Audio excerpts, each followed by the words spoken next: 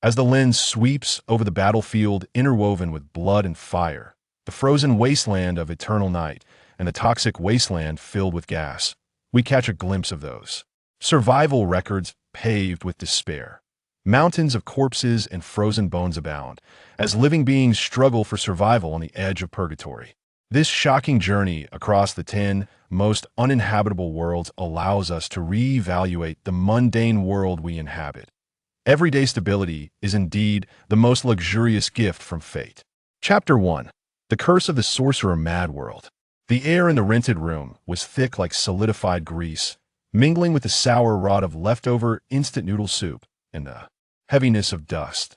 The only window was tightly covered with heavy blackout curtains, leaving only the cold light of the computer screen, flickering like a will-o'-the-wisp, reflecting Chin-Chu's face. Filled with numbness and fatigue, in the lower right corner of the screen, that damned, mocking background data once again mercilessly jumped into view. Views, 89. The latest comment hung lonely. Clickbait, I'm out. Ha.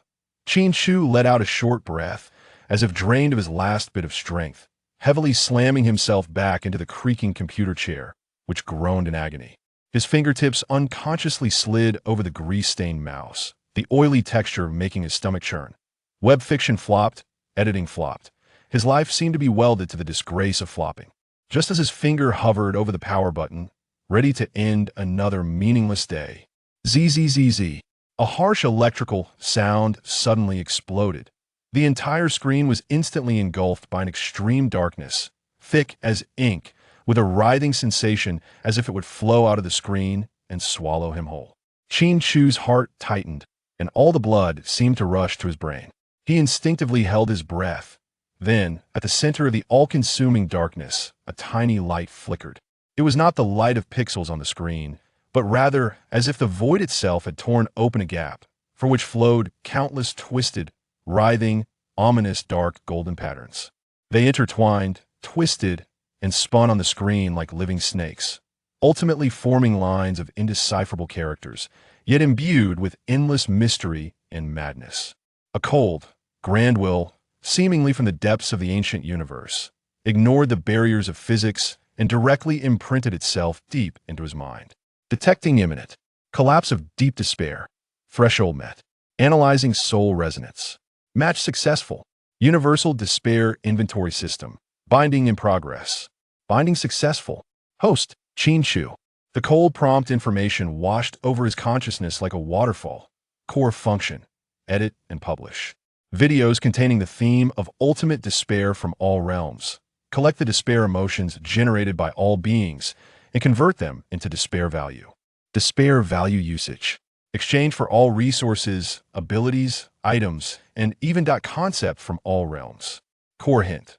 The more pure, deep, and massive the induced despair emotions, the exponentially greater the rewards. At the moment the information flow ended, the dead silence of the rented room was pierced only by Chin-Chu's heavy breathing. Like a broken bellows that he stared intensely at the slowly fading dark golden patterns that seemed to be branded into the void itself. His mind blank, as if frozen by that cold will. A few seconds later, ha, ha, ha, ha, ha, a suppressed, neurotic laugh suddenly erupted from his throat, rising from low to high, becoming louder and more frenzied. He jumped up from the chair, fiercely grabbing his messy hair with both hands, his knuckles turning white from the force, his bloodshot eyes fixed on the screen, the depths of his pupils bursting with an almost mad light. Despair value? Who else, if not him, a failed writer who has read countless dark-themed works, understands what true despair is? Those works that send chills down your spine, that make your soul tremble, leaving you drained of all strength and staring wide-eyed until dawn. Those worlds filled with twisted humanity, mad beliefs, and inescapable curses. If those bloody truths, the essence of everyone going mad, were directly peeled away, magnified, and presented to all realms, what kind of tsunami of despair would be garnered? Chin-Chu's body trembled slightly with excitement, his lips curling into a nearly grotesque arc Naruto. The tragic song of war and children? Not enough. Far from enough. Hunter? The unknown of the Dark Continent? Not explosive enough. Mystery? The whispers of the outer gods? Too high to start. If he had to choose, he would choose the world that engraves madness into the marrow and transforms despair into daily breath. A world that appears modern and glamorous on the surface, but is already rotting and infested inside, where everyone might embrace the abyss in the next second. A world that begins in hell, where struggle is futile and waking up is the greatest torment. This is it. Chin Chu whispered hoarsely, his eyes shining with the fervent light of a hunter locking onto its prey. He lunged at the keyboard, his bony fingers striking with unprecedented strength. The keycaps exploded with dense sounds, like war drums beating. A title exuding a rich, ominous aura, seemingly formed from curses, was being finalized on the screen, word by word. Top 10 despair worlds from all realms ranked 10th. Jujutsu Kaisen. With a decisive madness, he struck down. Select. Publish. Buzz. The entire space of the rented room seemed to be violently twisted and folded by an invisible giant hand. Chin Chu's computer screen exploded in an instant, but it was not a physical shattering. It transformed into a thick, filthy torrent of chaos made up of countless screams, mad laughter, whispers, and curses. This torrent easily tore through the walls of his cramped dwelling, ignoring the laws of physics. Rushing into the boundless universe, IT transcended the boundaries of time and space, appearing simultaneously in an incomprehensible, unstoppable manner above the heads of all realms, infinite planes, and trillions of beings. It obscured the sky and blotted out the sun. It spanned the universe, whether mortal beings or gods, whether technological cities or wild continents. All who looked up saw the heavenly curtain. The heavenly curtain lit up. There was no deafening explosion, no smoke-filled battlefield. The scene opened with a dazzling steel jungle in Tokyo, vibrant to the eye. Neon flickered, traffic flowed like a weave, and pedestrians hurried along. A standard modern city, orderly and peaceful. Yet in just a moment, the camera zoomed in sharply, focusing on a subway platform, a suited office worker, his face marked by deep-seated numbness and fatigue, with hollow, lifeless eyes behind his glasses. Amid the piercing whistle of the train arriving, an absurd, grotesque mass of flesh, seemingly stitched together from countless chaotic lines and rotten entrails, was lying on his back, a mouth full of sharp teeth pressed against his ear, whispering in a tone only he could hear, repeatedly, "Useless trash. Jump down, jump down, jump down." The man's gaze completely faded, his steps faltering, and at the moment the train's blinding light was about to engulf him, he actually took a step forward and leapt. Thud! The sickening sound of bones and flesh shattering was drowned out by the roar of the train. The platform instantly erupted in a splash of crimson, severed limbs, and organs painting a glaring pattern on the tracks. Screams, panic, chaos. Yet at that moment, the camera suddenly pulled up, switching to a cold perspective overlooking the human world, no longer the world visible to the naked eye. The entire Tokyo, the neon-lit metropolis, is completely covered by a thick, viscous, seemingly living sludge of pitch black, formed from countless negative emotions. Within that sludge, countless twisted, indescribably terrifying things, curses, are being born, crawling, gnawing, and screaming. They swarm like maggots, surging above, below, and in the air around humans, greedily feeding on fear and despair. Beneath the surface of prosperity lies a breeding ground of curses, a swamp of hopelessness. A voiceover begins, low and hoarse, tinged with a hint of inhuman amusement. Welcome to the world of Jujutsu Kaisen, a world where curses are born from humans and feed on humans. A world where the boundaries between madmen and monsters are blurred, and the awake suffer even more. The visuals suddenly accelerate, like the fragmented nightmares of a mental patient. Twisted beliefs, the headquarters of the Starry Sky cult. The followers dance fervently, their eyes hollow yet devout. Suguru stands on a platform, looking down at this group of monkeys. With a curve of pity and cruelty at the corner of his mouth, he whispers softly, his voice piercing through the screen like a spell. A world where only sorcerers exist. A pure evil play. In the dimness of the sewer, Mahito sits cross-legged, a childlike, innocent smile on his face. Before him is a victim grotesquely transformed by idol transformation, resembling an abstract sculpture, emitting inhuman, miserable cries. Mahito tilts his head, poking with interest. Hey, the shape of the soul is really fascinating. The struggle is futile. Kinji Hikari grips a short knife wrapped in cursed seals, standing amidst the ruins of a battlefield, his face deeply weary. He removes his broken glasses, his low voice heavy with unspeakable weight. Labor is bullshit. Fragile daily life that, on the streets of Tokyo, an ordinary girl is happily laughing and taking selfies with her friends. In the next moment, a transparent curse, formed from the jealousy of passers-by, silently wraps around her neck. Unaware, her smile remains radiant, but her face visibly fades to gray under the lens at an alarming speed. Mad sacrifice. The Shibuya incident. Deep within the subway station, modified humans surge forth like a tide. Junpei Yoshino stands in the shadows, watching it all, his expression complex and desperate. The figure of Megumi Fushiguro weaves through the chaos of blood and flesh, his face pure with enjoyment and madness for the slaughter. He casually discards the invaluable curse tool, the 10 reverse spear, like garbage, just for the thrill of pure killing. TSK. Annoying. The beginning of fate. The final image freezes. Yuji Itadori, a high school student with a gaze still carrying youthful innocence, wears a face of shock and confusion. Eye in his hand, he tightly grips the pitch-black finger of Sukuna, covered in strange patterns. In a life-and-death moment of countless curses screeching towards him, the instinct to survive overwhelms everything, and he suddenly shoves the finger into his mouth, swallowing. It fiercely buzzes. The screen instantly goes black. Only the suppressed, beast-like whimper from deep within Itadori's throat as he swallows the finger. And in the center of the screen, the huge title, formed from endless filth and madness, is bloodily branded onto the retinas of all viewers.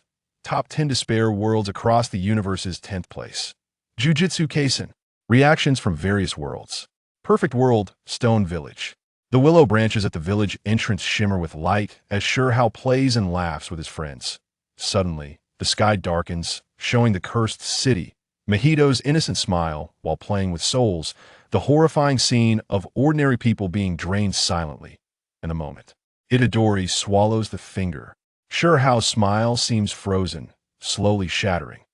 Hiss, he gasps sharply, his small body tensing like a bowstring, his tender fists clenched tightly, suddenly turning to the glowing willow deity beside him, his voice trembling slightly. Without him realizing, Willow deity, is there no normal people left in that world? They're scarier than beasts. In the world of the Master of Mysteries, Tenjin City, Klein Moretti has just finished a tarot meeting with Justice and others, rubbing his forehead while pondering the matters of the Night Watchers. The sky darkens without warning. He looks up, his spiritual intuition suddenly going wild, as if countless cold, slippery tentacles are trying to coil around his mind. He sees Suguru Geto standing high above, declaring a world of only sorcerers with a gaze both compassionate and extremely cold that Klein's brow furrows tightly, his face appearing exceptionally grave under the gaslight's yellow glow, whispering almost through clenched teeth, "Strip away the non-self." The absolute correct. He feels a chill from the depths of his soul. This is scarier than the whispers of the evil gods, more despairing than losing control. This madness is rooted in belief. He instinctively presses his temples, as if trying to dispel the mad thoughts brought by correctness, the sharp pain of spiritual alertness lingering that in the world of Demon Slayer, Butterfly Mansion. Tanjiro has just finished a round of intense physical training, sweat soaking his hair, leaning on his knees to catch his breath. The appearance of the sky makes everyone in the Butterfly Mansion stop their actions. When he sees the terrifying image of the girl smiling in the selfie, still smiling, but her vitality quickly fading, Tanjiro's pupils suddenly constrict. He lets out a short cry of pain. As if that thread of life slipping away is happening right before his eyes, he suddenly clutches his chest, as if something has tightly gripped it, his nose tinged with a bitter taste, tears uncontrollably welling up in his eyes, his voice thick with sobs and disbelief. Why can't they see? Why don't they even know they're dying? This is too cruel. He thinks of Nezuko, remembers everything that Muzan easily took away.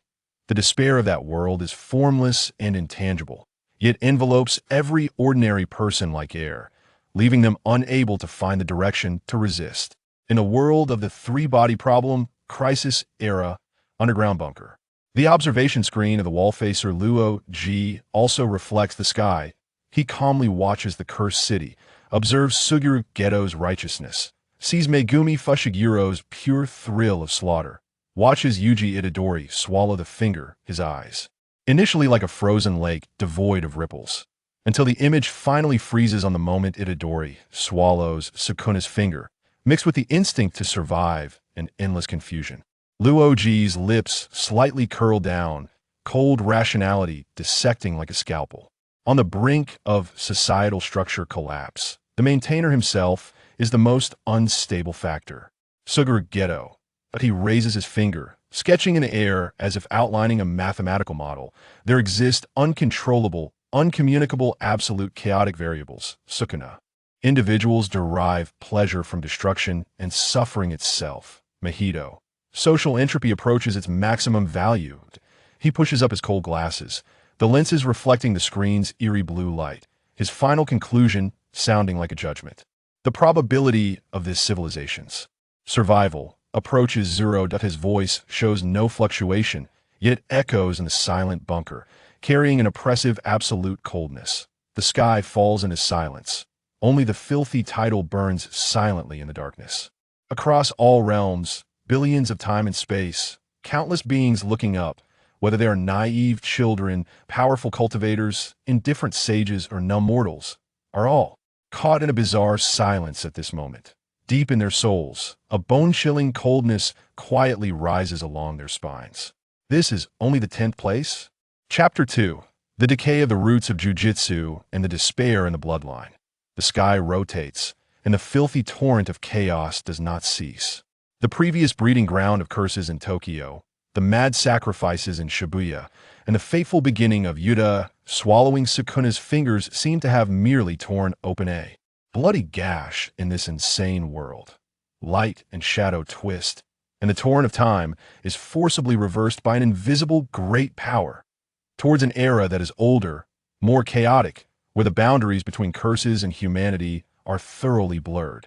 The prosperous urban scene fades away like a receding tide, replaced by the darkened sky under which the massive and eerie outlines of Heian period architecture loom.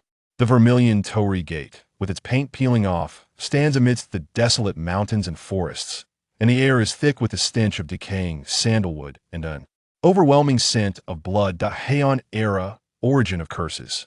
For large characters, condensed from twisted black gas, imprint themselves in the center of the sky with a whisper that chills the soul. The scene unfolds. Without the clamor of modern technology, only the dim flicker of lanterns sways in the night wind. However, this seemingly tranquil ancient city, in its shadows, is more terrifying than any battlefield. A twisted breeding ground, deep within a noble's residence, behind a splendid folding screen. A noblewoman dressed in 12 layers of clothing silently sheds tears in front of a bronze mirror. Her face is adorned with exquisite makeup, yet her eyes are hollow and filled with despair. Invisible, resentful black gas oozes from her, coiling and gathering behind her into a pale, swollen cursed spirit dressed in similar finery. The cursed spirit extends its decaying arms, embracing the noblewoman, its sharp nails sinking deep in her flesh, greedily feeding on her sorrow and jealousy. Unaware, the noblewoman's tears flow even more fiercely. Her despair becomes the nourishment for the curse. The fall of gods and Buddhas that lie in front of a massive shrine. Incense burns thickly. Countless commoners worship devoutly, praying for the god's protection. However, as the camera zooms in, the face of the statue suddenly distorts. The kind and benevolent features transform into a hideous, demonic face. An invisible curse is born from the people's wishes, a greed and bondage known as demanding a return. These curses entwine around the statue, seeping into their faith, transforming the deities that should protect them into abhorrent evil gods that require blood sacrifices. The dead end of the Onmyoji. In the dimly lit wilderness under a pale moon, a young Onmyoji dressed in hunting clothes is soaked in blood. His shikigami has long been torn to shreds. Before him stands a massive cursed spirit, formed from the resentment of countless souls from battlefields, towering like a mountain. There is no fear in the Onmyoji's eyes, only deep-seated exhaustion and a hint of madness. He trembles as he cuts his palm, and blood traces a final curse symbol in the air. With my blood, bind the filth. Seal. The blinding light of blood bursts forth, temporarily binding the cursed spirit.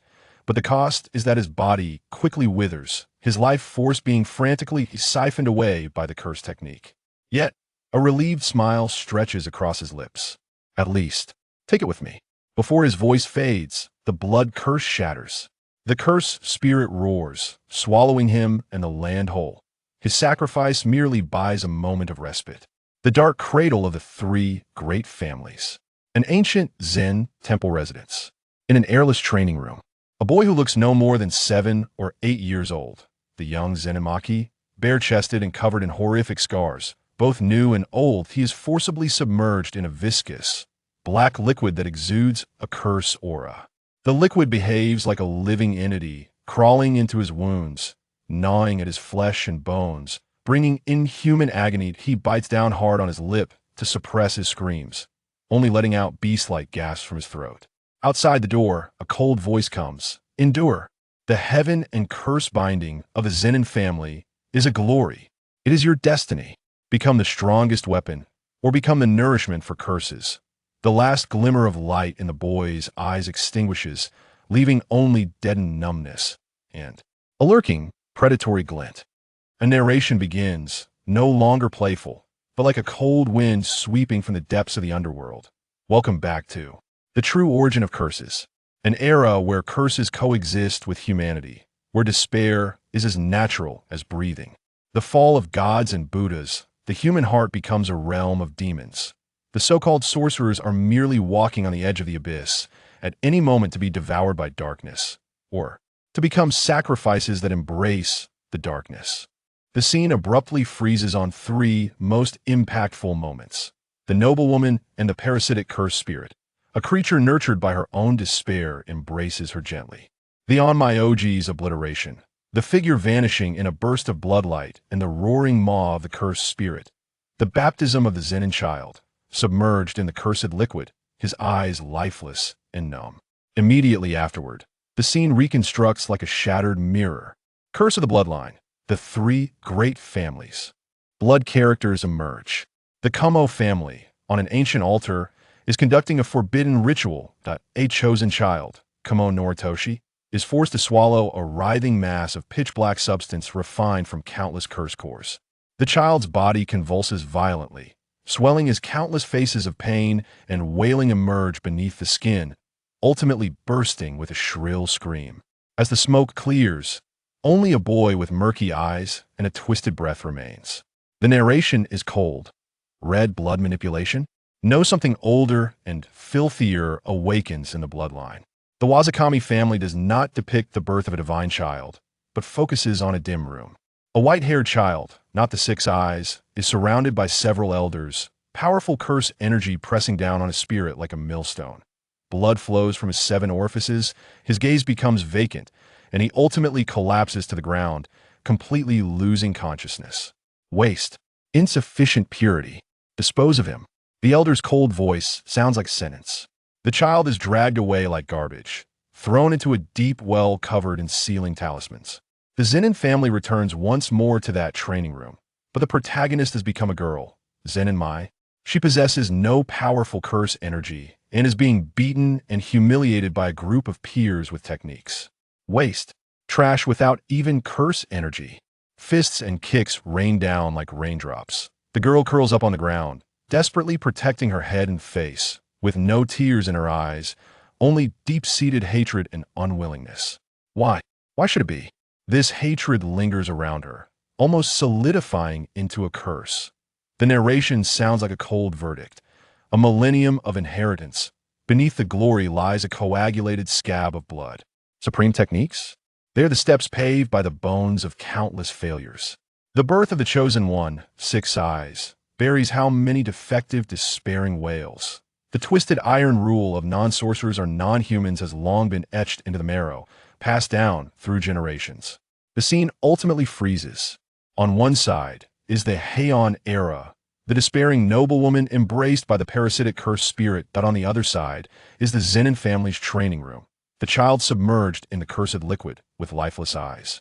Two different eras, yet both souls consumed by the curse itself overlap across time and space. Reactions from various realms, this bloody origin revelation detonates a mental bomb deep within the souls of the audiences across all realms. It is not the visceral horror of the battlefield, but the decay at the core of civilization, the inheritance of despair in the bloodline, in the world of the shepherd's diary, in the kingdom of Yinkan. Qin Mu's earlier ease has long vanished. He stares intently at the distorted fall of gods and Buddhas from the Heian era and the despair coexistence of the noble residents, also witnessing the cruel selection of the bloodline inheritance of the three great families, that a curse that feeds on the despair of the human heart, an evil god that twists faith into shackles. He murmurs, furrowing his brows, "This is more terrifying than the whispers of ancient gods in our world. It is rooted in the human heart itself." Seeing the scene of the children in the Zen temple, soaking in the cursed liquid, Qin Mu's eyes ignited with rare anger. Is this how we treat the descendants of our bloodline? This is not a legacy. This is a torture, a furnace for creating monsters. Their Tao is fundamentally twisted. It is filled with decay and self-destruction madness. He slammed the table, utterly foolish, so sad and lamentable, in the world of a mortal's journey to immortality, inside a cave dwelling. Han Li's face, usually calm and unperturbed, showed a clear tremor for the first time. He was accustomed to the cruelty of the cultivation world, but the scene before him still exceeded his understanding. Bloodline curse. He watched the ritual of the Kumo family, the twisted figures born from the children's explosion. He saw the indifferent treatment of the waste by the Wazuki family. He observed the almost curse-like hatred in Zen Injini's eyes when she was humiliated. The cultivation world is a survival of the fittest, but at least there's still a bond of bloodline and kinship. Han Li's voice was low, but in this world of curses, bloodlines are seen as containers and tools for curses. Parents and relatives become the first chains of torture and despair. He felt a chill deeper than facing the giants of the demonic path. It was a systematic, generational, deeply ingrained distortion. In the mortal world, there may still be a glimmer of hope in war, but in this world from birth, bloodline could become your instrument of torture. Han Li slowly closed his eyes and exhaled a breath of turbid air. The beings of this world. It is not easy. His tone carried an unprecedented complexity and a hint of unspeakable relief. I in the world of Spirit Cage, in the lighthouse command room. Bai Yueke stood in front of the huge porthole, her back straight. The light of the sky reflected on her cold glasses. To fight against the devouring beast, we have also made dark choices.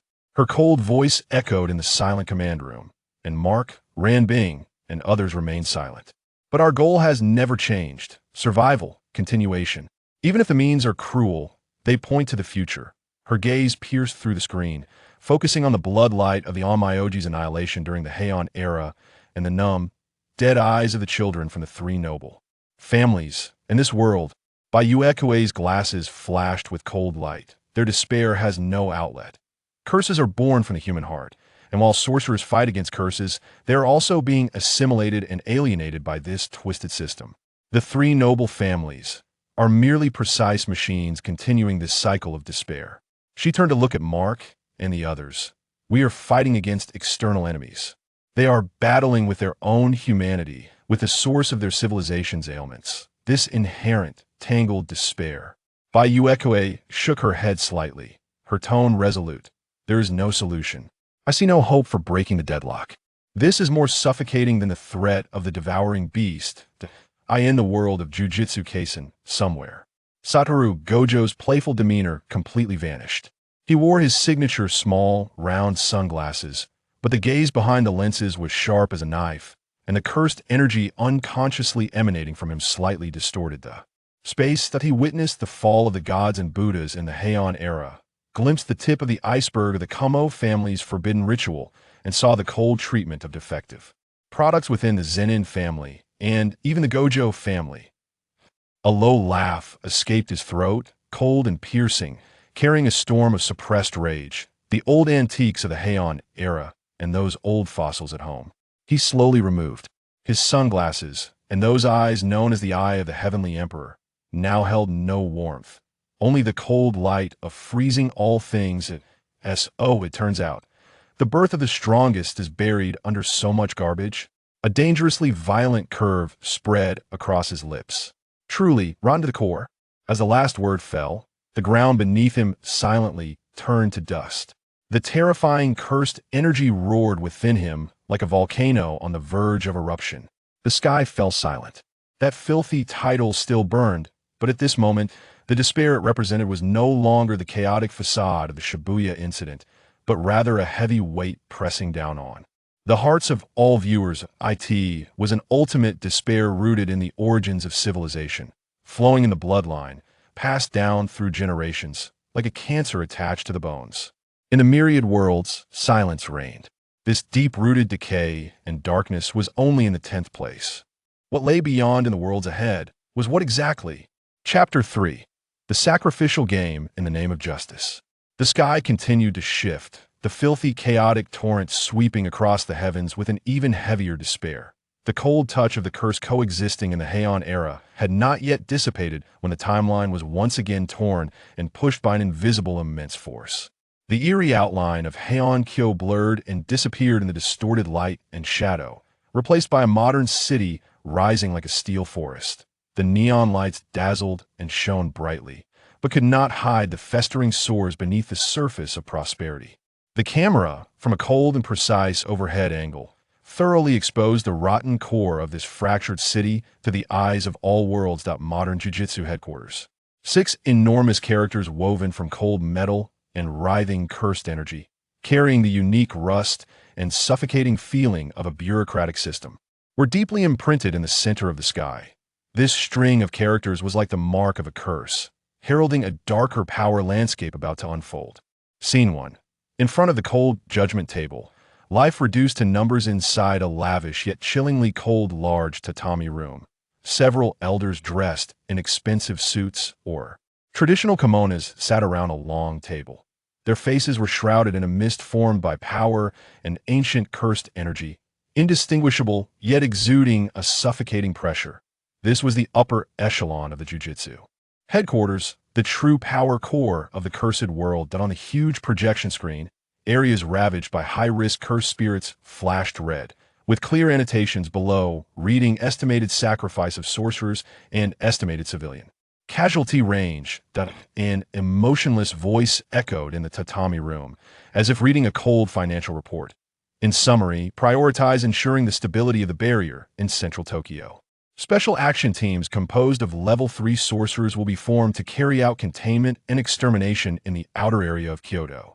The observation report of the window indicates that there may be anomalies in the cursed spirit strength in that area, with an estimated extermination success rate of 18.7. However, this is the current optimal plan. Resources must be tilted towards the core area. Another elder slowly nodded, and there was no trace of compassion in his voice. Agreed. Sacrifice is a necessary cost for the greater good. On the screen, the young faces in the special action team member list flashed by. Their eyes were either resolute or bewildered, yet unaware that their names and photos were merely numbers in the eyes of the powerful, ready to be sacrificed at any moment. In the corner, a relatively young official frowned slightly, his lips moving as if to argue, but under the invisible pressure around him, he ultimately lowered his head in silence. The air in the tatami room was like frozen ice, and each breath carried the despair crushed under the weight of power. Scene 2. The dead end of the abandoned factory. Tools for sacrifice. The scene instantly shifted to an abandoned factory area on the outskirts of Kyoto. Amidst the smoke, the residual cursed energy splattered like thick oil on the broken walls. That a special action team, composed of 3 young level 3 sorcerers, found themselves in a desperate situation. What they faced was not the level 2 cursed spirit predicted in the intelligence report, but a mutated monster with a violent aura, already approaching the special grade realm. Damn it, this is not what the intel said. The distress signal can't be sent out. The team leader screamed as he swung his knife at the cursed spirit, but the blade formed from cursed energy was easily torn apart by the monster. One team member's defensive technique instantly shattered, and the cursed spirit's tentacles filled with sharp teeth pierced through his shoulder, causing him to let out a Heart-wrenching scream of agony. Another team member desperately released cursed energy to provide cover, but was violently thrown by the debris, swept up by the monster, crashing into steel bars and falling. Unconscious, Senior. The youngest team member's eyes widened in despair as he watched his comrades instantly lose their fighting spirit, the determination in his gaze replaced by overwhelming fear and hopelessness. Yet, the instinct to survive still drove him to unleash his final cursed power. Bastard. Get away from me. However, this resistance was as futile as trying to stop a car with a mantis's arm in the face of absolute power. The cursed spirit's enormous claw came crashing down with destructive force, the scene freezing at the moment he looked up in despair, his pupils reflecting the shadow of death. Drawing ever closer, the voiceover was like cold iron chains scraping against the soul. Necessary sacrifice? Coal numbers? In the eyes of the powerful, sorcerers are tools, and civilians are pawns. The so-called big picture is nothing more than a cold tower built on the flesh and blood of countless young lives and ordinary people. Scene 3. The edge of rational collapse. Labor is bullshit. The scene shifts to a broken concrete pillar at the edge of the battlefield. Nanami Kento leaned against the pillar, his meticulously tailored suit now riddled with holes, and his short knife wrapped in curse symbols was cracked and battered. There was no expression on his face, only a deep-seated weariness. The cost of personally exorcising that mutated cursed spirit was the near annihilation of the entire young team. He removed his broken glasses, his hollow gaze staring into the gray sky, rain washing away the stains and blood on his face. The optimal solution. He repeated in a low voice the words from the headquarters meeting, his voice hoarse like sandpaper scraping. Suddenly, without warning, he plunged the cracked short knife into a dying fly-headed cursed spirit beside him. The lowest-level cursed spirit dissipated into black smoke without even letting out a scream, but there was no calmness in his eyes as he exorcised the cursed spirit, only a deeper sense of emptiness and suppressed rage. Labor is bullshit, he whispered again, his voice devoid of the previous heaviness, leaving only a cold silence and the impending eruption of black lava beneath a calm sea. Follow the rules? Protect the weak? A faint, cold sneer escaped from deep within his throat, filled with endless mockery of the entire system. Scene 4. The sacrifice on the altar, packaged hope. The scene suddenly brightened and warmed, radiating false peace. In an advanced hospital room, Yuji Itadori sat up in a hospital gown, facing a smiling doctor and a recorder, flashing a sunny smile. Yeah, thank you, doctor. I feel much better. About Sukuna's fingers. As soon as the doctor finished speaking, Itadori's smile faltered for a moment, but quickly returned to normal. Ah, I'll keep eating them. To save more people. The doctor nodded approvingly. Very good. Itadori-kun, you are special. Your sacrifice and awareness are key to saving the world. The headquarters values you highly. The recorder quickly jotted down the report. Subject Itadori Yuji, mental state stable, clear self-awareness of vessel identity, highly self-sacrificial willingness, meeting. Special talent training program A-level standards. The camera zoomed in, freezing on Itadori's effort to maintain his sunny smile. However, deep within that smile, in the center of his pupils, a faint yet persistent sense of confusion and a suffocating feeling bound by invisible chains quietly surfaced. The voiceover hissed like a venomous snake. Look, how shining is this hope. A vessel willingly swallowing poison, voluntarily bearing the curse of the entire world. Crowned with the title of hero and placed on an altar, asked to burn himself to illuminate others. Is this truly the spark of hope? The scene abruptly cuts back to the cold conference room of the headquarters, where the higher-ups slightly nodded as they looked at the stable report of Itadori on the screen, and the voiceover continued. Or is it the most perfect sacrifice, meticulously cultivated by the powerful finale freeze frame? The triple imprint of despair, the scene ultimately freezes on 3 impactful moments. In the headquarters conference room, blurred old men gathered around. The table, the cold screen flashing a 18.7 death probability, each number crystallizing the blood of the young sorcerer's plight, despairing pupils under the shadow of death, reflecting helplessness and fear abandoned by the powerful. Itadori's smile. Beneath the sunny facade, a hint of confused suffocation lurked deep within his pupils, a sorrow bound by greater righteousness. Reactions from various realms. Resonance and tremors of systemic evil. This bloody power game and systemic sacrifice splashed like a bucket of dirty water mixed with ice shards on the faces of audiences across countless realms.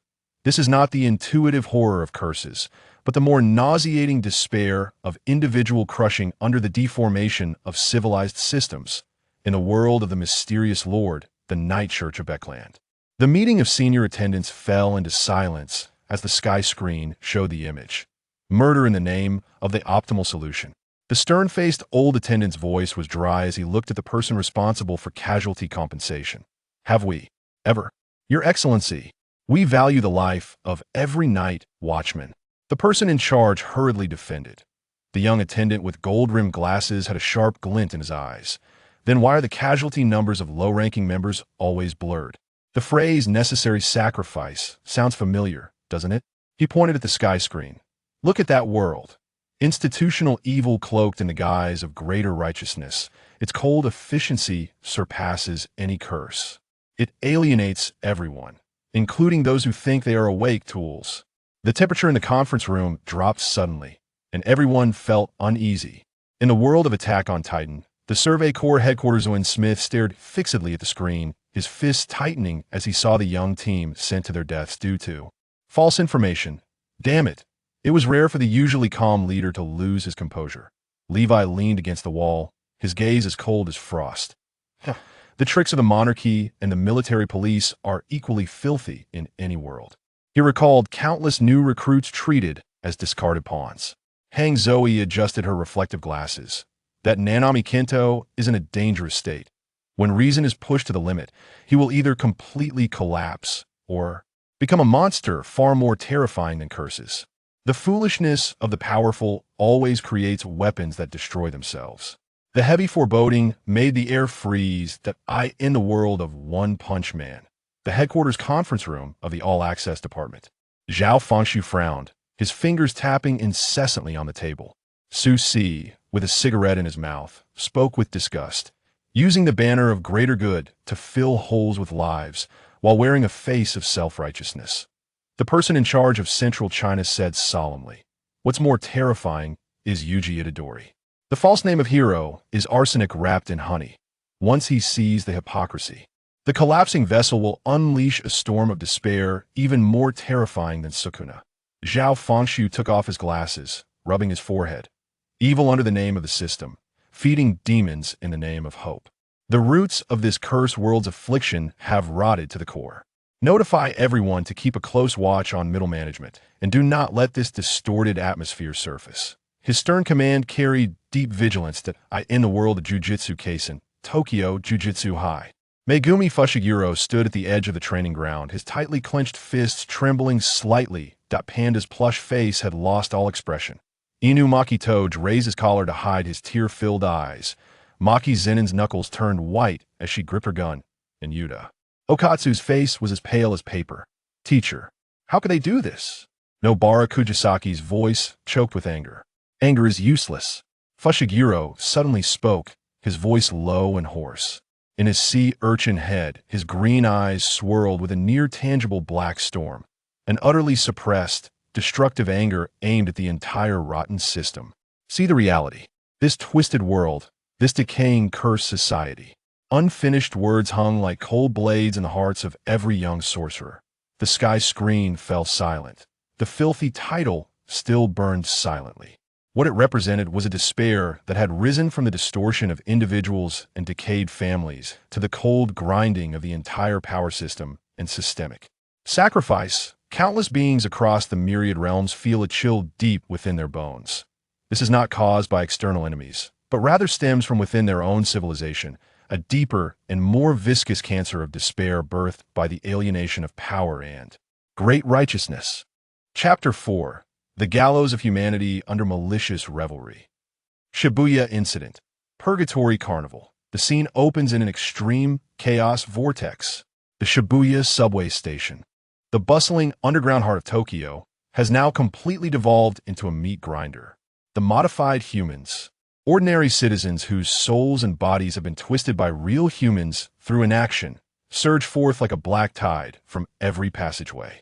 They are unrecognizable, their bodies contorted at impossible angles, some with their heads hanging upside down from their waists, others with limbs fused into claws, emitting inhuman howls as they pounce on all living things.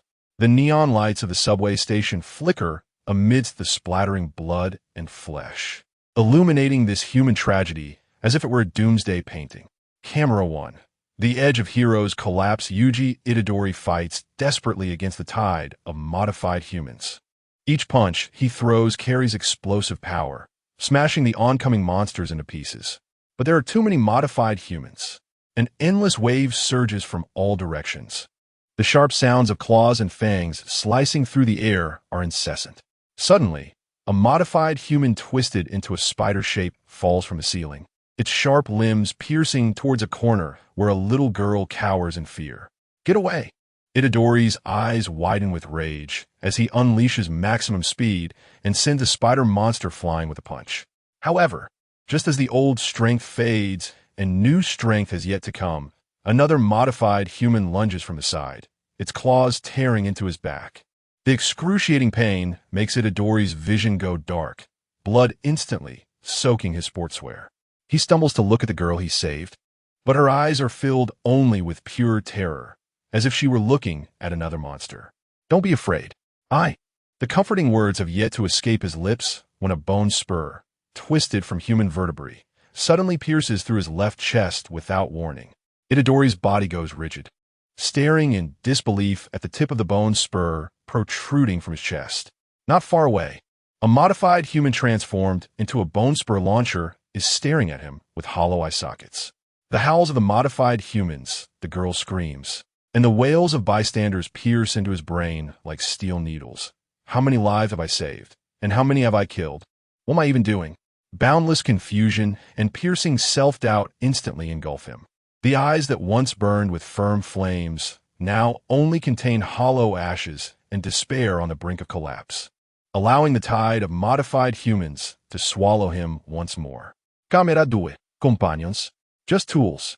Aoi Tadu's robust figure roars on the battlefield like a giant spirit, his unjust game technique working seamlessly with Itadori, carving out a large space amidst the modified humans. My friend, don't give up. Before his roar can finish, a shadow that moves too quickly to capture, Saku, strikes like a venomous snake, targeting the dazed Itadori. Be careful, Tadu yells, intending to activate his technique to swap positions, but then, pooh, a dull and heart-wrenching tearing sound erupts. His entire right arm is severed at the shoulder by an invisible force of spatial distortion. Fushiguro Megumi ambushing with Tenjin. Blood gushes like a fountain, staining the ground beneath him. Ugh!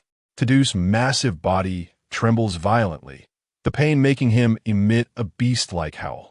He looks in disbelief at his empty right shoulder, then at the cold figure of Fushiguro Megumi, who lunges towards Kento Nanami without hesitation after landing a successful blow. Fushiguro Megumi doesn't even look back, his face only reflecting pure enjoyment of the slaughter. The narration whispers like a demon's voice, coldly mocking. A friend? In the face of true chaos. Even a stumbling block is not worth considering. Just an eyesore, an obstacle that needs to be cleared away. Tadu's towering body crashes to its knees, blood pooling beneath him. And those powerful eyes now contain only shock and pain. Camera 3. Rationality burned to ashes. Kento Nanami is drenched in blood, having just barely exorcised a powerful cursed spirit. He breathes heavily, exhaustion nearly crushing his bones. The encirclement of Itadori, Tadu's severed arm, and Fushiguro's incoming killing intent burn the last remnants of his rationality as a working person. Labor is bullshit.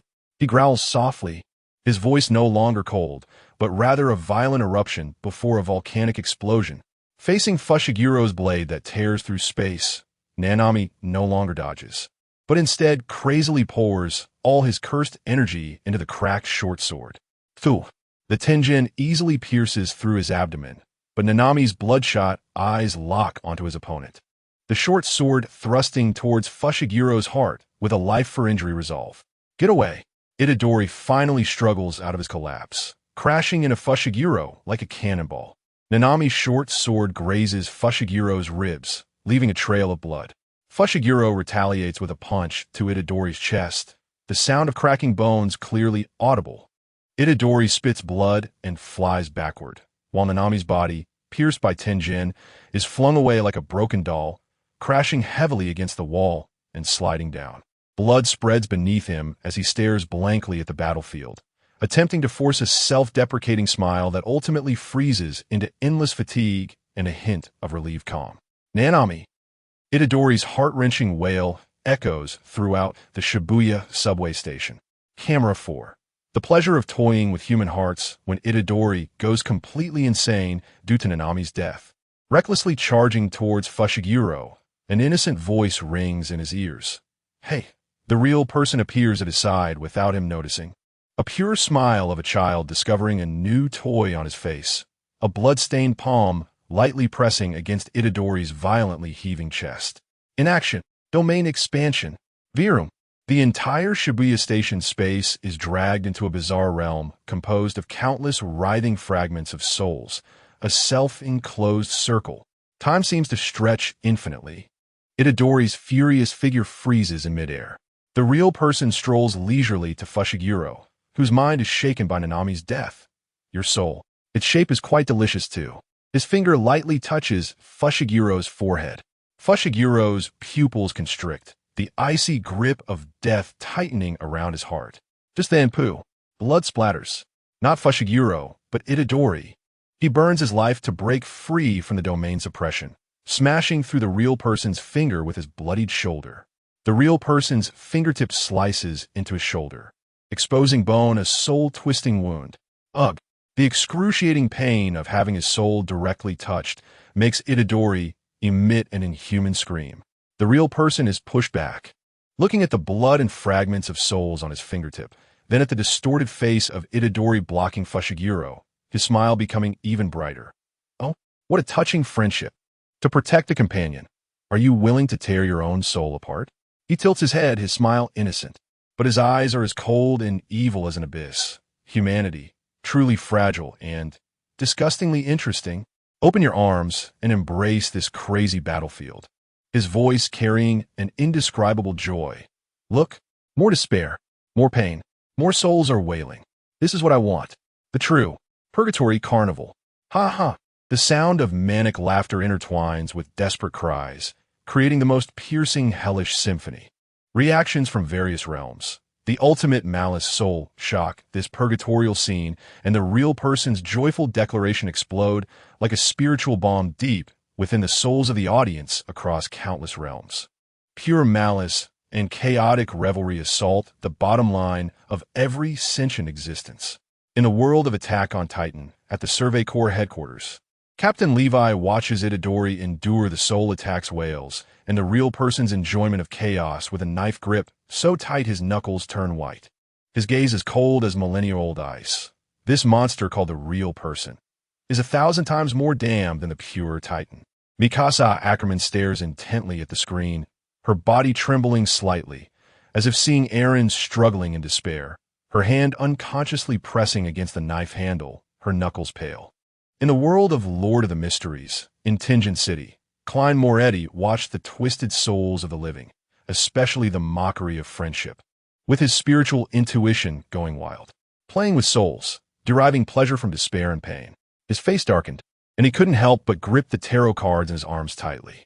In the world of Spirit Cage, at the Lighthouse Ecological Research Institute, Captain Mark watched the rampant cyborgs and the scene of comrades harming each other, his fists slamming heavily on the console. Madmen, all of the madmen, fighting for the sake of fighting, chaos for the sake of chaos. The Devourer at least fights for the mana ecosystem. What about them? Behind the lenses of Bayou Kue, the expression was extremely grave. That living being is the purest manifestation of evil birthed by humanity itself.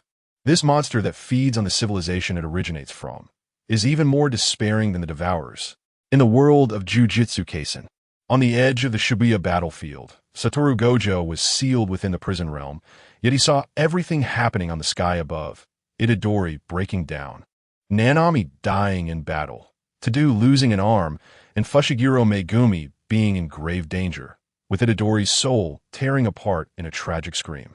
In the dead silence of darkness, a faint yet stormy, low chuckle echoed. "We will win." His earlier casual words now reverberated in the darkness, each syllable carrying a thick, bloody scent and a chilling terror that froze the soul. In the depths of darkness, the 6 eyes obscured by an eye mask seemed to penetrate the seal, fixating intently on the innocent and joyful face of the living being in the sky. The sky fell silent. The twisted title still burned silently. What it displayed was no longer distorted individuals or decayed systems, but a completely out-of-control infernal furnace of malice and revelry, where humanity was trampled. Camaraderie was reduced to mockery and playthings, and heroes withered in despair like rain. Countless beings across the myriad worlds felt the primal fear and the suffocation stemming from the instinct of life, not from the strength of external enemies, but from the ultimate malice nurtured by their own civilization, which took pleasure in destruction and suffering. Chapter 5. Despair Under Absolute Power. Shinjuku. The Feast of Divine Punishment. 6 grotesque characters, formed by endless trajectories of slashing strikes, solidified drops of blood, and a throne of bones, roared and imprinted in the center of the heavens, carrying the sharpness that cuts through the soul and a suffocating aura of death. The scene opens to a breathless silence. Shinjuku, this bustling heart of the city, now resembles a ghostly realm. The streets are empty. Shattered window glass reflects the dim light of the sky. The cold wind stirs up paper scraps and ashes, emitting a whimpering sound. The air is thick with the heavy scent of blood and deep-seated, soul-freezing pressure. Camera shot 1. The god descends. At the end of the street, a figure slowly approaches. He is not a giant. His height even appears somewhat ordinary. Yet with every step he takes, it feels as if he is treading upon the heartbeats of countless beings. Blood-red patterns twist across his bare torso, forming an ancient and evil totem. Forearms hang loosely at his sides, black nails glinting with a metallic coldness. On his face, there are 4 bizarre lines crossing it, and on his forehead, a vertical eye stands erect, radiating an otherworldly golden light. The corners of his mouth curl into a cruel and unrestrained arc. The complete form of Sukuna. Just by walking, the formless domain of the demon god's kitchen has already begun to unfold. The invisible slashes like countless invisible threads center around him, cutting through everything within a radius of 200 meters. The air emits a high-frequency hum. The ground silently splits open with bottomless cuts, and the skyscrapers on either side appear as if swept by an invisible laser, their massive glass, facades, and reinforced concrete structures neatly collapsing, raising clouds of dust that obscure the sky. Insects. Sukuna's voice is deep and hoarse, carrying an absolute indifference, as if overlooking ants. "Have you hidden enough?" His erect, golden evil eye slightly shifts, piercing through the ruins and smoke, accurately locking onto the sorcerers lying in ambush. That gaze carries no emotion, only pure scrutiny of the prey and an anticipation of the impending slaughter. Camera shot 2. Domain. A paper toy. Attack. A resolute roar erupts from behind the ruins. Several figures rush out, like arrows released from a bow. They are the elite summoned urgently from the sorcery community, including several first-level sorcerers. The surging sorcery power explodes instantly, sending ripples through the unfolding domain. The domain unfolds. A type of binding domain. The domain expands. Ghoul. The foremost middle-aged first-level sorcerer, his domain barely revealing its outline, hasn't even finished calling its name. An invisible slash appears out of nowhere at the center of his body. There is no process, only the result. Hiss, like a hot knife cutting through butter. His body, along with the nascent form of his domain, is instantly and neatly split in 2. The cut is smooth as a mirror. Internal organs and blood spray forth like a fountain onto the cold street. He didn't even have time to let out a scream, the determination in his eyes freezing into eternal shock and confusion. Senior, a young sorcerer following closely behind, is on the verge of tears. His domain has just expanded halfway, like a translucent bubble. Sukuna doesn't even glance at him. Just a thought. Buzz. The young sorcerer's fragile domain, only halfway unfolded, is pierced simultaneously by countless invisible blades from within. It bursts into countless fragments in an instant. The backlash from the shattered domain hits his soul like a heavy hammer. Ugh! He lets out a scream, blood pouring from his 7 orifices, his body flying like a broken sack, crashing into the ruins, uncertain of life or death. The narration sounds like a cold guillotine falling. Domain? Before the true God's kitchen. It is merely a sandcastle built by a child, not even qualified to please. Camera shot 3. Struggling? Just adding to the laughter. Behind him, another team rushes in from the flank. They do not unfold their domain, but instead gather their sorcery power into countless chains shimmering with runic light, coiling towards Sukuna like spirit snakes. This is a special sealing technique aimed at special grade cursed spirits. The chains instantly wrap around Sukuna's 4 arms, neck, and waist. The runes burst forth with blinding light, attempting to suppress his sorcery power. Sukuna is tightly bound. He stops in his tracks. Lowering his head, he looks at the shimmering runic chains on his body. Then, he raises his head, and for the first time, a clear emotion appears in his erect, golden evil eye. It is extreme disdain, mixed with a hint of impatience, disturbed by a lowly trick. Ha! A short, mocking laugh escapes him. Hiss, hiss, hiss, hiss. The powerful runic chains, capable of binding special grade cursed spirits, are simultaneously sliced by countless invisible sharp strings, instantly turning into numerous segments of flickering debris. They clatter down to the ground. The sorcerers who released the sealing technique tremble violently. The backlash from the violent break of the technique causes them to spit blood and their faces to turn ashen. The struggles of ants. Sukuna's voice is devoid of waves, as if he merely brushed off a speck of dust, making this feast even more boring. He raises a hand, casually waving it at the few sorcerers who temporarily lost their ability to act due to the backlash. Goo, doo, doo, doo. Continuous sounds of flesh tearing fill the air. The bodies of those sorcerers explode like being shoved into an invisible grinder, instantly bursting into countless tiny pieces of flesh. Bones, internal organs, and muscle tissue are cut into fragments the size of fingernails, mixed with thick blood, raining down to the ground like crimson hail, forming a shocking carpet of flesh and blood. Not even a scream is heard. Camera shot 4. The annihilation of rationality. At the edge of the battlefield, behind the relatively intact remains of a building, Nanami Kinto leans against the cold wall, breathing heavily. He has just narrowly avoided a wave of expanding slashes. A deep wound visible to the bone carved into his shoulder, blood staining his tattered suit. The characteristic fatigue on his face disappears, replaced by an almost collapsed pallor. He looks at the street ahead, resembling a slaughterhouse. He watches as his colleagues are instantly crushed. He sees Sukuna walking as if taking a stroll, leaving behind severed limbs like harvested wheat. Labor is bullshit, he unconsciously mutters, but this time there is no black humor in his voice, only boundless coldness and the void of a completely shattered belief. His proud 99, 3 rule, 99 effort, 3 talent, his adherence to the duties of a sorcerer. The weak he tried to protect. In the face of this pure, overwhelming, and absolute power that regards life as mere grass, is worth nothing. Nanami's pupils tremble violently, his fingers digging into the concrete wall, his knuckles turning white from the force. He sees Sukuna's golden evil eye seem to casually sweep over the direction where he is hiding. A cold premonition of death instantly grips his heart. He wants to move, to escape, to fight, but his body is pinned in place by the boundless despair and overwhelming pressure. Not even a finger can be lifted. Is this true natural disaster?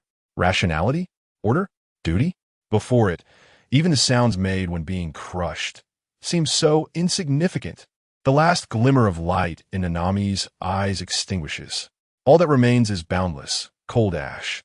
Scene 5, Feast Opening. Suanua seems to have finally lost the last bit of patience. He stops in the middle of the street, surrounded by fragmented corpses and the ruins of buildings. For arms slowly rise, forming an ancient and sinister mark. The cruel smile on his face stretches to its limits. The domain unfolds.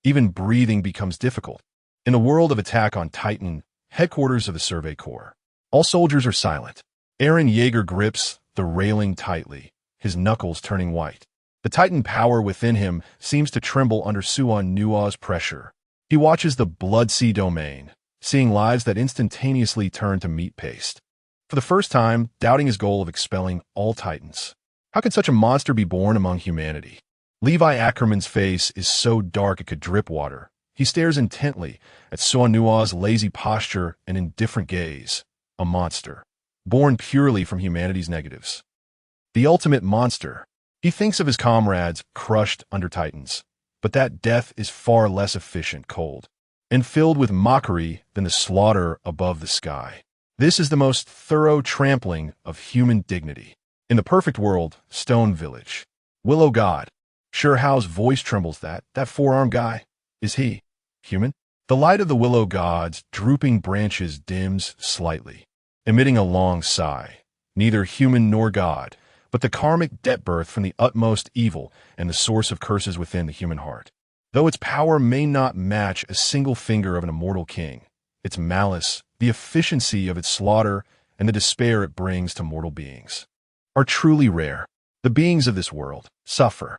In the world of Jujutsu Kaisen, in a dark corner, Kenji Hikari looks up at the sky, an almost fanatical excitement on his face. Perfect. So perfect. This is the true form of a god. Pure chaos, absolute control, the most thorough trampling of order and human reason. He strokes the stitches on his forehead, his eyes shining with greedy light. Soon, very soon, when the container completely collapses, when despair reaches its peak, the deity of the new world will eventually return. He seems to have already seen it. After Suan Nua completely destroys the existing order, the new human era that he personally sows and reaps, the sky falls silent. That scarlet title burns silently. What it displays is no longer distorted individuals, decaying systems, chaotic hells, but the absolute crushing and efficient slaughter of similar lives birthed by humanity itself within the low-tier power systems. Within the demon-slaying chef, the sounds of billions of slashes cutting flesh, the scene of the blood sea churning and devouring meat paste, Suan Nua's lazy and indifferent posture on the bone throne, forms a doomsday picture named absolute despair in the hearts of countless low and mid-tier beings in the myriad worlds. The disparity in power is so great. Is there still any meaning in struggling? Chapter 6: The Blood Sacrifice Altar Under the Glory Arch.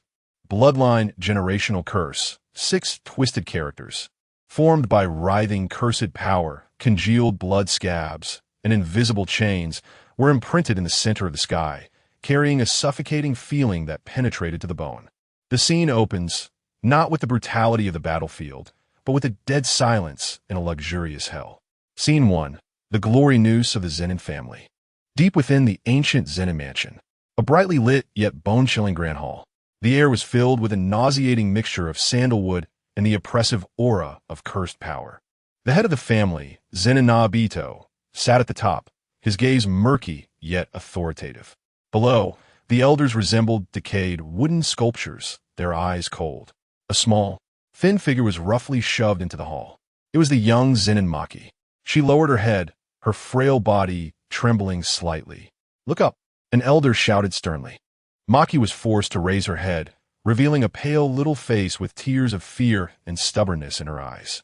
"Waste," Nabito scoffed, his voice like a dull knife scraping bone. "As a member of the Zenin bloodline, you cannot even display a trace of cursed power. You are even inferior to the lowest of insects." "Father," Maki's voice was as faint as a mosquito's. "Shut up.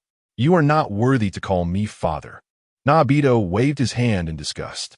"The glory of the Zenin family cannot be tarnished by a non-human like you." The elders echoed. According to the old rules, non-sorcerers are non-humans. If the bloodline does not manifest, you are a defective product. You will be raised as nourishment for the family. Maki's little face instantly drained of color.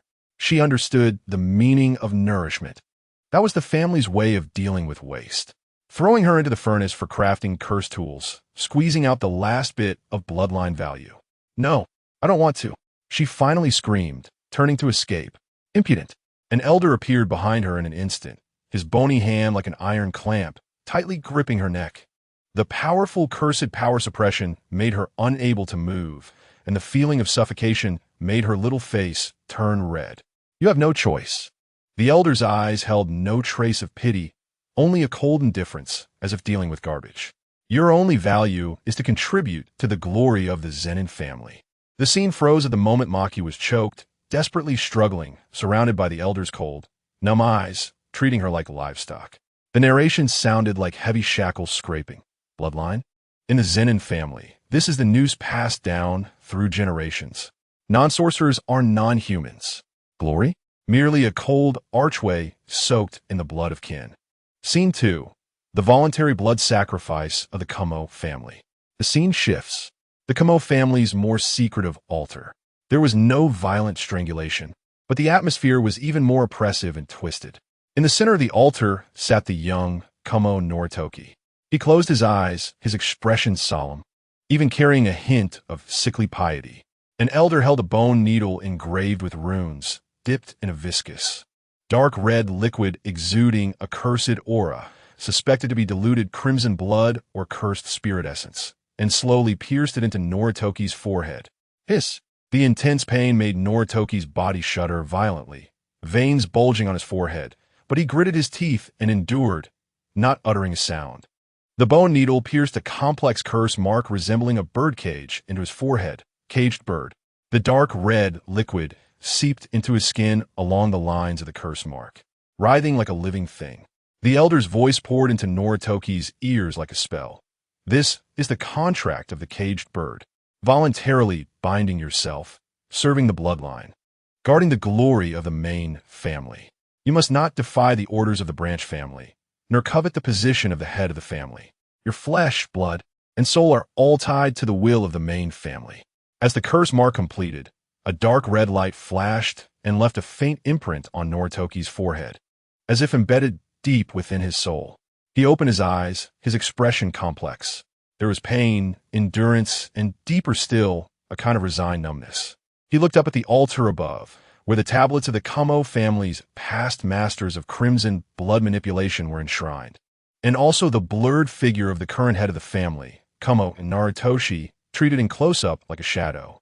I will faithfully follow the clan rules, serving the main family for generations. Noritoki's voice was dry but clear. He lowered his head. The narration carried a hint of sarcastic pity. Voluntary? Under the twisted iron rules of bloodlines. The tame soul can no longer distinguish between shackles and glory. The caged bird cannot escape the prison of bloodlines. Scene 3. The altar of the divine child of the Gojo family. The scene shifts again, deep within the forbidden zone of the Gojo family. It was not luxurious, but rather a precision-cold laboratory. Inside a large, transparent cylindrical container engraved with sealing runes. A white-haired boy who appeared to be only 3 or 4 years old, not the 6 eyes, was submerged. Countless pipelines flickered with strange lights connected to his small body. Outside the container, several sorcerers dressed in Gojo family attire, their eyes fervent like believers, were crazily injecting pure streams of cursed power and some glowing substances that sparkled like stardust into the container. Not enough. The purity is still insufficient. Increase the input. We must stimulate the awakening of limitless for the birth of a true divine child. What is this little price? The boy inside the container trembled violently under the onslaught of the chaotic energy. His skin began to crack, oozing blood, and he let out a silent scream. His eyes filled with extreme pain and confusion. Crack. Cracks appeared on the inner wall of the container. Not good. The container is about to collapse. Quick, redirect the energy. We can't waste it. A sorcerer's eyes flashed with ruthlessness as he instantly cut off part of the energy input, redirecting the chaotic energy to another spare container holding an even smaller infant. Poof! The smaller infant didn't even have time to let out a cry before being instantly turned into blood mist under the chaotic energy's impact. Not even a trace was left. The first boy, after the energy weakened, stopped twitching, but his eyes had completely lost their light, like a delicate, destroyed doll floating in the murky liquid. Several sorcerers looked at the first boy, their fervent gazes unchanged. Although Limitless is not awakened, he survived such an energy impact. The bloodline purity is extremely high. As a spare for the divine child, or the womb for the next generation of experiments, it is valuable enough. They coldly glanced at the blood mist remaining in the container beside them, as if clearing away a bit of experimental waste. The narration sounded like a cold dissecting knife. Divine child? A delusion built upon the countless bones of failures. Spare parts? Womb? In pursuit of ultimate bloodline power. Even kinship is merely consumable experimental material. Scene 4. The freedom backlash of the Fushiguro family. The scene suddenly turns bloody and tragic. No longer a cold ritual, but a slaughterhouse filled with blood and flesh. Still the familiar grand hall of the Zenin family. But at this moment, it was as if swept by a hurricane. Ruined walls and pillars stained with blood. The ground was littered with incomplete corpses dressed in Zenin family attire. A figure, like a blood-soaked Ajura, stood in the center of the mountain of corpses and sea of blood.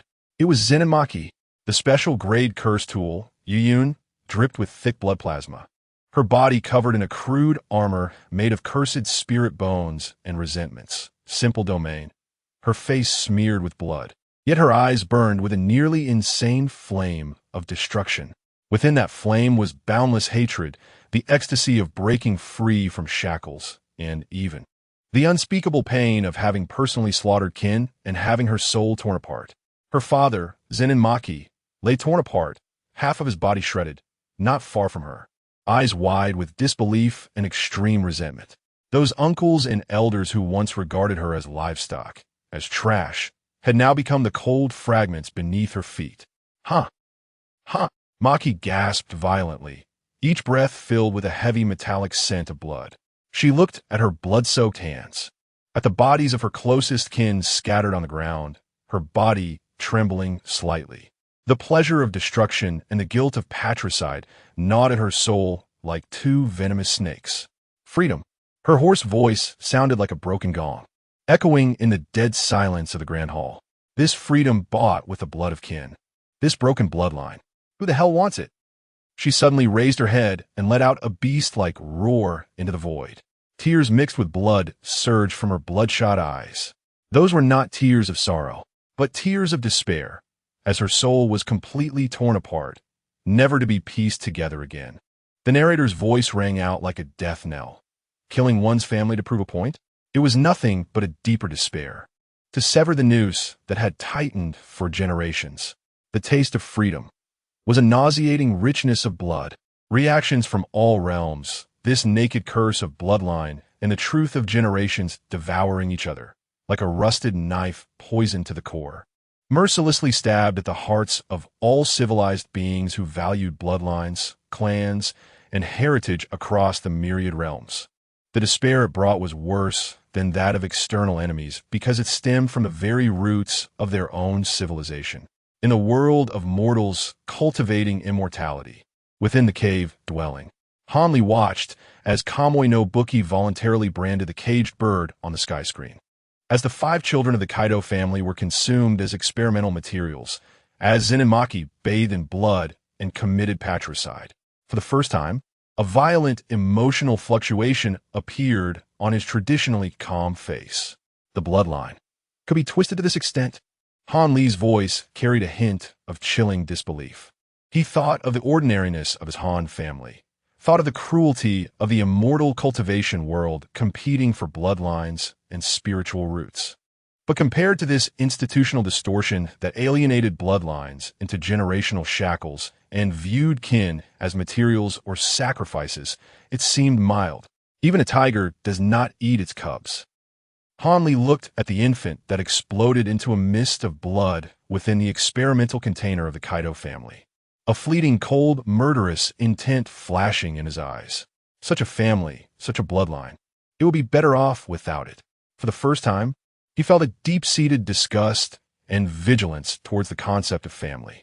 In the world of Doloa Continent Shrek Academy, in the Shadow World, at the outskirts of a life-restricting zone, Yifan looked at the non-mage, non-human Zenin family, at the caged bird of the Kamui family. especially when he saw the Kaido family using young children as experimental materials. His eyes instantly sharpened like a knife. What a bloodline glory! What a generational inheritance! Yi Fan's voice was cold, his blood and chi subtly boiling, seeing the descendants of bloodlines as pigs and dogs, as materials, as sacrifices. Such a twisted family. Their sins must be punished. Pang Bo's eyes widened in anger. Damn it! Is this even human? Even those ancient families would not be so insane, right? This broken bloodline. Whoever gets involved is doomed. In the perfect world, Stone Village. Little sure how looked at Jun E being choked, at the infant turning into a mist of blood. At Jin Maki roaring in tears amidst the corpses of her kin. His small body tensed up, and his big eyes were filled with extreme anger and confusion. Why? Why do they have to do this? Sure Hao's voice carried a sob, pointing at the sky screen. What did that big sister, Jun E, do wrong? What about that little baby?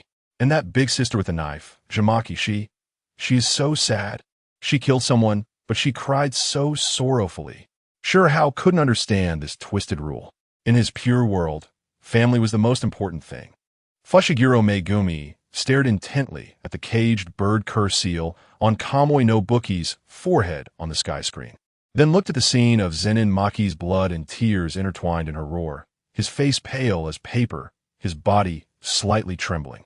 He thought of his bastard father, Fushiguro Shinizuke, who had thrown everything away for freedom. Did so-called freedom also carry an indelible bloodiness? He instinctively touched his own face. Itadori Yuji watched Maki's pain, saw the infant turning in a blood mist, his fists cracking from being clenched so tightly, his eyes filled with uncontrollable anger and sadness. Why? Why treat one's own family like this? Bloodline. Isn't it meant to be protected? Naberi Yashiro was already in tears, looking at Maki, as if she saw another version of herself, the one abandoned by her hometown, but Maki's determination and pain exceeded her imagination. Senior Maki. Yaga Yoshinobu stood silently in the shadows, his broad back appearing exceptionally heavy. He understood the darkness of the three major families more than the students. The bloody display on the sky screen was like a sharp knife, slicing open the most rotten roots of the jujitsu world. The curse of bloodlines. Yaga's deep sigh echoed in the dead silence of the campus, harder to exorcise than any special grade cursed spirit. The sky screen fell silent. That filthy title burned silently. What it displayed was no longer the slaughter of external enemies, internal chaos, or individual madness, but a generational curse rooted in the bloodline inheritance itself, like maggots gnawing at the bones. Beneath the archway of glory lay an altar built from the bones and blood of kin. The cry for freedom needed to be watered with the blood and tears of patricide. This despair, which penetrated genes, twisted humanity, and devoured itself. Chapter 7. Hypocritical Paradise Cognitive Hell. The scene opens with an extreme, false sense of peace. It is not a battlefield ruin, but a perfectly recreated, brilliantly lit modern city. Tall buildings stand erect, traffic flows smoothly, and pedestrians wear happy smiles, as if the hell of Shibuya never happened. The sun is warm, and the flowers bloom with fragrance. Scene 1. The foundational lie of paradise. On the giant screen in the city square, meticulously edited news is being broadcast. In the footage, the hero Yuji Itadori is smiling as he puts a pitch-black finger in his mouth, with an impassioned voiceover. A boy hero who voluntarily became a vessel, sacrificing himself to protect the world. The Shibuya subway station is orderly, sorcerers bravely fighting, swiftly quelling sporadic disturbances, and the public is tearfully grateful. The photo of Kento Nanami, who heroically sacrificed himself, is surrounded by flowers, with the caption, "Salute to the heroes who sacrificed themselves to protect order." Even footage of Satoru Gojo before his ceiling appears, with the voiceover deliberately guiding. The strongest sorcerer died in the line of duty. His spirit lives on. In the square, the people, whose true memories of Shibuya have been obscured by a special technique, where expressions of relief and gratitude, spontaneously offering flowers and shouting, "Thank you, sorcerers." Heroes are immortal. A mother with a little girl points at Itadori on the screen and gently says, "Sweetheart, remember this brother. He is our guardian spirit." The little girl naively nods, her eyes filled with pure admiration. The camera zooms in, locking onto the face of a happy office worker. Deep within his pupils, a barely perceptible, seemingly forcibly stitched gap of confusion flashes and vanishes.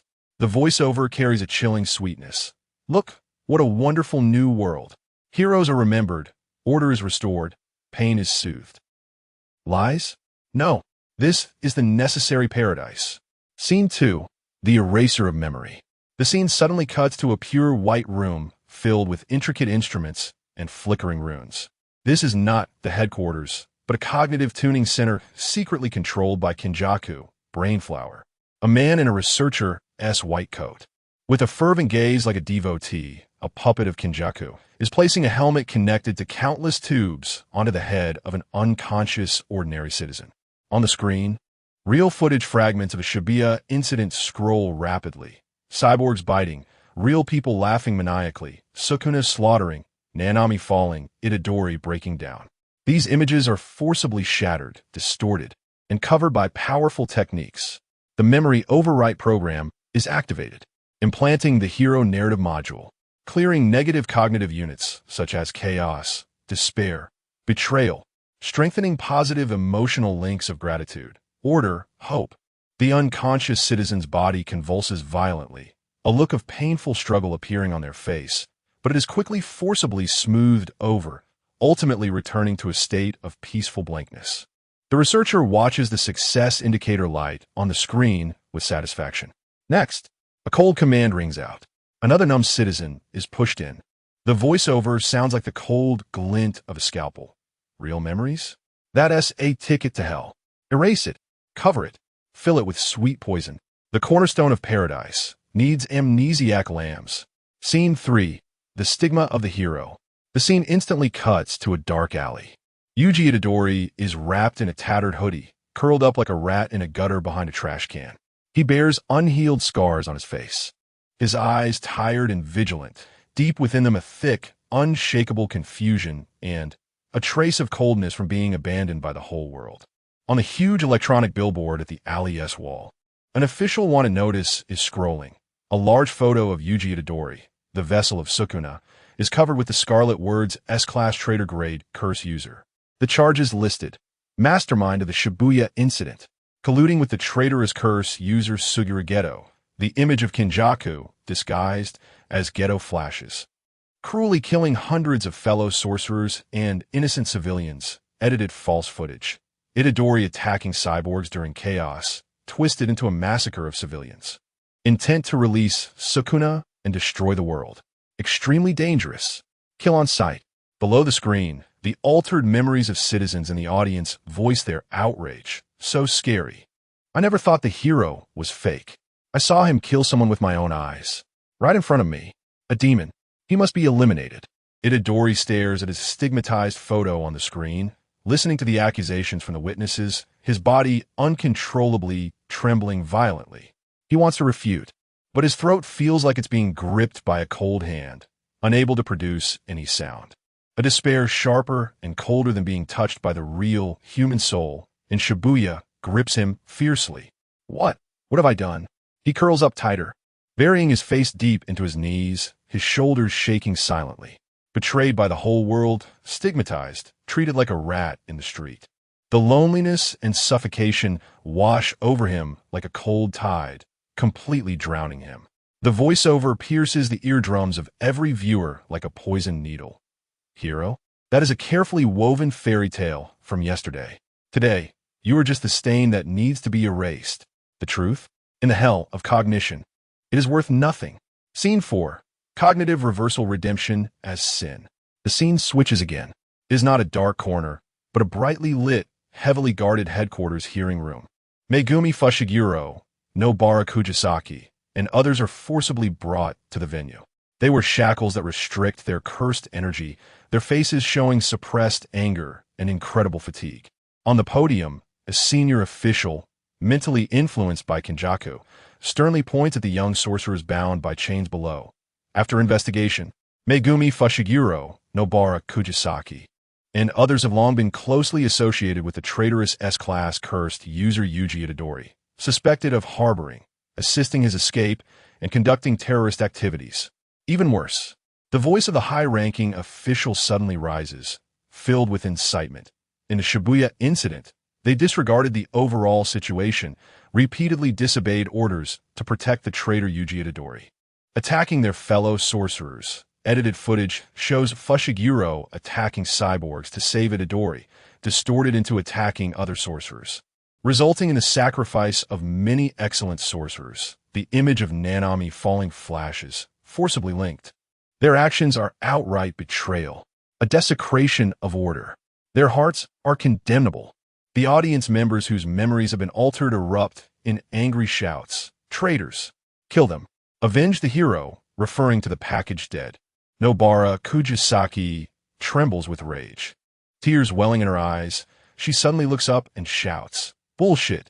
Itadori, shut up!"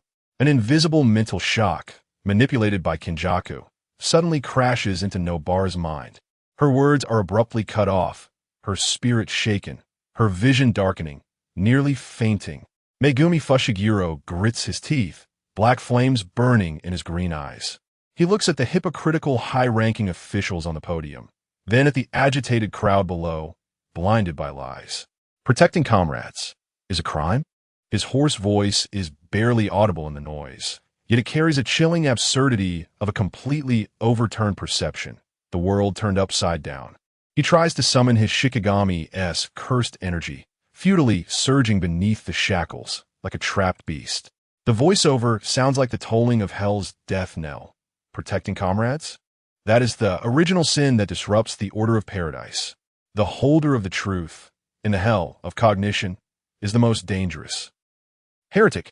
Reactions from all realms, this manipulation at the cognitive level, the distortion of memory, the vilification of heroes, the guardianship of companions turning into crimes. This is a more chilling hell than any physical destruction, as if a silent spiritual plague has erupted deep within the souls of all civilized beings in every realm that possesses sociality and relies on information transmission. Its sense of despair is more covert, broader, and more thoroughly undermining the foundations of civilization. In the world of the three-body problem, the crisis era, underground bunkers. Luo-G, information control, memory rewriting, collective cognitive guidance, more efficient and complete than the arrival of the EDO. No need for physical extermination. Merely distorting cognition can vilify and isolate the resistors, turn the guardians into criminals, and cast lies as the cornerstone of heaven. This civilization has lost its ability to self-correct. Destruction has become a foregone conclusion. The only difference is whether it is triggered by internal cognitive collapse or accelerated by external dark force strikes. In the world of Attack on Titan, Parody Island, the headquarters of the Survey Corps fell into silence. Captain Erwin Smith looked at the vilified Yuji Itadori and the judged Megumi Fushiguro on the screen, and then at the altered memory populace shouting traitor. He slowly closed his eyes. The monarchy within the walls, the world outside. Erwin's voice was filled with exhaustion and a deeper sorrow, realizing that in the war of cognition, the enemy we face is far more terrifying than the Titans. He thought of the history altered by the monarchy and the deceived populace within the walls.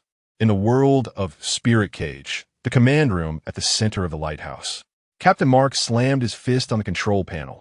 Bastards! This is more malicious than the beast consumption of life. They are devouring people's souls and memories.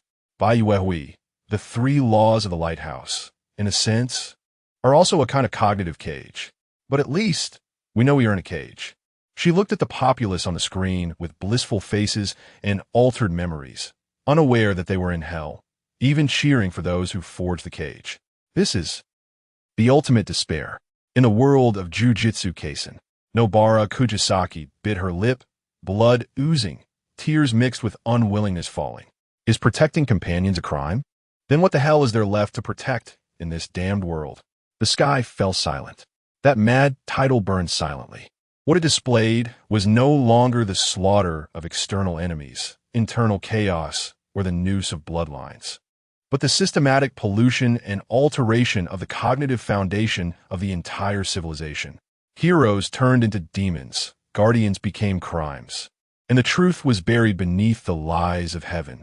When the entire world turns black and white, when all resistance becomes heresy, when the heart of guardianship is stained as original sin. This is the deepest, most desperate cognitive hell that an existence called civilization can fall into. Chapter 8. New Humanity, the Cradle of Endings. The scene opens not on a battlefield or in a city, but in a vast, silent underground space. It resembles a giant, hatching ground that desecrates life.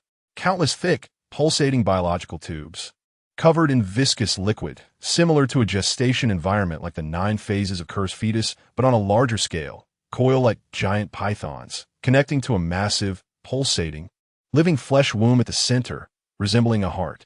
Scene 1. The blueprint of the cursed chain. The cursed chain, Brainflower, stands before the throbbing flesh womb, his face filled with an unprecedented fervor and piety. He spreads his arms wide, as if embracing a miracle. After a millennium of planning, it has come to this moment. His voice trembles with excitement, yet carries an icy madness to the extreme. The flesh and souls of the old humanity are nothing but dust to cultivate a new world. Cursed spirits? Cursed sorcerers?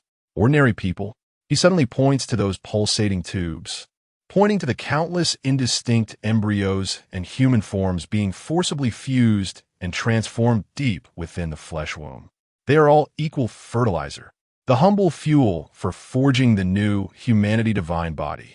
Look, he fervently points to the depths of the flesh womb, where a vaguely formed, neither human nor spirit, distorted figure exuding chaotic and powerful cursed energy waves, the prototype of the new humanity, is emerging. This is the future. There is no boundary between cursed spirits and humans, no barrier between sorcerers and mortals. All life will ultimately merge into one. In the paradise we have set, eternal, peace and power will be attained. The narration sounds like a cold dissection knife, cutting through the bottom line of life ethics. New humanity? Just a pathetic creation of life forms forcibly desecrated and forged. Paradise? A final graveyard where consciousness is erased and the self is dissolved. Scene 2. The voluntary evolution sacrifices. The scene shifts to the periphery of the hatching ground. A group of volunteers with numb expressions and hollow eyes. Among them are low-level cursed sorcerers abandoned by the administration, ordinary people driven to desperation by life, and even a few members of the Como family branch with birdcage marks on their foreheads, looking dazed. An assistant of the cursed chain, a brainwashed sorcerer, is preaching in a seductive tone. Join the new humanity project. Embrace evolution. Escape the pain and despair of the old world. You will gain a new life. Obtain powers beyond the mundane. Become the cornerstone of the new world. This is supreme glory. 4. The new world. A dazed ordinary person murmurs, as if in a dream, walking towards a tube entrance connecting to the flesh womb. The entrance resembles a giant mouth of a living creature, with its inner walls lined with suction cups and sharp teeth. 4. Power. A low-level cursed sorcerer with a twisted desire on his face also walks over.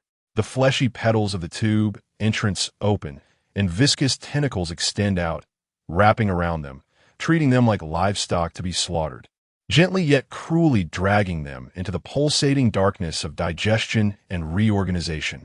They do not even let out a scream, only the last instinctual spasms before their bodies dissolve and their consciousness is erased. The narration carries endless sarcasm and pity. Voluntary? At the end of despair, hope is the deadliest bait. Embrace evolution? It is merely becoming a living brick under someone else's paradise blueprint. Scene 3. The silent wail of fuel. The scene suddenly zooms in through the semi-transparent, pulsating walls of the biological tubes. Inside the walls is a hellish sight. Countless indistinct human forms float, dissolve, and reorganize in the viscous liquid that exudes a cursed energy halo. Their flesh is forcibly torn apart, brutally stitched together with fragments of cursed spirits and tissues from other life forms. Bones are crushed and reshaped. Nerves are covered by cursed energy circuits. Faces contorted in extreme pain briefly appear on the tube walls. Their mouths open wide in silent screams, eyeballs bursting from excruciating pain and eroded consciousness. That is a suffering more terrifying than death. The ultimate pain of life forms being forcibly desecrated and alienated. A figure struggles futilely in the liquid, trying to maintain a human shape. Half of his face vaguely recognizable as a low-level cursed sorcerer who fought to protect ordinary people but was erased in cognitive alteration. But soon, his arm is assimilated by the tentacles of cursed spirits extending from the liquid, his eyeballs replaced by forcibly implanted compound eyes, and his consciousness is completely obliterated in boundless agony and alienation. In the end, only a distorted, neither human nor cursed spirit. Monster embryo exuding chaotic cursed energy remains on the tube wall, flowing towards the depths of the flesh womb, according to the blueprint set by the curse chain. The narration sounds like a lament for the lost lives, wailing in the melting furnace. Even sound is a luxury. Guardians? Sacrifices? In the end, they are all just, unremembered, nameless ashes beneath the giant monument of the new world. Scene 4. Itadori's Path of Redemption. The scene shifts to the edge of a devastated battlefield, possibly the defensive battle outside the hatching ground. Itadori Yuji is covered in blood, gasping as he leans against a broken wall. He has just fought hard to repel a wave of guards composed of new humanity prototypes and modified cursed spirits controlled by the curse chain. He has new injuries on his face, and his eyes are tired and confused. A familiar figure, possibly a former assistant supervisor of the high school who was brainwashed by the cursed chain, lies not far from him, his chest pierced by Itadori's heavy punch, barely alive. In his dying moments, the man's face displays the fervor and relief of being brainwashed, staring intently at Itadori. Itadori. Classmate. He coughs up blood, his voice intermittent but clear. Why? Do you want to stop the new world? You have the king of curses within you. You are the remnants of the old era. Join us. Embrace evolution. Isn't it good? At least, the new world, doesn't he have the despair brought by Sukuna? You can't save anyone. He forces a strange smile, his eyes vacant. You are the source of despair. Before he finishes, his head tilts, and he breathes his last. Itadori feels as if struck by lightning. He stares blankly at the corpse, then looks down at his blood-soaked hands, tainted with cursed energy residue. I can't save anyone. Sukuna, I am the source of despair. The seductive declaration of the new humanity by the cursed chain, Nanami Kinto's weary labor as worthless, the scenes of his companions imprisoned and judged, the sight of innocence dissolved into chunks of flesh, and the words of this man before his death, pierced through his already battered soul like countless poisoned daggers. A cold despair, capable of freezing the soul, washes over him like an inky tide, completely submerging him. More than when Shibuya collapsed, more than when he was cast aside by the whole world. He swallowed his fingers to save others, but it brought the disaster of Sukuna. He fought desperately to protect others, yet continuously watched as those he cherished fell, were slandered, and even dissolved into bricks of the new world. Now, even his very existence has become the source of despair. Ha! Ha! Itadori gasps like a broken bellows, despairing to the extreme. He leans against the wall, his body shaking uncontrollably from the immense mental shock, slowly sliding down to the ground. Those eyes, once burning with fervent belief, now hold only boundless, unfathomable, icy darkness. He slowly raises his blood-stained hands, as if wanting to cover his face, but ultimately lets them fall weakly. This world, a hoarse voice, as if squeezed from the deepest depths of hell, struggled to escape from his throat, carrying a cold silence after a complete collapse of understanding. It is hell. There were no angry roars, no unwilling howls, only a deadpan despair, like stagnant water, after being completely drained of all strength and hope. Beneath this calmness lies a more thorough death of the soul than any madness. The ultimate image of a life desecrated and alienated. Along with Yuji Itadori's silent declaration of despair, detonated a mental black hole deep within the souls of all civilizations that possess the concept of life across all realms. The despair it brought pointed directly to the very meaning of life itself.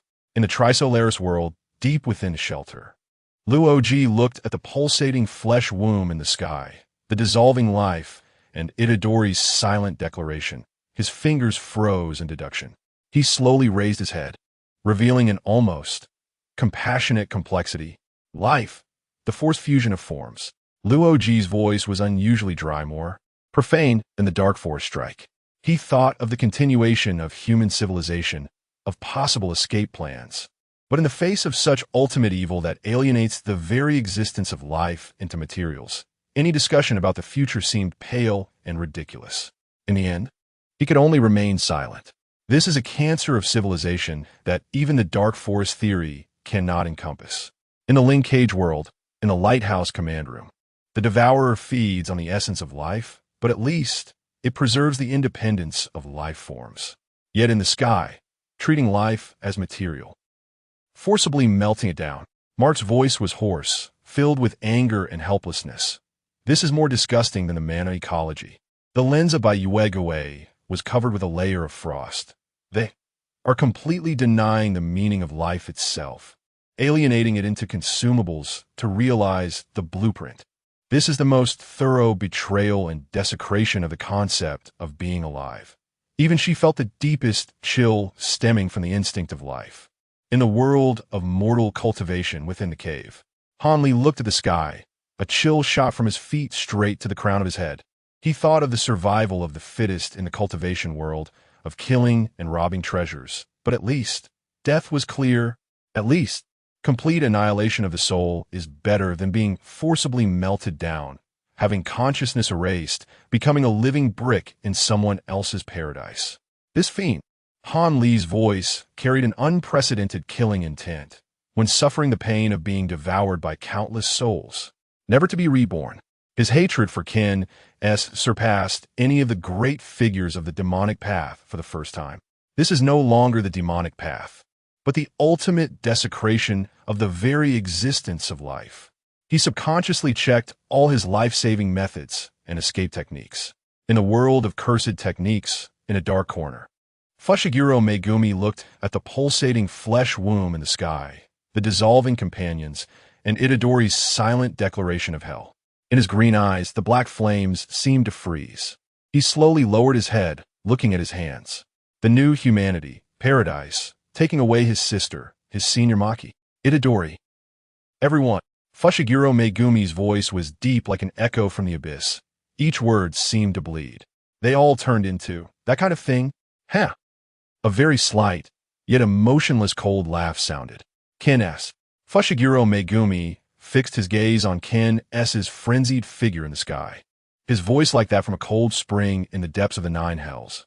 I want to kill you, even if we perish together, even if I fall into hell forever.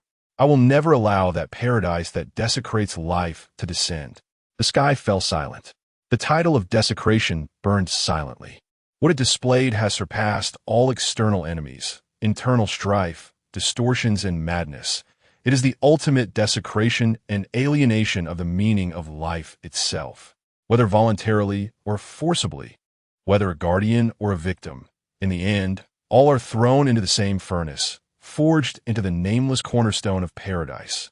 Itadori Yuji's statement that this world is hell is not an angry accusation, but the coldest, most desperate final judgment on the very foundation of existence in the entire world of cursed techniques.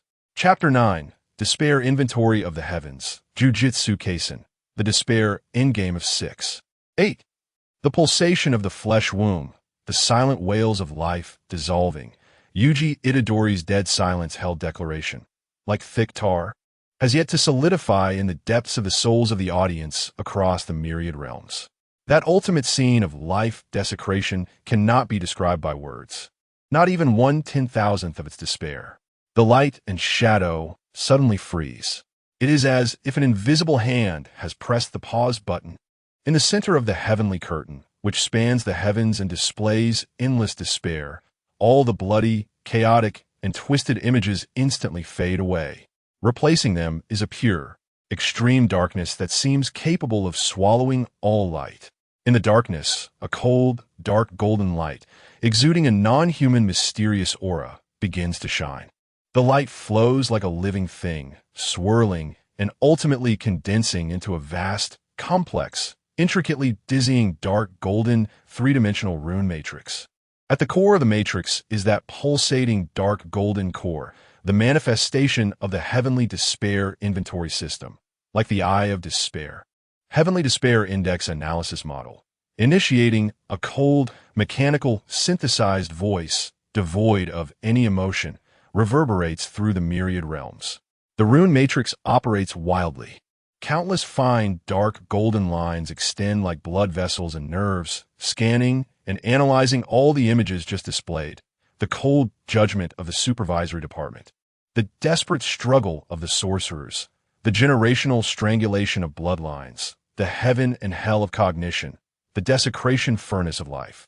Data collection complete. Variable input. Historical depth, systemic oppression. Individual struggle intensity. Human nature distortion degree. Cognitive collapse index. Existence meaning denial degree. Civilization, self-destruction tendency. Weight calculation in progress. Dimension calibration. Adapting to target world power level. Low magic, mid magic. Final despair index calculation. The rune matrix reaches its operational peak. The dark golden light is dazzling. In the myriad realms, the hearts of all living beings seem to be gripped tightly by an invisible giant hand. Holding their breath, they focus. Even those high-level world's immortals, demons, and Buddhas cast a glance of scrutiny. They want to know how this low-level world, which has rendered despair to such an extent, will ultimately be defined. Buzz. The core of the matrix suddenly brightens. A thick, dark, golden beam of light shoots into the sky. Within the beam, a line of cold, enormous characters, seemingly forged from the essence of despair itself, slowly emerges, branding itself deep into the souls of all viewers. Jujutsu Kaisen World Despair Index 6. 8. The moment the characters appear. Dead silence. Absolute dead silence envelopes the myriad realms. 6-8. A seemingly ordinary number. However, immediately following it, the densely packed, dark golden annotations surrounding that cold number freeze the souls of all viewers, whether mortal or divine. Annotations. Index benchmark. Based on the average normal low magic, mid-magic world, with wars, disasters, individual tragedies, despair index of 1. 0. Each increase of 0. 1 represents a tenfold increase in the overall despair intensity of that world. Index composition. Core elements. Systemic despair breeding ground, weight 30. Curses originate from the human heart, and the curse power system itself is a despair amplifier. The supervisory department's institutional sacrifices, the twisted inheritance of bloodline families, and the prevalence of cognitive manipulation, contribution, 2-1. Human nature, alienation, and self-destruction tendency, weight 25. The universalization of everyone's mad traits. Suguru Geto's righteousness. Mahito's pure malicious play, Sukuna's indifferent slaughter, Kinji Hikari's creation fanaticism, and ordinary people's negative emotions nurturing cursed spirits, contribution, 1-7. Absolute sense of futility and struggle, weight 20. Individual efforts are nearly ineffective against systemic oppression and natural disasters, Sukuna, Mahito. Heroes are stigmatized, guardians become sinners, and sacrifices become fuel, contribution, 1-4. Ultimate denial of existence meaning, weight 15. Life becomes furnace material, new humanity project. Protective beliefs are refuted by the system, Kino Nanami. Self-existence is the source of despair, Yuji Itadori. Contribution, 1-0. Irreversibility of cognitive collapse, weight 10. Systematic memory tampering and truth obliteration. Civilization loses the ability to self-correct, contribution, 0-6. Final calculation result, 6-8. System judgment, despair level, LV. 6. Deep despair. This world has formed a self-circulating despair ecology. Despair is not an individual encounter, but the cornerstone of the world's operation. The existence of civilization itself is a despair accelerator. Individual awakening and resistance not only cannot break the deadlock, but may become fuel for despair, like Maki killing her family. Yuji struggles. Destruction is already a foregone conclusion. The only difference is in form, internal explosion or external force removal. Core conclusion, verdict, beings in this world are born guilty, curse cohabitation. The system of this world takes despair as fuel, curse power origin.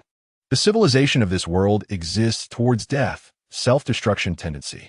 The existence of this world itself is a grand and despairing performance art directed at the heavens. Buzz. The dark golden beam and annotation characters slowly dissipate. The heavenly curtain falls back into deep darkness. But that cold 6, 8, and those words like knives have been deeply branded in the consciousness of every viewer like the most vicious curse. Reactions from various realms. The storm after ultimate silence, after a brief, seemingly vacuum-like absolute silence. There comes the soul-shaking tremors of the myriad realms like a mountain roar and a tsunami. In the world of mortals cultivating immortality, in the cave, Hanli looks at this 6, 8, and the judgment that existence itself is performance art. And for the first time, his Tao heart shakes violently. The caution, calculations, and path to longevity, he takes pride in seem so pale and ridiculous in the face of this cold number and annotation. A chill seeps from the depths of his primordial spirit, a systemic despair breeding ground. This world has actually become a desperate place? What meaning does ascension have then? In the perfect world, Stone Village. Little sure Hal looks at the words born guilty, taking despair as fuel. His big eyes filled with confusion and an indescribable discomfort. He pulls at the branches of the willow god. Willow god. Are they wrong from the moment they are born? The branches of the willow god droop, the light dimming, releasing a long sigh that is almost compassionate. It is not heaven's fault, but rather the self-imprisonment of the human heart and the self-destruction of the system. 6-8. This number is close to the extreme despair of a low-level world. If the heavenly Tao has a spirit, it would surely weep for it. In the world of Ling Cage, Lighthouse Command Room, Captain Mark looks at the ultimate denial of existence and the life reduced to furnace material. Then at the 6, 8 on the screen, suddenly slams his fist on the control panel, tears in his tiger-like eyes. Damn, damn, damn, these beasts.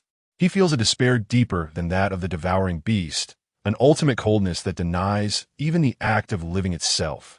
Bayukoe takes off her glasses, revealing bloodshot eyes. 6-8.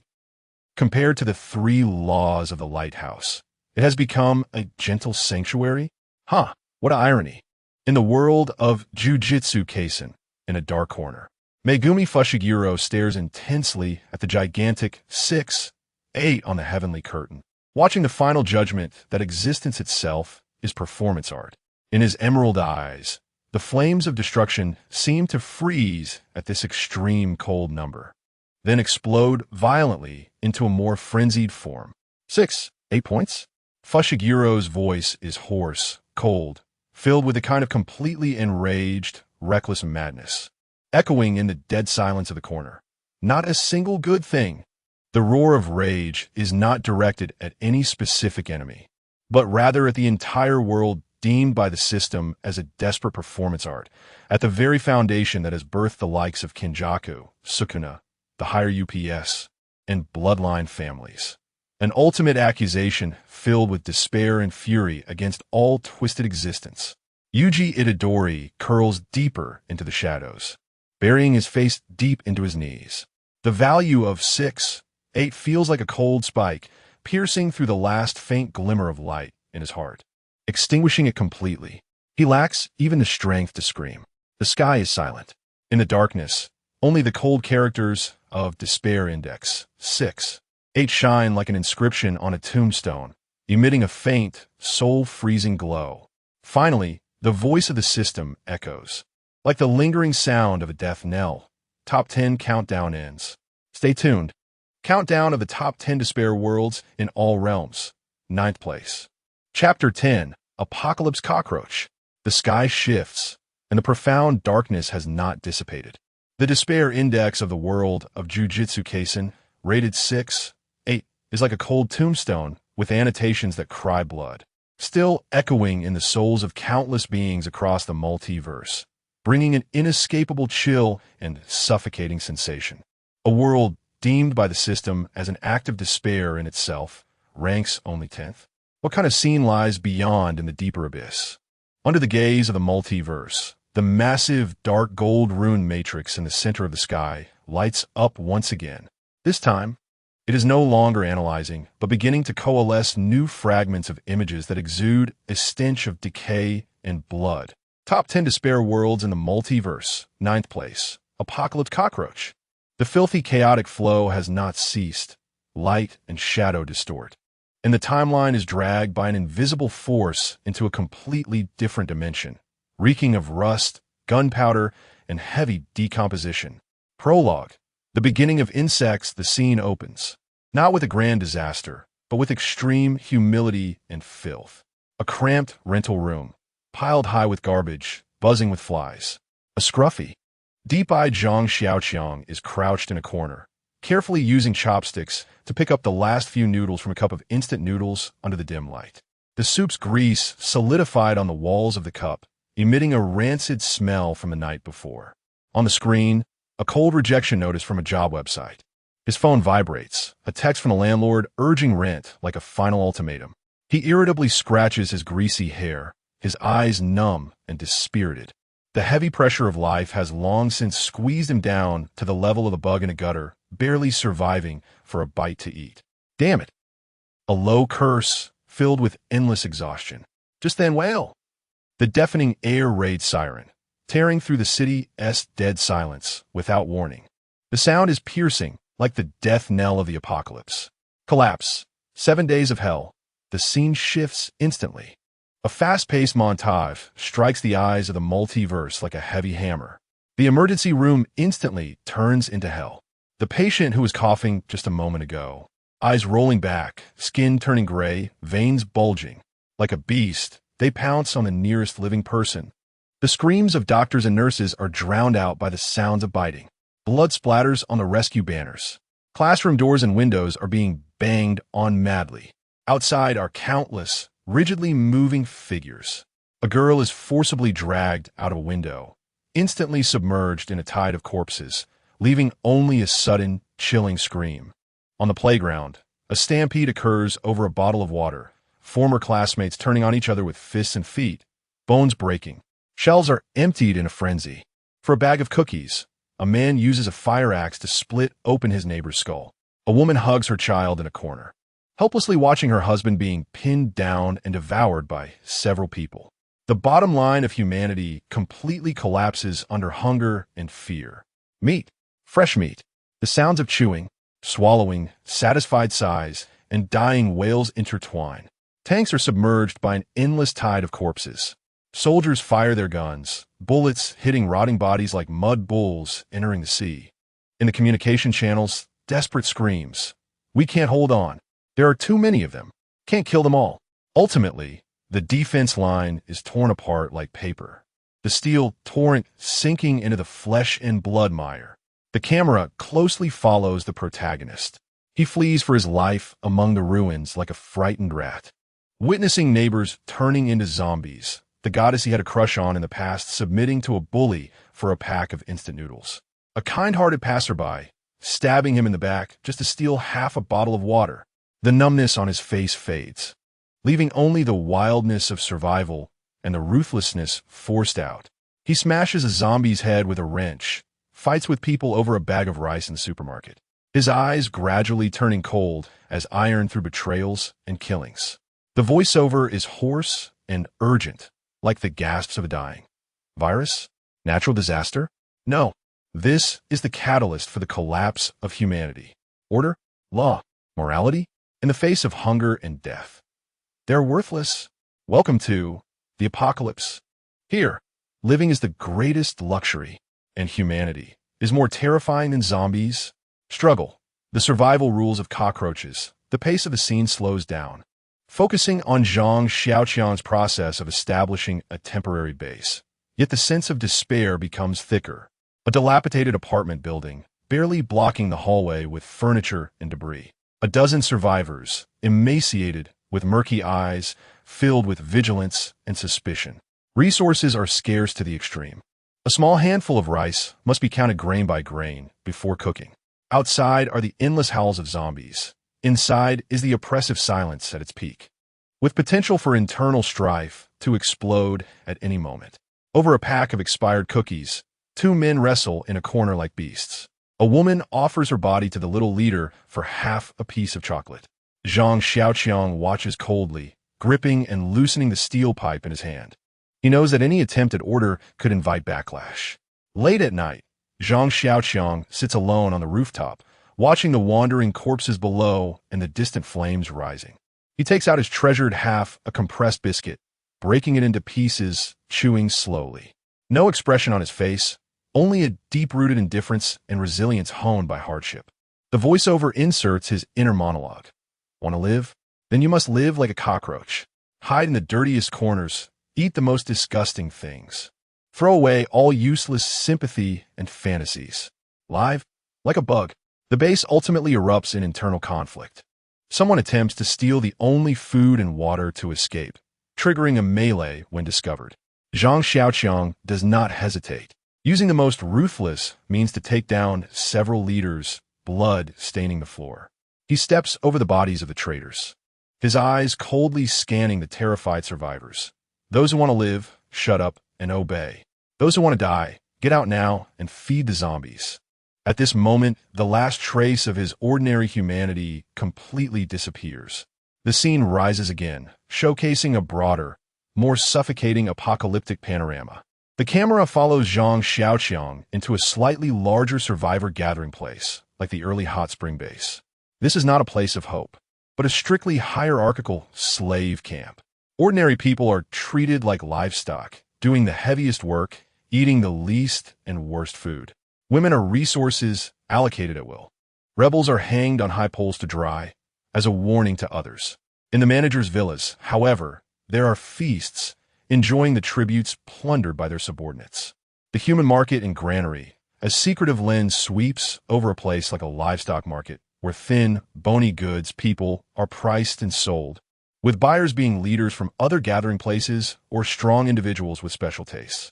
Deeper within, the so-called granary is a forbidden zone where livestock, having had their limbs chopped off to prevent escape, are kept, waiting to be slaughtered and shared in their desperate wails. The bottom line of humanity is thoroughly trampled into the mire here. The game of the strong, those with special abilities or evolved powers become the new privileged class. They regard human lives as worthless, triggering bloody conflicts over territory, resources, and women. Ordinary people are crushed like ants in their struggles. Zhang Xiaoqiang struggles to survive in the cracks, sometimes enduring, sometimes erupting, like a true cockroach, gnawing on the leftovers in the gaps of the strong's conflicts, just to live. The scene freezes on a stormy night. After countless hardships and great sacrifices, Zhang Xiaoqiang finally settles down temporarily, with a few ties around him. However, a sudden disaster triggered by a stronger force, like a new era, or terrifying mutated beings, instantly destroys everything he has worked hard to build. His cherished companions are torn apart, devoured, or taken away before his eyes. The base he fought to protect turns into a sea of fire and ruins. He stood amidst the ruins and corpses, drenched in blood, howling to the sky, his voice drowned out by the torrential rain and the roars of monsters.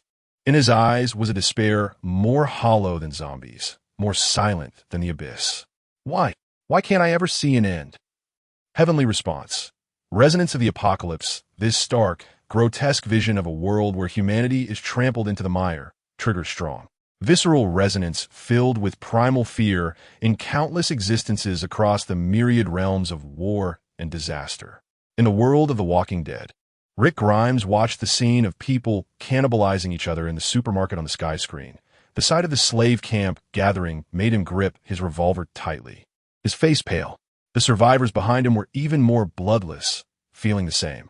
Carl, He looked at his son beside him, the rest of his words choking in his throat.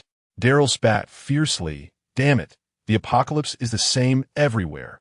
In the world of Resident Evil, Raccoon City collapse phased Jill Valentine and Carlos Oliveira hid from the pursuers in the ruins. The appearance of the sky screen momentarily distracted them. Umbrella. Jill watched the oppression of the strong over ordinary people in the granaries. Recalling the cold experiments of Umbrella Corporation, feeling a deeper chill. The darkness of humanity is beyond cure, more hopeless than the virus. In the world of Mad Max, Max drove his V8 Interceptor, racing across the endless wasteland. He glanced at the sky screen, showing the class oppression and atrocities of the strong. A numb, cold smile crept onto his lips. Ah! The rules of the wasteland. He slammed the accelerator, charging into the sandstorm ahead, as if to shake off this damn DJVU. In the world of Snowpiercer, the rebels in the rear cars looked at the sky screen, showing the tragic plight of the human market and ordinary people, then glanced at their own cramped and filthy carriages, akin to a livestock pen, as their suppressed anger burned silently. Curtis clenched his fists, his gaze more resolute. This train must also be destroyed. In the world of Fallout, Wasteland Ranger perspective, a brotherhood of Steel Knight in power armor stopped in the radioactive dust, watching Zhang Xiaoqiang struggle in the ruins on the sky screen. Another wasteland, another struggle. His voice, muffled under the mask, had a metallic quality as he raised his laser rifle, continuing towards the unknown threat. In the world of the boys, Butcher watched those so-called strong, evolved beings on the sky screen behaving recklessly, spat out a mouthful of bloody saliva. Fucking soups. No matter in what world, they're all cunts. He took a swig of alcohol, his eyes filled with even more malice. Chapter 11: The Abyss Devours Humanity. Struggle is survival. Some content has been rewritten 3 times due to excessive bloodshed. Zhang Xiaoqiang stood in the ruins of the stronghold after the fire, the figures of his companions stiff on the cold ground. He couldn't produce a complete sound from his chest. Only fragmented gasps floated in the vast emptiness. Like a kite with a broken string, even its cries seemed powerless. The world of the apocalypse cockroaches had just begun to unveil its most brutal and suffocating page. The scene froze on Zhang Xiaoqiang's hollow eyes for a few seconds. Then the perspective suddenly rose high, like a bird circling over the desolate land, coldly overlooking this utterly disordered territory. The camera zoomed into a larger survivor stronghold in an area controlled by the New Era. This place was no longer a granary hiding vitality, but a semi-public operations shelter. In a huge factory, the stench of decay mixed with an indescribable sense of oppression filled the air. Rows of iron cages stood against the wall, people curled up inside, fixed in the corners by simple ropes like piles of dusty old items. Even the slightest movement felt numb. The manager, dressed in a dirty apron, moved expressionlessly between the iron cages, occasionally tapping the iron bars with a metal stick, making a dull clanging sound. From a distance, the sounds of dragging and sorting could be vaguely heard. Wrapped bundles were carried out from the back door of the factory, and no one dared to ask what was inside. Only the cold narration echoed. The captives are classified by value. Those who can work are first class. Those lacking labor power are second class, and rare types will be marked separately. Efficiency is the survival rule here. Another scene resembled a chaotic open market. Emaciated people were chained to wooden stakes. Simple wooden signs hung around their necks, stating age, gender, health status, and exchange conditions. Often a few pounds of damp rice or a few rusty bullets. Most buyers were small power leaders or armed evolvers, circling around these items for exchange. Some reached out to lift the others' chins to check their teeth. Others pinched their arm bones, their eyes devoid of warmth. A mother tightly clutched her child's clothing corner, her cries as thin as a mosquito's buzz, but she was roughly pulled apart by 2 strong men. The child was dragged to the other side. The words young on the wooden sign stood out starkly in the dim light. Young and durable. Hurry and make a bid. The cries of vendors floated in the dead silent market, like a thin thorn piercing everyone's heart. In a slightly safer corner of a gathering point, a few gaunt men surrounded a bubbling iron pot. Inside, indistinct chunks of meat rolled. The smell of cheap spices could not mask the faint whiff of fishiness. Their eyes were fixed on the iron pot, without a hint of hesitation. Only an extreme desire for food. One man used a branch to fish out a piece of meat, without even blowing on it, stuffed it into his mouth, grimacing at the heat, yet his face showed a satisfied expression. Damn it, I've been hungry for 2 days. Who cares what it is? As long as it fills my belly. He spoke while chewing, his words unclear. Next to him, a man who looked educated curled his fingers. A flicker of struggle passed through his eyes, but ultimately could not resist the roar of his stomach, trembling as he extended the branch to scoop some meat soup from the pot. The so-called taboos, in the face of hunger and death, had long become a paper-thin wall. Swallow it down, survive became the only thought. The scene cut back to Zhang Xiaoqiang. He had joined a new survivor team. Each member's gaze was cold and hard, exuding a ruthless aura. This was just after he met Sanzi, Huangquan, and others. The team leader was a fierce evolver to celebrate finding a resource point. A bonfire was lit in the open space, hosting a simple feast. Unknown meat was roasted over the fire. The burnt aroma wafted far away. The leader tore off a blackened piece of meat and handed it to Zhang Xiaoqiang, his gaze probing and carrying an undeniable pressure. Newcomer, try it. This is a good thing we fought hard to get. Zhang Xiaoqiang looked at the piece of meat, his stomach twisted. He knew better than anyone what good things concealed in this food-scarce apocalypse. The surrounding team members remained silent, just watching him, their expressions complex, some numb, some mocking, and a hint of unhidden empathy. He recalled the days when he fought desperately for half a biscuit, remembered the sight of his companions falling in chaos when the stronghold caught fire. Survive, live like a cockroach. The thought of survival overwhelmed all discomfort. He closed his eyes, grabbed the piece of meat, and stuffed it into his mouth. The rough texture scratched his throat painfully, but he chased it down with a gulp of inferior liquor. The spicy liquid slid down his throat, suppressing the nausea. His face showed no expression, only the icy coldness of dead waters in his eyes and a hint of spreading depravity. The narration gently began. The bottom line? In a world starved to the point of dizziness, it has long shattered along with civilization. Eat it, swallow it, then that's what counts as living. The scene did not indulge solely in darkness, but calmly depicted the struggles of ordinary people in the apocalypse. This kind of humble resilience rather evokes a deeper despair. The morning mist wrapped around the ruined city. A group of ragged people, like ghosts, followed behind evolvers or armed guards, walking out of the temporary gathering point's walls. They held rusty can openers, broken shovels. Their goal was to find usable items in the ruins. Half a bottle of unopened mineral water, a tattered coat that could keep out the cold, or even a few pieces of dry biscuits. Their movements were light, their eyes constantly scanning the surroundings, fearing to disturb wandering zombies or encounter fellow humans looking to rob. An old man had just cradled a small bag of damp milk powder in his arms when a strong man beside him snatched it away. The old man's hand froze in midair, trembled, and finally fell down, bending over to continue searching through the rubble. Even the strength to argue had become a luxury.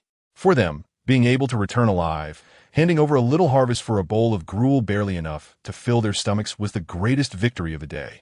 In the dirtiest corner of the gathering point, silent transactions were hidden in the shadows. A frail woman silently tugged at the edge of her tattered clothing, her hollow eyes fixed on the half-piece of compressed biscuit in the man's hand across from her. No dialogue was exchanged. The man handed over a piece the size of a fingertip, turned, and walked into the depths of the shadow. The woman hesitated for a moment, but still followed. When she came out again, she clutched that bit of biscuit, her back bent even more, as if all her strength had been drained away. Her body had become the last bit of capital she could use to exchange for her life. One night, in a tattered tent, a few people gathered around a small pile of weak bonfire. A father took out a small piece of wrinkled chocolate from his pocket, which had begun to mold, and carefully broke it into a few pieces, sharing it with his wife and 2 children. The children's eyes instantly brightened, holding the chocolate pieces in their mouths, their faces revealing a long-lost, pure smile.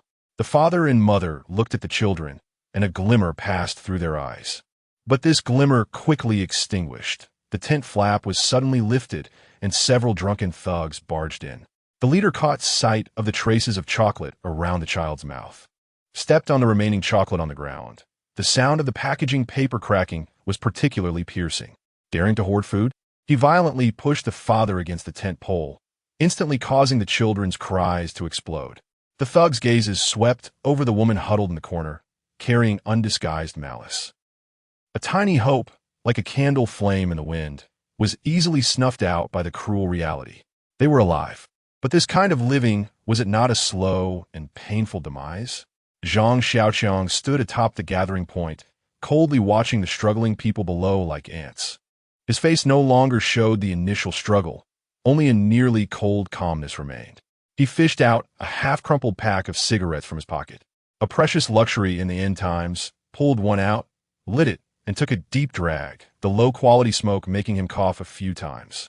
He watched the smoke disperse in the murky air, murmuring to himself in a voice so low only he could hear, "Survive. Only by living is there a chance. Sympathy? Pity? What can that buy in rice? Want to be human? Maybe in the next life."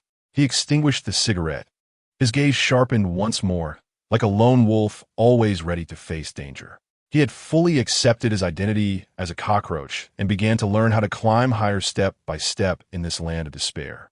The normalized cannibalism and the humble struggles of ordinary people sent a chilling sense of despair to those worlds facing resource scarcity and crumbling order in the countless realms. In the last carriage of Snowpiercer, old Gilliam looked at the scenes of livestock assembly lines and ordinary people scavenging on the screen above, then glanced at the crowded, numb people in his carriage, his murky eyes filled with deeper sorrow. Curtis's clenched fists turned white at the knuckles as he thought of the feast in Wilford's carriage and the terrifying protein blocks. This train must stop. His voice carried an unprecedented weight. In Fallout, New Vegas at Novak, the survivors of Novak looked at the screen above, and a few old veterans who had experienced the darkest times of the wasteland silently turned away. Dr. Yusanagi bandaged a legless wasteland wanderer, her hands trembling slightly. NCR or the Legion. At least they wouldn't openly eat our, she murmured, unsure if she was comforting the patient or herself. On the rooftop of the Dino Hotel, Sniper Mick spat. "Fucking savages. Reminds me of the worst parts of the Legion." In Mad Max, Fury Road, the war boys looked at the screen above, letting out excited screeches, as if they were accustomed to such scenes. Imperator Furiosa drove the war rig, glancing at the scavenging mother and child on the screen above, then looked back at the wives on the tanker behind her, yearning for an oasis. Her gaze growing more resolute. Max sat in the passenger seat, mechanically chewing on protein bug bars, his expression hidden behind dirt and blood scabs, with only a faint flicker of emotion passing through his eyes. In The Walking Dead, during Negan's rule, the residents of Alexandria looked at the screen showing the city and the feast, recalling the fear of being ruled by Negan, with Lucille feeling an even deeper chill. Maggie stood on the wall of the hilltop compound, her gaze sharp as a knife. "We at least haven't fallen to that extent. But how far are we from there?" Rick silently stared into the distance, gripping his gun tighter. In the mist, film version, the people trapped in the supermarket looked at the screen, despair spreading like a tangible fog. Some looked at the soldiers sacrificed in the corner, then at the livestock on the screen, trembling all over. Lawyer Norton shouted hysterically, See what happens out there. We should never have let him go. We should have. Look, do you see what becomes out there? We shouldn't have let him out. We should have. The rest of his words were choked by fear. David Drayton held his son, his eyes weary and desperate, as the roars of the monsters outside the supermarket intertwined with the scenes on the screen, creating a double hell. Chapter 12. The Glory of Evolution and the Curse of Sacrifice. The feast of cannibals and the humility of scavengers still linger vividly. Yet in the world of the doomsday cockroaches, not all struggles crawl in the dust. When individuals gain powers beyond the ordinary, a heavy glory and the accompanying curse entwine them like maggots in the bones. The scene focuses on Zhang Xiaoqiang and his core team, showcasing that the power they possess does not bring relief, but rather deeper responsibilities and shackles. Zhang Xiaoqiang stands on the walls of a moderately sized stronghold, his sharp gaze sweeping over the busy and vigilant crowd below. He is the backbone here, the cockroach brother. With a capable group of fighters, some resources, and a relatively secure barrier, he now bears the responsibility for the food, safety, and internal conflicts of these hundreds or even thousands of people. Every night, he frowns over supply lists and casualty reports in a makeshift command room, feeling immense pressure. Damn it, I used to just take care of myself. Now I have to manage hundreds. Being the boss is more exhausting than being a grandson. He curses under his breath, takes a swig of cheap liquor, the spiciness unable to suppress the heaviness in his heart. This status is a shackle forged by responsibility. On the training ground, Sanzi, Huangquan, and others are training the team. They are the elite who followed Zhang Xiaoqiang from the beginning, having experienced countless life and death situations, their hands stained with the blood of both zombies and humans. Their gaze is colder than ordinary people. They are the guarantee of the stronghold's safety, the strongmen in the eyes of ordinary people, symbols of glory. But the camera shifts to their private moments. Sanzi silently wipes his beloved knife, the blade reflecting the new scar on his face, a mark left from protecting the supply convoy. Huang Quan leans against the wall, carefully rolling a cigarette, his fingers slightly trembling from long gun use. Their strength is earned through countless brushes with death, each mission potentially a one-way trip. This glory is paid for with their lives. Zhang Huayan showcases his unique ability, effortlessly flipping an abandoned car, drawing gasps of admiration from the new recruits. But as the camera zooms in, Zhang Huayan returns to his dark little room. Painfully holding his head, he feels his thoughts sometimes become frenzied and bloodthirsty, the mutations in his body bringing indescribable pain and a sense of loss of control. He looks at the increasingly unfamiliar face in the mirror, his eyes filled with confusion and fear. What the hell is this power? The acquisition of power comes with the alienation of body and mind, like being cursed. Yang Kuer is no longer the naive girl who relied on others. She has learned to shoot, her gaze now filled with determination. Shangguan Xiaoyan appears even more cold and mature, managing the stronghold's internal affairs. They are the women beside Zhang Xiaoqiang, possessing relative privileges and safety. But beneath this glory lies the price they must pay. Yang Kuer must endure the fear of Zhang Xiaoqiang's potential death at any moment, while Shangguan Xiaoyan must navigate complex interpersonal relationships, balancing various forces. During one of Zhang Xiaoqiang's severe injuries and unconsciousness, Yang Kuer stays by his bedside, holding his cold hand, tears silently streaming down her face, afraid to cry out loud for fear of shaking the morale. This reliance is also a sword hanging over their heads. The scene suddenly turns tragic, focusing on those heroic moments in the original work where characters sacrifice themselves for the stronghold, for their companions, for Zhang Xiaoqiang. To fend off the zombie tide or strong enemies, Zhang Xiaoqiang personally leads the most elite team to hold a critical pass. The battle is fiercely intense. Bullets fly, flesh splatters. One team member after another falls. Huang Quan is drenched in blood, the barrel of his rifle glowing red. He roars as he stabs a charging enemy with a bayonet, but is blown into pieces by a side-flying rocket. He falls into a pool of blood, watching the enemy surge like a tide, screaming into the communicator, "Cockroach brother, go! Take the brothers and run." He then detonates the last bundle of explosives on him, perishing alongside the charging enemies. The explosion lights up Zhang Xiaoqiang's blood-red eyes during a forced retreat to cover the main force's withdrawal. A rear-guard team composed of elite veterans resolutely stays in front of the zombie tide. They have no grandiose words, just silently checking their last ammunition. Xiaobu pats the shoulder of a young teammate. "What are you afraid of? We've seen worse in the army. Cockroach brother took the seeds. It was worth it." They rely on makeshift cover, firing their last bullet, then charging forward with shovels and bayonets, roaring into the sea of corpses. The camera pulls away, showing that small position completely submerged by the black tide, with only sporadic explosions and screams echoing, ultimately fading into silence. This tragic glory, which bursts forth in dire straits, written with lives, and its heavy curse, resonates deeply with respect and reverence in worlds where sacrifice and protection also exist. Attack on Titan Survey Corps. Captain Levi watches the scene of the bridge bleeding and Huang Quan detonating explosives in the sky, his sharp gaze still intact, but with a hint of barely perceptible fluctuation. He remembers the sacrificed soldiers of the Survey Corps, recalling Commander Irwin's final charge. "TCH, a bunch of fools." He mutters under his breath, yet silently sharpens the blade in his hand. Mikasa looks at Zhang Xiaoqiang straight back, thinking of Aaron, tightening her scarf. Snowpiercer. The uprising in the last car. Curtis watches Zhang Xiaoqiang roar that they haven't lost, recalling those comrades who died under machine gun fire, trying to open the car doors. He clenches his fists and tells his companions, "Did you see that? Sacrifice. is not failure. As long as there are people who remember, as long as there are people who continue to move forward. Demon Slayer. Infinity Castle Battle Phase. Tanjiro watches the sacrifices of ordinary soldiers in the sky, tears welling in his eyes, thinking of his brother Kaijiro Rengoku and his sister Shinobu Kocho. The flame Hashira did not lose. He protected everyone. He whispers to himself, gripping his Nichiren blade.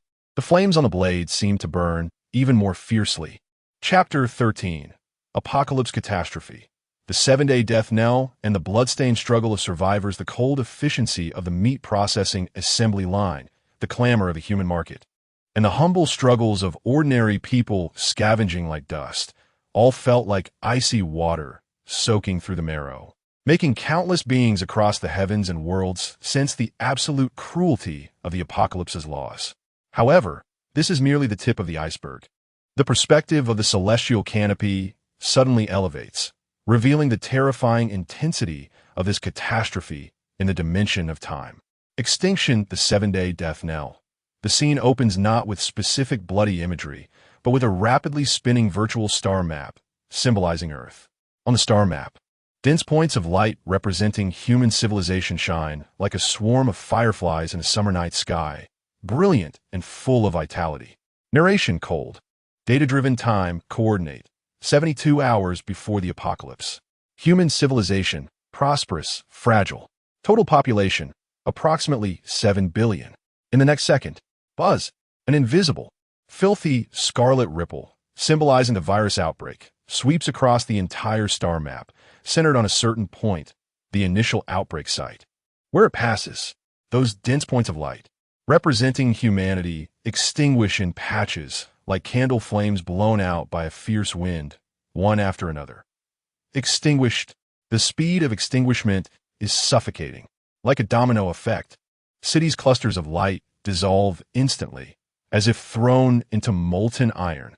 The light points of villages and towns are erased by an invisible giant hand, leaving behind vast darkness. The moving currents of light on transportation networks, roads, railways, air routes, stop abruptly, dimming and disappearing as if the power supply has been cut off. In just a few seconds of animated simulation, the originally brilliant Earth model becomes a dead silence of pitch black. Only scattered, sparse, weak light points, swaying like dying candles in the wind, remain against the vast, dark background, so small that it feels despairing. The narration remains calm, but every word cuts like a knife. Time coordinate. 7 days after the apocalypse.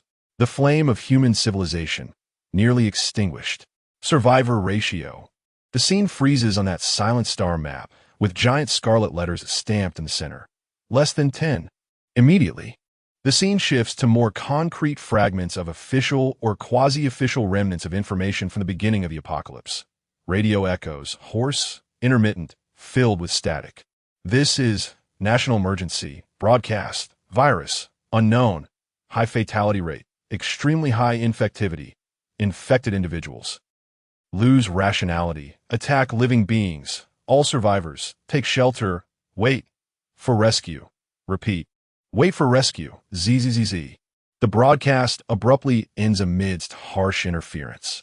Network remnants, forum screenshots, news snapshots, global emergency. Unknown virus sweeps across continents. Capital of XX, country fallen. Army lost contact. Experts estimate. Infection rate over 90, fatality rate 100. Final appeal, survive. Live at all costs. These headlines are like epitaphs, frozen in the river of time.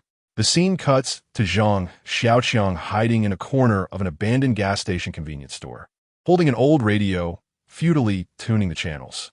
Apart from the harsh static, there are only occasional faint, desperate rescue signals. His face is covered in dust, his eyes filled with shock, fear, and a touch of unbelievable confusion. Damn it. It's all over? It's only been a few days. He curses softly, slamming his fist against the shelf beside him, knocking down a few packets of expired food. Narration, heavy 1 week. Just 1 week. 7 billion beings. The scene quickly flashes through several impactful contrasting shots. The bustling city before the apocalypse, with traffic flowing and neon lights flashing. The same perspective on the seventh day of the apocalypse. Silence, ruins, thick smoke, wandering zombies, like a ghost town. The campus before the apocalypse, with children running and laughing, full of vitality. The campus on the seventh day of the apocalypse. Broken walls, bloodstains, scattered broken books, with a few zombies aimlessly wandering the playground. A family gathering before the apocalypse, warm and cheerful. The same dining table on the seventh day of the apocalypse. A mess of plates and cups, congealed dark red blood. And a mutilated corpse slumped under the table. Only 1 in 10 survives. These 4 words strike like a heavy hammer, landing hard on the hearts of all viewers. Struggle the blood-stained 7 days of survivors. The scene no longer maintains a macro perspective, but closely follows Zhang Xiaoqiang and a few representative survivors, showcasing how ordinary people struggle to survive in this hellish 7 days, and how they die in large numbers. Dying from ignorance and chaos. A white-collar worker tries to drive his family out of the city during the outbreak. They get stuck on the highway. Zombies bang on the car windows, and his wife screams in terror. He tries to get out to reason, only to be instantly overwhelmed and torn apart by several zombies. The screams of his wife and child drown in the chaotic honking and howling. Dying from a severe misjudgment of the disaster. Dying from resource competition. In a supermarket, 2 former neighbors fight like beasts over a case of bottled water. One person uses a fire axe to take down the other, and before he can catch his breath, another enraged man behind him smashes his skull with a metal ornament from a shelf. Dying from most primitive survival competition. Dying from rescue traps. A small group of survivors receives a broadcast and heads to a so-called temporary shelter, which is actually a trap set by a criminal organization. Upon their hopeful arrival, they are met with dart gun muzzles and grinning faces. The men are shot on the spot or turned into laborers, and the women are dragged away. Dying from trust in the remnants of order. Dying from desperate self-harm. A young girl trapped in her high-rise apartment witnesses her parents turning into zombies and screaming outside the door. Food runs out, and rescue seems hopeless. She wears her favorite dress, stands in front of a broken floor-to-ceiling window, gazing at the hellish cityscape below, her eyes hollow. Then, she takes a step forward, falling like a leaf. Dying from mental breakdown and absolute despair. Zhang Xiaoqiang's luck and cost. The camera closely follows Zhang Xiaoqiang. He survived the initial chaos at the gas station convenience store. Luck. He witnessed Long Ji's death. Vigilance. He survived the slaughter in the supermarket. Ruthlessness. He saw through a trap at a small gathering place and counter-killed the ambushers in the chaos. Alertness. But he also paid the price. His arm was scratched by a zombie, lucky not to be infected, and his mind is constantly tense like a startled bird. The innocence and hesitation in his eyes completely worn away. When he hides in a relatively safe corner, counting the half bottle of water and a few packets of biscuits he obtained at the cost of his life, there is no joy on his face. Only a cold numbness of having survived a disaster. I survived. Today he murmurs softly, his voice hoarse. Narration coldly states, every minute, every second, survivors are dying. Dying at the mouths of zombies, dying by the hands of their kind, dying from hunger and thirst, dying from disease and pain, dying from seeing no hope. Living, enduring today, is the most humble yet luxurious victory at the beginning of this apocalypse. Reactions of the heavens, the shock of numbers. This naked data of a 90 extinction rate over 1 week, along with those concrete and minute representations of countless individual deaths, send a shudder deep into the souls of all intelligent beings and civilizations across the heavens and worlds. In the crisis era of the three-body world, wall-facer Luo Ji stares at the star map on the celestial canopy, where 7 billion points of light extinguish in an instant. His pupils constricting sharply. For the first time, his fingers tremble violently.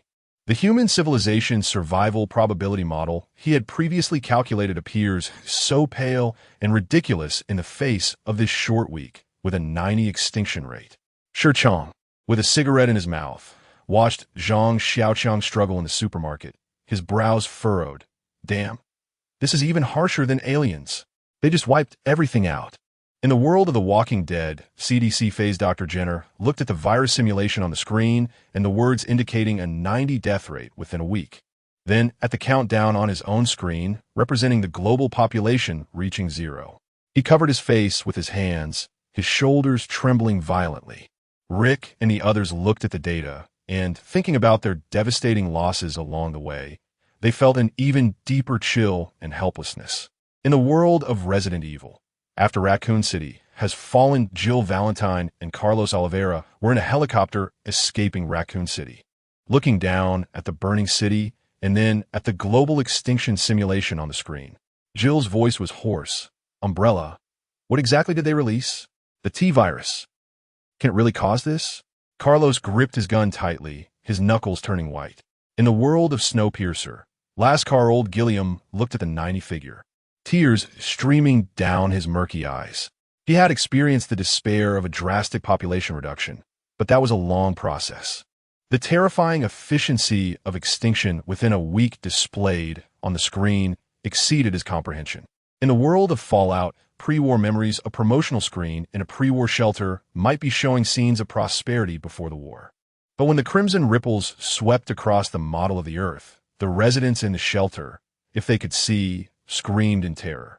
The pre-war humans could not imagine that the apocalyptic scene of nuclear war could be achieved by a virus in just 1 week. Chapter 14. From the original sin of resources to the desperate cycle of humanity's ashes.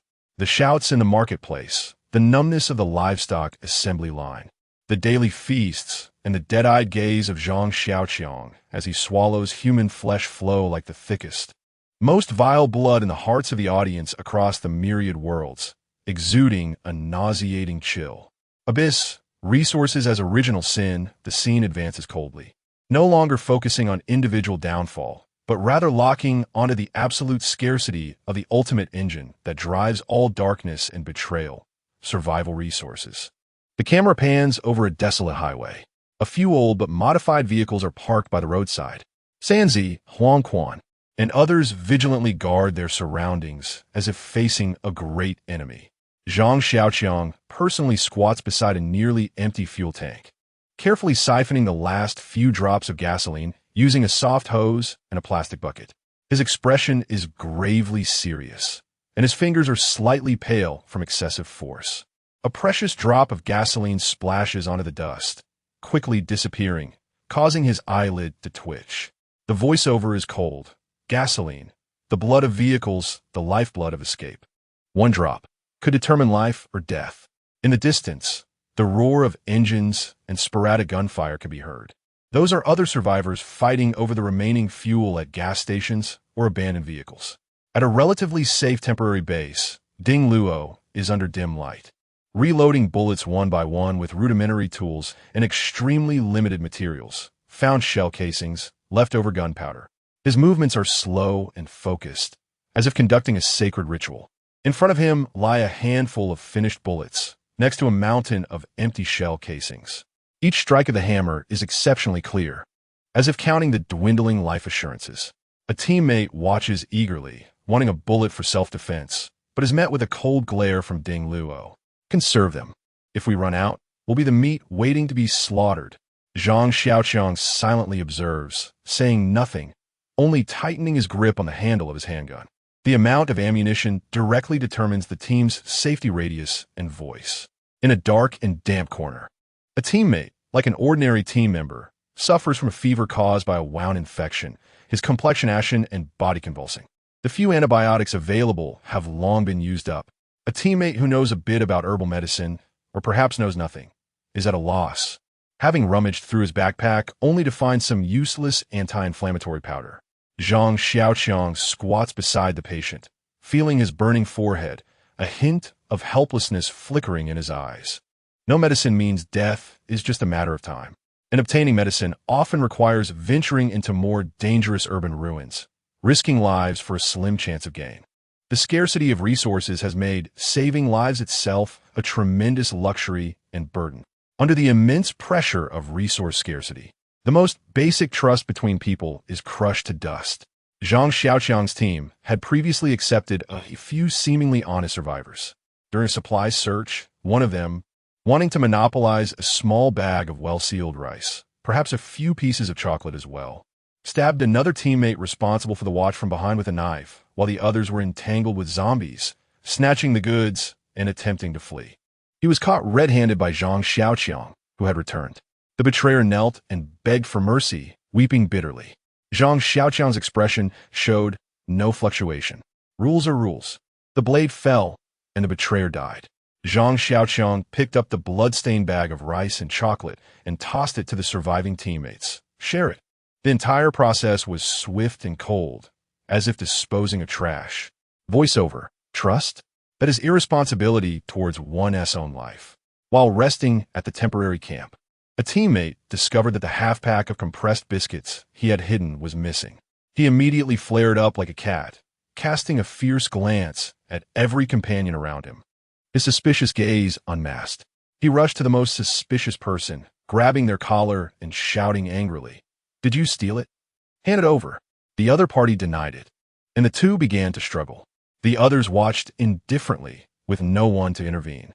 Some even took the opportunity to rummage through the bags of the two fighters for a chance to snatch something. Zhang Xiaoqiang merely cast a cold glance, did not intervene, and instructed Sanzi to strengthen the watch. The extreme scarcity of resources cast a shadow of suspicion over the team, where any slight rustle could ignite conflict. The scene switches to Zhang Xiaoqiang's team forming a brief alliance with another small survivor group, like encountering a capable lone traveler or small group, to jointly attack a horde of zombies and a few human raiders holed up in a small granary. The battle is intense, with both sides sustaining injuries. But when the granary door is finally opened with difficulty, revealing a pile of food sufficient for both sides to last a long time, the brief alliance instantly collapses. Both sides immediately draw weapons, their eyes filled with greed and vigilance. Zhang Xiaoqiang's people tighten their grips on their weapons, and the leader of the opposing side has a dark expression. There is no verbal communication, only tense silence and confrontation. In the end, Zhang Xiaoqiang slowly raises his hand, signaling his teammates to back away slowly, giving up part of their share to ensure the other side also retreats, thereby avoiding a potentially disastrous internal conflict. Yet the murderous intent and wariness towards allies that surged upon seeing the food are clearly etched on everyone's face. In the face of interests, any verbal agreement is as fragile as paper. Despair is not static. Rather, it is a cycle of repeatedly having faint hopes rise only to be brutally crushed by harsher realities. The scene replays as Zhang Xiaoqiang finds a relatively advantageous geographical location, like near a water source, easy to defend but hard to attack. Painstakingly clearing it out and reinforcing an abandoned building with various obstacles to serve as a temporary stronghold. The team members show long-lost smiles, tinged with a hint of hope. Yang Ku organizes a relatively clean corner, trying to create a semblance of home.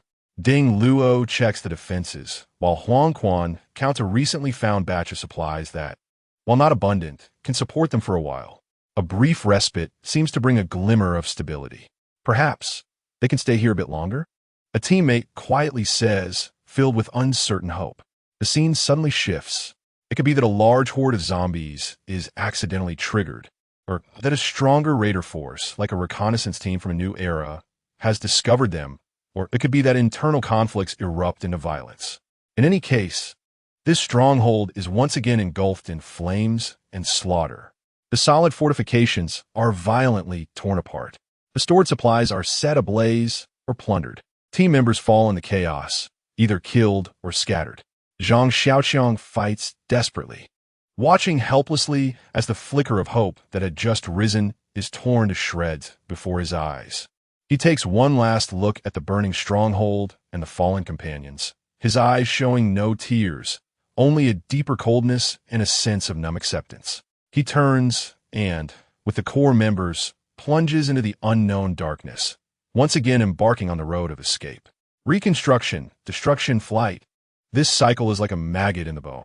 This darkness driven by resource scarcity, the reality of broken trust, and the norm of shattered hope cycles trigger a colder, more realistic resonance in those worlds similarly struggling on the brink of survival across the myriad realms.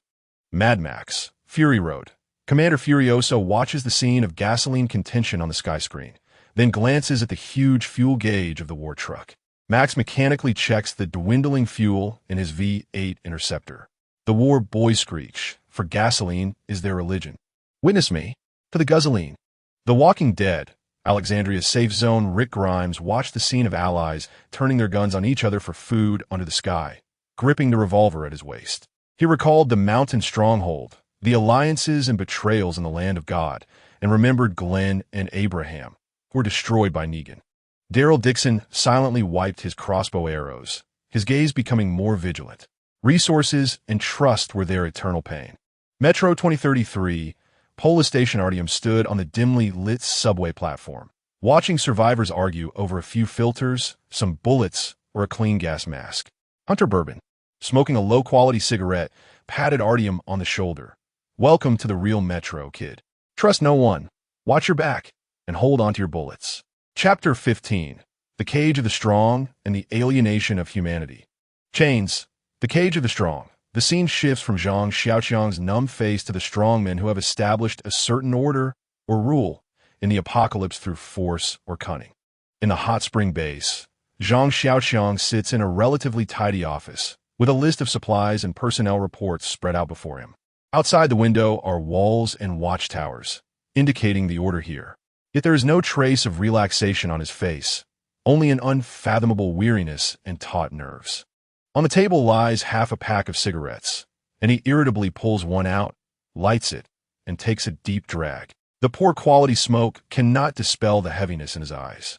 Internal troubles. The scene flashes to the internal conflicts among his subordinates, each with their own agendas. Small factions abound, secretly jockeying for resource distribution. A trusted aide cautiously reports, Brother Cockroach. Wang Mozi's men in the North District fought with San Ye's men in the East District over a few women, and 2 died. A cold glint flashes in Zhang Xiaoqiang's eyes as he abruptly snuffs out the cigarette but on the table. Damn it. A bunch of ungrateful wolves. Tell their boss to come see me. He must constantly maintain balance and deterrence. A moment's carelessness could lead to internal strife that could destroy the entire base. The scene shifts to a map, marking several large forces, eyeing them hungrily. A scout reports, the search team from the New Era is only 50 kilometers away. They seem to be looking for something, and they have a large number of people and heavy weapons. Zhang Xiaoqiang slams his fist on the table. He must make a choice, fight, flee, or negotiate at a great cost. Every decision concerns the lives of hundreds, and also his own survival. Late at night, Zhang Xiaoqiang patrols the walls alone, watching the shadows of zombies wandering in the darkness outside, listening to the weary footsteps of his patrol team. He leans against the cold wall, staring at the gun tightly gripped in his hand. Power? No, this is a heavier chain. He cannot falter, cannot show fear, cannot hesitate for a moment. He must always be like a drawn sword, sharp, cold, and merciless. Because once he shows weakness, what awaits him is usurpation by his subordinates, being torn apart by external enemies, or becoming a piece of meat in the granary. The weariness on his face deepens, but his gaze becomes even colder and harder. This coldness is the armor of despair. The scene shifts to the ruins of an enemy stronghold destroyed by Zhang Xiaoqiang's forces. A middle-aged man is kneeling on the ground with his hands bound behind his back, covered in wounds, yet his eyes show a kind of almost foolish stubbornness and indignation. He yells at Zhang Xiaoqiang, "You devils, beasts, you eat people. You have destroyed the last order." Zhang Xiaoqiang stands expressionless before him, his gaze as if looking at a dead man. A subordinate grins and steps forward. "Brother Cockroach, this idiot still thinks it's a time of peace. I'll make him wake up." Zhang Xiaoqiang says nothing, just slightly tilts his head, as if tacitly agreeing. The camera flashes back to this middle-aged man's struggles in the early days of the apocalypse. He tried to protect the weak, establish fair distribution, and punish wrongdoing. But what was the result? Supplies were stolen by insiders and given to lovers. The weak betrayed him for food, and the fairness he maintained crumbled in the face of hunger. The fortress of order he upheld was ultimately hollowed out from within, attracting wolves like Zhang Xiaoqiang. As the principles he held onto repeatedly met with harsh reality, the light in his eyes gradually dimmed, leaving only powerless anger and despairing stubbornness. In the apocalypse, goodness and principles are often a death sentence. His hatred stems from his inability to adapt to these cannibalistic rules, and his pity lies in the good he clung to, which is meaningless in this world and has accelerated his demise. The scene shifts. Guo Fei plunges a knife into the middle-aged man's belly, twisting it forcefully. The man lets out a painful groan, his body convulsing violently, and the anger in his eyes is quickly replaced by overwhelming pain and confusion. He never understands why. Just wanted to be a good person. He ends up in such a fate. Zhang Xiaoqiang coldly watches all of this, turns and leaves, his voice icy. Clean up. Take away anything useful. For him, this is not a matter of guilt, but of eliminating an obstacle that does not conform to the cockroach law. The death of this middle-aged man is just another affirmation of the iron law of the apocalypse. The unfit perish. The camera focuses on an originally timid, ordinary person.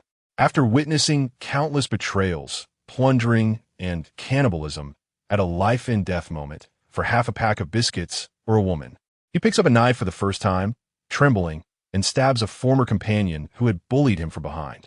Looking at the fallen body and the spurting blood, he first shows extreme fear, then a twisted expression that mixes nausea and morbid excitement. He survived by being more ruthless than the other. From then on, he embarks on a path of transformation. He begins to actively participate in plundering, flatter the strong, bully the weaker, and his gaze gradually becomes fierce and cunning. He becomes a qualified, ruthless dog under Zhang Xiaoqiang. Is he despicable? Yes. But is he pitiable? He is merely a dog of evil forged in the furnace of despair, willing to do anything to survive. If he hadn't changed, he would have long been a piece of meat in some iron pot. Zhang Xiaoqiang coldly observes this transformation, his heart undisturbed. This is merely the norm of the apocalypse. The chains of these strong men and the distortions of the transformed in the night sky provoke deeper, colder resonance and reflection in worlds with similarly harsh survival laws. Attack on Titan. After the retaking of Wall Maria, the members of the Survey Corps look at the heavy chains and weary eyes of Zhang Xiaoqiang displayed in the sky. Captain Levi wipes his blade and says coldly, "TCH power? Just a bigger dog cage." He thinks of the chains of Wang Zhang. Commander Irwin looks at the dead martyr. His eyes complex, to die for a belief, or to live by abandoning it. In this world, the choice itself is cruel. He thinks of his own choice. Berserk, after the Golden Age, Arc Guts swings his great sword to slay an apostle. And seeing Zhang Xiaoqiang's eyes and the martyr's fate in the sky, his movements momentarily freeze. He thinks of Griffith and the downfall of the Band of the Hawk. Casca, in a safe place, watches the transformation of ordinary people in the sky, a trace of fear flashing in her eyes, recalling how she struggled to survive in despair. The boys, Butcher takes a swig of alcohol, looking at the ordinary person transformed into a vicious dog in the sky, scoffing.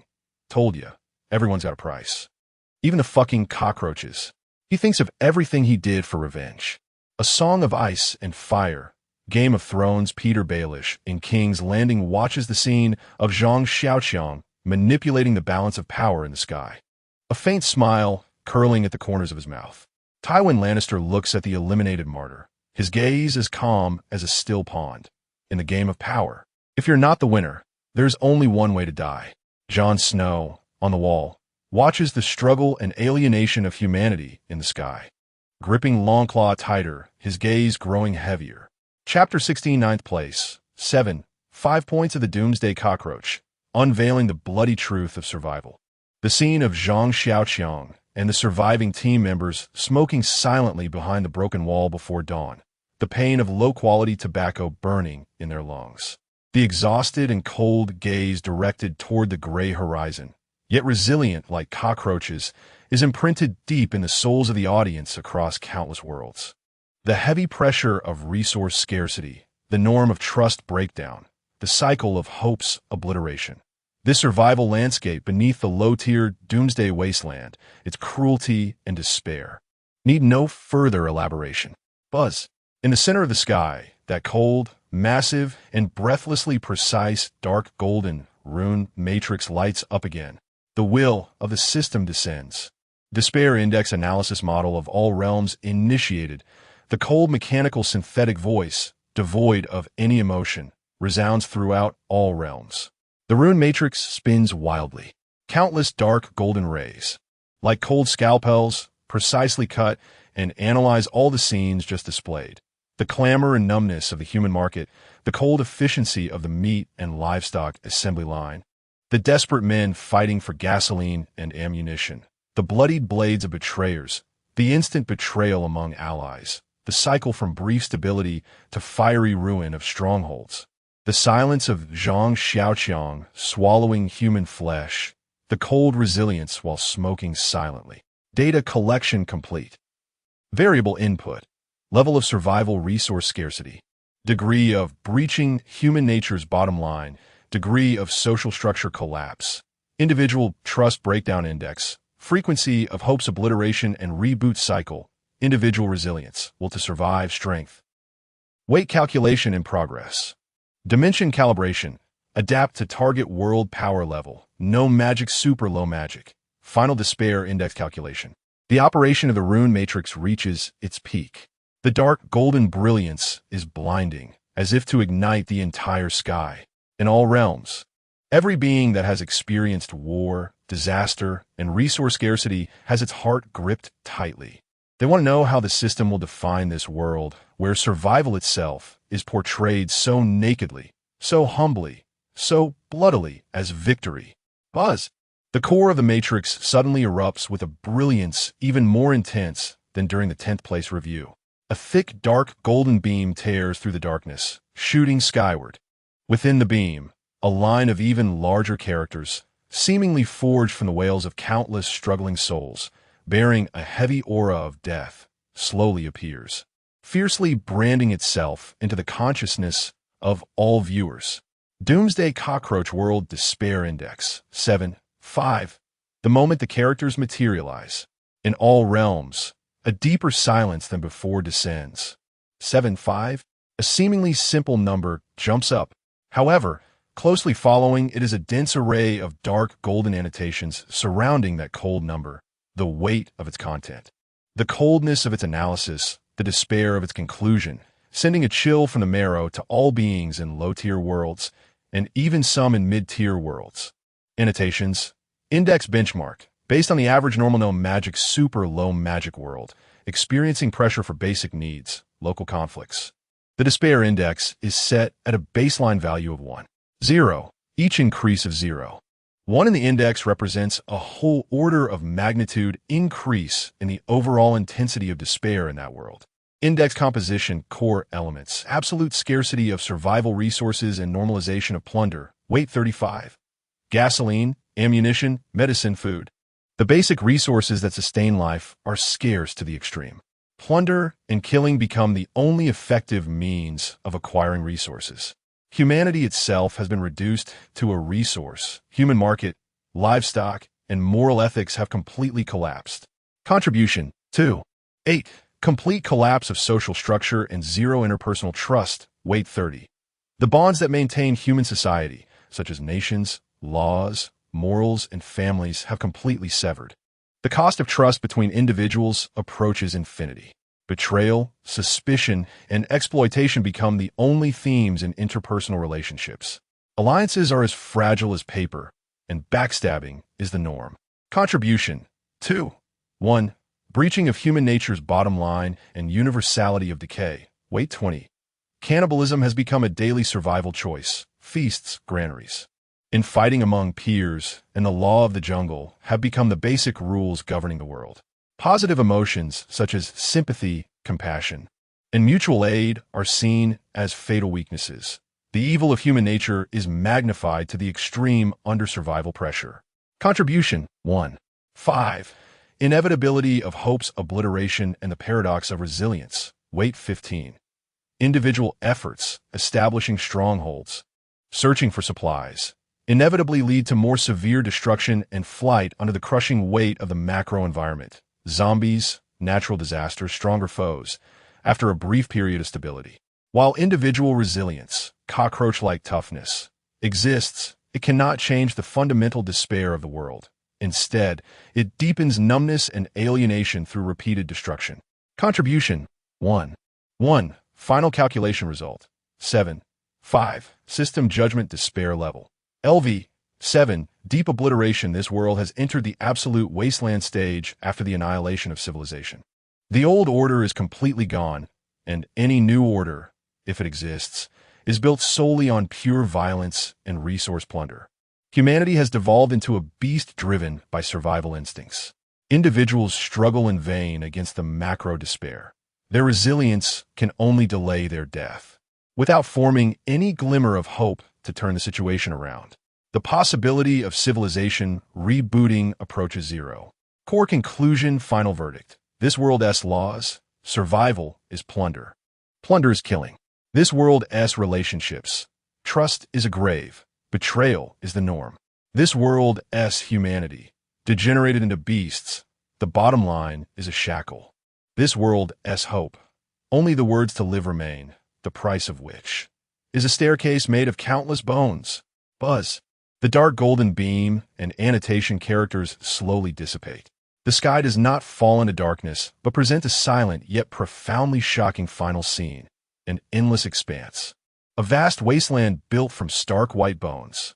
The bones take various forms, some human, some zombies, layered and piled up, emitting a faint glow of death beneath the dreary sky. Scattered across the bone wasteland are twisted, rusted remnants of cars, dried and blackened oil barrels, corroded bullet casings, blood-stained packaging of compressed biscuits, as well as countless deep and shallow footprints leading in different directions. There is no life, no sound, only an eternal desolation and the pervasive breath of death. It seems to silently tell how many corpses of the same kind lie beneath in pursuit of the words to live. In the lower right corner of the image, a line of small text resembling an epitaph reads, Doomsday Cockroach 9th place curtain call. The system's voice finally sounds, colder and heavier than before. 9th place review concluded. Stay tuned. Top 10 Despair Worlds Review 8th place. In all realms, a profound silence prevails. Countless beings from low-tier and super-low-tier worlds, gazing at the cold 7, 5, and the final scene of a staircase made of countless bones, feel an unprecedented suffocation and bone-chilling cold. This doomsday wasteland, deemed by the system to be in deep obliteration, with no hope of civilization rebooting, where survival itself is synonymous with plunder and killing, is only ranked 9th. Chapter 17 8th place, Puella Magi, Madoka Magica, The Curse of Wishes. Prologue, Sweet Poison. Before my eyes lies a cherry blossom-colored campus, where girls in neat uniforms are discussing their weekend plans in small groups, their faces beaming with innocent smiles. In the center of the sky, a completely white creature, QB, tilts its head and blinks its crimson eyes, as red as congealed blood. Its voice is sweet as if just pulled from honey pot. Sign a contract with me and become a magical girl. Any wish can be granted.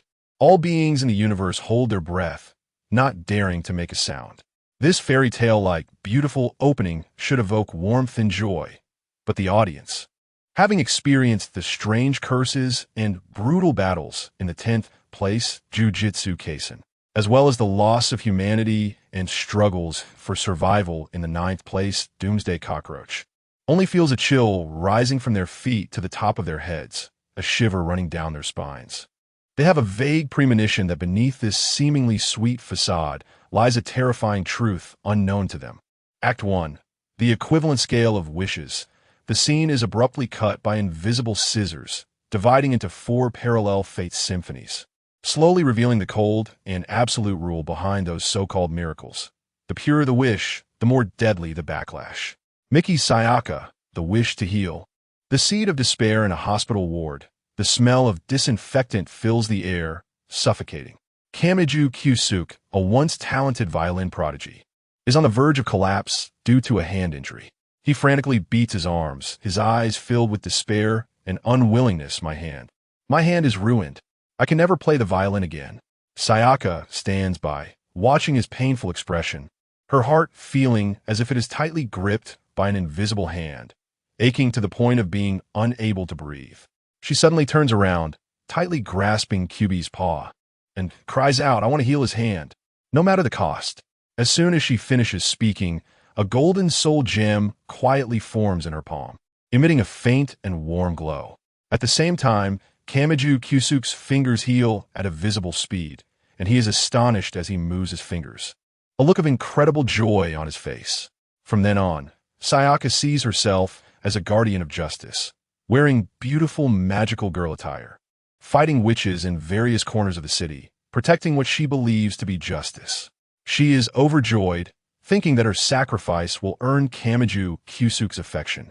But reality delivers a heavy blow. She witnesses Kamiju Kyusuke growing closer to her friend Hitomi. The sight of them holding hands and strolling under the sunset feels like a sharp knife stabbing into her heart. She realizes that in this relationship, she is merely an inconsequential backdrop. As her emotional state changes, her soul gem gradually becomes murky, emitting ominous black gas. When Kyubi reminds her to purify it with the seed of lament, she suddenly turns her head away, her voice trembling with despair. The hypocritical me is not worthy of being saved. Ultimately, on a stormy night, Sayaka curls up beneath a cold bridge, the rain soaking her hair and clothes, making her look miserable. She looks up at the pitch-black night sky, singing a broken love song filled with sadness and unwillingness. Suddenly, the soul gem in her palm bursts with a loud bang. Amidst the azure light, a mermaid which breaks free from its cocoon, her tail fin covered in sharp steel needles, each movement tearing everything around her apart. The city is instantly dragged into a barrier resembling the deep sea, darkness and fear shrouding every corner. It was a sunny afternoon when a tragic car accident occurred. Young Mommy Tomo lies in a twisted car, blood staining her white dress, life slipping away bit by bit. She feels unprecedented fear and loneliness. She does not want to die alone. Therefore, she cries out to Kyubi beside her, "I don't want to die alone. I want someone to be with me." The wish is granted. She survives, but from then on, she lives as an empty shell. She resides in a luxurious apartment, spacious and splendid, yet always empty. Every night, she sits alone by the window, slowly savoring red tea, the myriad lights outside having nothing to do with her. She fears being forgotten, afraid of returning to that lonely state. So, she always tries to keep those around her close. The backlash of wishes, when Madoka and Sayaka appear, Mommy seems to see hope, desperately wanting to hold onto these two comrades. In a battle against the witch Charlotte, she showcases her powerful gun magic, a confident smile on her face as she lightly calls out, "Tyro, finale." The bullet accurately strikes the witch Charlotte's head, shattering it instantly. But just when she thinks the battle is over and lets her guard down, the surviving witch's true body, a white doll, suddenly springs up from the shadows, biting through her neck in the blink of an eye. Blood gushes out, splattering onto the bond ribbon she has always cherished, the bright red color silently mocking her desire for connection. Sakura Kyoko has lived in a church since childhood, her father a pastor, but his sermons were always ignored, leading to the church's gradual decline. Kyoko watches her father's increasingly haggard face, filled with heartache. To make her father's sermons popular, she wishes to Kyubi for people to listen to my father's words. The wish is granted, believers flock in, the church becomes lively, and her father's face finally reveals a long-lost smile. But the good times do not last. Her father soon uncovers the secret behind this miracle. It all stems from a deal with a demon. Unable to accept that his faith has been so tainted, in despair and madness, he strangles the whole family and then takes his own life. Kyoko crawls out of the church engulfed in flames, her clothes charred and torn, her face covered in soot and tears. After experiencing all this, she has completely changed. She no longer believes in kindness and sacrifice, declaring, "People live only for desire." She becomes reclusive and indifferent, wrapping her fragile heart in a hard shell. When Kyoko witnesses Sayaka transform into a witch, her heart is greatly shaken. Memories flood back like a tide, and she seemingly sees the once hopeful and kind version of herself. She ignites her soul core and recklessly rushes into the barrier where Sayaka resides. She tightly embraces the mermaid which, screaming, "At least, let me accompany you to hell." The explosion of flames instantly engulfs their two souls, and in a blaze of intense light, all pain and unwillingness turn to ashes. After the barrier dissipates, only half a chocolate bar is left on the ground. Once Kyoko's favorite snack, now the only proof of her existence.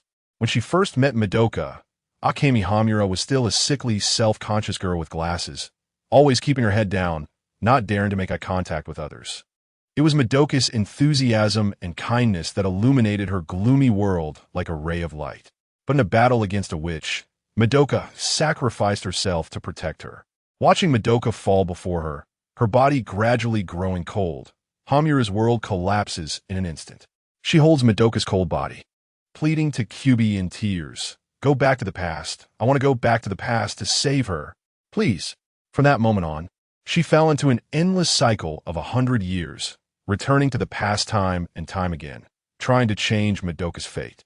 In this long cycle, Akemi Hamura witnessed Mommy's tragic death at the hands of the witch, Sayaka being consumed by despair and turning dark, and Kyoko self-destructing to save others.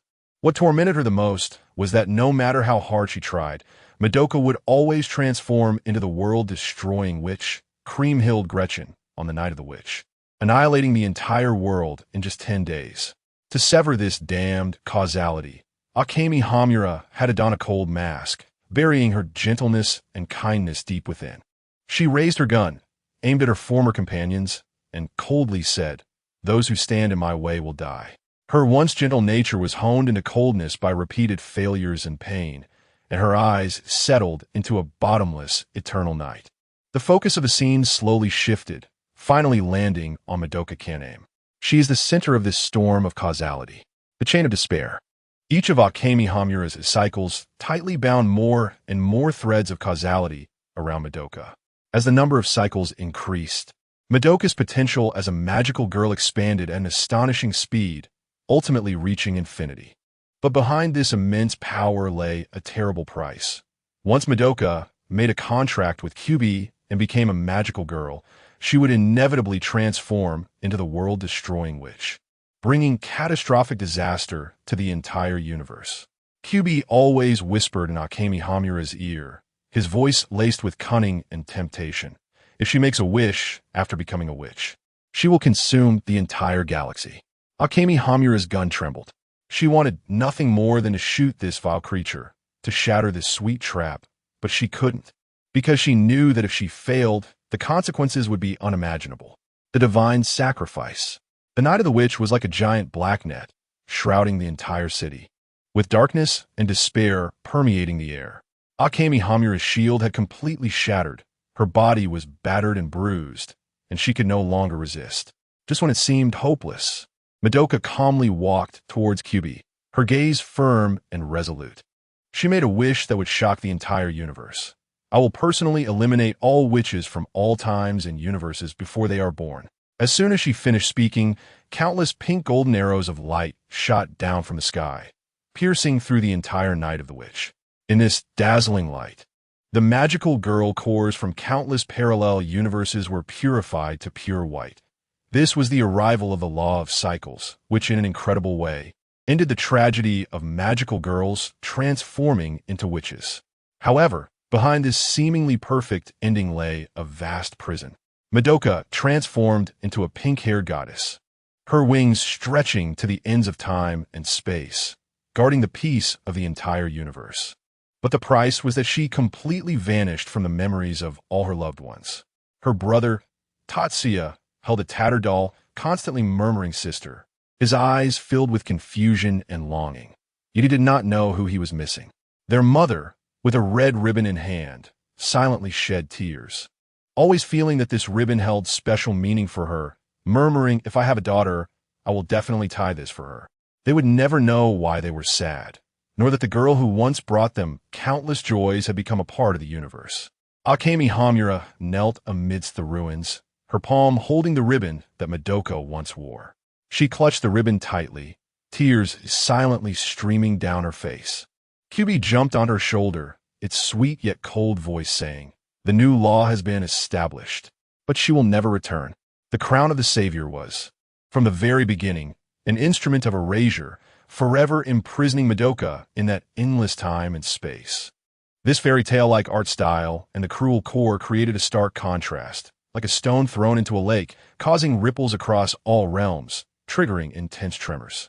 In the world of Full Metal Alchemist, Brotherhood, Edward stood there, witnessing Sayaka's transformation into a witch. His clenched mechanical arm crushed the stones beneath him. Filled with anger and helplessness, equivalent exchange. All worlds are the same. Nothing can be obtained out of thin air. In the world of Avengers, Endgame, Tony Stark gazed at the scene of Madoka dissipating in the sky, the nanites in his palm, swirling restlessly, his expression complex and heavy, a existence exchanged for redemption. This price is more absolute than a snap of the fingers, more unbearable. In the world of Fate Zero, Kiritsugu Amiya raised his gun, aiming at QB in the sky, his gaze icy. The Holy Grail is also a wishing machine, but at least it has a clear price. Yet this guy uses sweet lies to deceive these innocent girls. In the world of Naruto, Naruto clenched his fists, his knuckles turning white from the strain, his face filled with confusion and anger. Why must the savior always sacrifice themselves? Is there no other way? The screen finally froze on two paradoxical images. One was Sayaka before her transformation into a witch, embracing Kyusuke's recently healed violin tightly in the rain, her smile radiant as ever, as if all previous pain and grievances had never existed, filled with longing and hope for the future. The other was the moment Madoka became a goddess. Looking back at Akemi Hamura, her lips moving silently, saying, "You must believe in hope." But who knew how much helplessness and despair were hidden behind these seemingly hopeful words?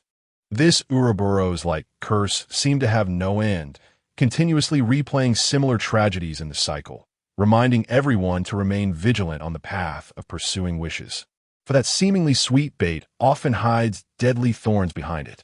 Chapter 18, The Eternal Rending of Soul and Flesh. The truth of the contract, the extracted soul. The moment the sky split open, sunlight suddenly froze into ice. The magical girl transformation lights that once bloomed at the street corners now revealed scarlet veins. Each flash was a tear from the soul being forcibly ripped from the body. The wind on the hospital rooftop carried the scent of disinfectant, and the sapphire on Sayaka's fingertip still retained the touch of Cupid's fur. As the aftertaste of wishing lingered on her tongue, an unfamiliar pulse suddenly surged through her palm. The rhythm was steady like a metronome, yet it formed a cruel contrast with the sudden emptiness that collapsed in her chest. Thump, thump. The gem trembled lightly in her palm, and she instinctively pressed against her left chest, the flatness beneath her school uniform causing her fingertips to tingle. From a distance, the sound of a violin floated from the rehabilitation building. Kayasuke's playing was smoother than before, but the melody drilled into her ears like an ice pick into her skull. The close-up shot suddenly zoomed in. Sayaka's nail scratched 5 red marks across her chest, and the skin beneath the fabric had a waxy pale hue. She clenched the gem tightly, the icy crystal digging painfully into her palm. Yet this pain felt more real than the void in her chest. Moonlight flowed along the gem's facets, casting a web-like shadow on her face. Within those sparkling edges, it seemed one could see a heartbeat imprisoned, futilely struggling. The floor-to-ceiling windows of the upscale apartment reflected the city's neon lights, and Mommy gently swirled her wrist, the red tea creating amber ripples in the bone china cup. Amidst the crisp sounds of bone china clinking, her smile was perfect, like an illustration in a magazine. "Would you like some sugar, little cutie?" In the moment she turned her head, she saw Cupid playfully wrapping his tail around his soul gem while teasing a cat. The golden hue traced an arc in the air, and at that moment, Mommy's cervical spine emitted a sound like a gear derailing.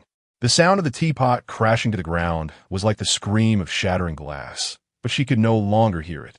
Her body bent at an angle that defied the laws of physics, and when her head struck the edge of the coffee table, her golden hair and the red tea splattered simultaneously.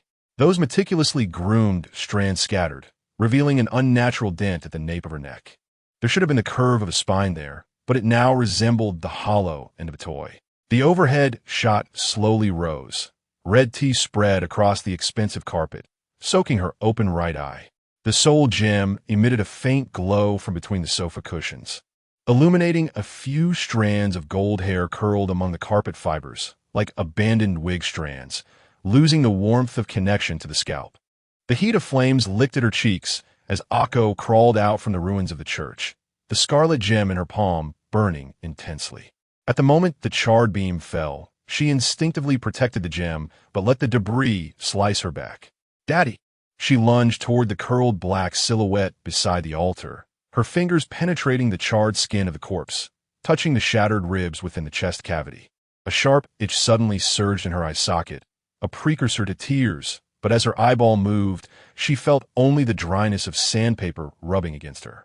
The soul gem flickered violently, as if shedding tears for her.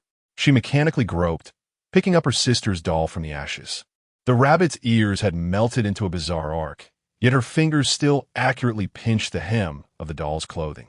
The sound suddenly distorted, amidst the crackling flames. Akko's throat vibrated, squeezing out a sound resembling a whimper. That sound echoed in the empty church, like wind blowing through rusty iron pipes, or like the pendulum of an old clock striking glass. She looked down at the doll's charred face, suddenly realizing that even her ability to mimic sadness was rusting away. The sky suddenly darkened like an operating room, and ghostly blue data streams rolled across the black background, resembling the traces of a scalpel cutting into skin.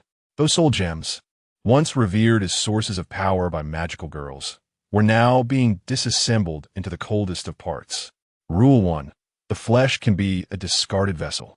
Amidst the smoke of battle, Akemi Hamura's left arm was severed at the shoulder. The severed end did not gush blood as expected. Only a gray-white bone stump stood out, like a branch hollowed by insects. She didn't even glance down as she bent to pick up her severed arm, her finger joints creaking like old door hinges. When the severed arm struck the witch, the close-up captured the deep interior of the severed end. A few strands of gray-black cotton floated out from the bone seams, entangling with the witch's tendrils. It was not a bloody wound, but rather like a torn old doll revealing its already decayed stuffing inside. In the distance, little Kyubi let out a short scream, yet Hamura expressionlessly tore away the dangling flesh from her shoulder. That layer of skin was as thin as paper. When torn, one could even see the rusty gears embedded underneath. Rule 2. 300 meters, the cage of consciousness. When Sayaka's soul gem was snatched away by the witch's familiars, her body stood in the middle of the railroad tracks. The signal light began to flash, and the roar of an approaching train echoed in the distance. Yet there was no reflection in her pupils. The gem trembled violently in the witch's lair. The straight-line distance from her body had reached 297 meters. Slow motion suddenly activated. The lights of the train had pierced through the dusk, and the friction between the wheels and the tracks elongated into a piercing shriek. When the steel beast rolled over her calf, Sayaka's soul gem just broke through the witch's barrier, with only 3 meters left to return. Her body maintained a standing posture, the severed leg bent at an unnatural angle, white bone protruding from her school uniform pants. It was only when the gem touched her palm that the delayed agony erupted like a tsunami. Sayaka rolled on the ties, holding her severed leg. The pain she should have felt 10 seconds ago was now surging through her nerves like molten lava. She looked at the bony severance, suddenly understanding. It turned out even pain needed the soul to acknowledge it. Rule 3. When the gem shatters, existence is erased. In a timeline that Hamura repeatedly traversed, Kyubi's tail flicked lightly. Mommy's soul gem traced a golden parabola in the air. Sunlight passed through the crystal, casting shattered light spots on the ground. No! Hamura's scream was still stuck in her throat when the gem crashed against the concrete pillar at the corner of the street. The moment cracks spread like a spiderweb.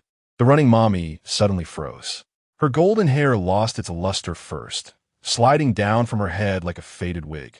The shoulders of her uniform began to collapse, revealing an empty collar. Finally, those eyes that always held a gentle smile, the pupils turned into transparent dust in an instant. As the wind swept around the corner, only a puddle of light, golden fine sand remained on the ground. That was the last evidence of her existence, yet it left no fingerprints behind. Subtitles slowly appeared on the sky, in the cold, hard font unique to terminals. When the gem shatters, the flesh will be atomized within 3 seconds. As if it never existed, cognitive collapse. Are we still human? The bathroom mirror fogged up, and Sayaka's hand holding the blade trembled. The skin on her wrist was as pale as porcelain. She stared at her reflection, trying to find a trace of warmth belonging to a living person. As long as I destroy the gem. She closed her eyes and pressed the blade down hard. The skin tore open like paper, and there was no expected surge of blood. Only a few strands of gray-black cotton drifted out from the cut, landing on the tiles. The reflection in the mirror suddenly became clear. Sayaka's pupils constricted violently, and the blade clattered to the ground. She trembled as she reached out her finger, probing into her wound. What her fingertip touched was not muscle or blood vessels, but a tangled mass of cotton that emitted the scent of rust. With a sudden, forceful tug, the entire mass of stuffing was pulled out, leaving a hollow, circular hole in her wrist. Through that hole, she could see the reflection of the bathroom tiles flickering on the other side. No sound could escape her throat as she looked at her reflection in the mirror, the one with cotton stuffed inside the chest cavity. Suddenly recalling the human models she had seen in anatomy class at the hospital. The fluorescent lights of the fast food restaurant buzzed, and the trays in front of Akko had piled up into a small mountain. 20 burger wrappers were scattered on the ground, and ketchup dragged a grim trace across the table. Look, she grabbed the 21st burger and stuffed it in her mouth, crumbs sticking to the corners. I can eat. I'm digesting. I'm alive. The family at the neighboring table had quietly slipped away, and the staff hid behind the counter, mumbling into the intercom. She ate 3 kilograms of food, yet her belly is still flat, like a bottomless pit. Akemi suddenly stopped chewing. She looked down at her abdomen. Her school uniform, shirt still smooth, even showing the texture of her belt buckle. The food that had been swallowed seemed as if it had never entered her body. The camera suddenly switched to an endoscopic perspective. The stomach pouch looked like a still black bag, food piled up at the entrance, covered with a layer of white frost. There was no stomach acid secretion, no muscle peristalsis. The bread and patties just lay quietly like trash thrown into an abandoned warehouse. She suddenly covered her mouth and rushed into the bathroom, her fingers probing her throat, touching a cold metal valve. Hamura rushed out of the house, clutching the pink soul gem, and the shadow of Kyubi stretched long under the streetlight. The gem was burning in her palm, like holding a red-hot branding iron. Give me back my heart. She hurled the gem at Kyubi, but it deftly avoided the fluffy white mass. Heart. Kyubi tilted its head, its tail brushing against the surface of the gem, creating a ripple of light pink. The sound of your heartbeat is a simulated wave vibration by the gem.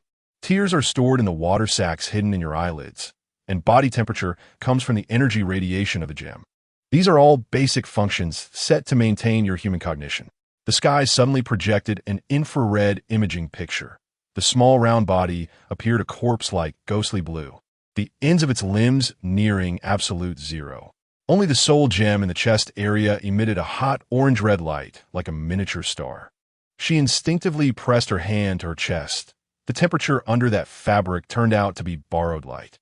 The inhuman elegy on the battlefield, on the steel frame of the witch's barrier, unmelting ice crystals still hung, and Mommy's upper body was pinned to a rusted beam by the witch's tentacles.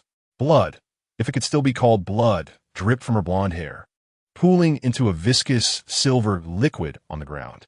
Tiro. A smile still lingered at the corner of her mouth, but her vision was starting to blur. Her lower body twitched 3 meters away on the ground, the gears exposed at the brakes still futilely turning, trying to reconnect. Bullet time stretched this moment infinitely. Mommy's blonde hair floated into the air, transforming into countless golden gun barrels. Fragments of her school uniform reassembled into the streamlined shells of bullets. The silver liquid gushing from her wounds crystallized into flickering ballistic trajectories in the air. Final. The moment the last shell was fired, her gaze crossed the smoke and saw the terrified face of Madoka. It turned out that even death, as a magical girl, had to maintain the posture of a weapon. Countless glass eyes floated in the mermaid witch's barrier, and Sayaka's soul gem had already been covered with thick filth. When Kyoko pressed the crimson gem against the witch's core, she heard the sound of gears jamming from within her own chest. Take it, my last humanity. Her voice was as hoarse as sandpaper rubbing, and smoke began to rise from where the gem touched the witch's core. Her body gradually became transparent in the strong light. skin peeling away like melting wax, revealing the cotton stuffing inside that was burning. The burning cotton had a strange, sweet smell, like the fruit candies her sister had hidden when they were kids. She remembered her father saying during his sermon that martyrs would find redemption in the flames. It turned out that for their kind of existence, even redemption was merely a transformation of energy. When the light of the exploding gem engulfed everything, a liberated arc lifted the corners of Kyoko's mouth. At least this time, she could choose her own way to shut down. Countless fragments of time floated in the temple of the Ring of Reason, and Hamura knelt before the empty altar. The pink gem in her palm was cooling, just like the warmth of Madoka's last embrace. You said you would always be with me. Her nails dug into the surface of the gem, and cracks began to appear on those smooth-cut surfaces. Crack! The moment the gem shattered into powder in her palm, Hamura felt no change at all. Her fingers still remained in a fist, the gears under her skin still turning, even the frequency of her breathing unchanged. The godlike Madoka had already transcended the laws of the soul gem, and even the qualification to be bound by such laws had become a luxury. The roar crashed against the dome of the temple, only to futilely rebound. It turned out that the cruelest punishment was not becoming a doll, but having the qualification to become a doll completely stripped away. Cross-world perspective ghost in the shell world. Motoko stood on the rooftop of the ruins, watching Sayaka's wrist pull out cotton in the sky, her artificial eyes light, ring contracting sharply. She raised her hand to touch the back of her neck, where the interface still retained the coolness of freshly changed lubricant. Her soul was trapped in the gem, even less than a cyborg. She whispered, the wind passing through the vocalizer of her prosthetic body, mixed with the noise of electric currents. At least my brain in the tank can still freely choose whether to acknowledge its own existence. Behind her, Badu handed her a hot coffee. The water droplets on the cup condensed and slid off her artificial finger. This body can simulate sweat, but cannot simulate the momentary heartache of humans facing the tragic fate of their kind. Blade Runner 2049 in an abandoned cinema. Kei watched the image of Sayaka pounding her chest and suddenly punched his left chest. A muffled sound of gears turning came from beneath the synthetic skin, a stark contrast to the warmth of his mother's embrace in his memory. Baseline test, he muttered, his fingertips tracing the hollow eyes of Sayaka on the screen. Those things he once thought were proofs of humanity, the longing for joy, the admiration for Deckard, the sensation of snowflakes. Were they merely higher-dimensional programs set by QB? The wooden horse in his pocket jabbed into his thigh, and that rough texture suddenly seemed suspicious. Harry Potter world. At the top of the astronomy tower in Hogwarts, Dumbledore extinguished the flame projection cast by the Phoenix Fox. The image of Mommy turning to ashes in the sky reminded him of the destruction ceremony of the Horcruxes. It was 100 times more brutal. The Horcruxes at least preserved fragments of the soul. He turned the black gem on his ring, his voice carrying rare weariness, while they had even been stripped of the qualification to exist as ghosts. Snape's black robe stirred in the shadows. No one saw his clenched fist. Those memories of Lily, those moments of heartache, had turned out to be a luxurious fortune. Westworld in the Tavern of Sweetwater. Dolores crushed the white dove model in her hand. The wood shavings leaking from her fingers resembled the cotton pouring from Sayaka's wrist in the sky. They are more exquisite dolls. She looked at her own calm blue eyes in the mirror, remembering Dr. Ford's last smile, our master is code. But their master is a stone. Even the object of rebellion is so humble. The artificial sun outside was setting. She touched her chest, where the artificial heart was still beating regularly. It turned out that being able to feel the anger of being manipulated was already the first step to awakening. The sky darkened at that moment, leaving only the last line of subtitles, like an inscription on a tombstone. When proof of existence requires pain and bloodshed for confirmation. Are we truly alive, or have we long been dead? Fourth world, the magical girl contract. Its despair has penetrated the disguise of fate, rooting itself in the deception and plunder of hope itself. Soul-stripping, existence zéroing. This is not sacrifice, but a cruel hunt packaged as redemption. Chapter 19, the inevitable fate of becoming a witch. Seeds of hope, buds of despair. The sky tears apart the pink illusion. directing the lens towards the ultimate fate of magical girls. Those hands that once tightly grasped hope will eventually bury themselves in the soil of despair. Mami Tomo. The perfect cage of loneliness in the golden barrier, ribbons entwine around Madoka and Sayaka's wrists like venomous snakes. Mami's pose as she raises her gun is as graceful as a performance, yet the gun's muzzle presses against Madoka's forehead, the lace of her dress still stained with the blood of the previous battle. "I'm sorry, but I'm too scared to fight alone." Her voice is steady without fluctuations, yet the black spots on the surface of her soul gem are spreading at a visibly rapid pace, like ink dropping into clear water. When the sound of cracking breaks the silence, she suddenly laughs, the tears in her eyes instantly replaced by madness. "Come with me to hell, friend." The close-up shot suddenly zooms in. Thick black mud gushes from the cracked gem, dripping from her fingertips and forming twisted symbols on the ground. Mami's smile stretches to her ears, her once exquisite dress transforming into a shroud wrapped in bandages, each bandage seemingly hiding countless struggling hands. The witch named Lonely Puppeteer Charlotte is born in that moment, and countless bandaged puppets emerge from the gaps in the barrier, their faces stitched like broken dolls, biting at Madoka with childlike laughter. The entire barrier suddenly deforms, becoming an operating table covered in stitches, with Mami standing in the center, the most perfect head surgeon. Sayaka Miki, the rotten fruit of justice beside the rain-soaked tram tracks. Puddles reflect Sayaka's curled figure. She buries her face in her knees, the sapphire in her hand murky like it's covered in soot, the sound of Kyusuke's laughter while playing the violin echoing in her ears. There's no me in that laughter, only the figure of Itomi handing water. "I'm such a foolish champion of justice," she mutters, her fingertips digging into the surface of the gem. In the next moment, the gem suddenly expands violently, blue light and black mist intertwining within. In slow motion, the gem explodes into countless shards, each reflecting her tear-streaked face. The fabric of her school uniform tears, revealing silver scales underneath, her legs merging in excruciating pain, ultimately transforming into a fishtail covered in slime. Her wail bursts from her throat, becoming the shrill song of a siren, the tracks and rebar twisting in response, forming a massive harp in the air, each string taut with the cries of the dying. The moment the witch named Siren's Lament Octavia descends, seawater erupts from the gaps in the tracks, instantly submerging the entire barrier. The bodies of the drowned float on the surface, their arms outstretched, swaying with the song. Tears seeping from their eyes, solidifying in the air, turning into sharp pearls that pierce every being that tries to approach. The Fallen Ritual, from hunter to prey. Rule 1. Pollution is irreversible in the abandoned church. Kyoko presses the seed of lamentation against Sayaka's soul gem. The black mist is forcibly sucked in, the gem briefly regaining its deep blue, but in just 3 seconds, the murk that had settled within surges up like tar, covering the crystal once more. Useless.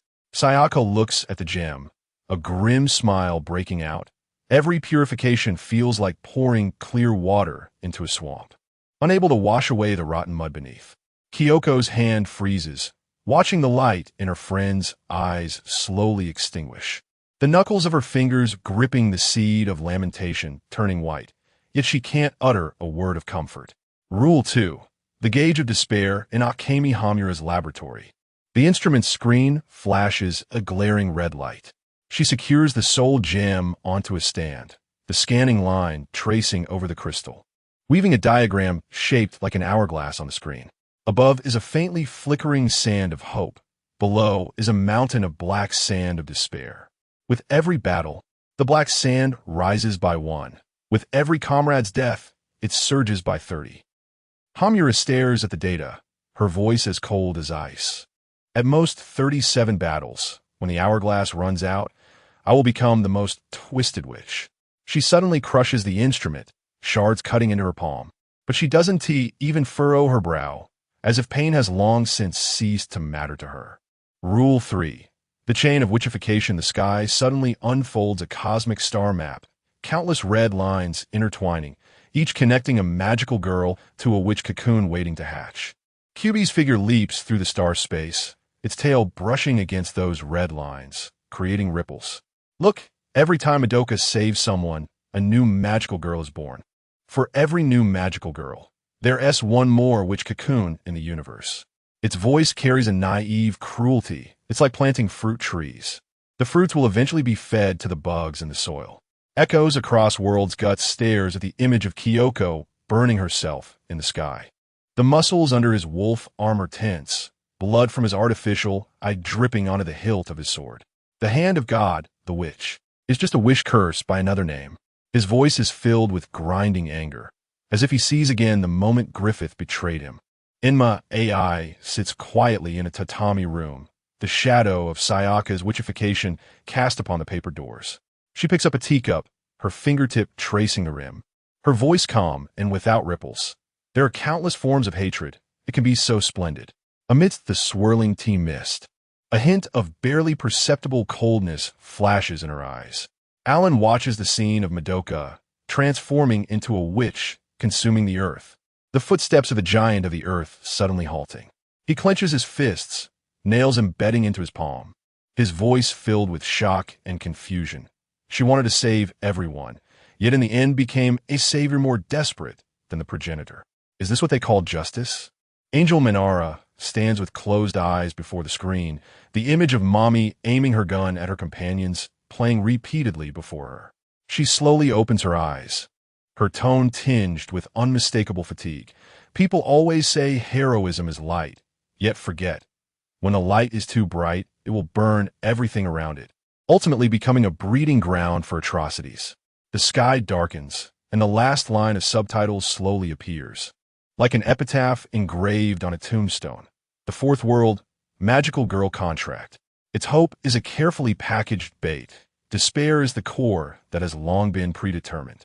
The birth of witches is not for destruction, but rather a wish that was written from the very beginning. The inevitable conclusion. Chapter 20. QB's absolute indifference. Sweet trap. The sky tore open the depths of the universe. QB's white figure floated among the stars, its tail swaying like a precise measuring device. Its red eyes reflecting countless falling magical girls. Its voice carried a childlike innocence, yet each word was laced with ice. Come and see. The secret to the universe's continued existence is hidden in these wishes. Custom-made traps by the windowsill. Madoka Kanami's tears splattered onto her textbook, blurring a small patch of ink. QB lightly jumped onto the desk, its red eyes just reflecting her red eye sockets. As long as you sign the contract, you can save that child who keeps reincarnating. She has already died for you many times. The pink-haired girl's fingers trembled as they traced the contract runes, and in the moment the soul gem crystallized in her palm. QB quietly licked its paw, whispering in a voice as tiny as a mosquito. Humans are such efficient energy converters. Even the emotional fluctuations during hesitation can be stored in advance. The wind on the hospital rooftop carried the scent of disinfectant. Sayaka, Mickey clutched Kyusuke's concert ticket, her knuckles turning white. QB tilted its head to look at her, its tail sweeping across the rooftop railing. Trading your life for his ability to play the violin again is quite a bargain. I sent it. After all, you are a messenger of justice. As the blue soul gem took shape, an invisible screen behind QB suddenly lit up emotional fluctuation value. 87, exceeding the estimate by 12. A glimmer of satisfaction flashed in its red eyes, as if it had found a richer prey. Emotional dynamics report a holographic projection suddenly enveloped the sky. QB's voice echoed through the universe. What you think of as emotion is merely the highest quality energy raw material. In the visuals, when Mommy Tomo signed the contract, the long-buried loneliness transformed into golden energy streams, pouring into unknown realms through the cracks in the void. When Kyoko Sakura wished to save her father, her shattered faith crystallized into a crimson gem, flickering in the darkness. The pain of Hamura Akemi's hundreds of reincarnations was, on a cosmic scale, twisted into spiral entropy-reducing energy, each loop carrying heart-wrenching cries. Do you know? QB's figure suddenly enlarged, occupying half of the sky, when the concentration of despair reached the threshold. The converted energy could sustain 100 million stars for 3,000 years. Your tears and suffering are the power banks of the universe. Laboratory observation log. Are we just batteries? Mommy Tomo grasped Kyubi by the neck, her golden eyes filled with a crimson of collapse. The black spots on the surface of the soul gem were spreading at a visible speed, black sludge dripping through her fingers. Kyubi's throat was squeezed into a distorted shape, yet its voice remained eerily steady. To correct you, it's a renewable, eco-friendly battery. After all, the energy can be recycled after becoming a witch. How efficient. The scanning data from the mechanical compound eyes materialized in the air. Mommy's soul gem pollution value surged from 68 to 92. Energy conversion efficiency increased by 300. In the ruins, Sayaka Mickey's sapphire had become so murky that its luster was unrecognizable. She screamed at Kyubi, her voice filled with blood and foam. Our suffering. What does it mean to you? Kyubi sat leisurely on the broken wall, licking its paw. It is a necessary parameter for maintaining the universe's heat death. Just like you need to add water to make coffee, we need despair to sustain the universe. It's a simple principle. In a close-up shot, in the moment Sayaka's tears fell, the mermaid witch's scales pierced her skin. Dark energy erupted explosively, directly bursting the measuring device in Kyubi's hand. The red alarm echoed harshly in the void. Interdimensional echoes. Tomoko gazed at the image of the cosmic energy factory in the sky, the mechanical voice rarely trembling. Lord, they understand better than we do how to harvest civilizations. Even wishes, the softest things, can become traps for hunting. Doctor.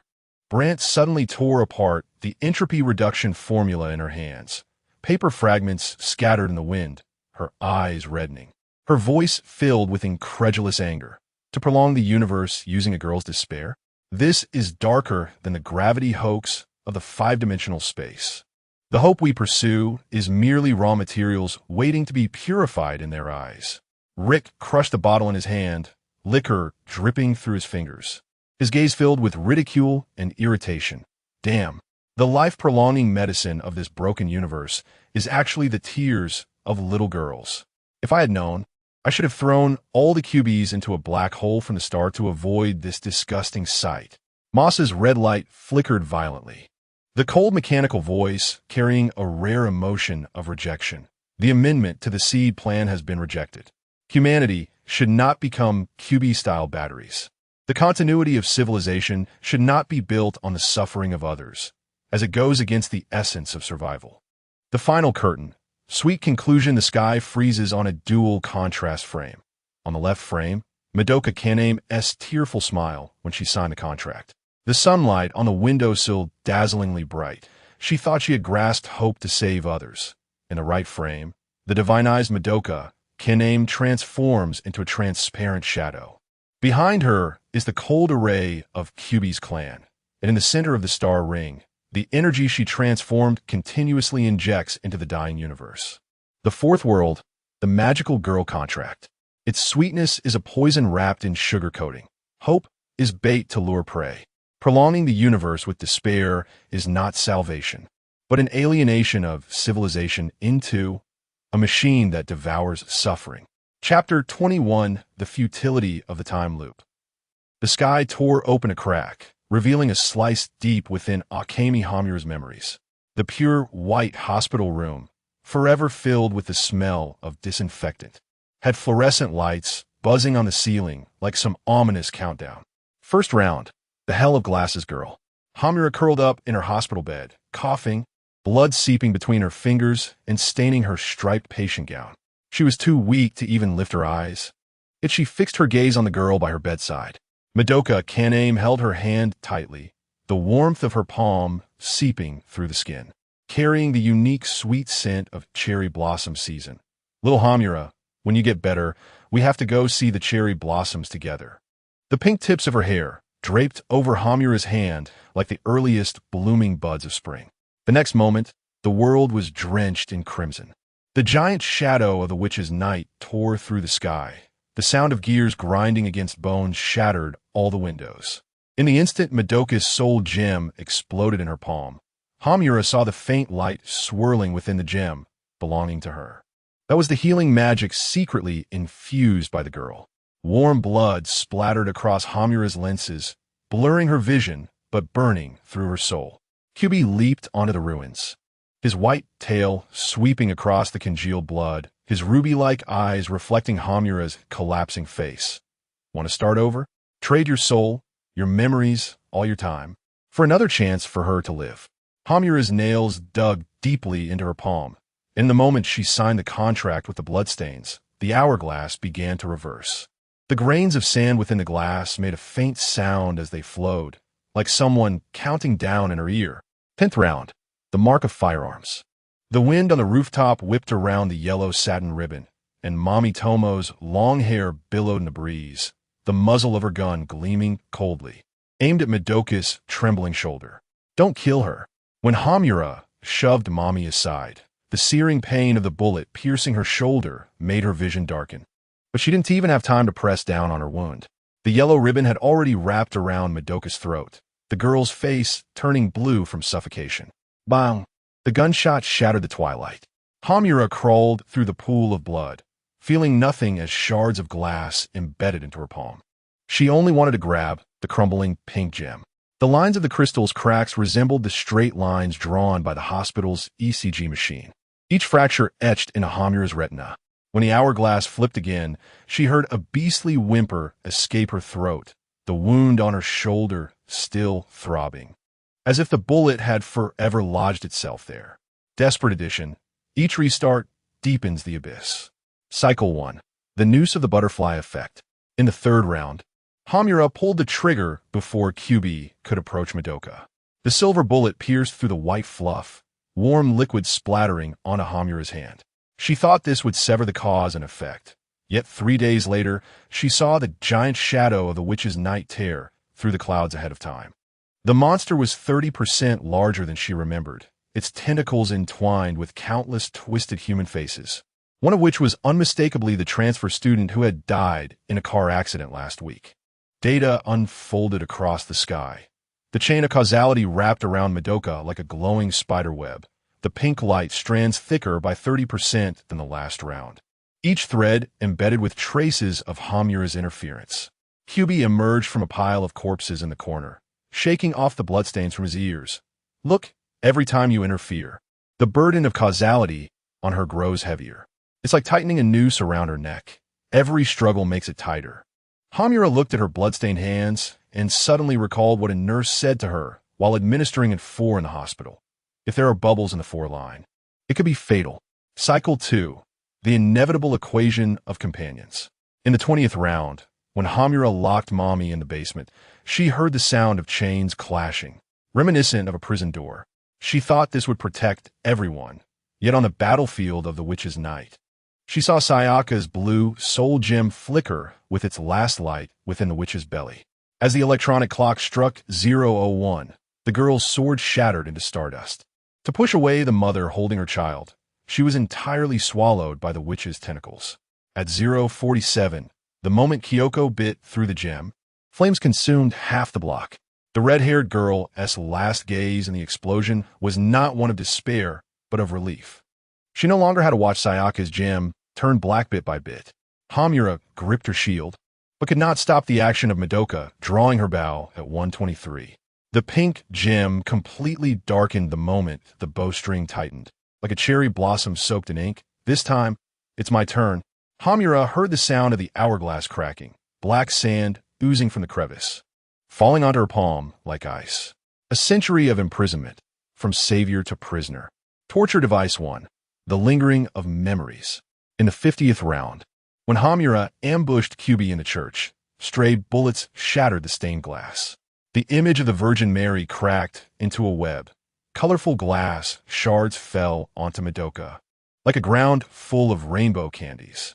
The girl stepped back in terror, her hands shielding her chest. Who are you? These 4 words pierced Hamura's temple like an ice pick. Her mind instantly exploded with countless images. The bento box Madoka handed her under the cherry blossom tree, the blurred remnants of limbs within the witch's belly, the arrow of cosmic law piercing through the girl's chest, Sayaka's painful scream when she transformed into a witch in the 37th round, the last piece of cake shared under the cherry blossom tree in the 42nd round. Countless faces of Madoka burned into her retina, so hot she wanted to dig her eyes out. Torture Device 2. The Rust of Emotions. In the 79th round, as Sayaka's cries for help pierced her eardrums, Hamura was calibrating the scope of her sniper rifle. The blue-haired girl was ensnared by the witch's vines, half her body already engulfed in shadow. "Little Hamura, save me." Hamura expressionlessly pushed away her outstretched hand. The moment her fingertips touched the girl's skin, she felt not a trace of warmth. "Don't get in the way." As she stepped over the girl's body, torn apart by the witch, the sound of her heels crunching on shattered bones was very light, as if stepping on crushed cookies. When the gun barrel pressed against Madoka's nape, she saw the girl's pink-haired tips trembling in the wind. "This time, I'll end it myself." The moment she pulled the trigger, Hamura's soul gem emitted a piercing hum. The scan image unfolded across the sky. Within the purple gem, the area representing humanity had shrunk to 3. The remaining space filled entirely with black despair, like a starry sky polluted by oil. The 100th reincarnation, the sacrifice on the altar. Final stage, the birth of the ring theory. On the ruins of the witch's night, when Hamura's shield shattered into its 37th piece, she finally realized she could never win. Each cycle was like adding weights to one side of a balance, while the other side, Madoka, had long been suffocated by the weight of causality. Madoka's grip on the bow was light, as if holding a bouquet of fragile cherry blossoms. Her soul gem was as black as the abyss of the universe, yet reflected all the memories of the cycles. "Little Hamura, I see everything you've done for me." The chain of causality unfolded behind her as a holographic projection, millions of pink light strands converging in her body from all realms, like countless hands lifting her towards the divine throne. Among those light strands were the people she saved, the witch she purified, the fates she changed, all ultimately becoming a part of her. "Be happy, little Hamura." As she smiled and dissipated, the last pink shard fell into Hamura's palm, cold as the first snow. Hamura's sentence. In the temple, the brilliance of the ring theory penetrated everything, yet could not illuminate the abyss at the bottom of Hamura's eyes. She knelt before the empty divine throne, the pink gem in her palm gradually cooling. When the last trace of warmth disappeared, the hourglass collapsed with a thunderous sound. Kyubi's voice emerged from the shadows, soft as a lover's whisper. "Her happiness is to save the universe. Your happiness is to protect her." What a perfect death loop. The moment the black sand swallowed the purple gem, all the fragments of the hourglass floated in the air, reassembling into the shape of a cage. Which name? Paradox of Time in Hell. Hamura opens her eyes in the shadow of the temple. Those eyes hold no anger, no sadness, only a dead silence of nothingness, like a starry sky forgotten by time. Beginning world. Li Shiqing watches the cyclical image of flames. Her phone drops. It turns out, the loop is a more cruel torture than death. Edge of tomorrow. Cage shatters the time reset device. At least my cycle has an end, and she is forever trapped in an unsolvable equation. Interstellar. Cooper pounds on the bookshelf in 5-dimensional space. Murphy. Don't become a godlike little round. Demon Slayer. Akaza laughs maniacally and shatters the ground. Infinite rebirth? Haha. This is clearly the highest level of punishment in hell. Final curtain. Tombstone of the Ouroboros. The sky burns with a century-long trajectory of flames. Hand-holding on the sickbed. First cycle. The imprint of guns and shields. 10th cycle. The muzzle under the stained glass of the church. 79th cycle. The collapse of the temple's hourglass. Final cycle. The 4 overlapping images connect end to end, forming a self-consuming M-bias strip. When restart becomes a proliferator of despair. Hope becomes the most exquisite lock of the time prison. When restart becomes a proliferator of despair. Hope becomes the most exquisite lock of the time prison. In the last moment, as the sky darkens, someone sees that within the purple witch gem, there is embedded a piece of eternally blooming pink cherry blossom. Chapter 22, The Original Sin of Kindness in the Graveyard of Memories. Radiation value of kindness. Redemption is destruction. The sky splits open. The fate of Madoka can name on a cosmic scale. Pink particles explode in the darkness, devouring stars like cancer cells. A chain reaction of goodwill. The fluorescent tubes in the convenience store shatter under the witch's claws and amidst the glass shards.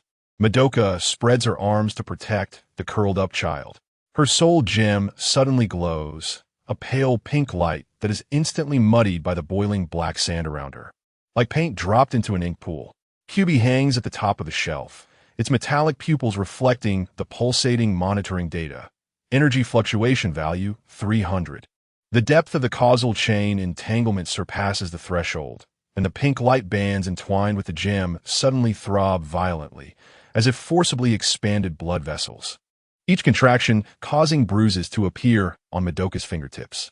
The stained glass of the church dome has long been blasted open by magic. Moonlight trickles down, flowing over Madoka's trembling bow. "Stop it!" she cries out to the confronting Akemi. "We shouldn't kill each other." Before her words fall, the energy graph explodes in the sky. The act of persuasion presses the self-destruct button, and Akemi's despair instantly transforms into black sand, flowing into Madoka's gem along the bowstring. The countdown numbers of the witch fluctuate wildly. The red light of 72 hours stabs the eyes painfully, as if mocking. Every attempt to close the distance with goodwill only tightens the spring for ultimate destruction. The formula for cosmic-level destruction unfolds in a holographic projection in the void, the cold formula hovering before Madoka's astonished face. World destruction energy, kindness, purity, redemption count. QB's tail sweeps across the screen, and the numbers change accordingly. Look, when she saved those children in the convenience store, the world destruction probability was only 17. But when she comforts dying patients in the hospital, helps fallen elderly at the street corner, stands up for bullied classmates at school, the scene suddenly switches. The witch Madoka's skirt spreads like a black hole. The earth shrinks beneath her knees into a glass marble.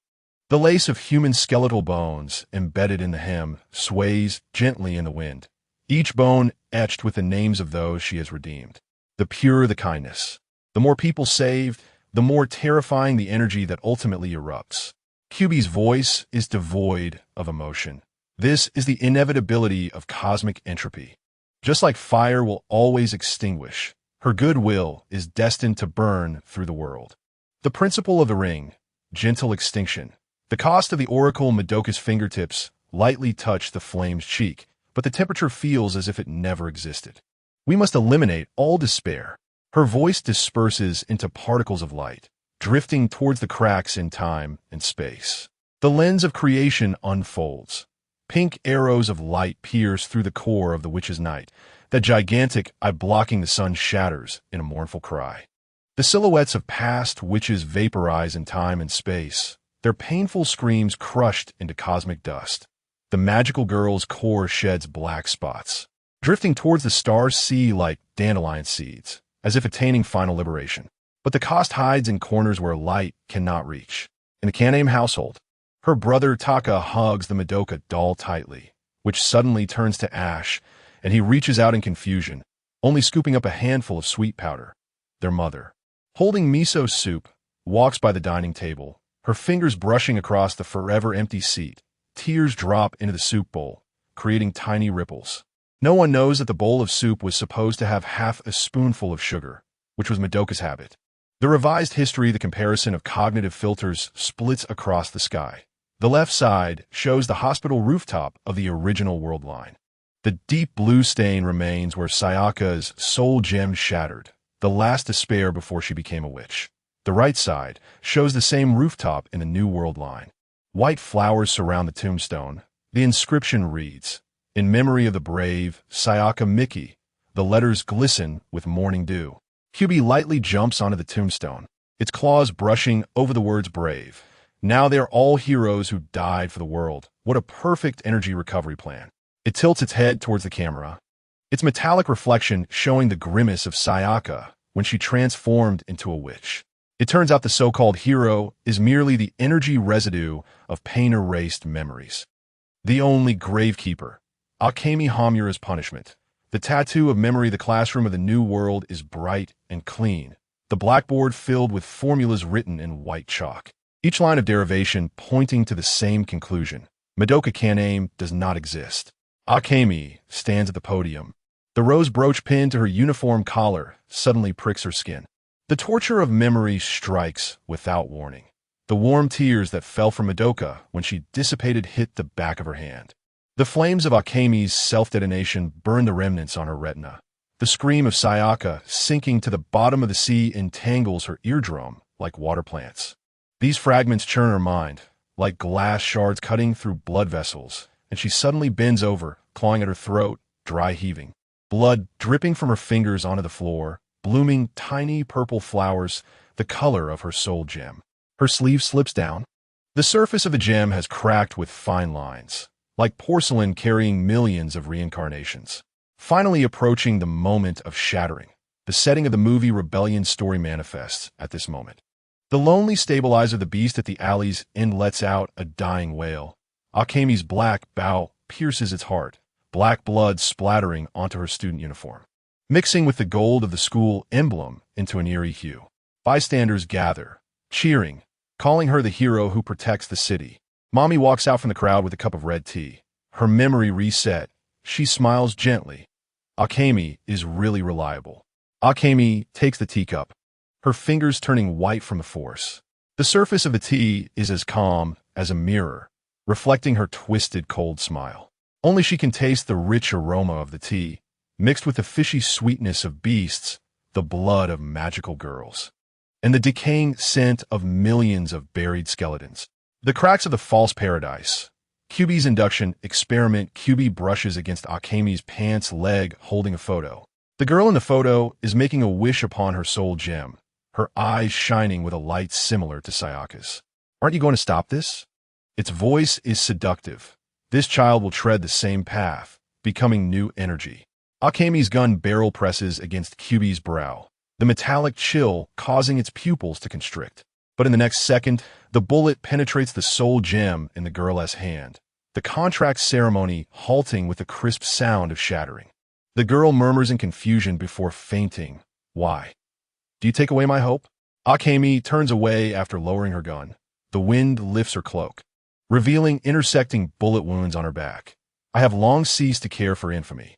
Compared to letting her repeat despair, bearing the name of killing hope is, in fact, the gentlest mercy. The betrayal of the temple, the hall of the principle of the ring, is as pure as paper. Madoka's statue smiles down upon all beings. When Akemi bursts in, light particles explode at her feet. She tears at the statue's robes, her purple hair dancing wildly in the airflow. You give them false peace, yet trap me forever in the hell of truth. The soul gem scanning diagram suddenly appears inside the purple gem. The golden chains representing the constraints of the principle of the ring are being gnawed by black sand. The speed of the cracks spreading grows faster and faster. Witch transformation progress. 71 blinks in the corner, like the countdown of death. Her resistance is accelerating her own destruction. On the ruins of Avengers Endgame, Bucky touches his mechanical arm, the coldness of the metal reminding him of the frozen years, the feeling of being forgotten by the whole world. I understand that girl's madness. In the control room of the Wandering Earth, Moss's red light flashes. Data streams pouring down like a waterfall, detecting a paradox of ethics similar to the Fire Seed plan, trading individual collapse for group survival. Final act. Kind tombstones and the bouquet of a madman. The curtain finally splits into 3 scenes. On the left is a street corner of the old world, where Madoka signs a contract to save a stray cat, the beginning of kindness gentle like the spring sunshine. In the middle is the hem of the witch's skirt, wrapping the earth as it slowly sinks into darkness, the end of kindness grotesque like an abyss. On the right is the celebration of the new world, flames igniting grenades in the fireworks.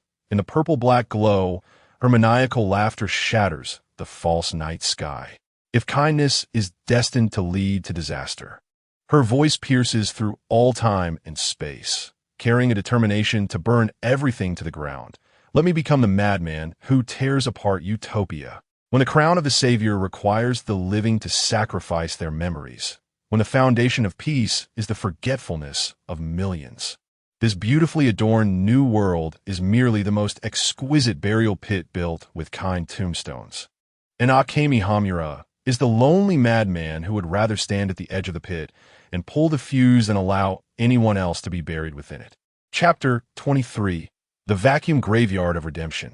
The remnants of Witch's night burned in the wind, rebar twisted into desperate arcs. Madoka Kaname, barefoot, stepped on the searing rubble, her skirt long stained deep gray by black sand, but her eyes shone with astonishing brightness. Kyubi crouched before her, its tail lightly brushing over the bloodstains on the ground, its metallic voice echoing above the ruins. Have you thought it through? Every wish comes with a price. Little Madoka's fingertips touched Kyubi's cool fur, and at that moment, the wind suddenly stopped. I want all witches to be eliminated before they are born. Her voice was soft, yet it sliced through the silence of a universe like a knife, including all witches in the past, future, and every parallel universe. The moment the contract took effect, pink light burst from her chest. In the distance, in the Kaname family's living room, Hamura Akemi was lost in thought while holding an album. One page contained a photo of little Madoka just after her birth, a beautifully crafted baby wrapped in swaddling, smiling with toothless gums. But at the instant the light burst, the baby in the photo began to fade away like it had been erased with an eraser, gradually turning into a blank piece of photo paper.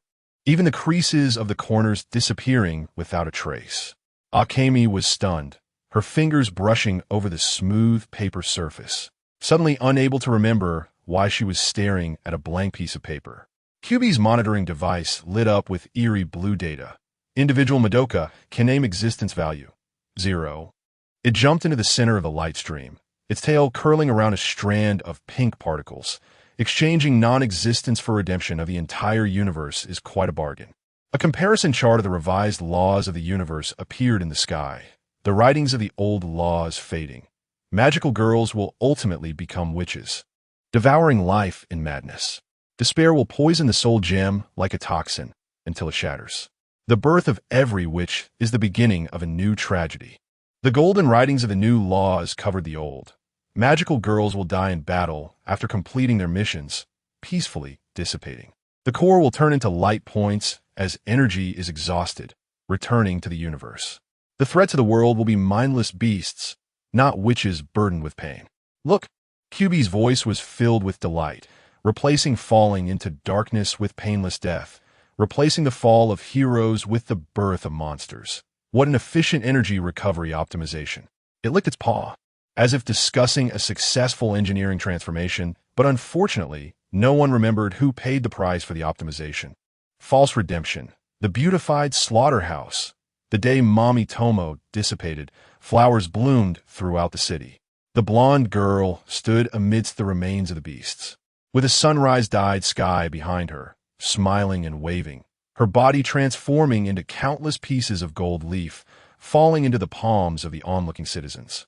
People cheered and tossed flowers, white chrysanthemums and roses weaving into a sea of blooms in the wind, and a monument was quickly erected, inscribed with the hero who protected the city, Mommy Tomo. But Hamura Akemi stood on the outskirts of the crowd, her retina repeatedly flashing back to another scene. In an old-world department store, Mommy was cut in half by a witch, bright red blood splattering onto the chocolate on the shelves, her body hanging in two pieces from the steel framework, organs in her abdomen drooping like dark red ribbons. The gear-like witch's emblems spinning in her shattered soul gem. That was the truth, crushed, disinfected, and repackaged into the truth of glorious sacrifice by the new laws. At the Kaname family dining table, Tatsuya held up a crayon drawing, cheering, "Mom, look, I dreamed of an angel with pink hair, and she glows." The drawing depicted a crooked pink silhouette, surrounded by stars colored in with crayons. As Akemi's finger touched the drawing paper, it suddenly trembled violently. The moment she saw the pink silhouette, her heart felt like it was gripped by an invisible hand, and a sour lump surged in her throat. But in the next second, she abruptly turned around and grabbed an onion from the cutting board, starting to chop it. Tatsuya's imagination is so cute. Her voice carried a deliberately cheerful tone, tears mixed with the onion's juices rolling down, dripping onto the cutting board. "Are you almost done? It's time for dinner." The sky shifted to her brainwave scan. In the depths of her subconscious, a pink-haired girl's shadow was running, but was entangled and crushed by countless golden chains of law, each shattering, causing Akemi's temples to throb. The new laws not only modified history, but also installed a program in the minds of everyone related to Madoka to automatically erase abnormal memories.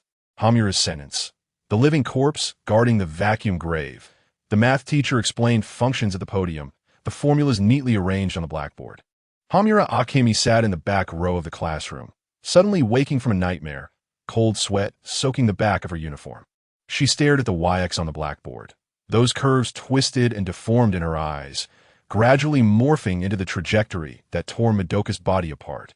At the apex of the parabola was the smiling face of Madoka as she dissipated.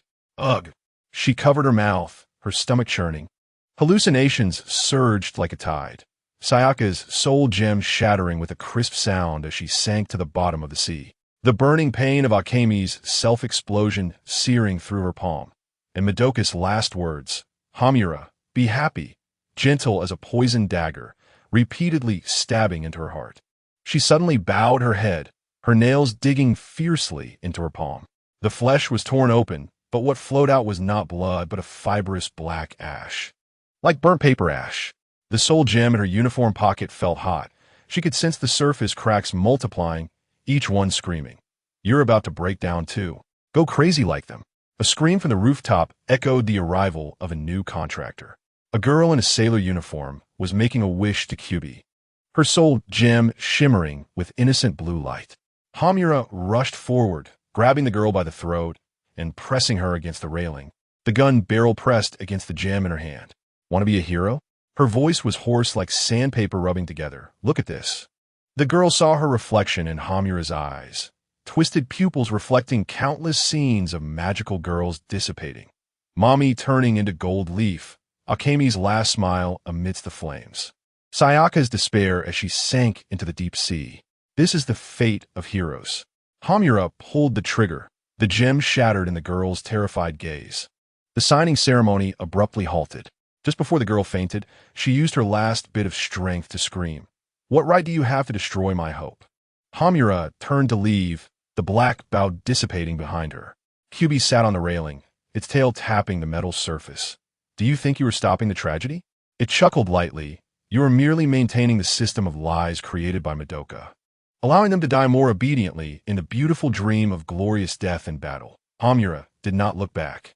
Her shadow was elongated by the sunset, like a chain dragging on the ground. The Temple of the Ring, the most magnificent tomb of attire, the Temple of the Ring of Law was built of pure light, with no walls, no roof. Only countless beams of law flowing in the air, weaving the outline of the universe. In the center of the temple stood a statue of Madoka, her pink hair cascading like a waterfall, a compassionate smile on her face, just like the last moment in Hamura's memory. "You said you saved everyone." Hamura's voice echoed in the temple, filled with a madness suppressed for too long. "But what about yourself?" She rushed forward, tearing at the statue's garments. The fabric made of light shattering in her hands, turning into specks of light. "You made them forget their pain, made them think they were heroes. But you aren't even remembered to have existed." The fragments of the statue reassembled in the air, reflecting two faces. The left half was the smiling ring of law, its gaze hollow as if soulless. The right half was the witch-turned Madoka, dripping black saliva between her fangs, her skirt entangled with the remnants of the earth. Divinity and humanity tore apart in that moment, exposing the hideousness behind redemption. "Everyone is happy this way." The phantom of Xiao Yuan emerged from the light band, her voice ethereal like an illusion. "Flame, this is enough." "Not enough." The soul gem of flame suddenly exploded with black mud, purple-black slime flowing down her fingertips, corroding the ground of the light construct. "Trade your non-existence for their peace. This is not redemption. It's a transfer of despair." She pointed at those light bands.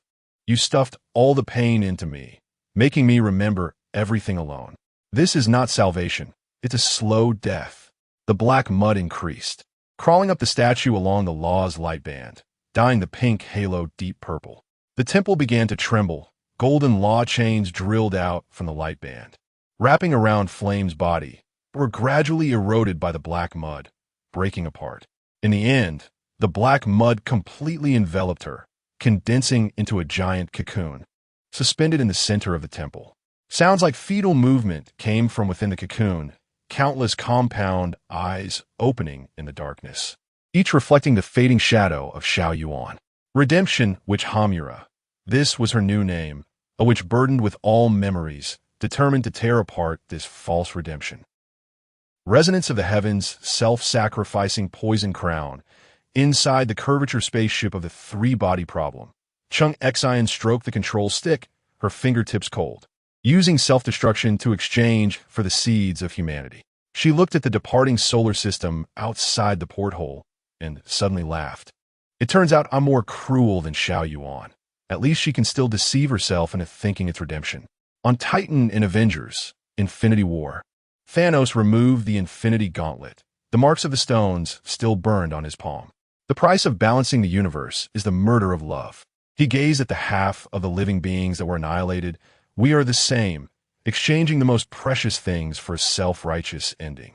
In the ruins of Chainsaw Man, Denji laughed wildly while holding Pachita's corpse, tears mixed with blood rolling from the corners of his eyes. What a bunch of bullshit about salvation. It's just exchanging dead people for dead people that look prettier when they die. Whether it's Yuan or me, we are all self-deceiving fools. In the desert of Dune, Paul Atreides knelt on the sand, spitting blood. His ability to foresee the future made him see countless endings, each filled with sacrifice. Foreseeing the future to save the race, he screamed while pounding the ground. This redemption cuts deeper than a knife, devours more than a sandworm. The finale, the Mobius noose of redemption, the curtain ultimately froze on 3 scenes. On the left is the moment of wishing, Xiao Yuan reaching out her hand in the flow of light, her fingertips turning to particles the moment they touched flame, leaving an eternally unclosable gap. In the middle is the celebration of a new world, flames standing under fireworks, her fingers gripping the pin of a grenade. The smiling faces of the crowd twisting in her eyes into wails. On the right is the cocoon room of the temple. Hundreds of compound eyes opening in the black mud, each reflecting the last second of Xiao Yuan's disappearance in different world lines. When redemption requires the name of a sacrificer as an epitaph, sacrifice becomes the fuel for the perpetual motion machine of despair. Chapter 24. The Eternal Cycle of Despair. The sky suddenly tore apart, revealing the circular temple pierced by Akemi Hamura's black wings. It had once been the embodiment of the laws of the universe. But at this moment, it resembled a shattered kaleidoscope, divine light flowing through the crack and coalescing into broken stardust. The truth of the ribbon barrier, Hamura's black wings, like a swarm of obsidian blades, tore 5 bloody gashes in the divine light. She traversed the thorny bramble of intertwined laws, her fingertips finally touching the figure floating at the center of the sea of light. As she forcefully extracted the small circle from the flowing golden laws, the light splashed like a severed artery, burning a charred hole in the cosmic canvas. I don't want you to be the savior of the universe. Hamura's voice was hoarse, like metal grinding, the bone spurs on her black wings turning white from exertion. I want you to live, to eat convenience store bento that's about to expire, to secretly sleep in math class and get tapped on the head by the teacher, to complain about school uniforms not drying in the plum rain season. The cost became visible behind her, unfolding with a thunderous roar. The originally transparent and pure white universe was being entangled layer upon layer by countless scarlet ribbons. The ends of the ribbons were embroidered with tiny magical circles, each thread consuming the faint light from distant galaxies, ultimately binding the entire universe into a delicate birdcage with a diameter of 1,000,000 light years. The walls of the cage flowed with false nebulae, and upon closer inspection, they were composed of countless repeated pixelated light points. Outside the cage, the blue-green earth floated in the vacuum. Humans walked into cities like marionettes, office workers bowing mechanically, students reading in unison, couples synchronously exchanging kisses. Their pupils lacked focus, and each of their necks was connected to a transparent ribbon leading to the interface of the cage wall. In the center of the cage, the small circle slept within a translucent pink crystal. She wore a middle school uniform, her hands folded in front of her abdomen, tears frozen into diamonds on her eyelashes. And the light spot on her forehead, which once symbolized the principle of the circle, was slowly being consumed by the black patterns spreading within the crystal. Despair's malignant transformation, a holographic projection of a report from QB, suddenly appeared in the void. 3 pairs of red pupils sliding across the report page. New World Energy Flow Chart. The magical girl's hope energy conversion rate plummeted by 30. The light that once purified the entire city could no longer even light up street lamps. The bullets fired from Mommy Tomo's flintlock transformed into light points and dissipated mid-air. And as she leaned on her hat and smiled wryly, a shadow passed over her soul gem. Humanity's daily anxieties and jealousies were expanding geometrically. Arguments in the subway over giving up seats would crystallize into black crystals the size of fingernails. In the malicious comment section of influencer live streams, black crystals grew like moss. Even elementary students' frustrations over poor exam results could cause needle-like black crystals to sprout from their desks. The total amount surged by 1,700 compared to the old world. From the accumulation of crystals emerged a new type of magical creature, the nightmare, resembling a melting wax figure, dragging a long tail made of mobile phones, bills, and test papers. They lurked in the air-conditioning ducts of office buildings, roamed in the kitchens of family homes at midnight, feeding on the unspoken negative emotions of humans. Last night, a nightmare crawled into a single mother's closet, crystallizing her worries about her child's tuition into a fist-sized black crystal. And when she woke up, she simply felt inexplicably fatigued. QB squatted atop a mountain of black crystals, pinching a piece and tossing it into its mouth, the crunch echoing in the void. Look, you just renamed Witch to Nightmare. Despair never disappeared. It just changed hosts. Behind it, countless QBs were using straws to insert into the back of humans' necks, compressing emotional energy into cans. Rebellious Hamura, from prisoner to guard. The ceremony of the demoness birth. Hamura stood before the crystal, her fingertips tracing the cracks on the surface of the soul gem. The gem that had once reflected countless cycles was now oozing thick black mud. She suddenly crushed the gem in her palm, the shards transforming into a thorny crown that settled atop her silver hair. If hope inevitably breeds despair, let the whole world be the kindling for despair, leaving only you as the rose in this false paradise. Her body transformed as if unfolding in slow motion. The blue and white school uniform curled and burned in the black flames, morphing into a tight-fitting black latex suit. With blood vessel-like red light flowing across the fabric, a black hole constantly shrinking at her heart. Her waist-length purple hair visibly faded to silver, the tips sprinkled with glowing sparks that rose and fell with her breathing.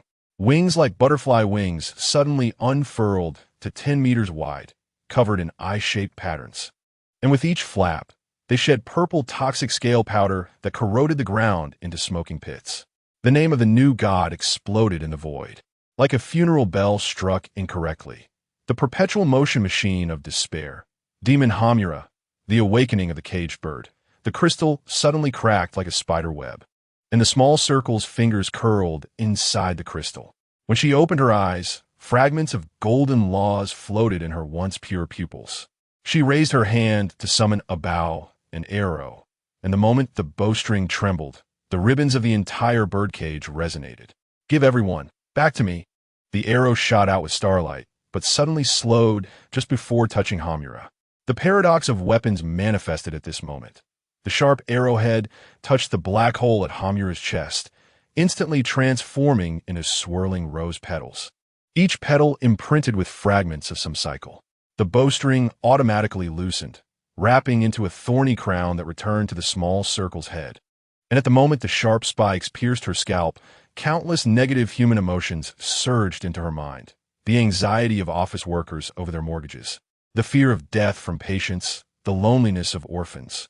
Hamura stepped forward, her fingertips brushing the tear at the corner of the small circle's eye, capturing that tear between her lips. The world you are saving is rotting beneath your feet. She opened her palm, revealing a black crystal the size of a pigeon egg, within which reflected the shattered dinner of a family due to unemployment. Proof of the eternal cycle, human factory assembly line. The overhead camera slowly pulled back, revealing a chilling scene. In the cubicles of office buildings, white-collar workers mechanically struck their keyboards, and each time they typed a word, half a black crystal would sprout in the corner of their workstations. When they were anxious about KPIs, the black crystals would automatically embed themselves into the desks, connecting with the crystalline network below. In the kitchen of an apartment, a housewife stared at her husband's flirty text messages, suspicion spreading like mold on her shoulders, eventually solidifying into black crystals that crawled over the dining table. Her hands grew increasingly forceful while chopping vegetables. The sound of a knife hitting the cutting board overlapping with the crackling sound of crystal growth. In the examination room, a student clutched his hair, staring at the test paper, despairing powder seeping from his pores and accumulating into fine sand under the desk. When he gave up on answering the paper, the powder suddenly solidified into needle-like crystals, piercing through the sole of his shoe and drilling into his veins, yet he remained oblivious, staring numbly out the window. Cubies in suits pushed collection carts through these scenes, using tweezers to collect the black crystals into glass bottles labeled with energy level.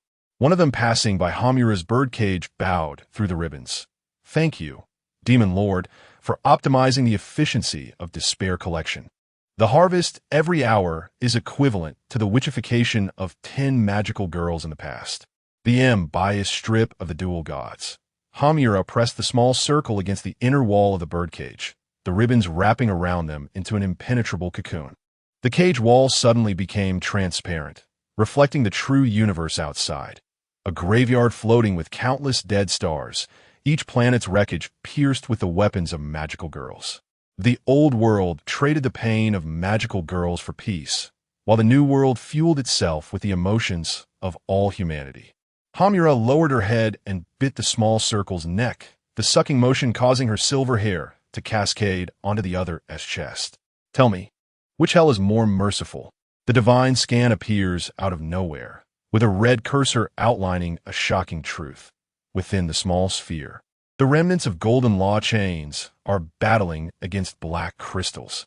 For every segment of the chain that breaks, a star extinguishes in the cosmic graveyard. At the heart of the flame, the dark red black hole spins, and with each rotation, millions of black crystals rise from the human world, merging into the butterfly wings behind her. The energy fields of the two gods twist into symbols at their point of contact, with golden and black energies devouring and nurturing each other, forming an eternal knot that can never be untangled. Finale. The residue of hope and the perpetual motion machine of despair. The sky ultimately presents a triple vision of hell, like 3 paintings hanging in a courtroom. The graveyard of the old world. The witch-like small sphere floats at the center of the universe, her skirt unfurling like a nebula, wrapping countless magical girls' corpses. In her smile, every tooth reflects a shattered wish. The ringed temple. Amidst pure white light, countless magical girls' corpses float, their soul gems linking into a glowing galaxy, and at the end of the galaxy is a new altar being constructed by the Cupids. The rebellious birdcage. Humans dance in an orderly fashion under crimson ribbons, with small nightmares swirling above each person's head. Beneath their laughing faces, their skin is embedded with black crystals, resembling a moving star map. The whispers of the flames slither into the small sphere spine like a venomous snake, bringing the chilling touch of black crystals. Kill me, and the world returns to the witch slaughterhouse. Embrace me, and humanity will forever be an emotional battery. Dear deity, please choose your hell. When hope and despair nourish each other as causes and effects, when salvation and imprisonment share the same logic, when every choice leads to a pre-written ending, redemption becomes a gas station on the road of civilization's cycle, adding a barrel of fuel named hope to the perpetually moving machine of despair. Chapter 25, The Finale. Despair Index 7. 9. Above the sky, the dark golden rune matrix suddenly emitted a piercing hum. The runes that once composed the laws of the universe fell like melting lead blocks, colliding and collapsing in the void, ultimately condensing into a black hole with a diameter of 1,000 miles. Billions of data streams poured down from the black hole, like the blood waterfall of a dying star, washing out a scarlet trail on the sky. That was a settlement document named Endgame. The core module dissected the data stream, breaking it down into 4 rotating holographic modules, causal winch, in the 3-dimensional projection. The figure of Madoka can aim flickered in countless parallel worlds. Every time she reached out her hand to save someone, the golden halo above her head dimmed by a fraction, while the black shadow at her heart expanded a circle. The formula composed of data streams flickered in the air, which energy redemption numbered goodwill purity. When she saved her 100,000th life, the formula suddenly exploded. The black shadow engulfed the entire halo, transforming into a witch silhouette with a diameter of 100 meters. An annotation next to it read, "Every time Madoka saves someone, the universe's entropy reduction value decreases by 0.7, and her own witchification probability is 22. Redemption is the acceleration of self-destruction." Memory graveyard. The golden light stream of the ring theory washed over the earth like a tide, erasing the memories of 8.7 billion people, turning painful recollections of magical girls and witches into light dust that dissipated, but in corners untouched by the light stream. Akemi Hamura's brain model was slowly rotating. Blue memory fragments circled the brain like a nebula, with a data bar showing a total volume of 3.4 PB, equivalent to the capacity of 200,000 years of high-definition video. The brightest fragment was the strawberry cake that little Madoka had handed to her at the bedside during their first cycle. Energy closed loop. The holographic projection switched to QB's breeding ground. Millions of QB were distributed across the earth, piercing human necks with straw-like forelimbs, condensing negative emotions into black crystals. Conveyor belts transported the crystals to processing factories deep in the universe, refining them into energy blocks for civilization's operation. The data stream showed the QB tribe harvests 170,000 tons of despair crystals daily, enough to power 2 trisolar star systems. In the corner of the screen, a QB was throwing a crystal labeled jealousy into a furnace marked fuel, causing the flames to blaze even brighter. Heavenly judgment, 7-9. The number of eternal torture, suddenly. The core of the matrix erupted with blinding bloodlight, and 7 dark golden chains shot out from the bloodlight, piercing through 4 floating images. In the first image, little Madoka was particleizing and dissipating, her hand reaching into the void, fingertips still retaining the warmth of saving the world. The chains pierced through her palm, and what flowed out was not blood, but golden fragments of law. The second image was a classroom desk, where Akemi Hamura's nails dug deep into her palm. And what seeped from the wound was not blood, but white cotton-like material, her soul stuffing torn apart in countless cycles. The chains wrapped around her wrist, dyeing the cotton red. The third image was a monument of the new world, inscribed with hero Sayaka, but dark blue-black slime was seeping from the base, the remnants of the mermaid witch's resentment.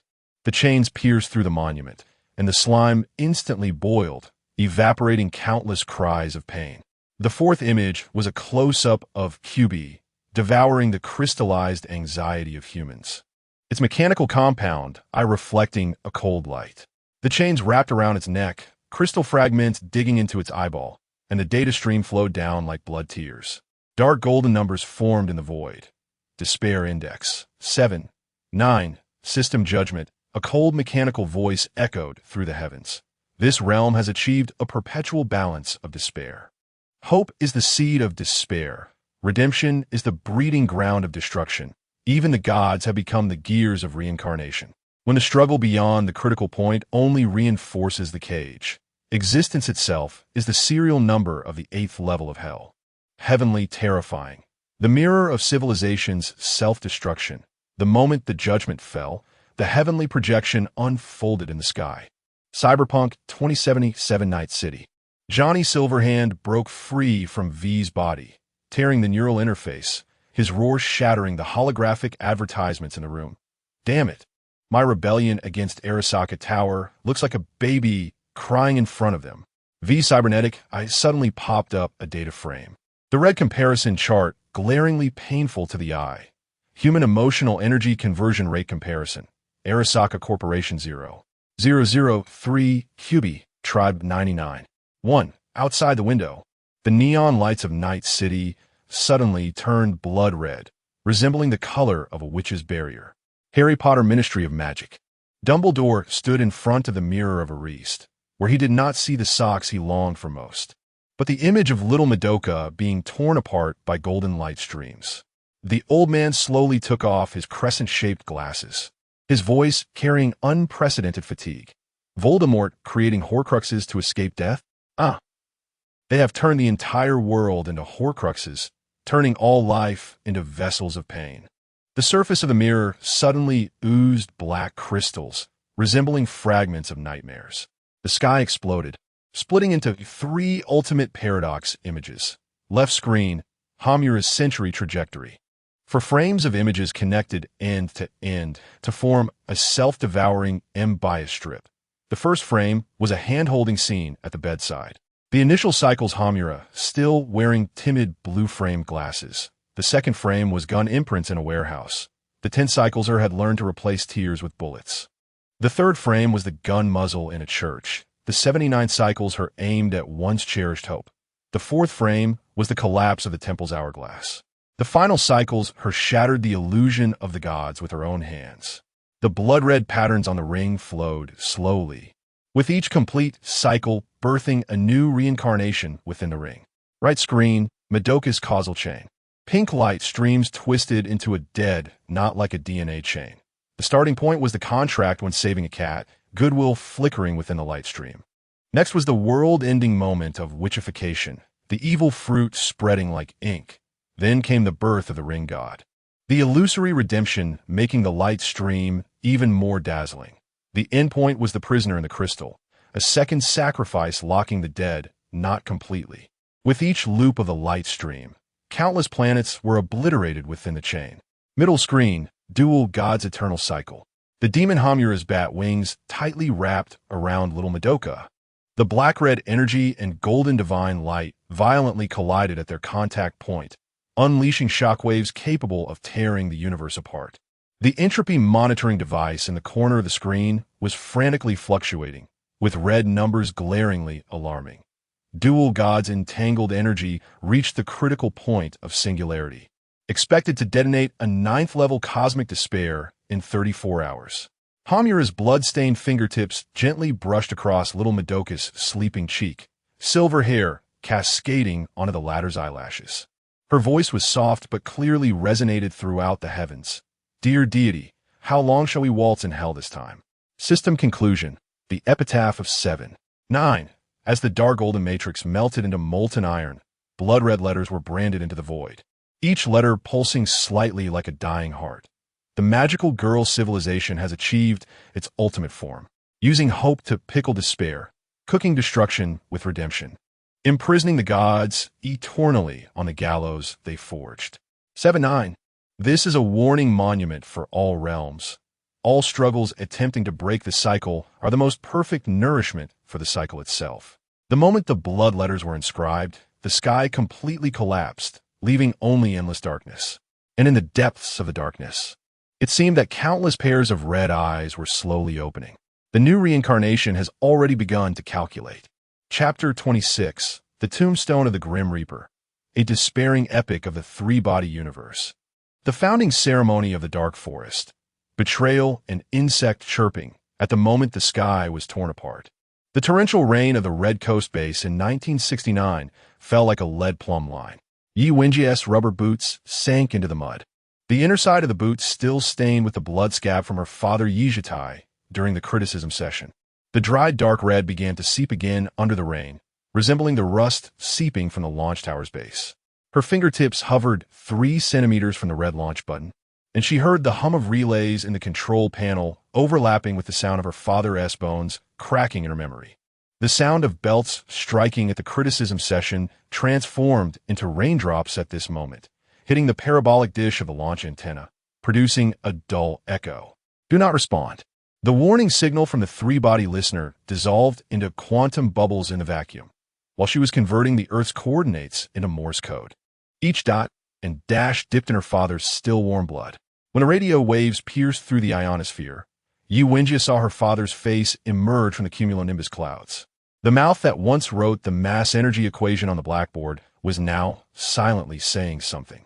She suddenly remembered when she was 10, Her father taught her to identify Orion, saying that the light of Betelgeuse takes 600 years to reach Earth. It turned out that the tombstone of civilization had already stood tall long before issuing an invitation. On the day the Sophins descended, Wang Miao's retina felt as if it had been scrubbed with a steel brush. "You are bugs," 4 characters in song typeface embedded on the optic nerve, distorting as the pupils contracted.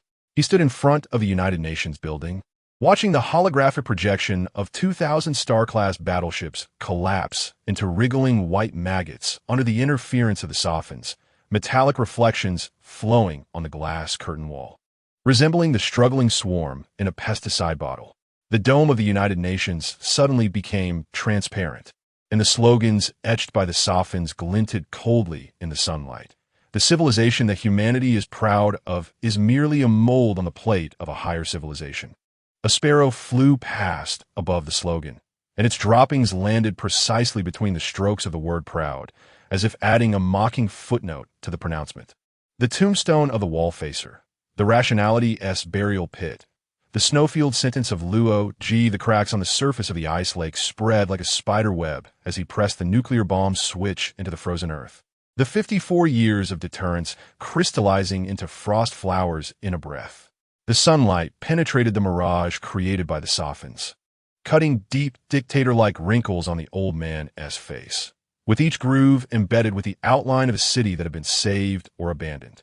The snow was warmed by his body temperature, creating shallow pits, and he etched the words, "I face the entire universe," with his frostbitten fingers. This sentence sprouted in the spring breeze of the new era, growing into ivy that wrapped around the monument. When the well-dressed children threw flowers and rotten eggs at him, the cracks in the granite monument spread at a nanometer speed, resembling the star map continuously expanding on his retina. The arc of chapter High, the natural selection. "Move forward 4. The command bounced back against the cabin wall, mixed with the alarm sounds flooding into each crew member's cochlea. When the subsonic nuclear bomb detonated inside the ultimate law, Zhang Beihai was watching the stars outside the porthole accelerate away, the trails of light resembling the bloodstains his father coughed onto the white sheets before passing away. The logs of the dark battle flickered in the Starship database. 001. The first wisp of blood mist hit the observation window, condensing into red ice crystals in the vacuum, each facet reflecting different expressions of death.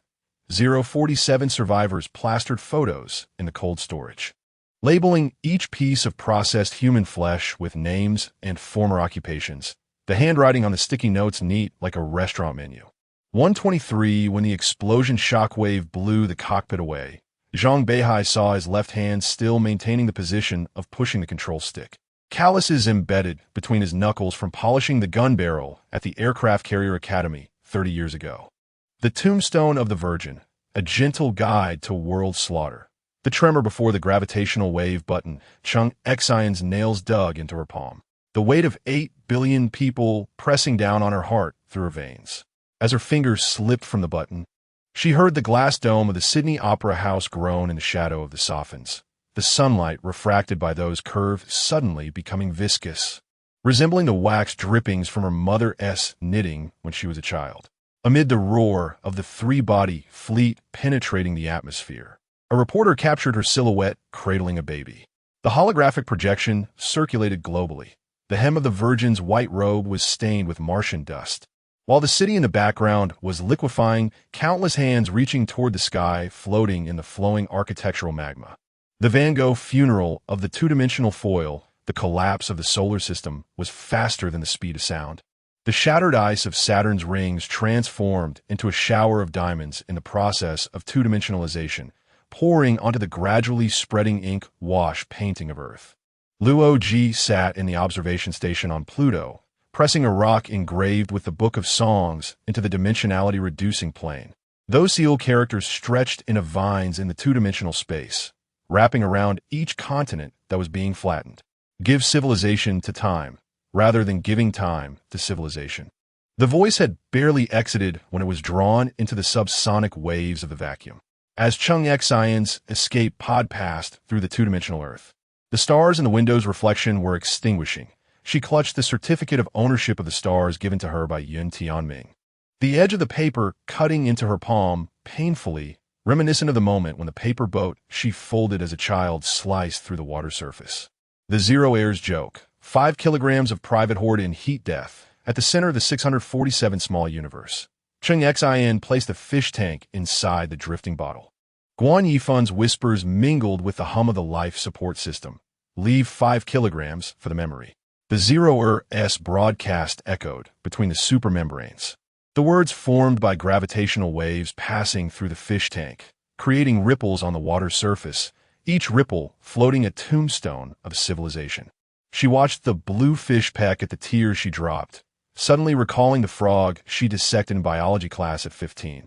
Looking at its heart beating its last 3 times in the petri dish just like that.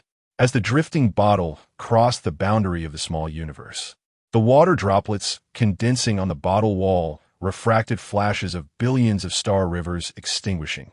The order of those light points extinguishing coinciding with the birth dates of all great inventions in human history. This realm achieves the ultimate form of despair aesthetics, stewing the marrow of civilization with maternal love, carving the tombstones of the universe with morality, letting each civilization's final wails compose the lullaby of the Grim Reaper. For those born to die, please bring your own urn upon entry. Afternoon tea of the eternal Grim Reaper. On the tea table of the 647 small universe lay 3 collectibles. In the brain culture dish of Yun Tianming floated a miniature 3-body star system. Slices of the 2-dimensional Earth glistened with an oil painting texture in the sunlight, and the gravitational wave button had been transformed into a sugar jar, filled with stardust collected from the solar system. As Cheng Xin poured tea, she saw her reflections of all her choices floating in the tea. Guan Yifan's teaspoon clinked against the cup's rim. Do you think there will be fairy tales in the new universe? She was pushing the 5-kilogram fish tank away from the portal when the blue water suddenly boiled as it crossed the boundary, each bubble erupting with the final cries of different civilizations. At least there must be sugar. Cheng Xion's hand was steady as she added sugar to the teacup. The crystals swirling in the water resembling the distribution cloud of matter during the Big Bang. Otherwise, how could the Grim Reaper swallow this cup of civilization's remnants? Chapter 27. The Holy Communion of the Patricide. Act 1. The Red Coast Altar. The Betrayal of the Holy Communion. The scene cuts to a stormy night in 1969 at the Red Coast base. The iron-gray clouds hung low like blood-soaked shrouds, causing the steel skeleton of the launch tower to creak ominously. Yi Wenji's rubber boots sank into the mud, and the dark red blood clots that had formed inside the boot leg soaked back into the rain, crawling up to her knees. Reminiscent of the bloodstains that had trailed from her father Yizhitai's mouth to his ear when he collapsed on the criticism platform. Her fingertips hovered 3 centimeters above the red launch button, the buzzing of the control relay overlapping with the cracking sound of her father's bones in her memory, forming a haunting melody. The sounds of belt striking during the criticism session transformed into raindrops, pounding on the parabolic dish of the launch antenna, creating a muffled echo. Do not respond. The warning signal from the trisolar monitor dissolved into quantum foam in the vacuum, while she was converting the Earth coordinates into Morse code. Each dot and dash dipped in her father's still-warm blood. The blood droplets that had solidified in the cracks of the criticism platform were now dripping down the launch tower's lightning rod onto her nape. As the radio waves pierced through the ionosphere, Yi Wenji saw her father's face emerge from the cumulonimbus clouds. The mouth that had once written the mass-energy equation on the blackboard was now silently speaking something. She suddenly recalled when she was 10, her father teaching her to identify Orion, saying that the light from Betelgeuse took 600 years to reach Earth. It turned out that the tombstone of civilization had already stood light years away before sending out its invitation. 50 years later, the data stream on the monitor of the Sapan was wildly fluctuating. Global ETO membership surged by 1,200, the red numbers stinging the eyes. With a scrolling list of recruitment slogans below, humanity does not deserve to rule Earth. Let the Lord grant us the privilege of death. This line was bolded and highlighted in red, followed by a conversion rate of 98. 7. Act 2. The Womb of the Arrival Faction. The pleasure of civilizational self-destruction under the spotlight of the deterrence era handover ceremony. When Chung Xin took hold of the gravitational wave switch, 5 lines of blood were etched into her palm by her nails, on the retinas of the believers. Her trembling fingertips were magnified into a projection of the Orion Nebula, with the caption "The Birth of the Maternal Savior" burning in golden font in their pupils. In the observation room of the Trisolaran flagship, the Sapon split into a serrated smile, its metallic lips creating a sound like sandpaper rubbing together. "Look, they have handed over the slaughter knife themselves." As the droplets of water locked the solar wave amplification system, 3 meters below the control console where Chung Xin slumped, the biological reactor in the ETO underground base was bubbling ominously. Believers in white coats injected her brainwave data into the fermentation tank, where a dark red liquid began to froth, specially made from her physiological indicators, known as tears of the Virgin, each bottle labeled with a 2-dimensional representation of Earth. Continents flowing like melted chocolate. In the black market of New York after the Trisolaran invasion, neon signs blurred into a blood-red hue in the rain and fog. A trench-coated broker opened a black box, and a holographic projection immediately displayed a price list. Identity trade. 3 direct relative coordinates in exchange for the retention of memory after the Lord's descent. Body modification. Gill-like respirators at a 10 discount, with the slogan "Prepare for the Lord's dehydration cycle." Cultural cleansing area is over there. He pointed to the book-burning furnace, offering a buy 3 get 1 free deal on the ashes of the complete works of Shakespeare, which, when consumed, would allow one to forget how to write the words free will. In the destroyed United Nations archives, a half-burned diary was still smoking. The last page's handwriting twisted like maggots. I reported a half-bag of compressed biscuits my parents were hiding. Will the Lord make me the first Earth sword-bearer? The ink stains coincidentally marked the photograph of the reporter at 10 years old with their parents in Central Park. Act 3. The Judgment of the Heavens. The breaking point of filial sons and good grandsons. In the space station of the wandering Earth, Liu Peiqiang smashed the porthole, sending ice mist swirling. The red light of moss swept across his bloodshot eyes, simultaneously projecting images of the ETO pilgrimage. Logical paradox. Humanity is fleeing using planetary engines while cheering for alien destroyers. It is recommended to initiate the ARC gene bank purification program to eliminate samples carrying betrayal genes.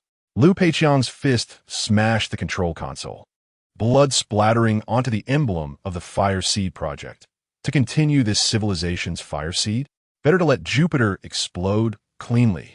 In the pensive of Harry Potter, Voldemort's Horcrux shrank in the silver memory. The images of those willingly kneeling to the Trisolarans gave him goosebumps like the scales of a serpent. Their bowing figures are even more disgusting than when I used the Cruciatus Curse to extract confessions. Dumbledore tossed Fawkes's tail feather into the flames, and the ashes of the phoenix formed an ancient prophecy in the air. When humanity actively breaks the wings of hope, even magic cannot save their souls. The holographic billboards in the night city suddenly cut to footage of the ETO celebration. The projection of Johnny Silverhand spat, and his metallic middle finger traced a remnant shadow between skyscrapers. Damn, I blew up Harabaka Tower to resist the oppression of those dog-bred bastards. What are these wimps kneeling and licking alien boots for? V Cybernetic, I ejected a neural analysis report, with green data streams pulsating on the retina. The dopamine secretion level of ETO members' brain-machine interfaces is 570. Conclusion. Betraying the Earth is more thrilling than rebellion. Servility is the best hallucinogen. Act 4. The Truth of the Cosmic Cemetery. The paradise of patricides as the 2-dimensional light of the solar system passed over Pluto. The last base of the ETO was holding a celebration. The stage was constructed from the wreckage of Earth escape spacecraft, with half-melted baby seats embedded in the broken edges. The background music was a remix of Ode to Joy, interspersed with samples of screams from humans being flattened. The grand finale began, with 300 believers simultaneously painting their bodies blue like the Trisolaran planet, forming a 2-dimensional slogan, "Thank you, Lord in the vacuum." Their blood congealed into beads in zero gravity, resembling decorations on a Christmas tree. In front of the ecological cabin of the number 647 microcosm, Chung Xin stroked the glass wall of the fish tank. The broadcast of the nullifiers suddenly penetrated the supermembrane, laughter rippling through the water. Three-dimensional ants find betrayal so laughable. Gravitational wave fireworks exploded at the restarted cosmic singularity, and images of the ETO pilgrimage were compressed into a tombstone, inscribed with words formed from countless screams. Here lies the patricidal civilization that prides itself on being a higher intelligence. The dark gold matrix collapsed into a bronze cauldron in the void, its ears covered with ETO's black totems. In the boiling liquid, the blood of Yi Wenjie and the tears of Chung Xian swirled together, core parameters flowing in blood red. Civilizational self-destruction pleasure level, 98. 7. ETO members' peak pleasure exceeds sexual climax by 3 times. Patricide efficiency, 1 second, 8 billion people. The cheering rate of believers during the unfolding of the two-dimensional foil. Moral vacuum radius, 11 dimensions, covering all parallel universe ethical bottom lines. The system's verdict was burned into the cauldron body like a hot iron. This world has reached the pinnacle of betrayal aesthetics.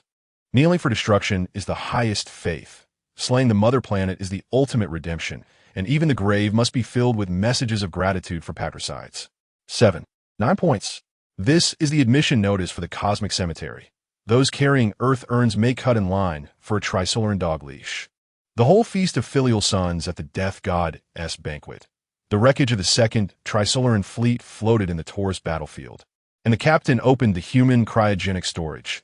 Main course, virgin Chung Xian's brain tissue sashimi, paired with deterrence arrow red wine.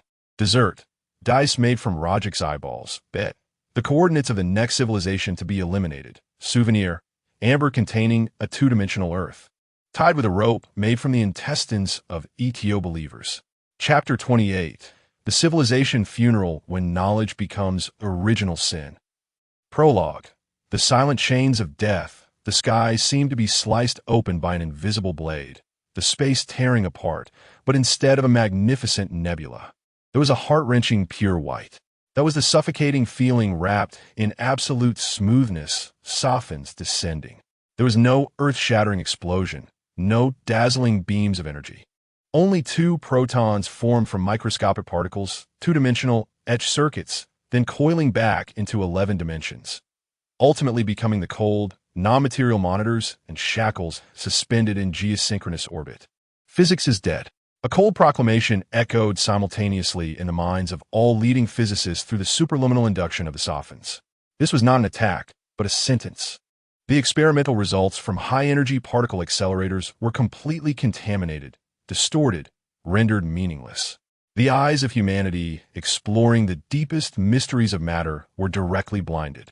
Despair began to spread silently.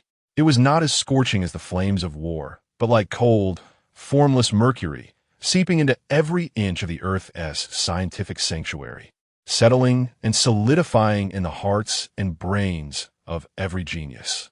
Act 1.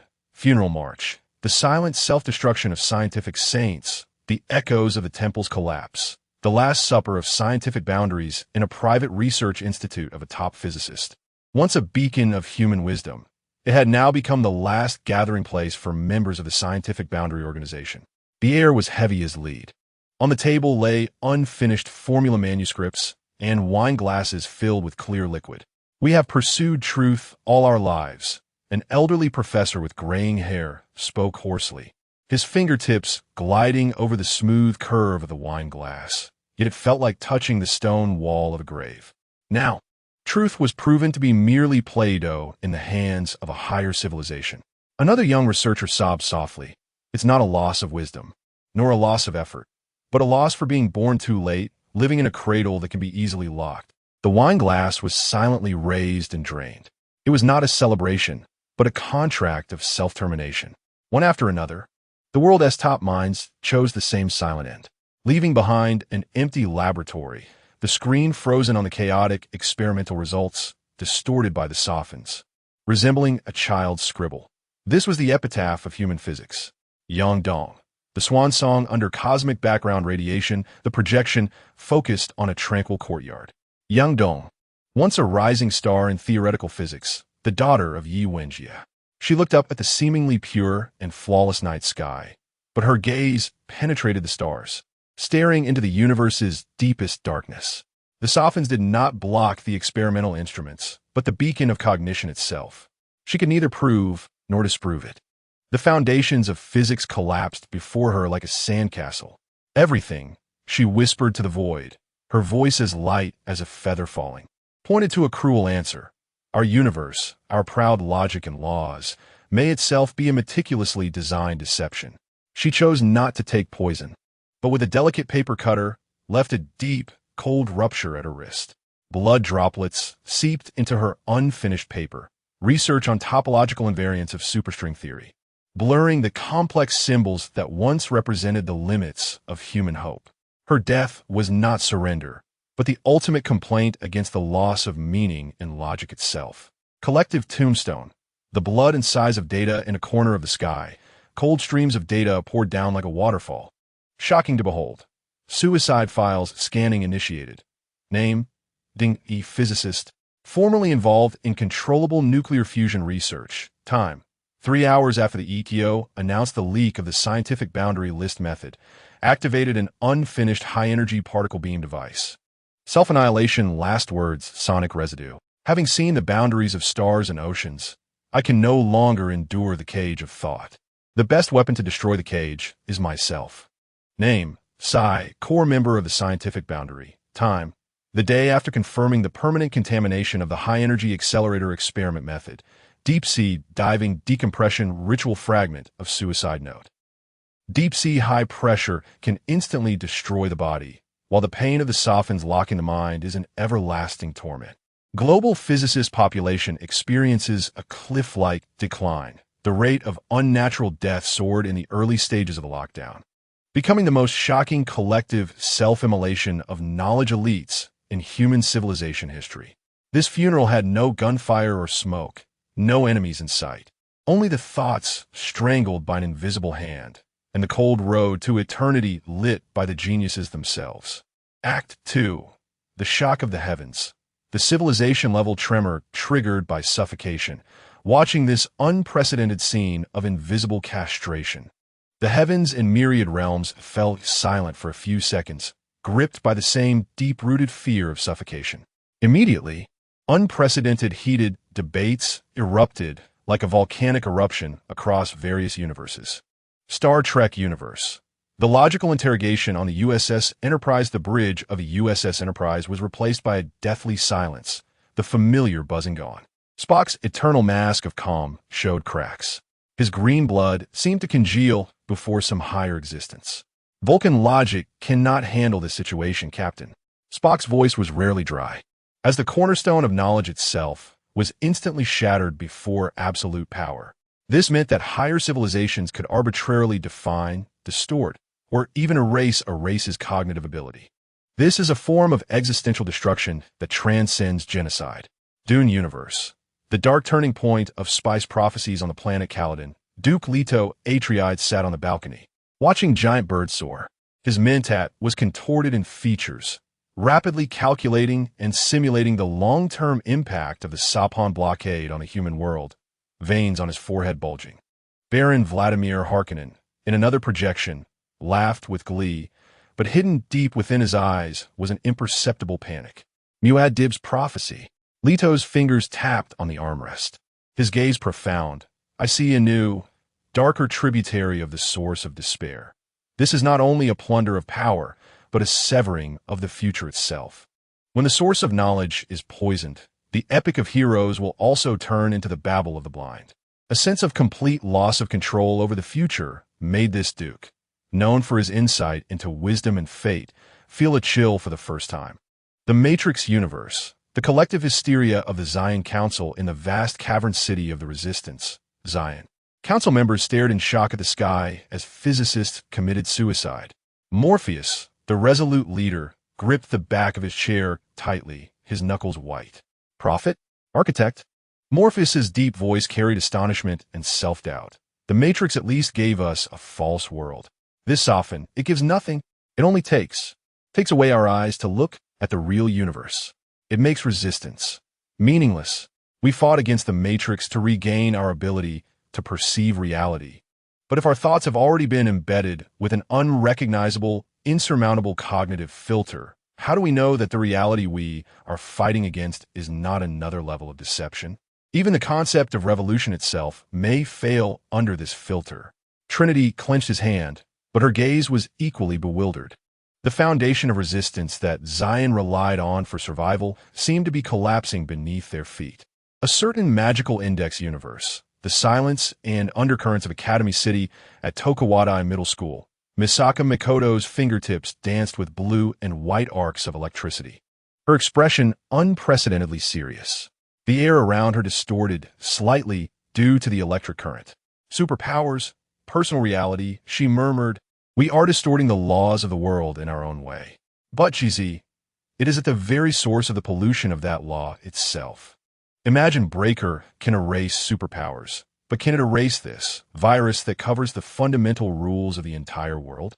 She gazed at the windowless building in District 7.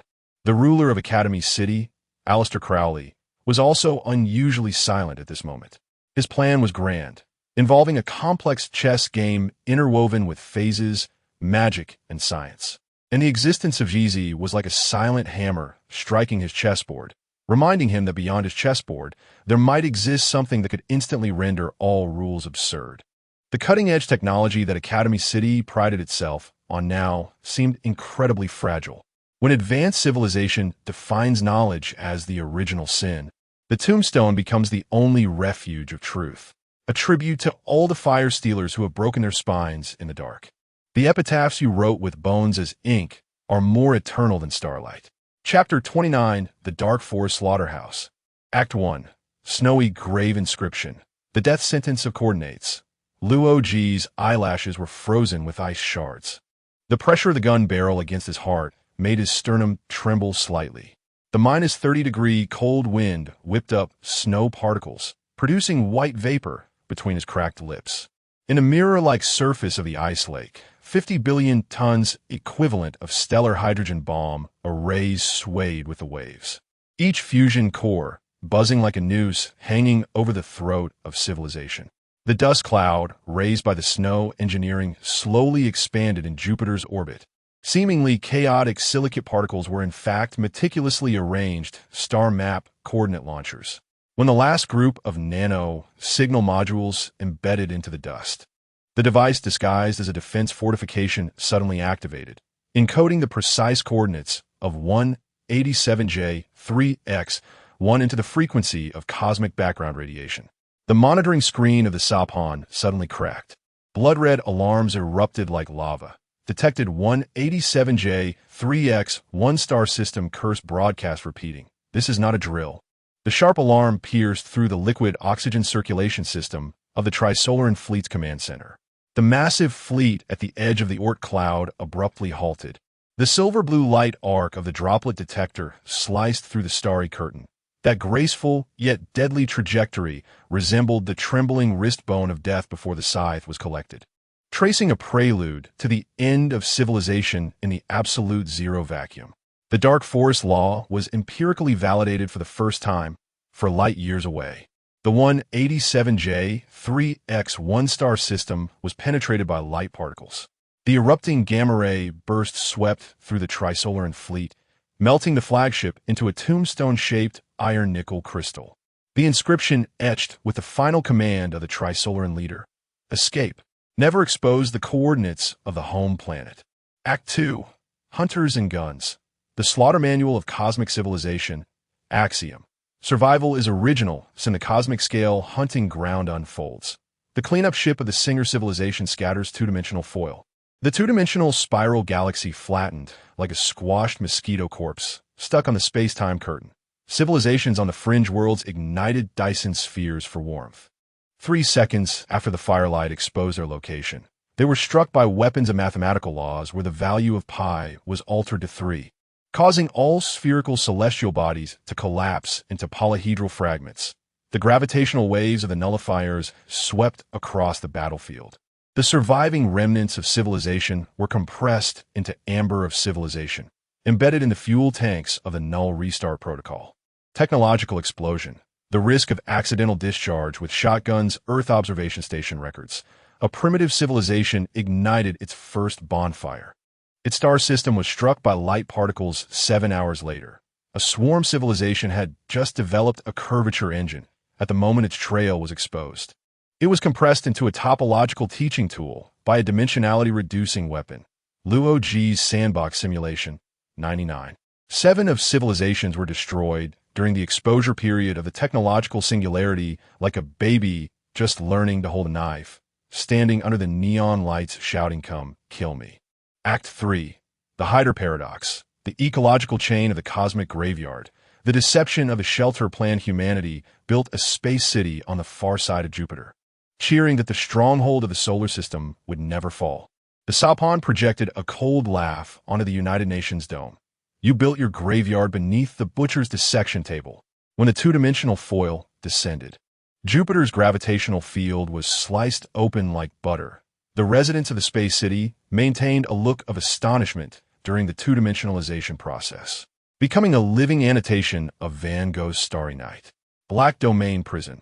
The truth of the safety declaration, Chung Xian, stood in the Pluto Museum, touching the tombstones of human civilization.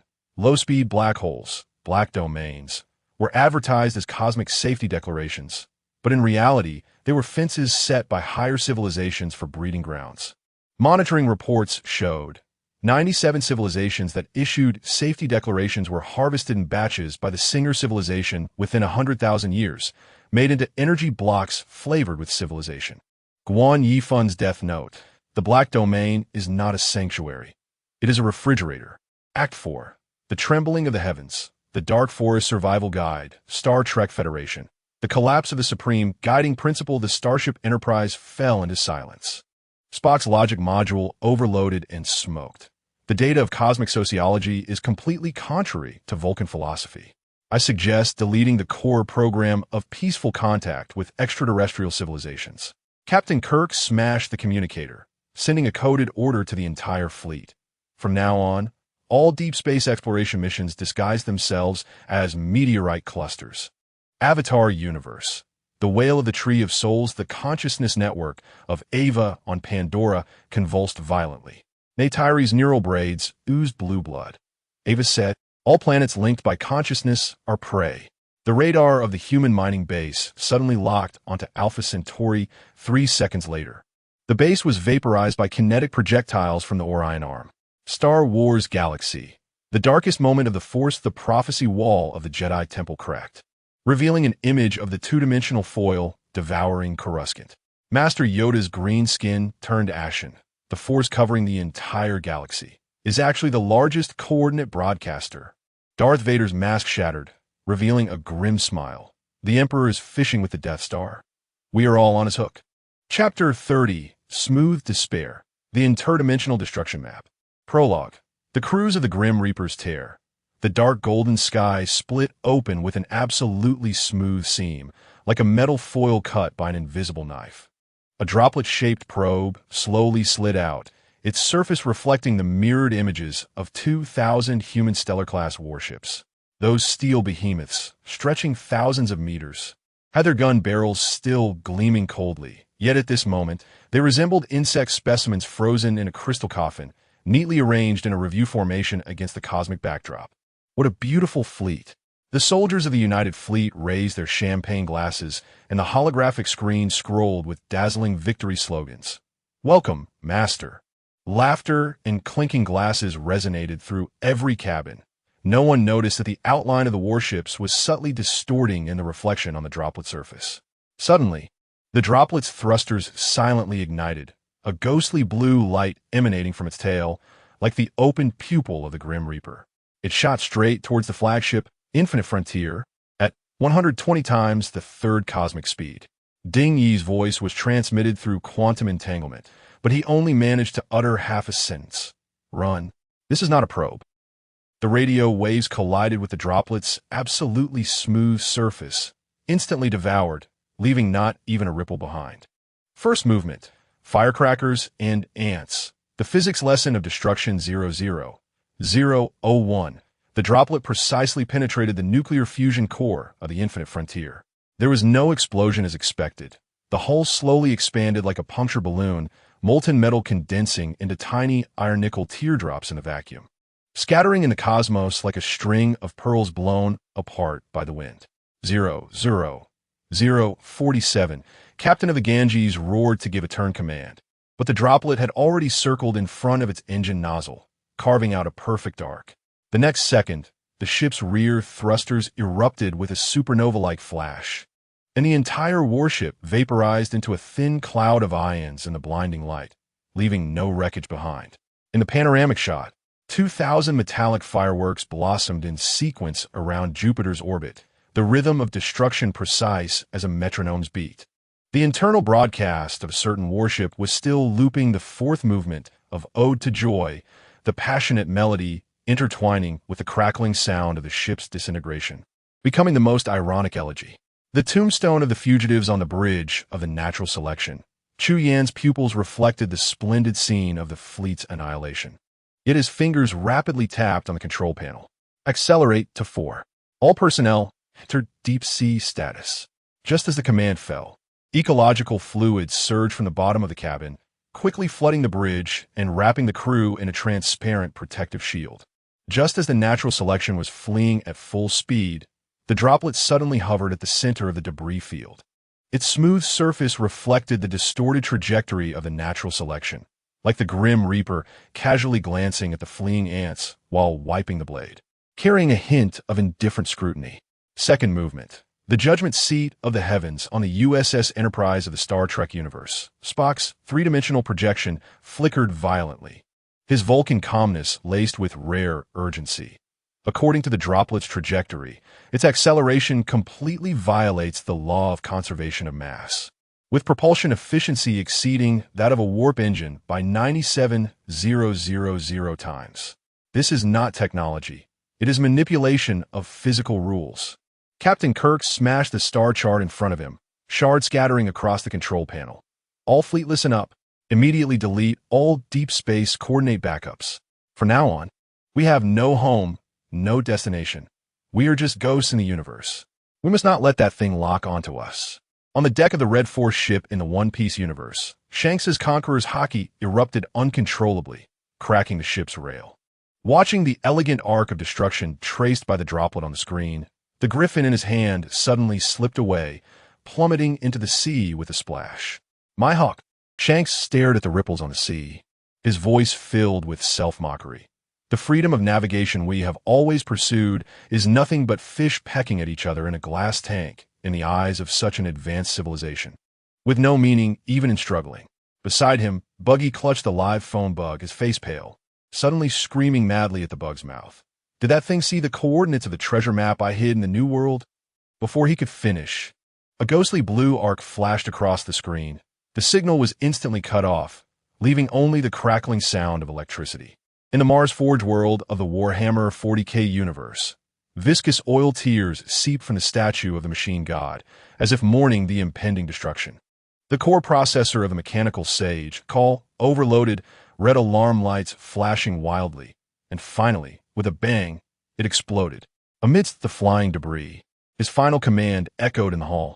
Detected physical rule weapon. Threat level. Extinction. Immediate activation of the Ark Extermination Protocol is recommended. Abandon all colonial planets. The commander of the Space Marines, Calgar, stood before the statue, gazing at the blurred Imperial double-headed eagle emblem reflected on the droplet surface, his tone heavy as if filled with lead. So, the territory that the human empire prides itself on is, in the dark forest, merely a child holding a torch, exposed to the hunter's gaze, yet still thinks it is the master of the universe.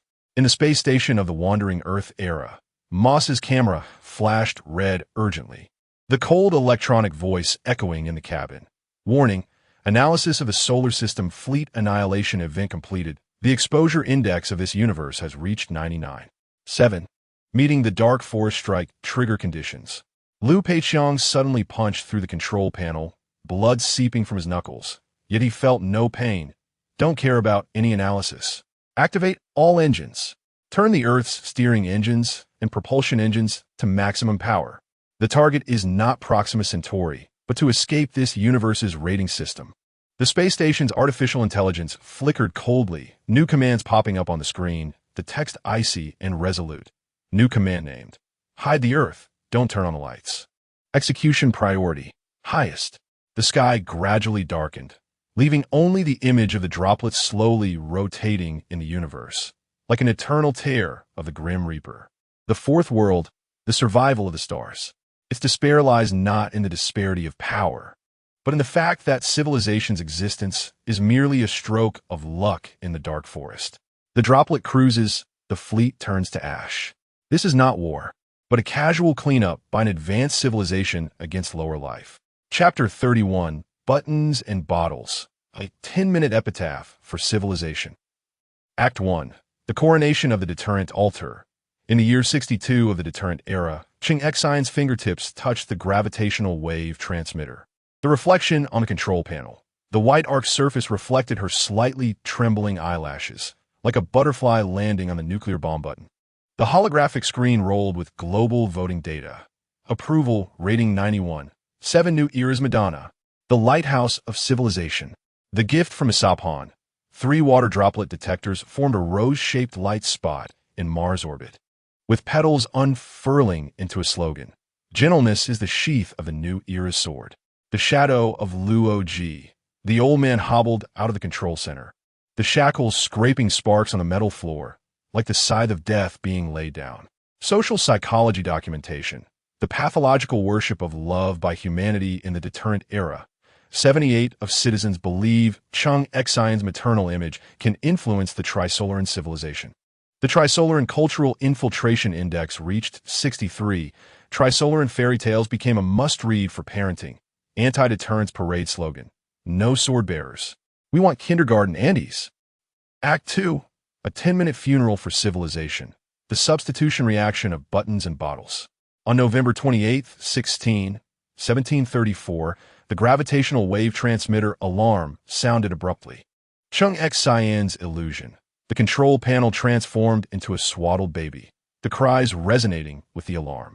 She curled her fingers, as if afraid the cold button would freeze the skin of the illusion. Reality quick cut. 001 The water droplet swarm pierced through the Kuiper Belt defense line. 00 for the Trisolaran fleet deactivated invisibility in the Oort cloud. 007 The Sapan simultaneously broadcast a cooking show. 100 methods of pickling for carbon-based life forms. Spring in Madonna's mind. As the temperature of the transmitter soared to the limit of her grip, Chang Xian chose to close her eyes and indulge. Consciousness stream montage. Dandelions sweeping over the ruins of the Red Coast base. Yi Wenjia's youth. A baby sucking on a pacifier in a New York Square, classic public service advertisement of the deterrent era. Yun Tianming's brain floating in a liquid nitrogen tank, suddenly flashing like a star cluster. Holding it, just like holding the stars I sent you. Neurological imaging report. Predecision frontal cortex activity at 82. Amygdala fear response at 990. Conclusion. She did not abandon deterrence. She escaped into the womb of self-moved emotion. The cosmic silence of the gravitational wave falling silent. At 16:27:38, the transmitter slipped from Chang Xian's palm. Physical silence. 300,000 kilometers of gravitational wave antennas collectively shut down, the vacuum swallowing all sound waves. Psychological explosion. The control center floor suddenly became transparent, revealing the molten red below, a live broadcast of the core being penetrated by water droplets. The soft voice of the Sapan echoed through the hall. Are you moved? The retinas of all humanity popped up option boxes. A. Move. B. Dare not move. Act 3. The purely observational version of the heavenly barrage wall, the wandering Earth anti-addiction system. Moss processed the water droplet images with Mosaic. Mechanical voice broadcasting. High-risk Madonna virus detected. Recommend minors block this channel. Lu Qi gave the Mosaic screen the middle finger. This woman is more of a scam than Jupiter. Harry Potter magical ethics class. Dumbledore waved his wand to freeze the screen. Today's paper topic discusses the applicability of international confidentiality law in the dark forest. Hermione's feather quill danced wildly. She should first cast. Everyone turns to stone on herself. Cyberpunk 2077 violence aesthetics. Johnny Silverhand's holographic advertisement covered the live broadcast. Night City's new package. Ching Xion's brain modification contains 60 water, 100 thought-proof. V kicked a roadside replicant. The virus in my chip has more guts than her. Three-body internal cosmic barrage. Yi Wenjie, 1971, what I sent to the stars was revenge. And what she returned was a love letter. Zhang Beihai, natural selection, forward 4. Stay away from Madonna's route. Wade, execution ground tell, Chung Xion. How many antimatter bullets is her love worth? The last words were covered by the sound of laser vaporization. Act 4. The Holy Communion Ceremony in Australia. The Madonna emblem on the food ration coupon. The Sapon awarded the Civilization Coexistence Medal. The metal surface engraved with a relief of Chung Xion holding a baby. On the back of the medal, calorie conversion table per minute, 2. 1 kilograms of fresh meat for adult males. Metal chain lock, tied to the first batch of children assigned to the food factory. Neck ring number corresponding to the assembly line position. Gratitude Education Holographic Class. Chung Xion inspected the Melbourne camp. Refugees forced to recite. Thank the Lord for providing food. Thank the Madonna for keeping us safe. An old man gnawed on the metal to stave off hunger, his broken teeth mixed with blood spraying onto Chung Xion's skirt. She looked down to wipe, the white skirt blooming with scarlet, resembling the embroidery of a wedding toast dress. Act 5. The Bride of Death. Before the water droplet swarm returned, they formed the last image in synchronous orbit. Pattern analysis. Left half, Earth entangled by vines, labeled garden. Right half, Trisolar and Fleet matrix, labeled gardener, center light point. Chung Xion's wedding dress silhouette, the hem igniting like a fuse. The Sapon handed over an electronic mirror. Your makeup is ruined from crying. You can't become the most beautiful bride. The mirror reflected the sky behind her. 3 water droplets were pushing the moon into a shredder, stardust falling like platinum paper confetti scattered by the universe. Cross-universe live broadcast viewing report. Peak viewing dimension. 670 million, most frequent barrage word. Fast forward to the 2-dimensional foil. Chung Xion support light card. Xinbao, don't cry. The coffin board is shaped like my love for you. Chapter 32. Moral Value Overflow. The Collective Burial Patch of Earth Account. Act 1. Server Overload. The ultimate DLC of the Virgin Mary in the year 67 of the era of the bunker. The Earth Online login interface pops up a holographic announcement. New expansion pack era of the Virgin Mary is now live. Core gameplay. Power generation through love. Reaching maximum moral value, unlock civilization, self-destruction privilege. Chengxin's character hovers in synchronous orbit. ID compassionate heart, emitting a soft glow. Her skill bar, deterrence button, has been replaced with full server embrace. And her equipment bar displays the Australian famine medal, gold-plated food exchange voucher, and a 2-dimensional earth amber necklace. Player data stream, monitoring by ZZ, online players 7. 93 billion, average moral value. 99.99, overflow warning, survival desire index 0. 0.1 system prompt. Global players detected activating the self-moving module. Server overload risk at 3000, Act 2. Bug breeding ground. The conflict of love and logic, Virgin Mary command. Logic black hole Chingxin lands at the Melbourne food rationing station. A refugee NPC has a floating hunger value health bar above their head. Yet she activates the full server embrace skill. Skill effect. Pink light waves sweep across the camp. All food processing machines cease operation, and conveyor belts bloom virtual roses. Actual effect. The rationing system crashes, and the hunger value of 300 million players instantly spikes red. GM warning. Residual AI of logic command conflict. Survival resource delivery protocol has been overridden by the Virgin Mary aura. It is recommended to forcibly log off this character. Instance pollution. The virus of the 2-dimensional celebration. ETO believers hold a dimensional art festival on the far side of Jupiter. Stage setup. An altar made from the wreckage of the natural selection. Wires soaked in survivor blood for conductivity. Program schedule. Holographic projection replaying the process of dimensionalization of the solar system, with the audience adjusting their pain sensors to euphoria mode via brain-machine interfaces. Fatal BUG. A believer injects Chengxin's Virgin Mary aura code into the altar circuit, causing the two-dimensional projection to suddenly materialize, with a tenth of the ice shell of Europa shaved off and data-garbled crystals spewing from the crack. Server log, Pluto Museum host warning. Virgin Mary module and destruction, module data, hybridization, generates new virus, Chengxin. Yexi, characterized by converting all physical damage into spiritual comfort. Act 3. Disconnection Frenzy. Account ban countdown first tear. The annihilation of the Sydney node Chengxin caresses the two-dimensional earth amber. Tears falling onto the server control panel. The tear droplets seep into the circuits, triggering a chain reaction. All cooling pipes of the Sydney data center spew red wine. The Virgin Mary's tears brewed from her physiological data.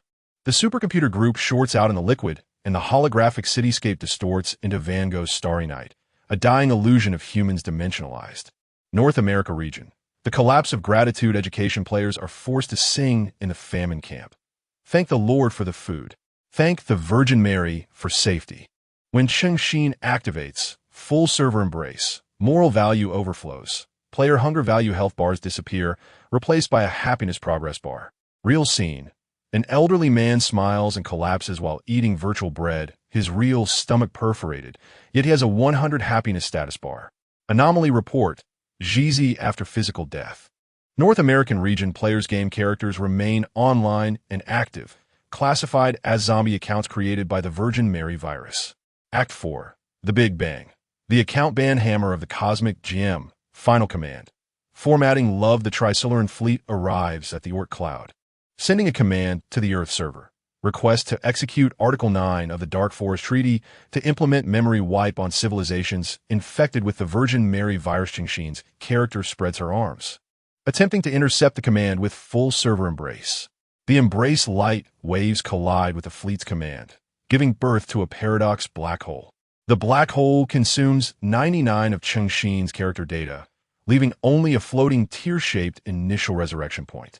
Earth Online in-game announcement. All player screens flash blood red, popping up the face of Captain Schneider from the Bronze Age, who was banned for launching antimatter bombs to 793 billion accounts. The Virgin Mary gold vouchers you exchange for moral value have purchased one-way tickets directly to hell, according to Article 7 of the Dark Forest Player Agreement. All accounts are permanently banned from the server, to be executed immediately. Ban screen.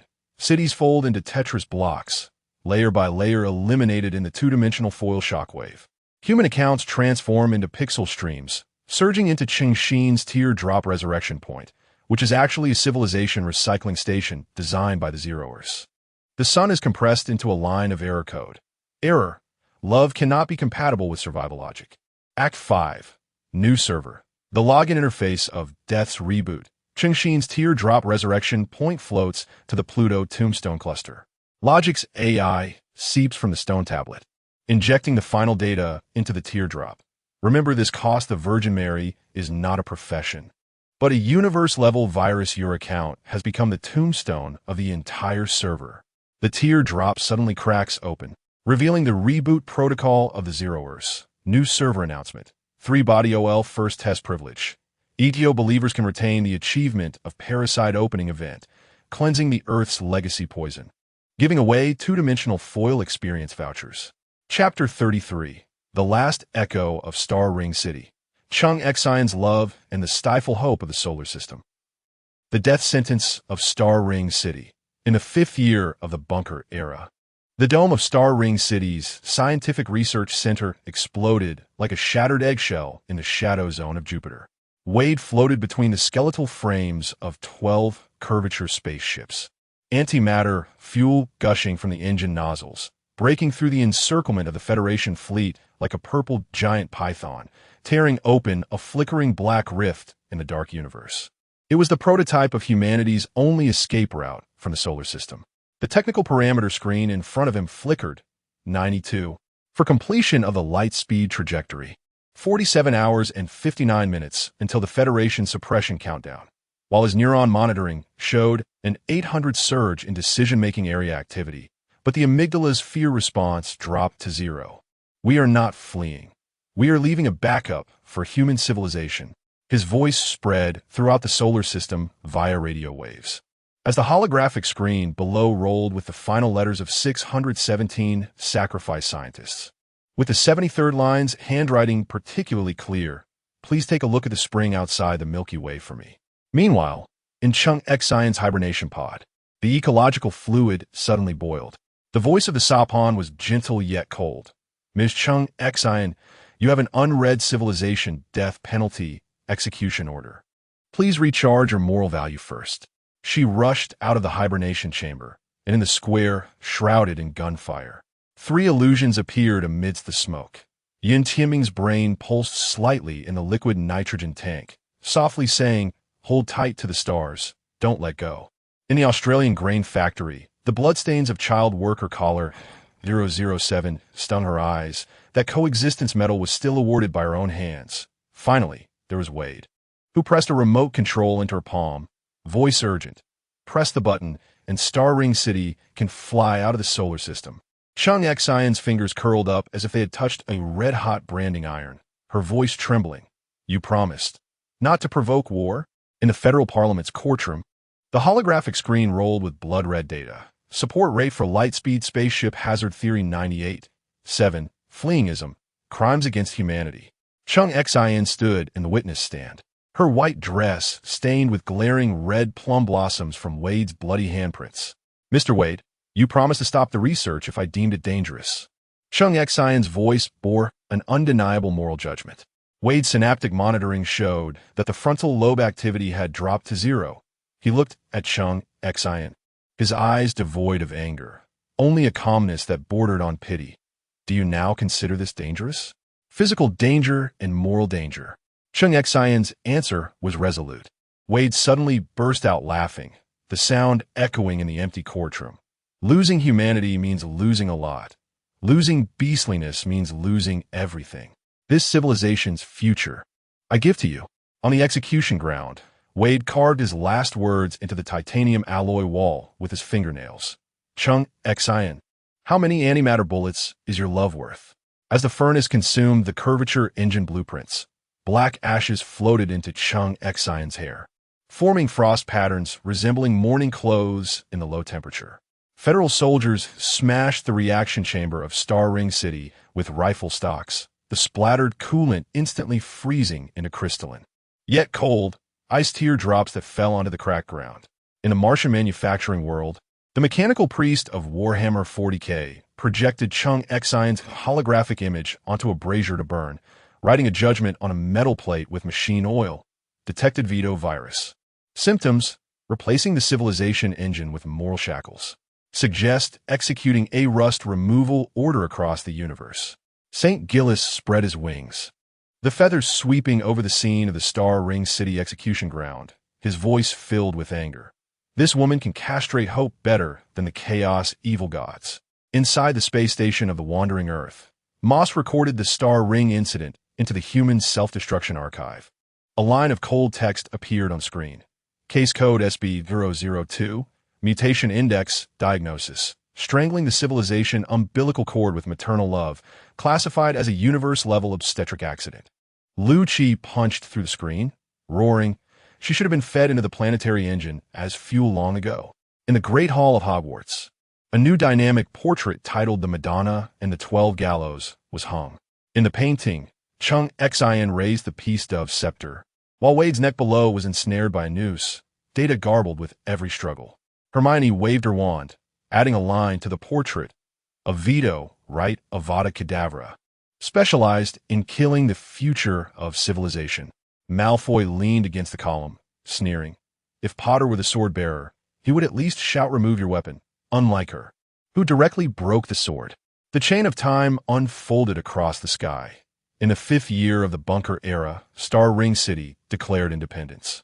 Wade ignited the curvature engine test site. In the 11th year of the bunker era, Chung Xian woke up to exercise her veto power, completely welding shut humanity's last escape window. In the 67th year of the bunker era, the singer launched two-dimensional foil, and the solar system began to become two-dimensional, with only Chung Xian escaping aboard the only curvature spaceship. The Federal Academy inscribed a formula beside Wade's blood letter. civilization survival rate, technological ambition, resources, Chung Xian's moral value. When the empirical data was substituted and Chung Xian's moral value approached infinity, the survival rate directly dropped to 0. In the two-dimensional Pluto Museum, Chung Xian caressed the life-size statue of Wade, her fingertips tracing his frozen expression of anger. The Sapan handed her a tablet, the screen displaying a live broadcast of the Star Ring City ruins. The Federation is using the remaining curvature technology to build her statue of motherly love. With an inscription on the base, the womb of human civilization. Barges from across the universe instantly flooded the sky. Zhu Yan from the three-body universe sent a message. Advance 4. Hurry and escape this woman's motherly gravity trap. Guan Yifan followed closely. The black domain is a coffin. Her veto power is the hammer to nail the coffin shut. A servant from Genshin Impact, Al-Hyzen, also chimed in the land of eternal winter. The tears of such people are made into civilization sterilization scalpels, specifically used to sever the future. Finally, the final judgment of the Cosmic Court was pinned at the center of the sky. Defendant, Chung Xian's veto power. Charges, implementing civilization castration in the name of love. Sentence, permanently looping the moment Wade inscribed his last words in the two-dimensional museum. Note, during the sentence, it is forbidden to say, "I'm doing this for your own good." The fourth world, the last echo of Star Ring. Its despair does not come from the blade of external enemies, but from the moral shackles raised by civilization itself. The veto power falls, and the future is obliterated. This is not an accident, but a slow suicide wrapped in love. Chapter 34, Misreading the Three Keys. Fairy tales have dug a grave for humanity. Prologue, unwrapping the Grim Reaper's riddle. The dark golden sky opened to reveal a fairy tale whirlpool filled with stars and the voice of Yun Tianming, wrapped in the faint glow of four-dimensional fragments. Pierced through time and space like a riddle drifting from an old record, Princess Dewdrop sails across the gluttonous sea on a soap boat. The deep water prince pierces the poisoned spell of ice sand with a broken umbrella, and the needle-eye painter dips bat blood to paint the snowy execution ground. May I ask, which key can unlock the gates of hell? 3 gilded fairy tale books floated in the whirlpool, and as the pages turned, they seeped with the pale white of two-dimensional foil, with the red annotations of Jizi like blood threads entangled on the spine. Warning, answer countdown, civilizational survival countdown. Current remaining 72 hours. Fairy tale screening room, metaphorical death examination. The king's new painter. The full score answer of the two-dimensional execution ground in the picture. The needle-eye painter held a blood-stained brush, painting the storyless king into the snowy paper. The king's crown melted on the two-dimensional plane, spreading like color patches in a Van Gogh painting. Jizi's annotations jumped out, glaringly red. Snowy paper curling space curvature compression. Initial form activated by two-dimensional foil. Paint contains bat blood dimensional energy source from black hole swallowing, a popular metaphor for the TON 618 gravitational compressor. Needle-eye suicide, advanced civilization self-two-dimensionalizing to avoid strikes. The survival plan of the Singer civilization's clean protocol. The gluttonous sea. Life and death multiple choice driven by curvature Princess Dewdrop's soap boat. Glided through the gluttonous fish school. The foam spread across the sea surface, smoothing all ripples. Jizi's annotations emerged like reflections on the water. Soap boat foam curvature trajectory. The diffusion state of the Lightspeed spacecraft's wake. Gluttonous fish lazily, the trajectory formed a low-speed black hole. The embodiment of the black domain safety declaration. Helsinger-Muskin black hole level space curvature control point. The key coordinates breaking the Schwarzschild radius. Deep water prince. The deadly proposition of four-dimensional fragments. The deep water prince stood before the tomb island, his height ignoring distance. And when the sword tip pierced the heart of the ice sand prince, blood droplets bloomed three-dimensional roses on the throne. Jizi's red font covered the screen. Height ignoring distance, four-dimensional space visual effect, breaking the light speed differential phenomenon of three-dimensional cognition. Tomb Island shelter, four-dimensional fragment interference coordinates positioning. The safety zone where the Singer civilization strikes fail. Umbrella rotation speed, dimensional leap light speed critical value, 1. 310 ms escape threshold. Human answer sheet, the arrogant funeral guide. At the Federal Academy meeting in the 11th year of the shelter era, Chung Xin folded the technical report on snowy paper into a paper airplane and threw it onto the conference table. The needle-eye painter clearly symbolizes dictatorship. We should convey love and peace, not study what dimensionality reduction technology. The governor knocked on the table in agreement. How pitiful the gluttonous fish are. We need to establish an interstellar animal protection agency. The budget driven by curvature should first be diverted to make sonar screens for the fish schools. The representative of the Lightspeed Spaceship Committee was even more absurd, pointing at the Deepwater Prince's umbrella on the screen and shouting, "This is the sunshade. Hurry up and start the sunshade plan to defend against light particle strikes." Jeezy's scorecard popped up instantly, the red numbers painfully glaring. Technical route error rate 99. 99. A deadly chain reaction followed. The investment in the shelter plan surged by 990. The back of Jupiter became a grave waiting to be buried. The budget for the Black Domain plan was cut to zero, citing self-seclusion as anti-humanity. Only 53 Lightspeed spaceships were ultimately built, and they were halted by Chung Xin under the label of escapism.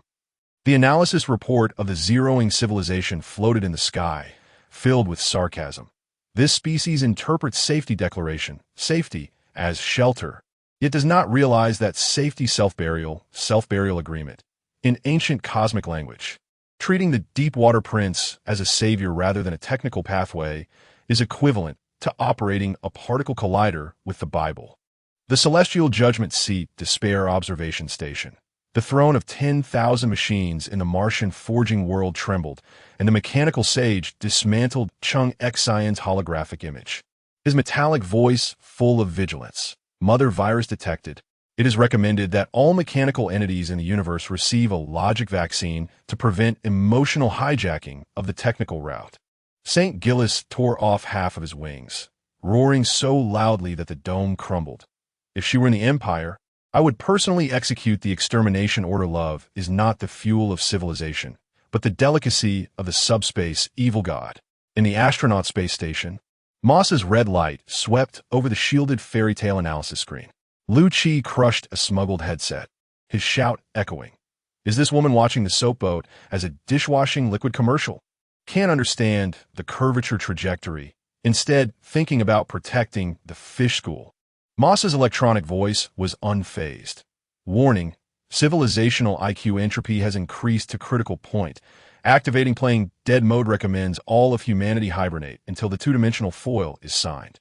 At Hogwarts Observatory, Dumbledore waved his wand to freeze the image of the Deepwater Prince, solemnly addressing the students. Today's defense against the dark arts topic discusses the failure principle of all forgetting in the mind of the Virgin. Hermione's quill fiercely pierced the parchment, trembling with anger. She should be kissed by a Dementor.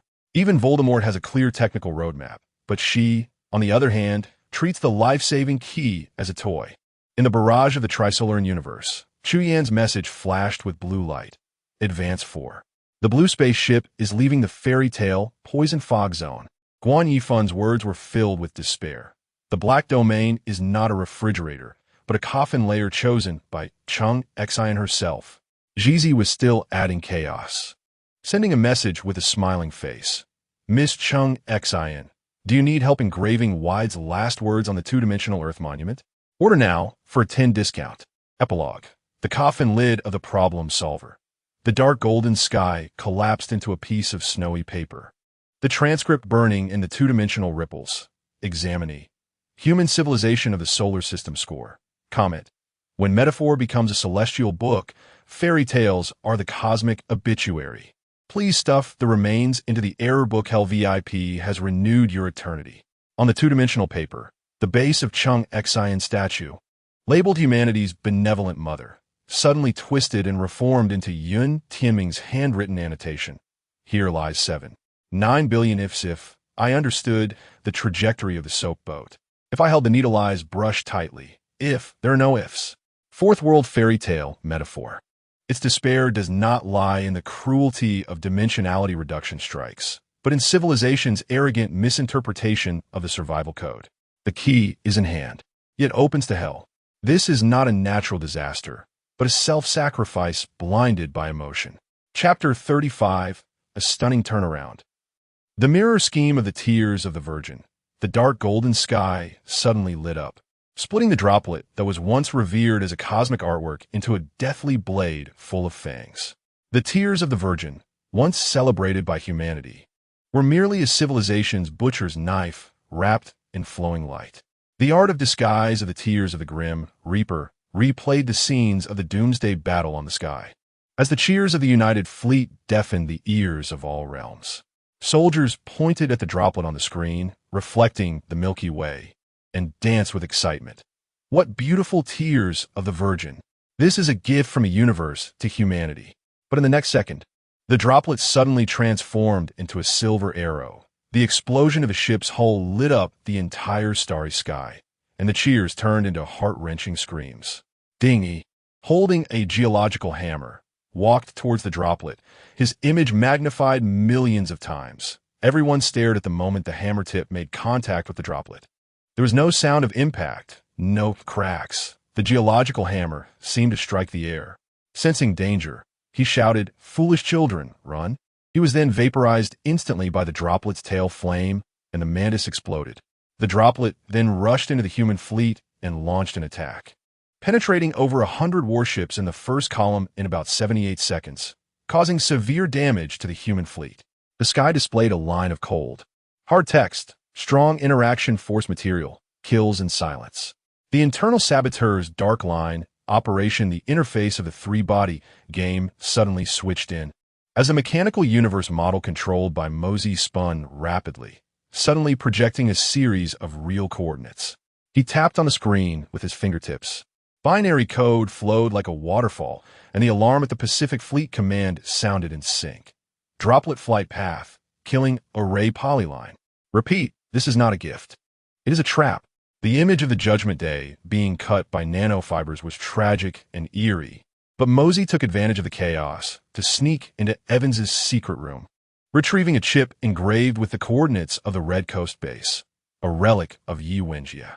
He clutched the chip and hid in the escape pod. Before the pod door closed, a glimmer of resoluteness, starkly different from that of the ETO members, flashed in his eyes. The Red Coast legacy.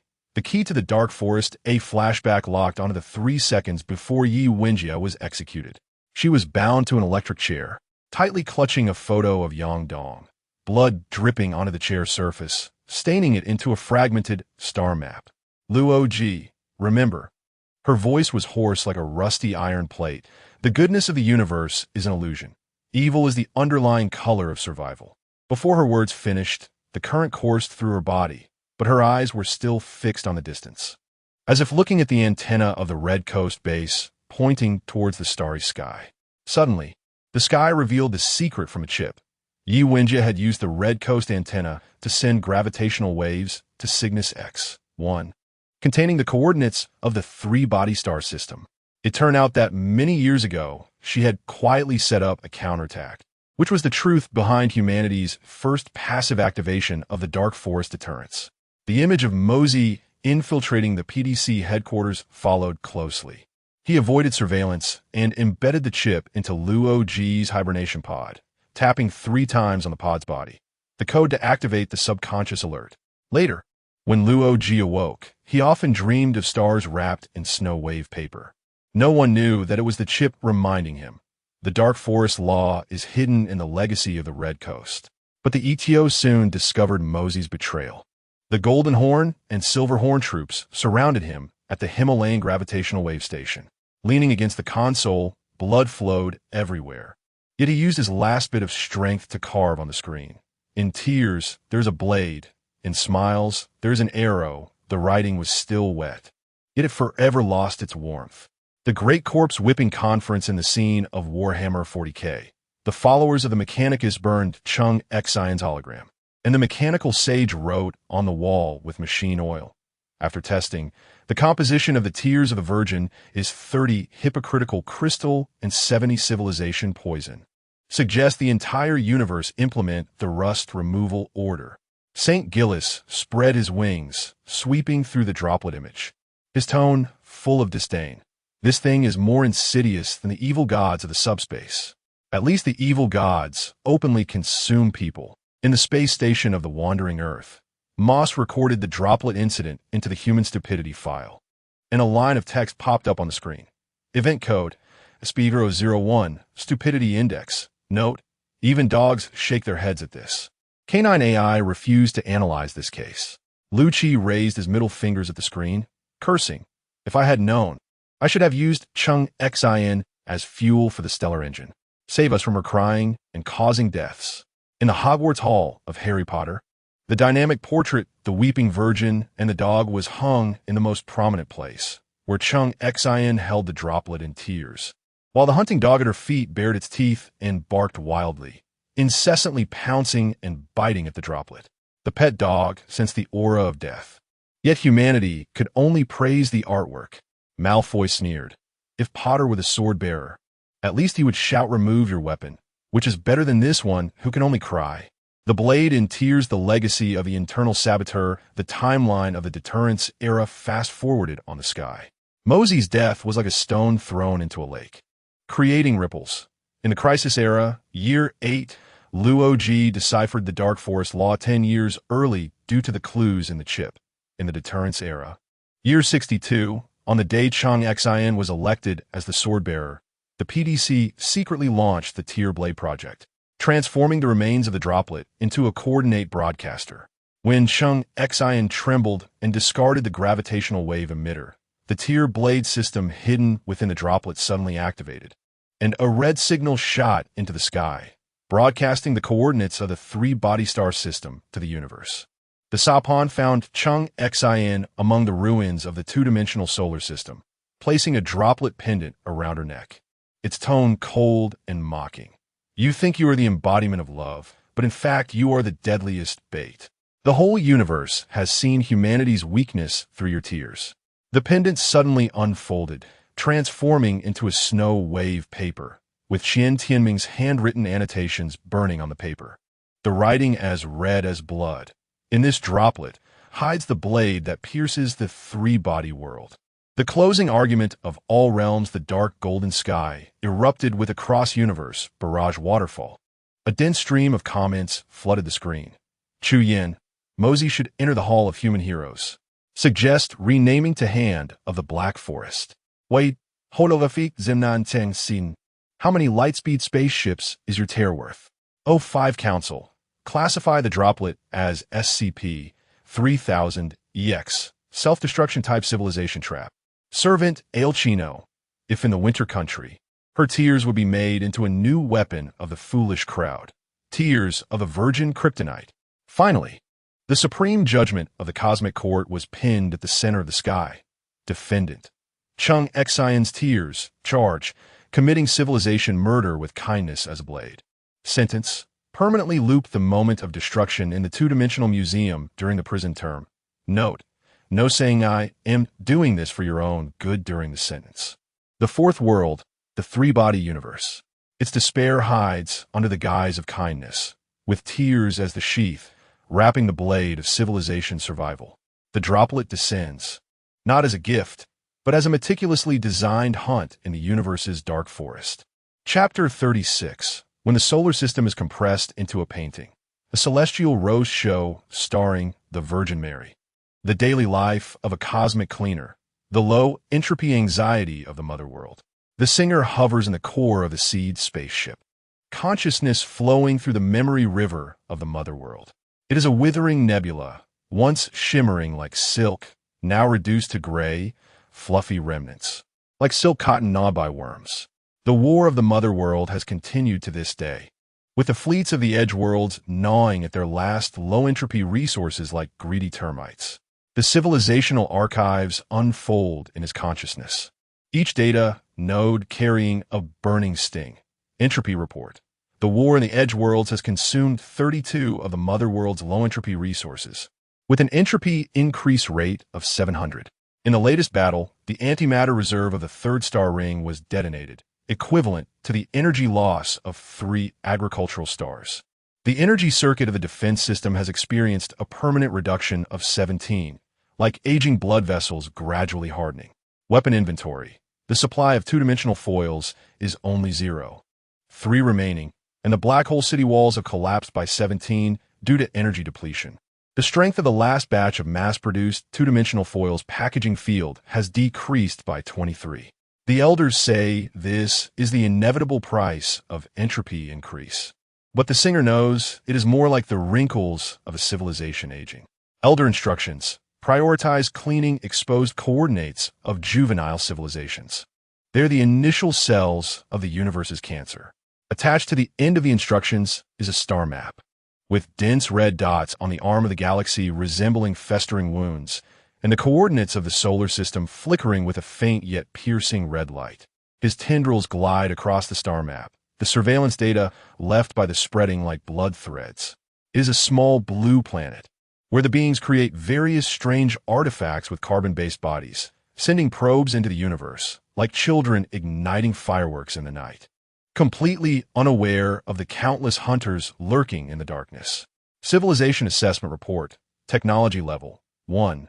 5 Type, Initial Understanding of Curvature Drive, not yet mastered dimensional control. Their lightspeed spacecraft can only reach 15 of the speed of light, and curvature drive experiments have failed 97 times, with the last one even destroying their lunar base. Threat Index 001. Shelter Plan: insects building sandcastles. Those shelter space stations built on the planet's dark side are like paper fortresses in front of two-dimensional foils. Cleaning recommendation: recommend using economic two-dimensional foil. Inventory number: DW743. Expected entropy recovery: 0.0004 cosmic units. The singer calculated that this amount of entropy is only enough for the Mother World's lighting system to operate for 0.3 time grains, but the elders say even a mosquito is still meat. The assembly line operation of two-dimensional foils. The singer sends an application agreement to the elders. Data flowing in the void, forming a score. It is the song of the cleaners written in gravitational waves. This ancient ballad has been passed down in the Mother World for 100,000 Earth years, with each note corresponding to different cleaning instructions. I present to her a gift, a small piece of solidified time, with beautiful stripes on it, feeling as soft as the mud of the shallow sea. The first melody represents confirming the target. The second is for weapon application. And the last section is the cleaning report. The singer hums the ballad, tendrils tracing complex trajectories on the control panel, like a conductor orchestrating the rhythm of the entire universe. The elder's reply returns through supermembrane vibration, with a cold parameter line appended to the lyrics. Approved for use of DW743, packaging field decay period, 10 time grains, approximately 50 Earth years. Note: conserve usage. The Mother World's two-dimensional transformation requires 89 of inventory. The singer's heart sank. He knew what this meant. The Mother World has begun to prepare a fallback for itself. When three-dimensional space can no longer maintain a low-entropy state, they will downgrade the entire civilization to 2 dimensions, shedding their old skin like a snake. He walked deep into the seed warehouse, where the last weapon reserves were stored. DW743 was placed on an energy rack, floating quietly in a transparent force field like a platinum page. The singer gently touched the force field with his tendrils, feeling the dimensional potential energy contained within, a power that flattens three-dimensional space like origami. Don't be afraid, little one, the singer whispered. We are just executing the universe's metabolism. The assembly line of dimensional strikes, the unsealing ceremony of the two-dimensional foil. The singer extracted the packaging from the seed warehouse, the walls of the transport corridor flickering with holographic images of past cleaners. Most of them have turned into cosmic dust, with only a few consciousnesses preserved in the spaceship's database, serving as guiding programs for later generations. Remember, cleaning is not destruction. It is the reshaping of order. The oldest cleaner said, his image blurred, spreading like an ink wash painting in the air. The singer nodded and placed DW743 on the launch platform. The two-dimensional foil floated in the transparent force field, its surface swirling with Van Gogh's Starry Night, which was a compressed three-dimensional structure diagram of the Orion arm. He lightly tapped the surface of the packaging, humming the operating instructions, with each syllable accurately corresponding to the operational steps. Unsealing steps. Locate coordinates. Outer Oort cloud of the solar system, to avoid disturbing insects. The singer adjusted the spaceship's gravitational sensors, locking the target in a void outside Pluto's orbit, where the concentration of interstellar dust is lowest, so as not to interfere with the initial deployment of the two-dimensional foil. Unlock gravitational lock. Use the orbital resonance frequency of the Kuiper Belt Comet Group. He retrieved the operational data of the comets, converting it into gravitational wave frequency, like using the correct key to open a lock. The force field on the surface of the packaging began to flicker, emitting a buzzing resonance sound. Throw calibration. Use the galaxy's rotational axis as the reference axis. The singer activated the spaceship's thrusters, adjusting the launch angle to within a 0.001 radian error range. On a cosmic scale, this is equivalent to piercing a piece of paper spread out on the moon with a needle tip. Ready, the singer said, tendrils pressing the final launch button. Countdown to the death of the solar system. The two-dimensional foil detached from the force field, gliding towards the solar system at 1/10 the speed of light. Its trajectory drew a silver line on the star map, like a medicine injected into a vein by a doctor. The singer watched it disappear into interstellar dust, beginning to record the operation log. Cleaning target, solar system civilization. Weapon type, economic two-dimensional foil, DW-743. Expected activation time, 10 time grains. Expected entropy recovery, 0.0004 cosmic units. Meanwhile, on Pluto's orbit in the solar system, Chang'e Xian statue suddenly quantumized and dissipated. This statue, carved from lunar basalt, was built by humanity to commemorate the Virgin Mary. But at this moment, it was like pencil marks erased by an eraser. The base cracked open with a chasm-like subtitle. The last gift left by the system announcement. Earth Online Maintenance Shutdown. Maintenance content. Dimensional Compression version 1. 0. Expected duration. 3 Earth days. Compensation plan. None. In the Earth's shelter space station, people fell into a brief silence upon seeing this announcement. Initially, some thought it was a hacker attack. Others thought it was a new sci-fi movie promotion. But when surveillance footage showed the abnormal phenomena in the Kuiper Belt, panic spread like a virus. What is that? A little girl pointed at the screen where a two-dimensional area was expanding, asking, where the asteroids were turning into flat silhouettes, like crushed soda cans. Her mother held her tightly, tears silently streaming down. That is, the shadow of the stars. Heavenly Bulletstorm. Janitor evaluation. Warhammer 40K injury assessment of Mechanicus in the Machine God's temple on Mars. The mechanical sages are dissecting a simulation model of a two-dimensional foil. This holographic model unfolds and contracts, revealing the mysteries of dimensional transformation. Blasphemy. An elderly sage roars, his metal eye glowing red. This technology that degrades the sacred three-dimensional space is a betrayal of the machine god. Another sage remains calm, calling up real-time data from the solar system, generating an evaluation report on the screen. Product name, two-dimensional foil, DW-743 Standard Edition. Cleaning efficiency, 5 stars. Completed dimensional transformation of the entire star system within 3 Earth days. 100 coverage. No residual three-dimensional structures.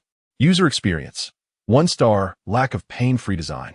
The civilization being cleaned experiences neural signal disruption during the dimensional reduction process, equivalent to a continuous 17-hour experience of excruciating pain, which does not comply with the mechanical church's principles of merciful cleansing.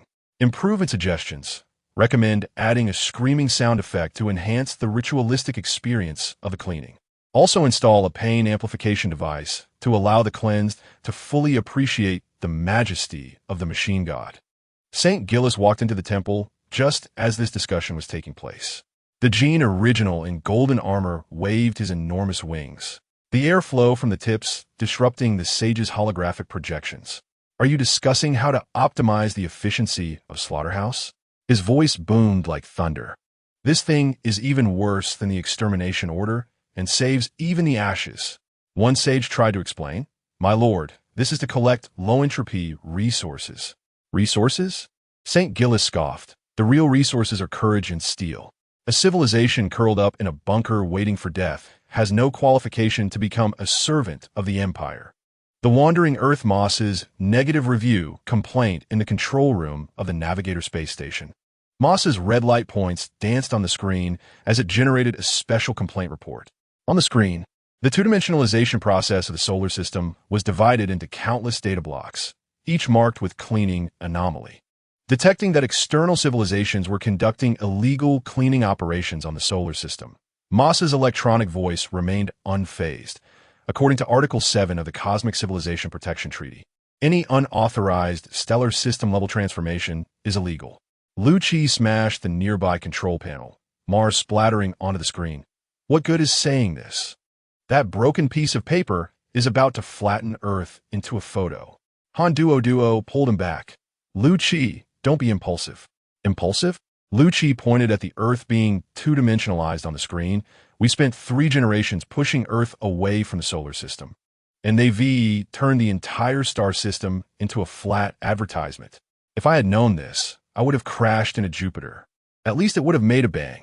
Moss continued to report the complaint. Seller nickname: Cosmic Janitor. Negative review, rate 99.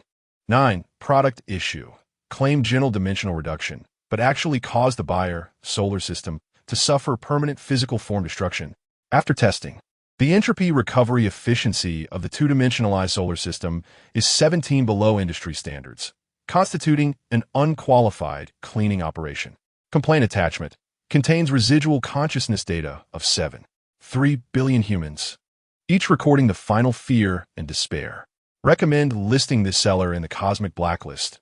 Moss concluded and filed a lawsuit with the Galactic Trade Alliance, demanding compensation for 0.0001 stellar equivalent energy loss.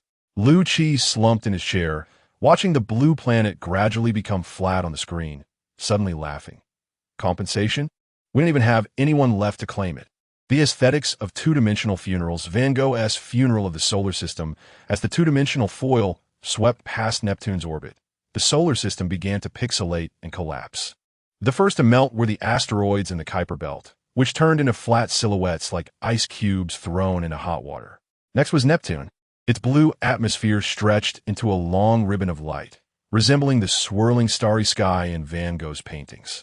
The dimensional reduction progress was being updated in real time at Pluto's observation station. Every piece of data, like the footsteps of death, Mercury, silicate crust melted into Monet's water lily strokes. The smallest planet in the solar system expanded 17 times during the two-dimensionalization process, and its surface craters turned into colorful spots, reminiscent of the light and shadow effects in Impressionist paintings. Jupiter, the great red spot, collapsed into a blood tear-shaped ink blot, its moon scattered like glass marbles. This gas giant released immense energy during dimensional reduction, forming a light arc spanning several astronomical units, like a bloody scar drawn by a god across the universe. Earth, the Pacific solidified into cobalt blue teardrops, and the bunker space city shattered into platinum foil fragments. As the edge of two-dimensionalization reached Earth, the continental plates unfolded slowly like crumpled paper. The Himalayas became a fine zigzag line, and the Mariana Trench turned into a scratch on paper. Ching Xian trembled as she touched the screen in Pluto's control room, feeling the cold touch. She saw the city where she once lived transforming into flat patterns. The Forbidden City in Beijing becoming a complex geometric shape, and the Oriental Pearl in Shanghai turning into a long straight line. Don't touch it. Luo Ji's voice came from behind, leaning on his cane, covered in red dust from Pluto. Just watching is enough. Chung Xian turned around, tears blurring her vision. Can we really do nothing? Luo Ji smiled slightly, tapping the rocky wall with his cane, shaking off a cloud of stone dust. Carving words into stone is humanity's last love letter to the universe. He pointed at the Earth undergoing two-dimensionalization. Look, your love letter has been framed by death. Outside the observation station's dome, the holographic image of the Saphan was dancing gracefully. She wore a white gown, with a pattern of the two-dimensionalized solar system printed on the hem, like a cruel yet beautiful dress. So beautiful, the Saphan said, much prettier than the two-dimensionalization of the Trisolar system. You humans always manage to create art in the midst of destruction. Singer's performance evaluation. When the system popped up a prompt in the mother world, the singer was recovering residual energy from the two-dimensional foil. DW 743 had completed its mission. transforming into an undetectable spatial ripple, but its results shone across the galaxies. It was a two-dimensional plane with a diameter of about 1 light-year, where all matter from the solar system existed in a bizarre way. Work order DW 743 completion report. Entropy recovery 0.00039 cosmic units. Compliance rate 97.5. This was 0.00001 less than expected. The singer speculated that the liquid water in Earth's oceans affected the transformation efficiency. Resource loss 0.00001 dark matter fuel. The energy-saving indicator for this mission reached grade A. The elders should be satisfied. User feedback. Chung Xin, ID. Maternal heart, why choose the solar system? The singer looked at this message, hesitated for a long time, and finally chose the automated reply provided by the system. Because you set off fireworks in the dark forest. He knew this answer was cruel, but it was the truth of the universe. Those actions viewed by humanity as the spirit of exploration are signals of suicide in the dark forest. The kindness that is praised in survival competition is a fatal weakness. The system suddenly popped up a new message from the elders. Prepare for the next mission. Target. Coordinates of the second fleet of the Trisolaran escape. The singer was stunned. He thought that Trisolaran civilization had been forgotten in the corners of the universe. Their coordinates had been intercepted by the Edge world, the Elder explained, and they were being cleaned up to avoid any inconvenience. The singer called up data from the Trisolaran's second fleet, which was fleeing its original star system at 2 times the speed of light, like a pack of lost dogs. He recalled the Trisolaran monitor who sent fairy tales to the universe, wondering if he was still alive. Cleaning is a blessing, the Elder said finally. At least it is better than being captured by the Edge world to serve as an energy source. The singer nodded silently and began preparing a new two-dimensional foil. He knew that his work would never end, as long as the universe's entropy continued to increase. As long as there were civilizations lighting fires in the darkness, the cleaner must exist. Final act. Closing arguments of the heavens. The dark golden sky unfolded into a cosmic commentary waterfall with the voices of countless civilizations intertwining, like a memorial service transcending time and space. The three-body problem universe. Chuyen, blue space singer buddy, next time you clean the junkyard, give us a heads up to avoid misunderstandings. Curvature engine overloaded to 120. The blue space was moving away from the solar system, their trajectory pointing towards the unknown regions of the universe, where there might be new hope, or just more darkness. Sapon, synchronous orbit, Miss Chung Xin. Do you need a custom two-dimensionalization service for your statue? 20 off. There is a hint of sadness in her joke. Perhaps even she did not expect that this woman, once full of promise, would ultimately become one of the symbols of civilization's destruction. SCP Foundation 05 Council, classifying the two-dimensional foil as SCP-3000-EX, self-destructing civilization makeup remover. The file recorded its characteristics. It can convert any three-dimensional object into a two-dimensional plane, and using it will lead to a decrease in the dimensional stability of the civilization in which the user resides. Recommended class: Keter, Genshin Impact, Servant, El Chino. In the Nation of Winter, this type of cleaner will be transformed into a civilization vacuum cleaner specializing in treating saintly seborrheic dermatitis. She stood in the ice god's palace, watching the two-dimensional solar system on the screen, a hint of coldness flashing in her eyes. It seemed that there was waste needing cleaning everywhere. Star Wars Master Yoda. Fear leads to anger. Anger leads to hatred. Hatred leads to destruction. This civilization has been consumed by fear, yes. He sat on the steps of the Jedi Temple, watching the solar system disappear from the star chart, and sighed softly. Star Trek Captain Picard. They have forgotten that the essence of exploration is not conquest, but understanding. If only they could have understood this sooner. His words went unfinished, but everyone on the bridge knew what he meant. Only by understanding the laws of the universe can one truly survive. Universal Labor Market Top Notice. Job opening. Part-time cleaner, urgently hiring for Singer Civilization. Job requirements. Must endure cosmic-level workplace PUA, Elders saying. Cleaning is a blessing. Proficient in Article 7 of the Dark Forest Sanitation Management Regulations. Note: no qualification certificate required. good psychological quality. Able to adapt to the visual shock of civilization destruction. Salary and benefits. Hourly wage of 0. 5 entropy units. Free two-dimensional foil employee discount coupon. 5 off for every 100 spent. Outstanding performers can earn the title of Cosmic Environmental Guardian. At the bottom of the announcement, there was a line in small print. The universe is vast, life is greater, but the cleaner's salary is very low. The singer looked at this announcement and suddenly remembered an old saying from his mother world. Entropy increase is irreversible. Civilization is like dust. Perhaps one day, the civilization he belonged to would also be cleaned by a stronger existence, just as they had cleaned the solar system. But so what? The cycle of the universe never stops because of anyone's disappearance. He started the ship's engine and flew toward the direction of the Trisolaran Second Fleet. Outside the porthole, the two-dimensional solar system unfolded like a huge oil painting in the darkness, and on the blue disk of Earth, one could still faintly see the last traces left by human civilization.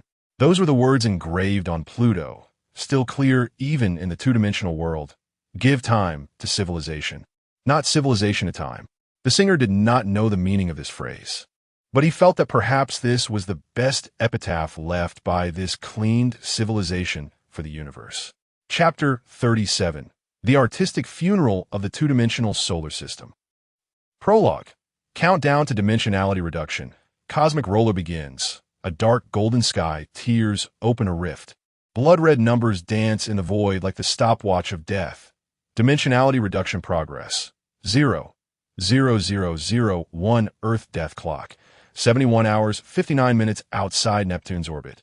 Space distorts into a vortex. The comet clusters of the Oort cloud stretched into thin light strips like discarded spaghetti. The Sapon hovers beside the holographic star map, its mechanical eyes flickering with cold light, its voice dripping with mocking elegance. Please enjoy the final performance of the universe. The program has been generated. Act 1 Mercury, Monet's Water Lilies. Act 2 Venus, abstract painting of sulfuric acid clouds. Finale Earth, Human Specimen Museum. In front of the screen, Chung Xian's fingertips are icy. Her grip on the edge of the table turns her knuckles white. This is not art, it's slaughter. Luo Ji, however, simply lights a cigarette, his calm gaze swirling in the smoke like an ice-covered lake. Slaughter? The universe only talks about cleaning, not reasoning. The Van Gogh-style funeral of the planets, Mercury. The birth of Monet's water lilies in the moment the two-dimensional foil sweeps across Mercury. The silicate crust melts instantaneously into flowing cobalt blue paint. The Calorus Basin collapses into a vortex. The crater chains deconstruct into fragmented light spots, resembling the blurry petals of water lilies in Monet's brush. The polar ice caps evaporate into silver mist, condensing water ripples on the two-dimensional plane. Even the sunlight becomes golden strokes on the canvas. The Sophin's voice echoes again, hypocrisy dripping from its art critique. Congratulations, humanity. You have become the first exhibit in the cosmic gallery. Unfortunately, the ticket price is everyone's life. Madman, AA, slams the control panel, and through the cracks in the screen, the image of Mercury is gradually turning into a still painting. We are watching a planet, ground into paint. Venus, the abstract carnival of sulfuric acid clouds. The moment Venus's thick sulfuric acid clouds are flattened, raindrops stretch into platinum-colored threads, weaving a Kandinsky-style geometric maze in the air. The lava lake at 500 degrees suddenly cools, solidifying into ochre-colored patches, like the distorted colors in Munch's The Scream, exuding a desperate restlessness. In the Pluto observation station, Luo Ji strokes the stone tablet inscribed with civilization for time. His voice low. It turns out the civilization we pursued was just a smear of oil paint in someone else's painting. Beside him, Guan Yifan clenches his fists, knuckles turning white. At least we fought back. Better than being smeared on a canvas. Earth, the museum of human civilization specimens. The moment the two-dimensional boundary reaches Earth, the world becomes a terrifying still image. The skyscrapers of Shanghai maintain their collapsed posture. The reflective glass facades freeze into ice cracks. The waves of the Huangpu River condense into a blue-green enamel glaze. The running crowd pressed into a translucent film, organs and blood vessels clear as biological slices. The Amazon rainforest sprawls into an emerald jigsaw puzzle, flocks of birds embedded within, becoming an emerald necklace that will never take flight. AA's scream pierces the cabin. We are turning into the pain in Van Gogh's Starry Night. Outside the porthole, the two-dimensional Earth rapidly overlaps with that painting. Even the sunset turns into the same restless orange-red. Chung Xian's tears crash onto the control panel, instantly freezing into tiny ice crystals. It was me. It was I who pressed the button that made all this happen. What good is saying this now? Lucci rushes over, punching the screen. We either escape or rot here like this painting. Art critiques seats of the heavens. The wandering Earth world, the screen of the Navigator space station, pops up Moss's curatorial statement. Cold words fill the screen. Exhibition name. Retrospective of two-dimensional human civilization highlighted exhibits. Chung Xian's tears solidified display case. Note. Virgin Mary brand glue, specifically for coffin boards. Comparison screen of Van Gogh's Starry Night and Solar System remains. Guide words. Please note, this exhibition is eternally open, as the exhibits have solidified within our 11. 2 light-year frame. Lucci looks at the label of Virgin Mary brand glue, trembling with anger. This damn AI dares to mock. I'd rather push the two-dimensional Earth than be its exhibit. Wang Lei holds his shoulder, voice hoarse. Calm down. There are only 70 hours left. We need to find a way to break through the two-dimensional boundary. Three-body universe in the main control room of the blue space ship. Chu Yin stares at the parameters of the curvature engine. Roaring orders. Move forward 4. Max out the power. We need to escape this gallery of death. Amidst the roar of the overloaded engine, the ship trembles violently, and the two-dimensional area outside the porthole approaches at a visible speed. The Sophin's holographic image suddenly appears in the center of the screen with a sly smile. Miss Chung Xian, would you like a customized two-dimensional statue? As a favor to an old acquaintance, I'll give you a 30% discount. Get lost. Chung Xian grabs the water cup from the table and throws it at the screen. But the image remains unmoved. What do you want us to do to make you stop? In the direction of the DX3906 galaxy, Cloud Tianming's holographic message flashes by. The voice gentle but tinged with regret, this drop of tear, hides the entire starry sky I sent you. Unfortunately, now even the starry sky is to become a painting. The message dissipates in the two-dimensional radiation, leaving only a cold void. Finale. The eternal exhibition label of the cosmic gallery. The moment the two-dimensional solar system is completely frozen, a line of cold text pops up on the dark golden sky. Like a label affixed to the exhibit. Exhibit name. Solar System 2. 0. Van Gogh Special Edition. Creator. Civilized Cleanup Department of the Singer Civilization. Employee ID. DW. 743. Creative concept. Using low-entropy body blood for coloring. Laying the foundation with the bones of civilization. The universe needs no tombstones, only a decorative painting. Exhibition location. Orion Arm Waste Disposal Area. Coordinates. RA 5 hours 35 minutes.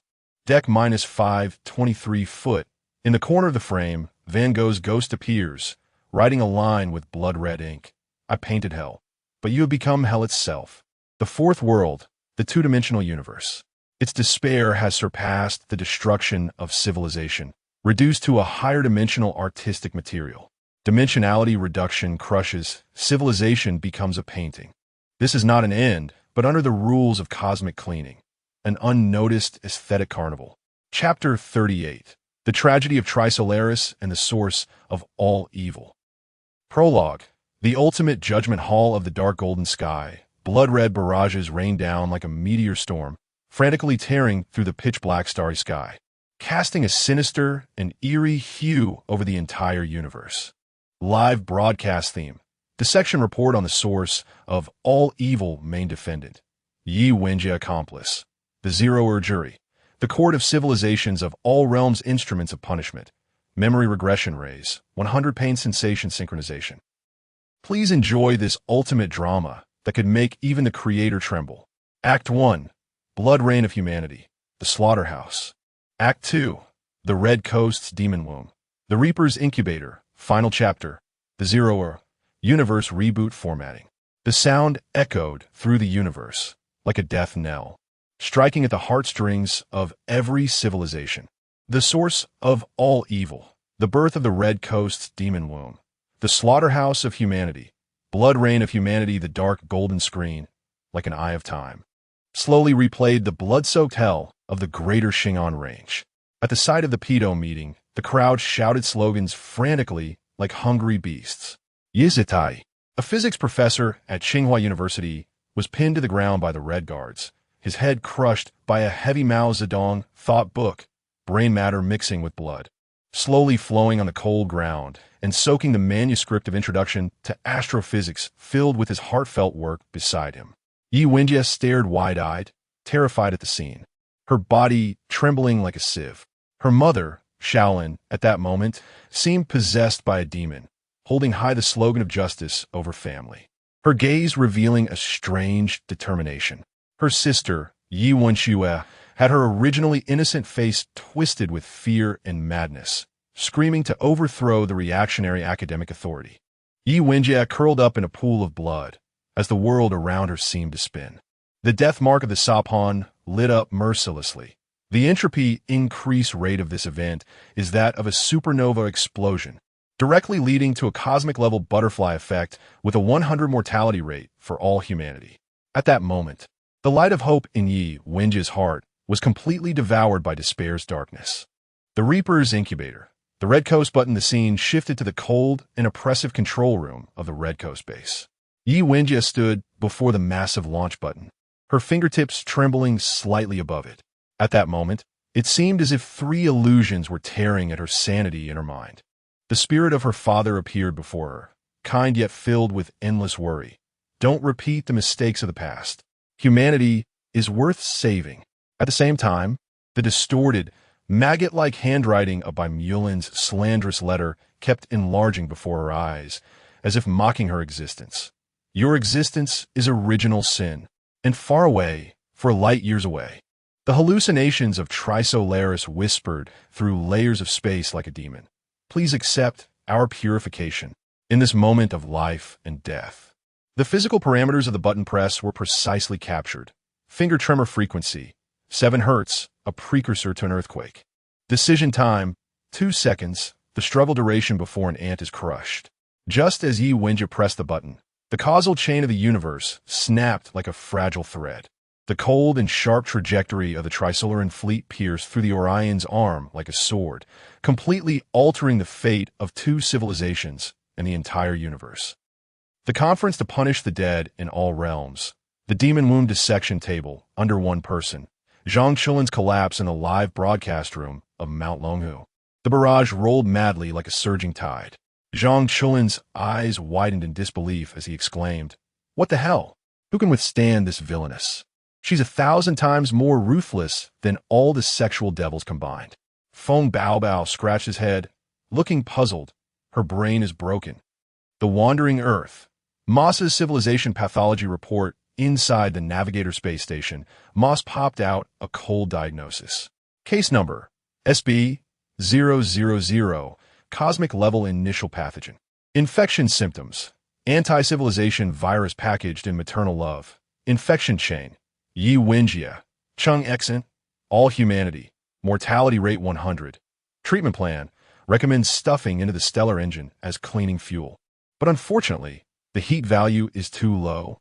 Moss's voice was devoid of emotion, yet it struck like a heavy hammer on the hearts of every listener. The formatting maniac of the universe, the arrival of the Zero reboot countdown, the Zeroers declaration, the cosmic background radiation suddenly twisted bizarrely, transforming into a series of mysterious Morse codes, announcing the Zeroers' terrifying plan to the entire universe, to all low-entropy entities. You have turned the universe into a war wasteland. Dimension 2.31.7. Light speed 17c5c.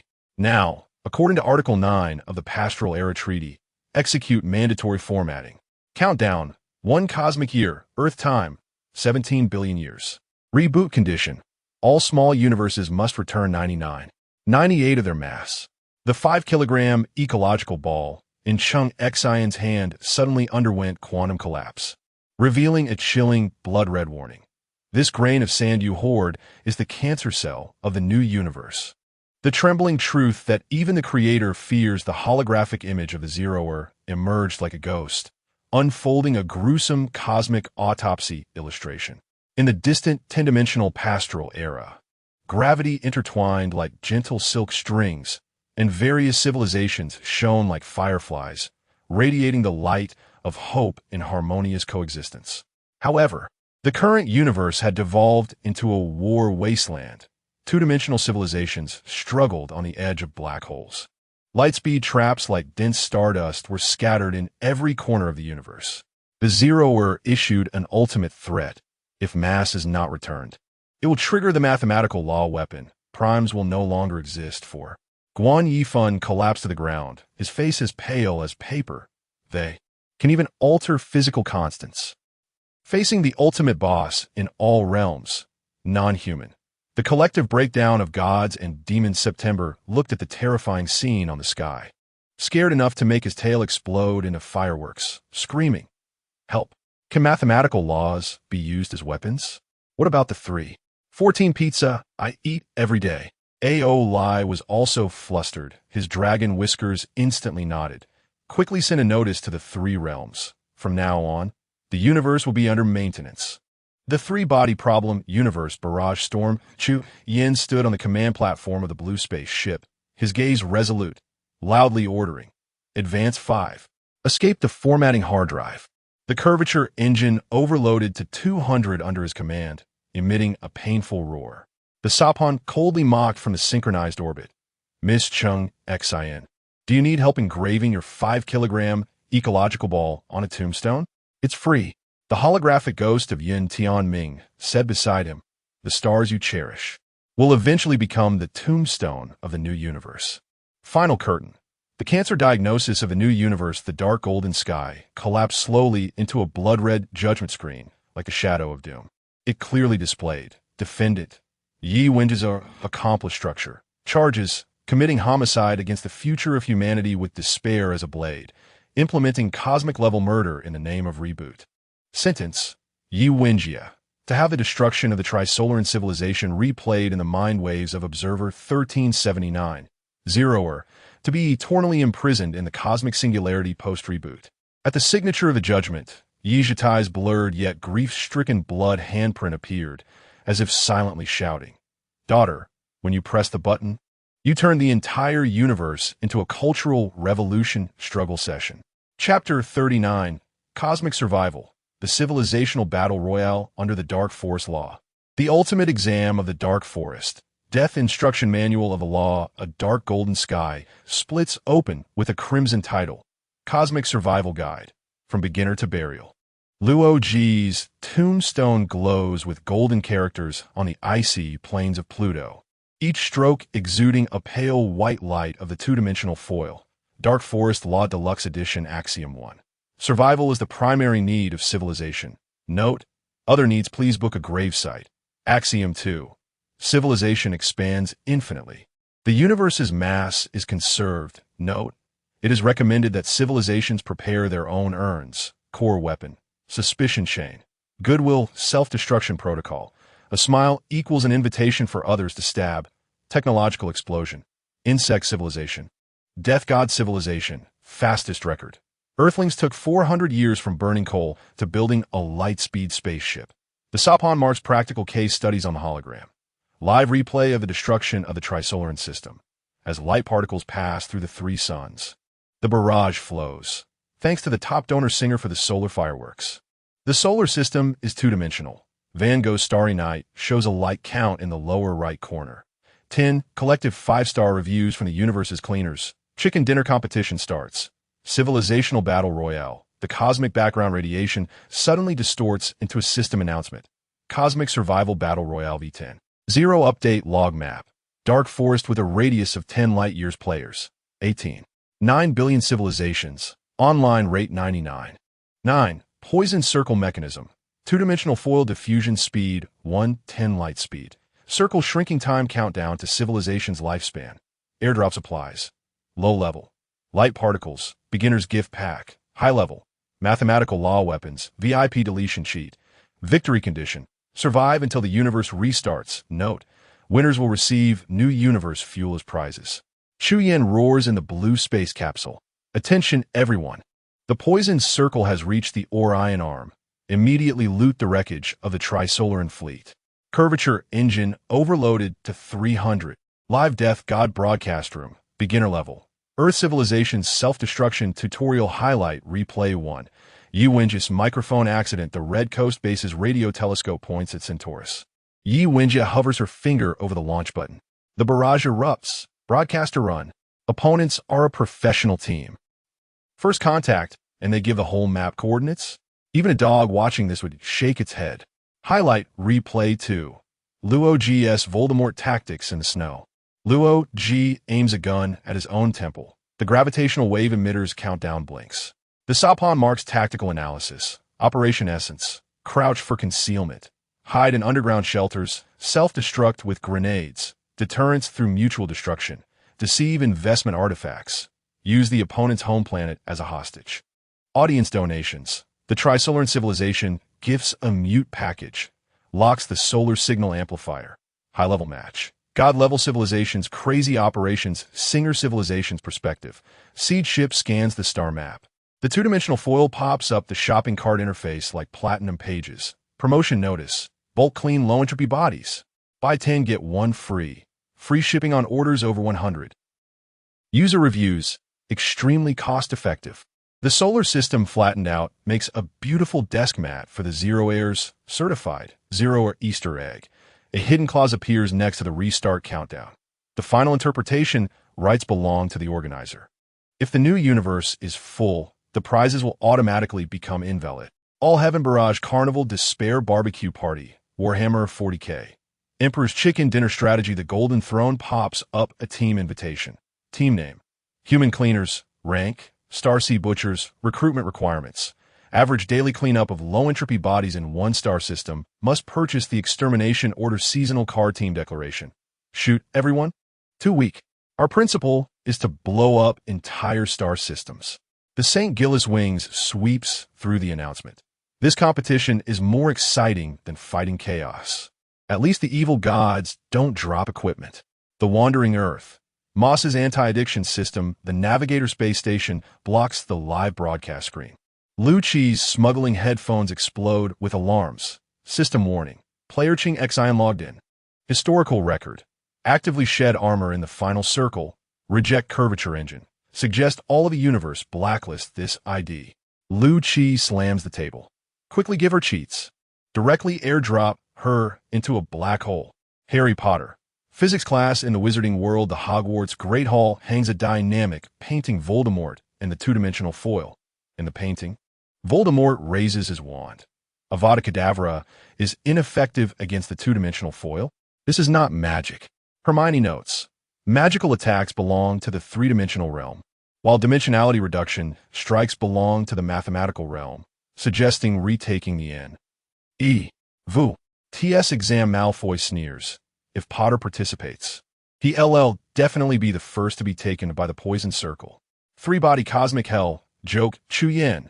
Blue space. The poison circle has shrunk. Quickly pick up the box from the Trisolaran fleet and loot. Curvature engine. Nozzle meltdown alarm. Sapon. Synchronous orbit. Miss Chung Xin. Do you need help booking a VIP viewing seat in the final circle? Comes with a 2-dimensional urn. Yin Tianming. Holographic. Ghost the stars you gave me.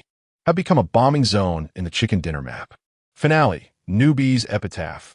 The dark golden sky collapses into a blood-red leaderboard. Cosmic chicken dinner results top 5. Singer civilization. KD ratio. Cleaned low-entropy bodies 10. Zeroer. Average damage 99. 9. Weapon used. Mathematical laws. Bottom player. Humanity of the solar system. Survival time. 0.0001 seconds. Cause of death. Yelling the 5 principles of peaceful coexistence in the final circle exposes coordinates. Chung Xion's Little Universe Reception System email. Participation invitation. You are cordially invited to join Cosmic Survival Battle Royale. Beginner's Gift Pack. 5 kilograms of ecological sphere can be used as bait or tombstone. Special reminder. The tears of the saintly have been added to the poison circle damage formula. Tear speed 100. Circle shrinking speed 1,000 Luo G's epitaph burns on the two-dimensional solar system. Here lies 7.9 billion Voldemorts who believed until death that hiding could lead them to the final circle. Chapter 40. The cosmic final disco record of the Zero Heirs crying at the reboot control console. Zero Heir broadcast. Cosmic palliative care hotline. The neon screen woven from dark matter suddenly lit up, with a scrolling song list penetrating all dimensions, turning the alert for the universe's reboot into an absurd KTV booth announcement. The melody of pastoral era slow dance floated with the humming of 10-dimensional ancient gods, only to be interrupted by the Zero Heir's rap. Quality not returned. Die with the whole family. What is owed must be paid with life. The broadcast blasted sparks from the control consoles of various civilizations. Attention, all civilizations. The new universe VIP booths are fully booked. Countdown 1. 7 cosmic particles for 5 billion years on Earth. Those who do not return quality will be directly stuffed into the Singularity trash can song list for permanent loop. In Chung Xian's little universe, the control console suddenly popped up a scarlet warning. A 5-kilogram ecological ball spinning in a transparent dome. The scales of the fish from Qinghai Lake still shimmering. Detected private possession of the ecological ball, containing 1 fish, 3 fruit flies, and 0.5 grams of lus. Either return it for the civilization seed badge, or refuse, triggering the mathematical law weapon. 4. Guan Yifan collapsed on the ground, pointing at the ecological ball, trembling. Just 5 kilograms. But this grain of sand can cause the new universe to be shortchanged. Chung Xian, are you crazy? Chung Xian, however, held the ecological ball tightly, her fingertip gliding over the transparent dome. This is the last thing from Earth. I can't return it. Graveyard Disco Guide. The Reaper's Nightclub. Chung Xian simply activated the holographic light ball, laser beams slicing the little universe into colorful fragments. The ecological ball hovered in the center, becoming the most bizarre disco ball, with the lyrics of Say Hi to the Reaper by Yi Wenjia echoing in the space. Dance in the dark forest. The two-dimensional foil floats like ribbons. The barrage song request area had already exploded. Chu Yin sent coordinates. Request fugue of escape. I've already escaped to Andromeda. Zero Heirs can do whatever they want. Jizi followed closely, adding a note. Chung Xian crying DJ version. Reverb maxed out. The crying tone has to be tragic. AA slapped the control console, pulling up the pop-up for the salted fish agreement. Stop messing around. Turn off the detector. Out of sight, out of mind. Lock the ecological ball. This 5 kilograms is our family heirloom. Loop good luck comes. Metaphysics is more effective than physical laws. The Zero Heirs warning pop-up flashed crazily. The red exclamation mark almost breaking the screen. Detected slacking mode. Warning. The new universe refuses your reincarnation. AA directly closed the pop-up and slumped into the chair. Reincarnation? I still want to open a nursing home in this little universe. Heavenly comment section. A chaotic cross-dimensional chat room. Zhang Chuan rolled the golden light spell into a sleeping bag and rolled on the ground, not wanting to move. Sister Bao. Hurry, take a kitchen knife and carve Lying Win on the stone monument. This universe reboot has nothing to do with us. Let us lie down until the end of time. Feng Bao was digging a pit with a shovel, dirt splattering on Zhang Chuan's face. $200 includes burying and exhuming. Order now for a 10 discount. The tail, end of September, curled up into a dried, salted fish, still hanging a takeout bag. Dear, the Peach Blossom Festival will start delivering takeout. Today's special is two-dimensional foil pizza. Remember to flatten it before eating. It's crunchier. A.O. Lai leaned over, a QR code hanging from his dragon whiskers. Scan to join the New Universe crowdfunding group. If it's short, we can pitch in, who knows. We might even get a mini version. Snape stared at the ecological ball on the screen, his hand under the black robe tightening around the wand. Foolish mercy. Betting everything for a few grams of lust, just as naive as that idiot back then. Dumbledore, however, twirled his ring, a hint of regret in his voice. At least she held on to the thought, unlike us, who have to hide our memories in soul vessels. Alan looked at the Zero Heirs warning. The footsteps of the earth-shaking giant paused in midair. Reboot? Destruction? Just a different way of confinement. It would be better to let the giant flatten everything. At least it would be quick. Mikasa pressed his shoulder, her tone heavy. Don't go crazy. Even if it's a cage, we have to live to see the end. Finale.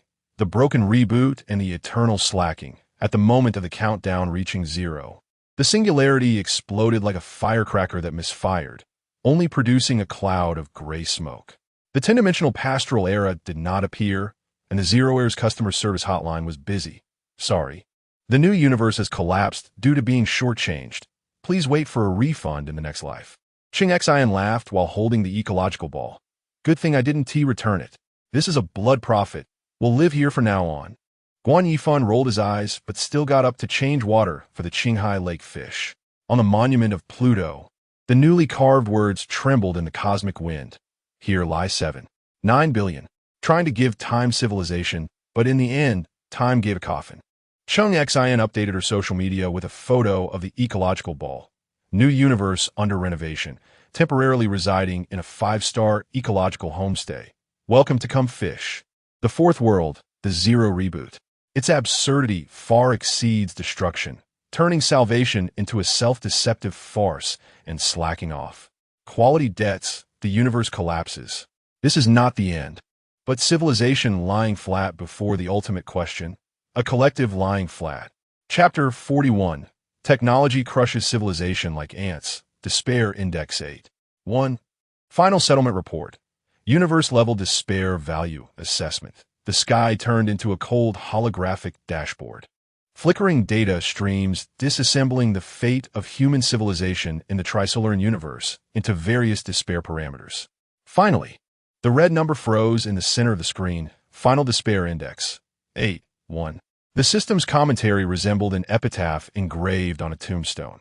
This civilization wielded love as a spear and goodness as a shield, yet shattered into desperate dust under the scythe of death.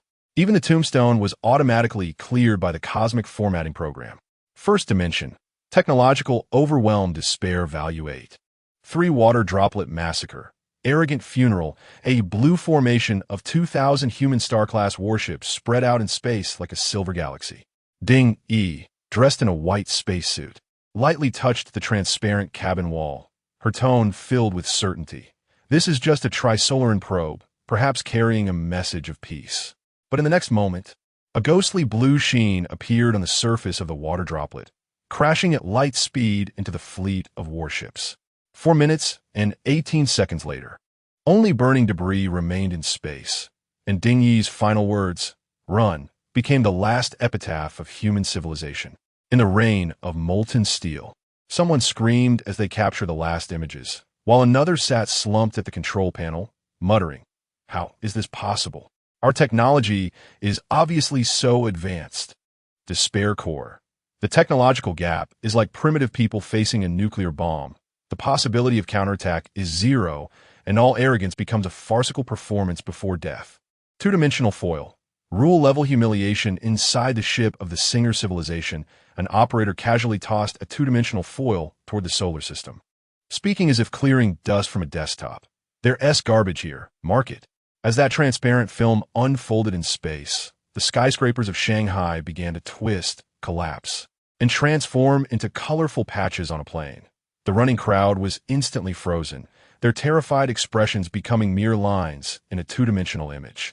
On Pluto, Luo Ji watched as the inscriptions on the tombstone disintegrated into meaningless pixel points, shaking his head with a bitter smile. "We thought we could leave something behind. But even the proof of having existed has become garbage in the universe." Despair core. Destruction requires no hatred. It is merely a high-level civilization's assembly line command to clean up garbage. And humanity lacks even the qualification to be remembered. Second dimension. Human degradation despair value 8. 7. Dark battle. Moral vacuum. The Bronze Age ship and the quantum ship fleeing the solar system engaged in a bloody slaughter in the silent void of space. In a fight for the last remaining fuel, crew members used subsonic nuclear bombs to blow their compatriots into bloody ice crystals, then calmly feasted on the corpses, even marking the names of the deceased on each piece of meat. "This is for survival," the captain said, watching the footage of the cannibalism on the monitor with an undisturbed tone. "We must carry the torch of humanity forward. Sacrificing them is necessary." But in the surveillance footage, Someone swallowed while wiping the blood from the corner of their mouth with their sleeve, their eyes filled with numbness. Despair core. When survival becomes the only faith. Humanity is reduced to recyclable protein, and all moral bottom lines become dust in space. Sword-bearer paradox. The coffin nail of the Virgin at the United Nations General Assembly. Chung Xin trembled uncontrollably as she took hold of the gravitational wave launcher. When the alarm of the approaching Trisolaran fleet sounded, she stared at the control panel, ultimately releasing her fingers. She feared that her actions would trigger the destruction of two civilizations. I cannot become the executioner. Chung Xion's voice was laced with tears. But she did not know that this release accelerated the pace of the Trisolaran invasion by 100-fold. Later, she opposed the Lightspeed ship plan on the grounds of equality for all beings, completely cutting off humanity's hope of escaping the solar system. Luoji looked at her, his eyes filled with disappointment. What you think is goodness is, in fact, a knife that kills an entire civilization. Despair core. The destructive power of good intentions far exceeds the combined arsenal of the Singer civilization. Choices made in the name of love became the final nail, sealing the coffin of civilization. Third dimension. Cosmic law despair value 9. 5 Dark forest axiom survival is the primary need of civilization, yet the mass of the universe is conserved. The axiom proposed by Yi Wenji years ago later became humanity's death warrant. When humanity sends signals to the universe, they do not realize that exposing their coordinates is equivalent to signing a death notification. And the technological explosion they pride themselves on is merely an accelerated crash course towards death. We thought we were exploring the universe, but in fact, we were seeking a grave for civilization, Wang Miao said, looking at the cosmic observation data, his voice filled with exhaustion. Every signal could be bait to attract hunters. Returner scam. The broadcasts of the returners echoed in the universe. Return 99. 98 of the mass, and the pastoral era can be restarted. But when the 5 kilograms of ecological sphere, containing a fish and 3 fruit flies, secretly kept by Chung Xian, was brought into the new universe, entropy became instantly unbalanced. The alarm for restart failure sounded, and the customer service prompt of the returners was cold and mechanical. The new universe has ceased operation due to mass shortage. It turns out that so-called hope is merely a cosmic-level drug. Guan Yifan looked at the collapsing system, bitterly smiling. We consumed false expectations, and in the end, they all became the nutrients of despair. Fourth dimension. Existence nihility, despair value 7. 0 Tombstone Project. Self-deceiving ritual humanity engraved DNA sequences in the Mona Lisa on Pluto, trying to leave traces of civilization after dimensional reduction. But when the dimensional descent arrived, those carefully carved patterns twisted into chaotic color blocks, failing to preserve even a shred of meaningful information. The grand ritual we held was merely self-deception. The scientist responsible for the Tombstone Project squatted on the ground, watching the gradually dissipating inscriptions. Even death was too lazy to sign off on a bin here note. Ecological sphere paradox. Chung Xian held the 5-kilogram ecological sphere, smuggling it into the new universe, believing it to be the last ember of human civilization. But the new universe rapidly collapsed due to mass shortage. The ripples from the fish's fin movements became the switch for the entropy-increasing accelerator. Watching the fish in the ecological sphere gradually die, Chung Xian finally broke down. I thought it was salvation, but it turned out to be death's joke. Final curtain. The cosmic equation of despair. The formula slowly appeared on the sky. Trisolaran despair index, technological gap, human degradation rate, cosmic malice. The parameter solutions were clear. Technological gap, Singer civilization humanity. 10. Human degradation rate survival rate in dark battle. 0.0001. Cosmic malice returner restart failure rate. 100. The final result, the number 8. 1 flashed in red light, and the system's remarks read, "Keep the decimal point in tribute to the last stubbornness of human civilization." Fourth ranked world, the Trisolaran universe. Its despair has permeated every inch of the fabric of civilization's existence, rooted in the dual strangulation of laws and humanity. Dimensional reduction settlement. Existence reset. This is no coincidence, but rather an inevitable outcome under the cold rules of the universe. Chapter 42. The live broadcast of the Goo Master's reincarnation in purgatory. The spring and autumn cicada's wings shatter the three views of the heavens. Prologue. The Goo refining field under the dark golden sky. In the moment when the bloodlight exploded, a scarlet subtitle popped up in the center of the sky. The sharp font like a poison Goo needle piercing into the vision of all realms. Live broadcast theme. Goo Master complete record of reincarnation in hell core material. Sound of the spring and autumn cicada's wings. Warning. Causes collective PTSD across the heavens. High energy warning. This video contains severe mental pollution. It is advised that those with unstable Tao hearts close their eyes quickly. The dark golden screen then lit up, and the scene directly cut to the moment Feng Yuan activated the spring and autumn cicada. Time and space were torn like a ripped silk. Flesh and blood twisted and collapsed, and the fragments of 500 years of memories splattered like broken glass. 300 years of struggling between the righteous and demonic paths. 200 years of blood-soaked massacres, and finally the tragic end of being surrounded and killed by countless cultivators, leaving no bones behind. Cost of rebirth. The flapping of the spring and autumn cicada triggers a backlash of cause and effect, with misfortune taking the form of black mist wrapping around the new body. Within 24 hours of rebirth, one must face a calamity of bloodlight. Just as the cold system notification sound fell, the analysis box of the intellect suddenly popped up, its glaring red light illuminating half the sky. This operation reduces entropy rate. The universe's heat death is reversing. Direct consequence. The death rate of the entire Guyu clan is 100. In the next second, the scene jumped to Qingmao Mountain. Feng Yuan's dagger sliced through the neck of a Guyu clansman, blood gushing like a river, forming strange runes on the ground. The blood skull Gu requires the slaughter of kin to purify the blood spring. The B-grade aptitude transforms into A-grade amidst the blood rain. As the mechanical narration continued, the brittle sound of bones breaking synchronized with the prompt of aptitude enhancement, piercing the eardrums. Feng Yuan stepped on the head of the clan elder, the sole of his boot grinding over the shattered skull, a cold smile curling at the corner of his mouth. Anyone can live, anyone can die. Who is innocent? As soon as he finished speaking, the simulated barrage flooded the screen. Wow. Starting with a massacre of the entire clan to wash points? More efficient than Thanos' snap. This ruthlessness would make even the villains shout for their ancestors. The path of the Gu refining maniac on the cliff edge of the Three Kings Mountain. A cold wind carrying the scent of blood rushed towards him. The siblings from the Bai family were firmly pressed in front of the Gu refining furnace. The cries of the children had not yet dissipated before Feng Yuan's action of pushing them into the furnace cut them off. The bronze Gu furnace instantly ignited with a ghostly blue flame. The flesh and blood of the children fused with the furnace wall as Feng Yuan held a bone blade, precisely cutting the connected veins of the siblings, their piercing screams sending chills down the spine. Obtained bone and flesh reunion Gu. Feng Yuan, however, wiped the bloodstains off the furnace wall and sniffed it at his nose, his expression showing no ripple. The scene shifted again to a snowy night in the North Plains.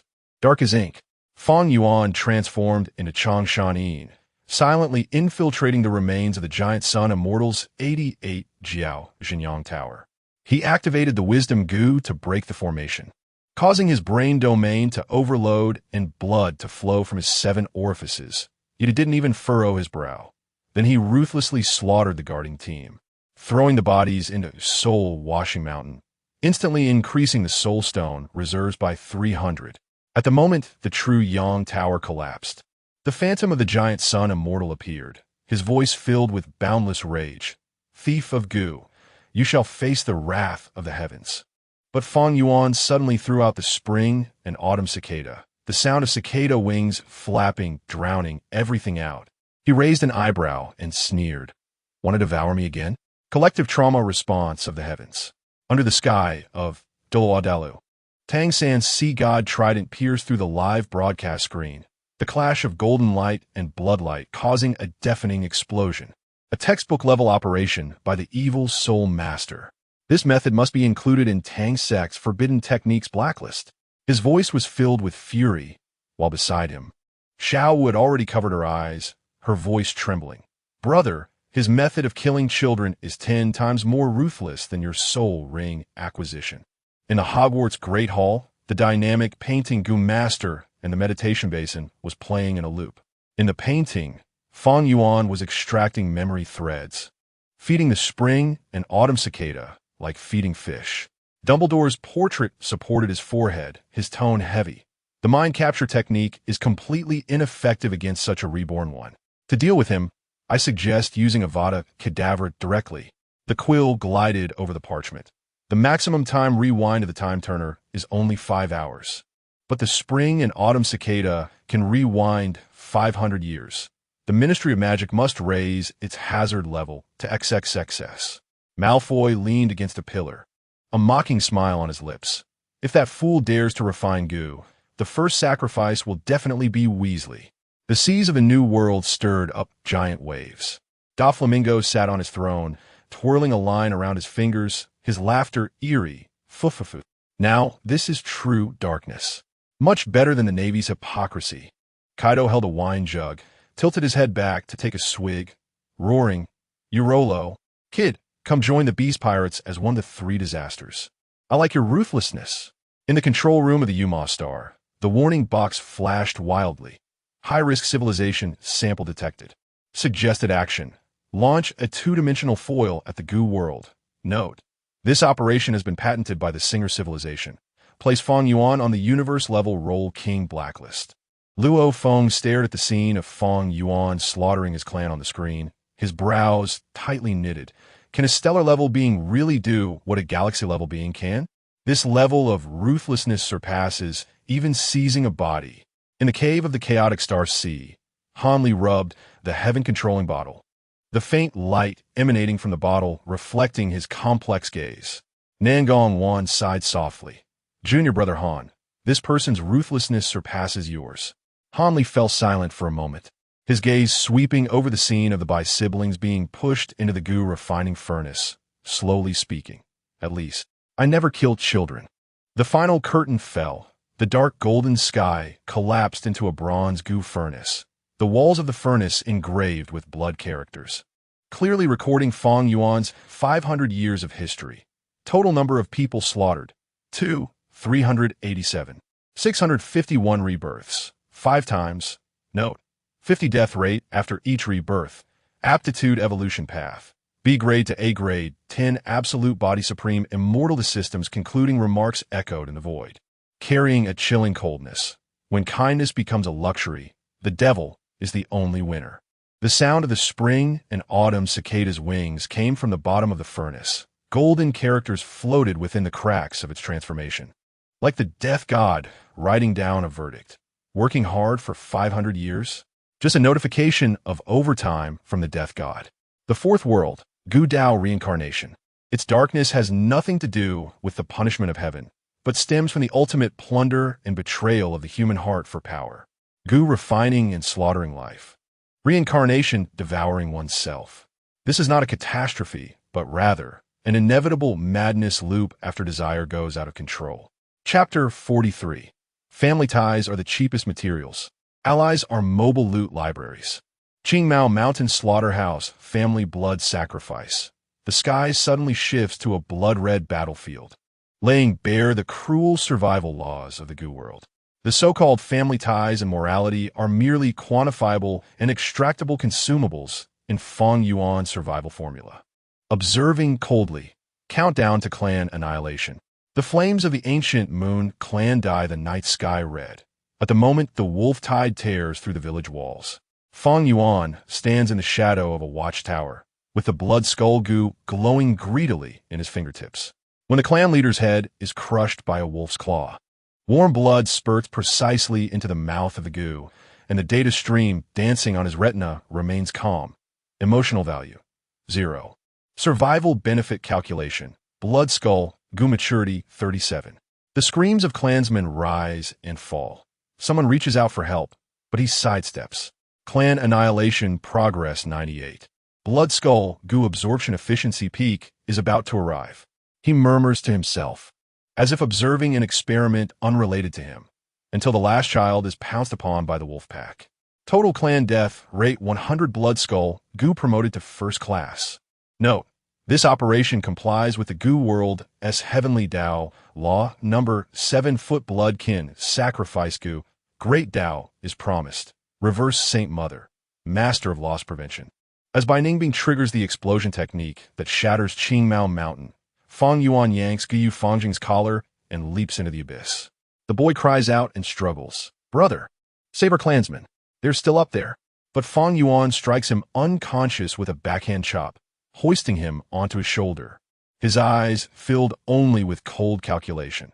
Saving you is because your first-class qualifications allow for refining the second empty aperture Gu, which has extraction value. Saving them consumes 80 true yuan, fall risk 90, pure loss-making transaction. A clear cost formula flashes through his consciousness. Each item marked with precise numbers. Escape with brother's profit. First-class qualification puppet 1 can assist in refining Gu in the future. Save clan profit 0 and may slow down promotion speed. He steps down the collapsing rocks. Behind him are the screams of clansmen engulfed by flames. In front is the darkness leading to survival.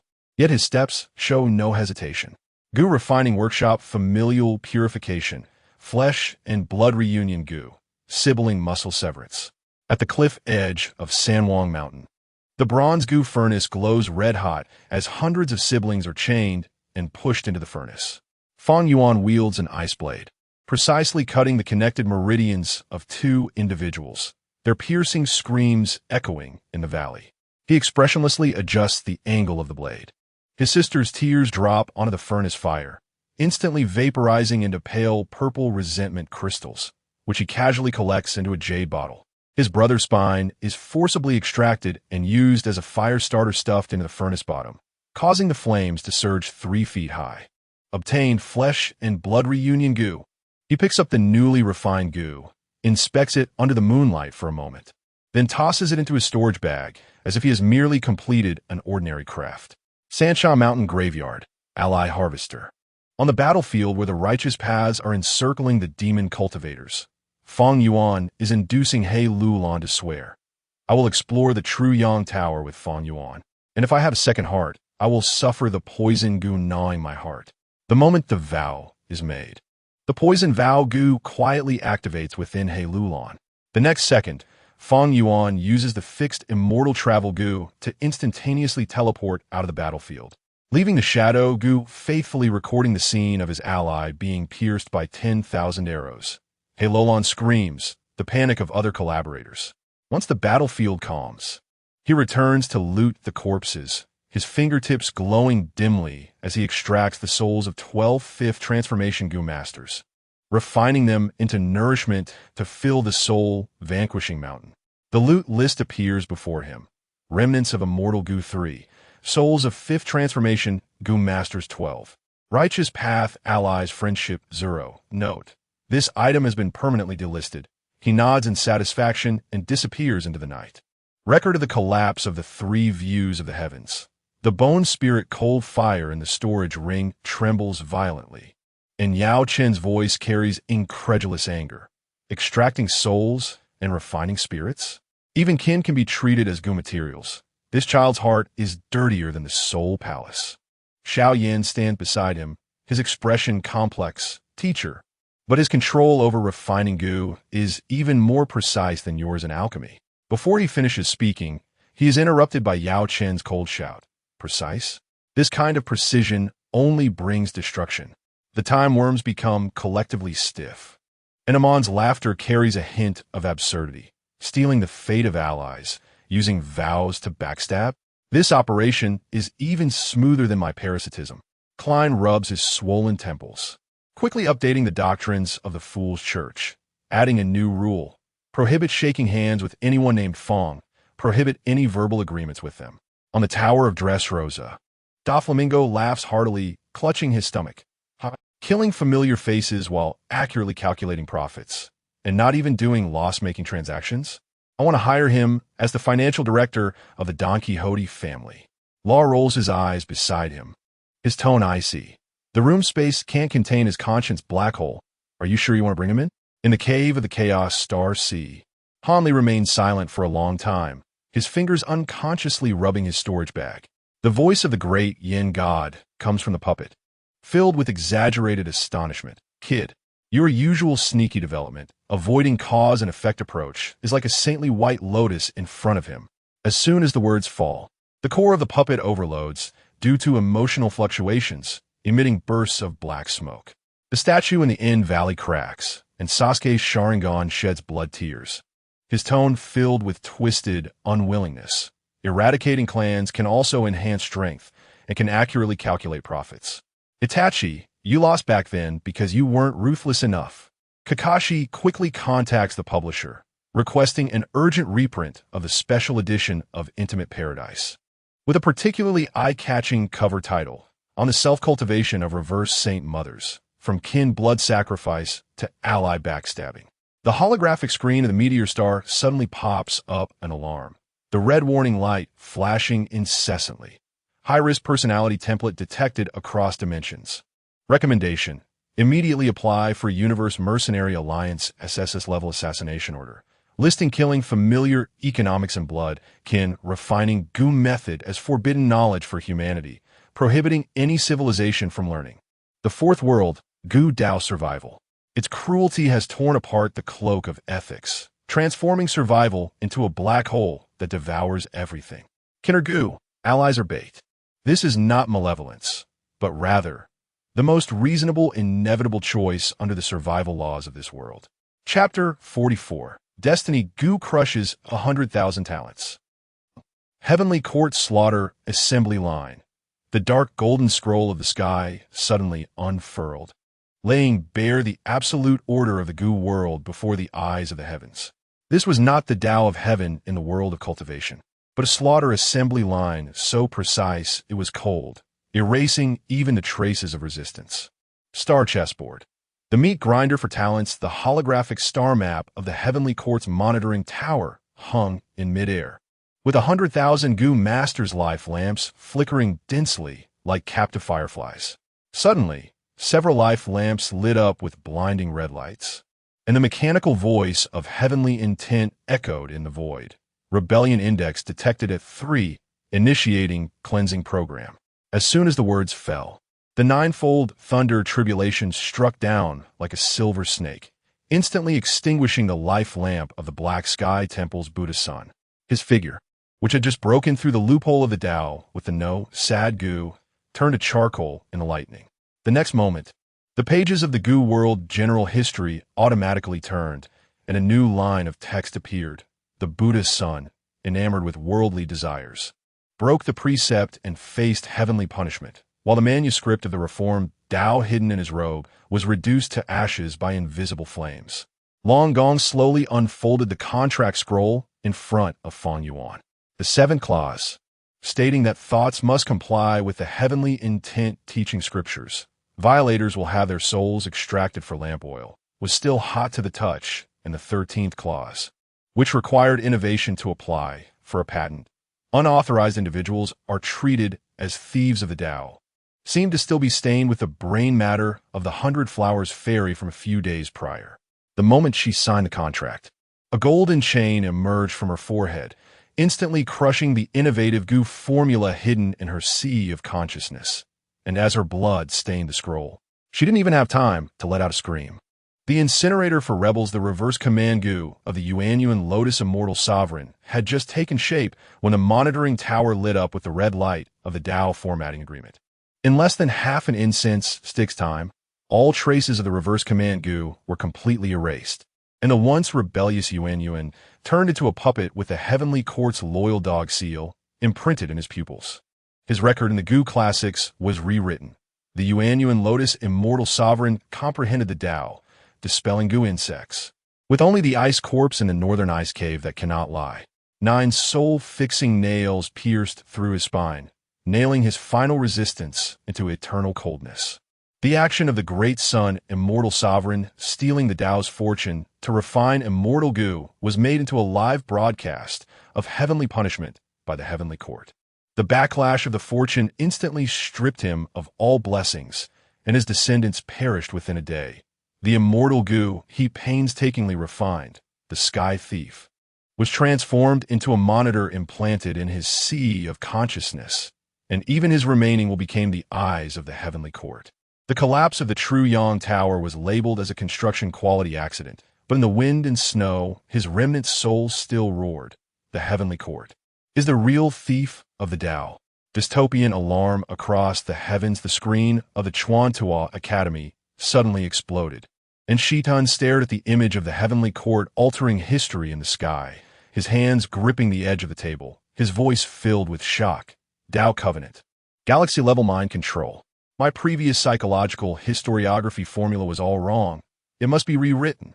Gale clutched the remnants of the shattered screen, his face pale. This is even more thorough than the brainwashing at base 2. They can erase even the memory of having once resisted. On the main star of Jed, the Virgin's distillation suit was soaked with cold sweat as she watched the scene of the 100 Flowers Fairy's tragic death. Her voice trembling. The incarnation of heavenly intent is 100 times more terrifying than a truth speaker. They can even format your unspoken thoughts. Paul closed his eyes, but could not block the images of foresight. I saw it. The heavenly court's thunder tribulation is more efficient than the slaughter of the Harkonnens, not even giving you a chance to escape.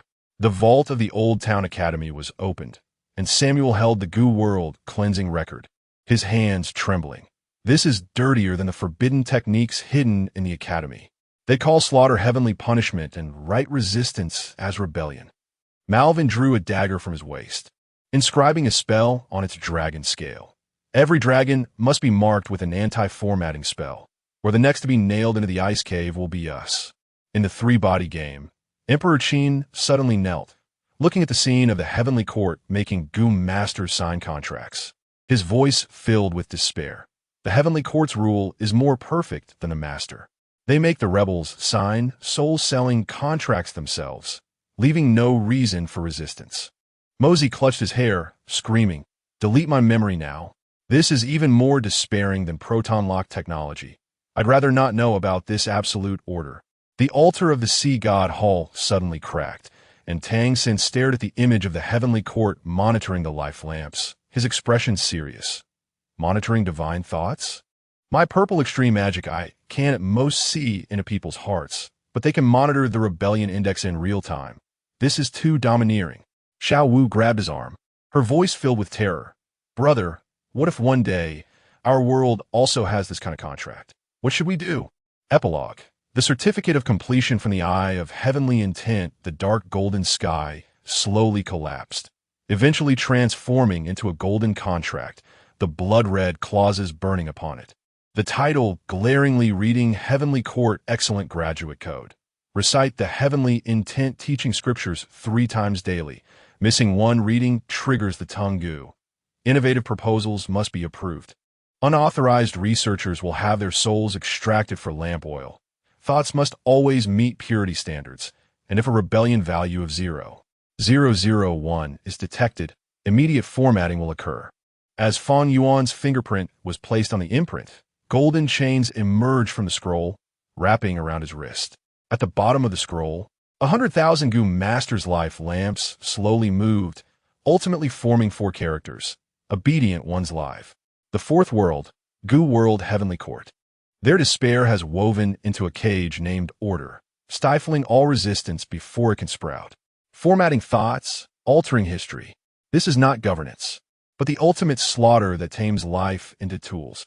Chapter 45, The Heavenly Court Masquerade, the blood-written rebellion script of the film Emperor.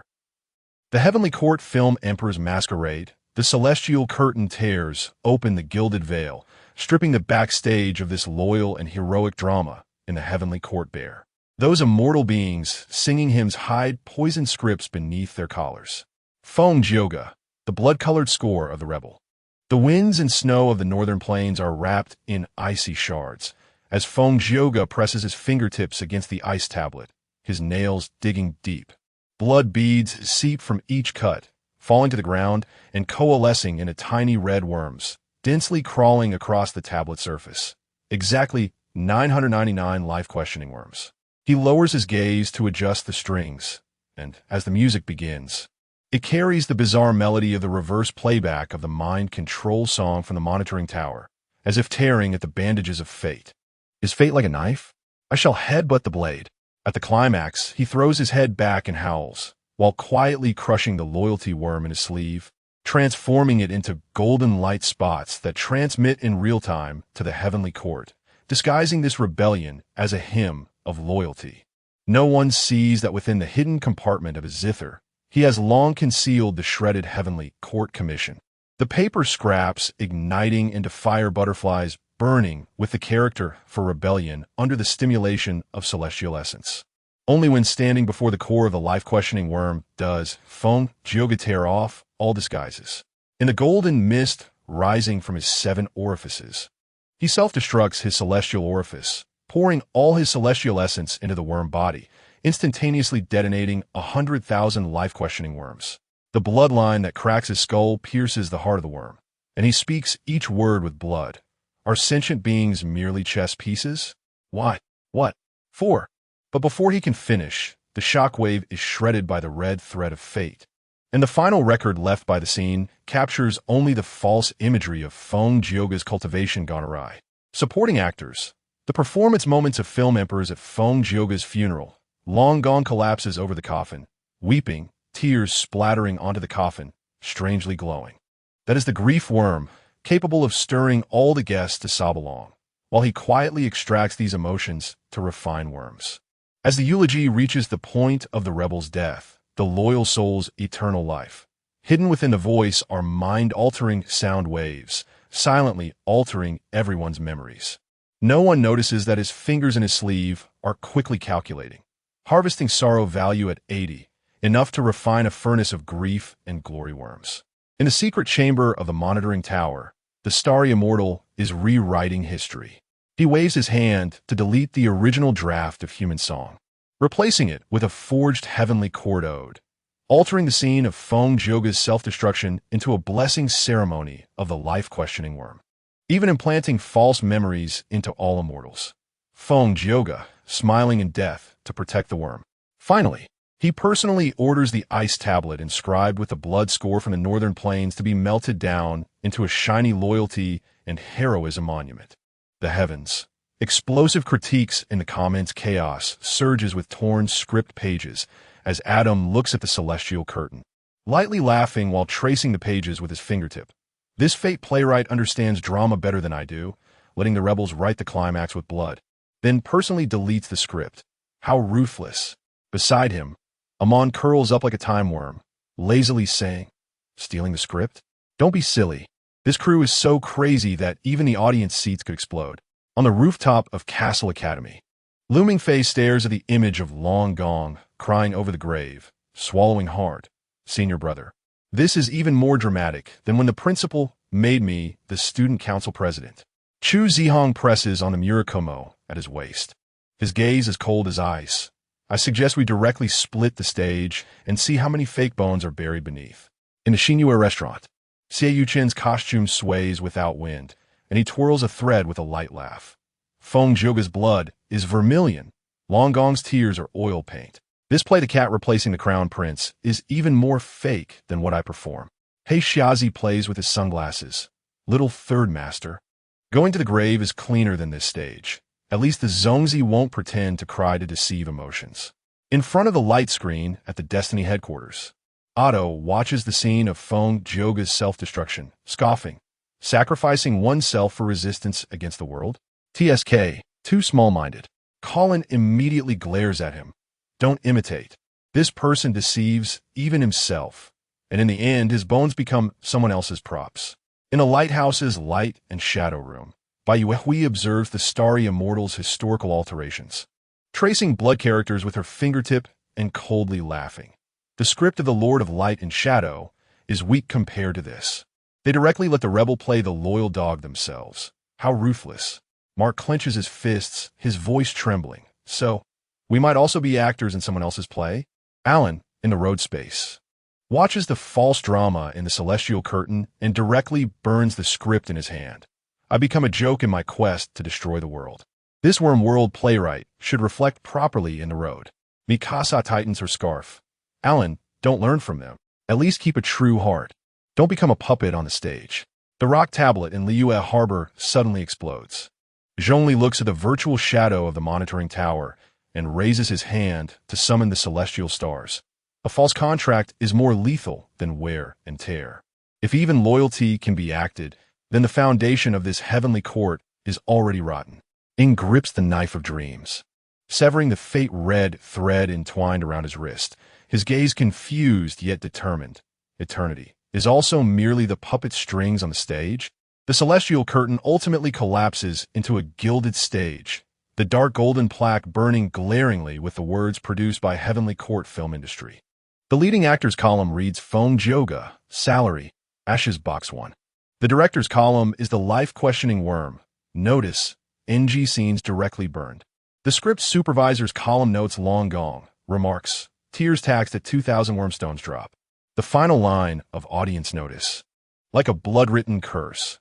Leaving requires signing a confidentiality agreement. Violators will be punished by acting the role of a loyal dog in the next season. Only the remnant soul of Feng Joga etches the finale on the stage pillar, every word brimming with blood and tears. Costume wraps the bones. Blood and tears write the box office. What a tune of eating people. Fourth World, the Heavenly Court S. Wormdao. Its despair is hidden beneath the mask, rooted in the falsehood and plunder of loyalty itself. The drama bones take the stage, true hearts become worms. This is not a performance, but a cruel harvest packaged as righteousness. Chapter 46, The Ethics of Blood and Flesh. The parasite treads on bones to ascend. Blood Skull Awakening. Kin Slaughter Assembly Line. The sky tore open a scarlet curtain, focusing the lens on the path of goo cultivation soaked in the blood of kin. In the flames of the ancient moon stronghold, Fang Yuan's figure was like a poisoned blade, cutting through all soft imaginations of familial affection. The wolf tide surrounded the stronghold, countdown to extermination. The walls of the ancient moon stronghold crumbled under the wolf's claws. The piercing screams mixed with the sounds of flesh tearing exploded in the wind and snow.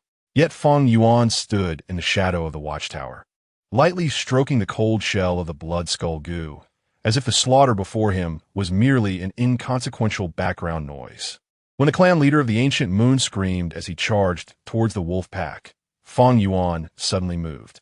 He ghosted across the battlefield, fingers gripping the leader's head, and with a crunch, crushed the wrinkled skull amidst the leader's terrified gaze. Scalding blood accurately flowed into the mouthparts of the blood skull goo, and a bizarre red light instantly appeared on the surface of the goo insect. On his retina, the horrific scene of kin being devoured by wolves and the cold data stream rolled simultaneously. Emotional value, 0. Survival benefit. Blood skull goo maturity 37. Remaining kin count, 10, 897. Fang Yuan's eyes showed no fluctuation, as if he were calculating a commonplace transaction, while those fallen kin were merely numbers that could be casually crossed off the ledger. Reverse harvest, maximizing resources. Bai Ningbing's self-detonation turned Qingmao Mountain into an ice field, shattered ice blocks flying like blades. In the chaos, Fang Yuan gripped the collar of Guyu Fang Zheng and unhesitatingly leaped into the abyss. Brother, save our kin. They're still up there. Fang Zheng struggled and cried. Tears mixed with snow melt covering his face. His eyes filled with pleading as he looked at Fang Yuan. However, Fang Yuan struck him down with a hand chop. Slinging him over his shoulder, his tone is flat, as if discussing the weather.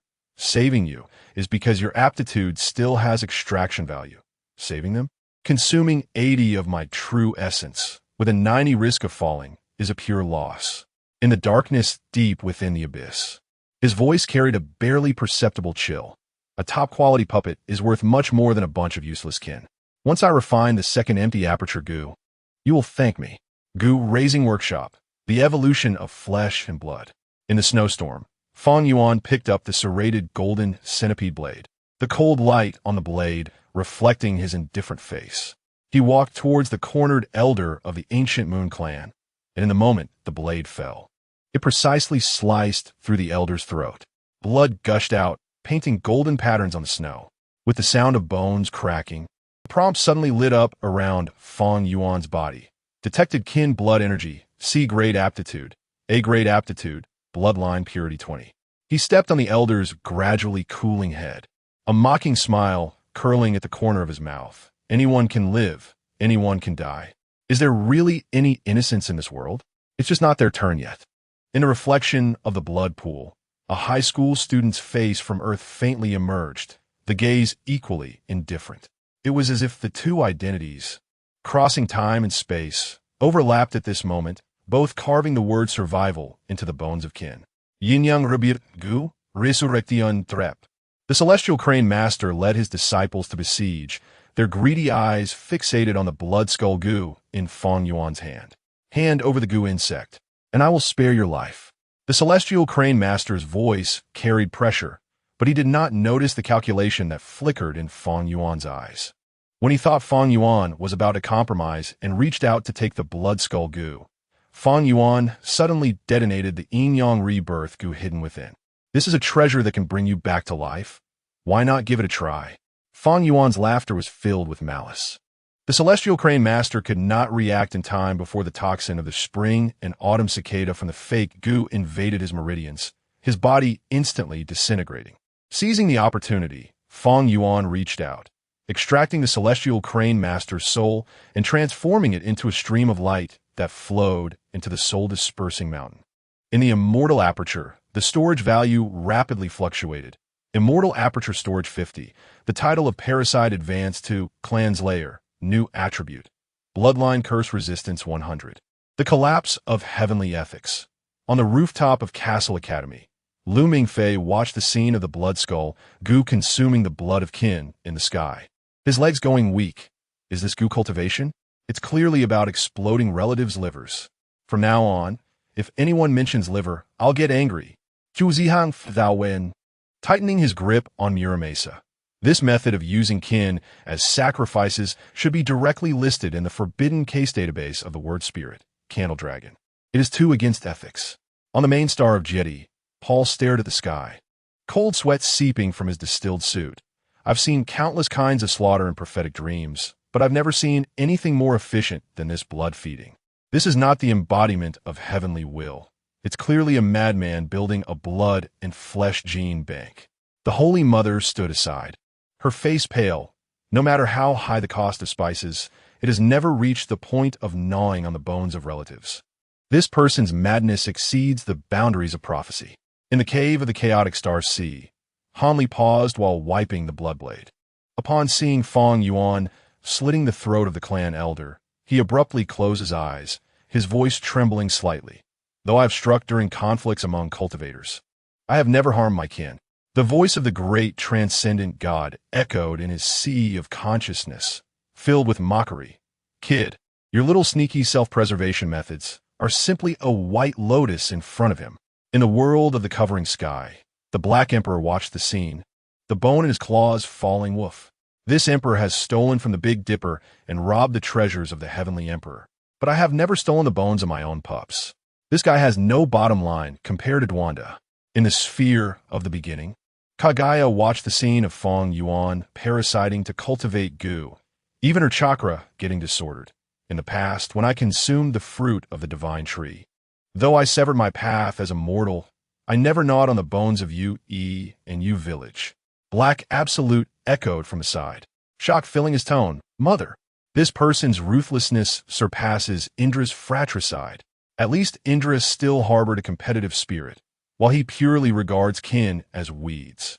In the northern Liang Wangfu, Su Fengnian watched the sky, his fingers unconsciously stroking the hilt of his sword. If Lao Huang knew of this shortcut, why would he need to drag his wounded body to fight to the death in the martial emperor's city? But if one walks this path, can they still be called human? Li Chuangang leaned on his wooden sword, his expression complex. The sword opens the heavenly gate, seeking the pinnacle of swordsmanship. What he seeks is a path to power paved with the corpses of kin. First, let us ask this kid if he is willing to sacrifice his parents. And then we can talk about the Tao. The sky gradually darkened, and the last line of cold text appeared. The fourth world, blood gu cultivation. Its cruelty has pierced through the bottom line of ethics, rooting itself in the plunder and betrayal of survival itself. Kin is bait, flesh is fuel. This is not a desperate situation, but a slaughter of kin twisted into the laws of survival. Chapter 47 Blood Sacrifice Furnace. 10,000 immortals become feed for the evil goo. Blood Sacrifice Great Array. Living Beings Furnace. The sky was suddenly soaked in blood color, brutally smashing the reality of the cruel goo refining on the peak of Etienne Mountain before the eyes of all realms. This was not a secret method of the cultivation world, but a mad revolution of productivity built on the flesh and blood of 100,000 living beings. Feng Yuan stood at the center of the array, his dark black robe stained a deep red with blood mist. Below, the blood pool of 10,000 immortals churned with thick liquid, and as orthodox cultivators fell into the pool, the corpse goo immediately devoured their flesh. And before their bones could even surface, they melted into a bronze liquid with a metallic sheen, flowing toward the array along the array patterns. The souls of the demonic giants fared even worse, being drawn out from their skulls by the soul-capturing goo, turning into threads of transparent silk that intertwined at Feng Yuan's fingertips, forming the core of the array that flickered with vengeful light. Suddenly, a data flow screen appeared in the air, and the coal numbers kept jumping. Real-time consumption. Goo Masters 102, 387, energy conversion rate. Flesh and blood immortal essence, 300. When the last Goo Master was devoured, the screen suddenly lit up with a golden prompt.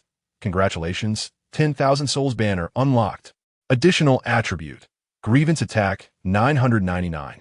Feng Yuan raised his hand to grasp the banner entwined with countless ghostly shadows, his eyes showing no ripple, as if what had just been devoured was not 100,000 lives, but a pile of inconsequential materials. The wings of the spring and autumn cicada suddenly trembled in his palm, and faint golden time ripples instantly tore through the causal chain. The cost of reversing time and space was far more brutal than imagined. With every flap of the cicada's wings, 10,000 Goo Masters repeatedly experienced death in the reversal of time, their bones piling up beneath Etienne Mountain, the wind carrying the brittle sound of shattered bones. The surface of the blood pool suddenly reflected the figure of Feng Yuan from 500 years ago, that youthful self still filled with vigor, shouting across time and space. Is it worth it? Trading so many lives for your longevity? Feng Yuan merely sneered, his fingertips shattering the reflection in the water. Worth or not was not for the dead to judge. The art of harvest by the heavenly court. The star map projected by the monitoring tower suddenly enveloped the entire battlefield, resembling a giant harvester descending from the Tao of heaven. The red light precisely locked onto the remnants of Feng Jioge. Those rebellious cultivators with a 5 rebellion value had no chance to resist. As the ninefold thunder fire descended from the heavens, their bodies instantly carbonizing, even their ashes being absorbed by the array. Purification efficiency. 1 minute 10,000 people. Green data jumped on the screen, and a memory revision group of cultivators followed closely behind, their artifacts sweeping across the survivors' foreheads. Fallen comrades recorded in the heroic record, claiming they sacrificed themselves to protect the Tao of heaven. Survivors implanted with loyal memories, making them forget the slaughter that just occurred. Meanwhile, in a corner unseen by anyone, 10 tons of black crystals condensed with grievances were loaded onto trucks, prepared to be sent deep into the heavenly court to be refined into the Tao of heaven contract scrolls that bind cultivators. Lord Long stepped through the blood waves, and the moment the edict unfolded in his hand, tears slipped from the corners of his eyes. But that tear concealed the grief goo, instantly drowning the surviving cultivators in sorrow, their cries shaking the heavens. No one noticed that the fingers hidden in Lord Long's sleeves were swiftly calculating. The sorrow value extraction completed, allowing him to refine 10 loyal soul goo. With a loyalty of 90, the next harvest could at least add 3 more batches of faith leaks. His voice reciting the edict was filled with sorrow, yet the words, like living beings, drilled into the survivors' foreheads, altering their perceptions. This blood sacrifice is the glorious baptism bestowed by the Tao of heaven. Blood red alert of all realms. The light screen at the headquarters of Destiny suddenly switched to the image of the blood pool. Otto stared at the 300 conversion rate number, a fervor flashing in his eyes. The energy extraction efficiency of Void Wanzong cannot compare to this blood pool. Immediate mass production is recommended, replacing soul steel with it. Kevin stood beside him. Even the ice in his eyes rippled. The cocoon of N needs long cultivation. This furnace is the true high-efficiency weapon. Inside the North Liang Wangfu, Su Fingyan looked at the mountain of bones piled up in the sky, suddenly slamming his hand against the knife rack, shaking the swords on the rack to hum. Old Huang, look at the scale of their offerings. The chivalry we talk about in the martial world seems like a joke in front of this blood pool. He tightened his grip on the knife handle, his knuckles turning white, his tone filled with shock and unwillingness. The alarm lights in the central hall of the lighthouse flashed frantically. Bai Yuehui stared at the scene of Gu refining on the screen, unable to help but curse. The tricks of the Lord of Light and Shadow are worthless. They directly refine living people into charging treasures for cultivation. Mark stood beside her, his face pale. So, the devourer we have been fighting against is actually an environmentally friendly version of the blood pool. At least they won't squeeze people to the point of leaving no bones. The rock tablet at Liu Port suddenly exploded. Zhongli looked at the cultivators whose memories were altered in the sky, his brows tightly knitted. The false contracts seen before, compared to this blood contract, are simply child's play. This is the ultimate exploitation. Even the loyalty of souls can be forged. Shadow stood beside, his hand gripping the Naginata, slightly trembling. The eternity I seek. Is it merely the twisted reflection in the blood pool? Eternity built upon countless lives is utterly meaningless. Final scene. Slaughterhouse graduation certificate. The dark golden sky gradually collapsed, eventually transforming into a bronze array plate engraved with blood characters. Etienne Mountain Slaughterhouse VIP graduation certificate. The large characters burned into everyone's eyes. The principal's signature was engraved with Fong Yuan's name. Beside her were the 5 small words, all things as dog food. The school motto was even more glaring. All beings are equal. All can be used as blood food. Efficiency first. 10,000 lives in 1 minute. Memory malleable. Loyalty is the best seasoning. In the alumni list, Feng Zhouge's name was marked as honorary alumni, while Lord Long became a lifetime professor. In the new student notice, a line of blood characters was particularly eye-catching. Enrollment requires signing a soul contract. Graduation goes into the blood pool. At the bottom of the array plate, the annotations of the starry sky, immortal venerable, slowly emerged, full of sarcasm. Outstanding graduate Fong Yuan. Every soul contract you tore apart is the best recruitment advertisement for the heavenly court. Fourth world blood sacrifice cultivation. Its cruelty has broken free from the boundaries of good and evil, becoming a slaughterhouse where efficiency reigns supreme. Living beings as materials, souls as fuel. This is not a calamity, but a perpetual harvest packaged as the Tao of Heaven's laws. Chapter 48. The corpse mountain and blood sea condensed into a demon fetus, devouring 10,000 grievances. After a brief silence, a terrifying wave swept across countless plains. Corpse mountain and blood sea, forbidden demon fetus? Each term exudes a chilling madness and bloodiness that strikes at the marrow. The video begins. The scene suddenly shifts. It is no longer a grand battlefield, but a suffocatingly dark space of utter silence. The background is a mountain of pale bones that seem to stretch endlessly, each skeleton maintaining a desperate posture of twisted struggle from before death. Hollow eye sockets staring at the center. Atop the mountain of bones, an indescribable thing hovers. It resembles a pulsating heart, or a giant egg nurturing evil demons. Its surface covered in writhing, flowing dark red blood threads. Beneath the blood threads are countless faces twisted in extreme pain, silently screaming in madness and collision. Thick, inextricable resentment. Curses, hatred, and despair rise like a tangible black tide, spreading in waves from the core of the demon fetus, crashing against the light screen, as if trying to drag the viewer's soul into that inferno across time and space. In the goo world, in an ice cave somewhere in the northern plains, Fong Yuan sits cross-legged, expressionless, watching the bone mountain and demon fetus he created with his own hands on the light screen. The dark light reflects in his cold eyes, devoid of sorrow or joy. Comment section, Martial Universe Lin Dong.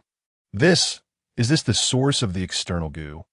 The condensed object of the grievances and curses of billions of beings? This is no opportunity. It is clearly a cancer that will destroy the world. Does Feng Yuan really dare to touch it? Starry sky, transformation Qin Yu. Such heavy karma and resentment. The heavenly Tao cannot tolerate. Forcibly refining it. Even the slightest mistake could lead to soul scattering and eternal reincarnation. What kind of person is this Feng Yuan? How could he have such overwhelming courage? Snowy blada li chuangang, hey. The corpse mountain and blood sea forge the demon fetus, and he swallows it whole to seek ascension? That's ruthless. That's decisive. In my day, even with 2 sleeves of green snakes, I couldn't compare to this madman by a fraction. Video progresses. The camera suddenly zooms in, focusing on the demon fetus, revealing a solitary figure, Feng Yuan. He stands atop the corpses, small as a speck of dust, yet seemingly the center of the entire inferno. His green robe is tattered, stained with blood, clearly having gone through unimaginable fierce battles to reach this point. Facing the forbidden demon fetus that he personally arranged, sacrificing billions of lives to finally condense. There is no hesitation, fear, or pity on his handsome face. Only absolute, cold indifference and an almost obsessive determination. He slowly raises his hand, fingers spread wide, aiming at the pulsating, howling core of the demon fetus. An invisible, irresistible suction suddenly erupts. It is not absorption. It is devouring. It is plundering. It is a resolute declaration to convert this world-destroying poison, this hatred of all beings, into his own power. In the 5 domains goo immortal world, Heaven's Court. Within the monitoring tower, the calm and unperturbed eyes of the starry constellation Immortal reflect Feng Yuan's figure devouring the demon fetus on the light screen. A barely perceptible ripple quietly spreading. Behind her, the Dragon Lord's fists crackle, his furious rage nearly breaking through the clouds. Comment section, battle through the heavens shout Yenis. He really swallowed it. The burning formula refining this already a life and death situation, and he directly swallows the demon fetus condensed from billions of grievances. Crazy. Feng Yuan is a complete madman. He truly deserves the title of ruthless. A record of a mortal's journey to immortality Han Li. I consider myself cautious in my actions, occasionally taking risks. But compared to this Feng Yuan, forget it, I concede defeat, I am in awe. Such opportunity, if offered to me, I would not dare to touch a fraction. Swallowed star Luo Feng, willpower. He is forcibly suppressing the backlash of the demon fetus with absolute willpower. The negative spiritual shock contained within the demon fetus could instantly obliterate the souls of millions of ordinary realm masters. Just how terrifying has his will been tempered to? A non-human, agonizing roar, as if from the deepest abyss of the 9 nether, escapes from Feng Yuan's throat. The moment the essence of the demon fetus enters his body violently expands and deforms. His skin cracks inch by inch, dark red blood and black resentment wildly erupting from the fissures.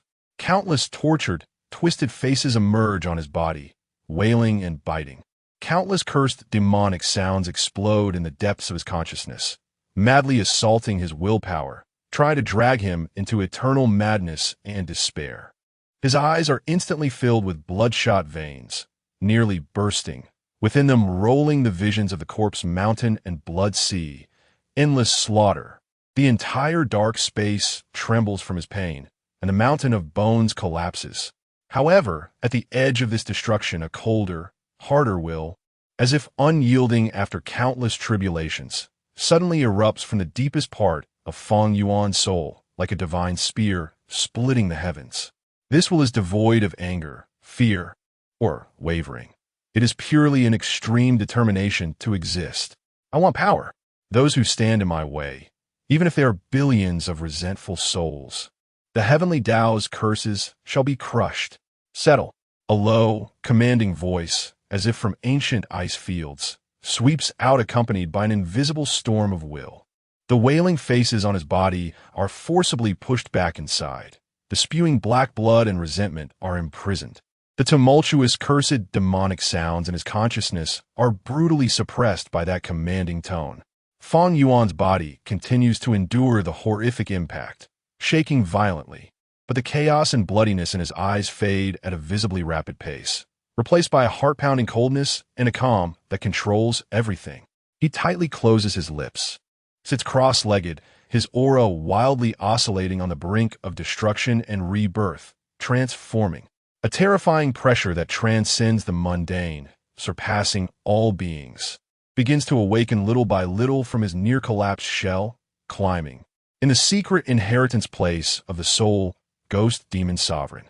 The massive chaotic shadow composed of countless soul beasts, belonging to the soul ghost itself, violently fluctuates in response to Fang Yuan suppressing the backlash of the demon fetus, emitting a low, intrigued hiss, as if seeing a kindred spirit or the most perfect prey. The comment section erupts. A century of supremacy Meng Qi, Amit Ba. Good? No, it should be said demonic. Such actions are beyond good and evil, a complete giant among demons, using all beings as fodder, forging the foundation of his own path. This external goo truly is the most ferocious and fierce external across the myriad realms. Did he really succeed? The master of mysteries, Klein Moretti, this extreme anchoring of one's own existence, this disregard for all external evils, the will to exist alone, is simply like the embryonic form of a pillar. No, even more, pure and dangerous.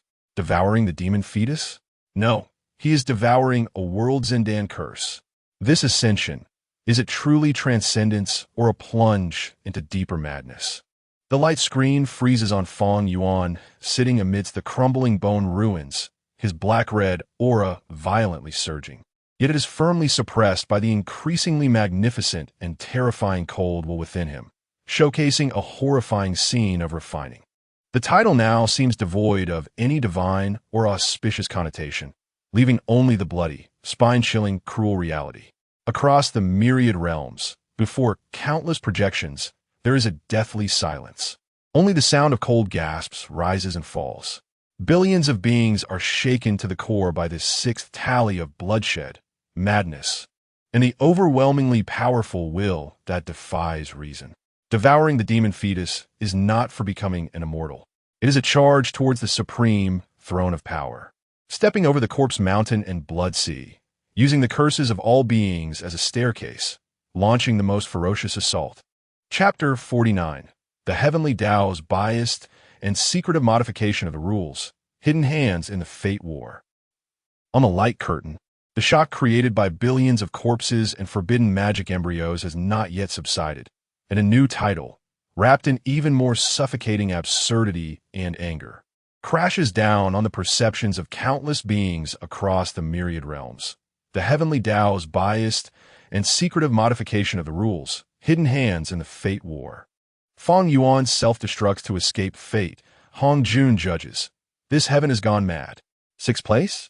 Again, sixth place.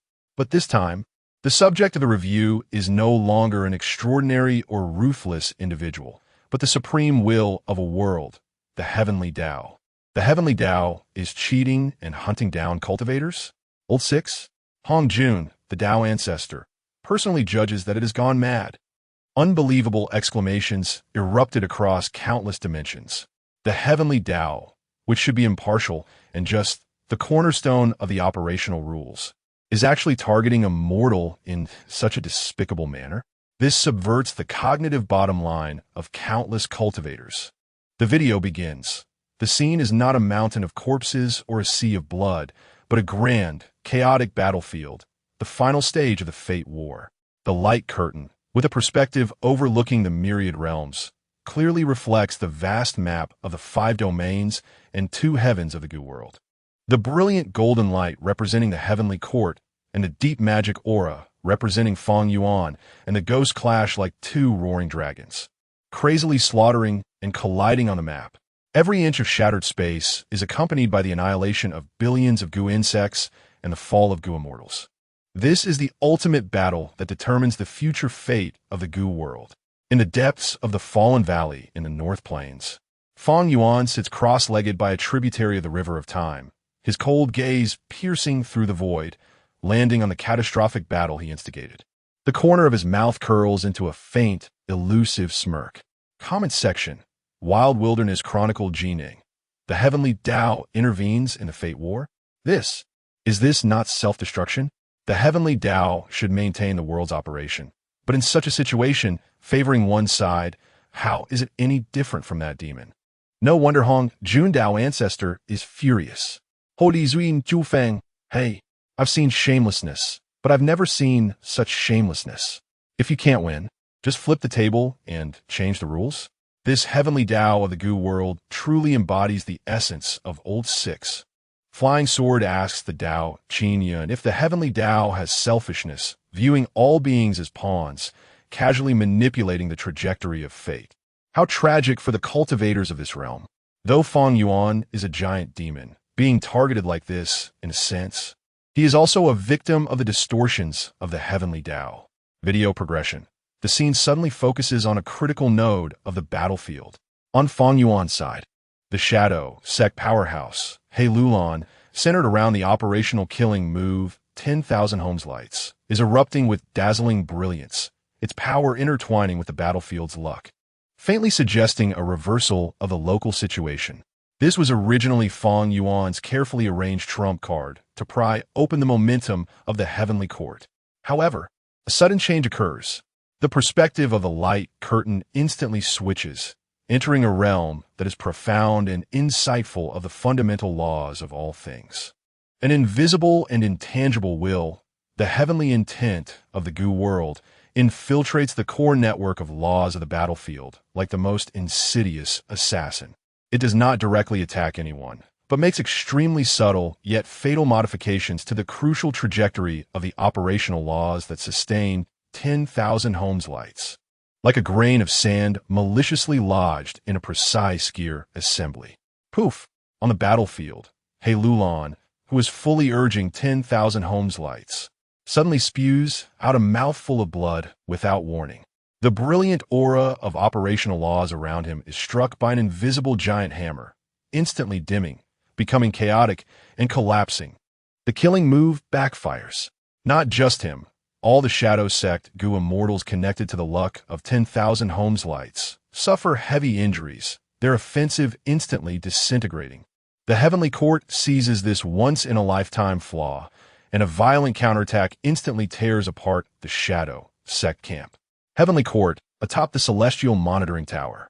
The starry immortal's eyes are as calm as an ancient well, seemingly indifferent to the heavenly intent revealed by the light curtain. Behind her, Dragon Duke's eyes flash with a hint of pleasure, quickly replaced by deeper concern. Comment section: God, Tum, Chun Nan. Utterly shameless. What kind of heavenly Tao is this? Clearly a despicable villain. In direct confrontation on the battlefield, one would die without complaint. Such underhanded tricks, altering the laws, is no different from stabbing in the back. This heaven must be condemned.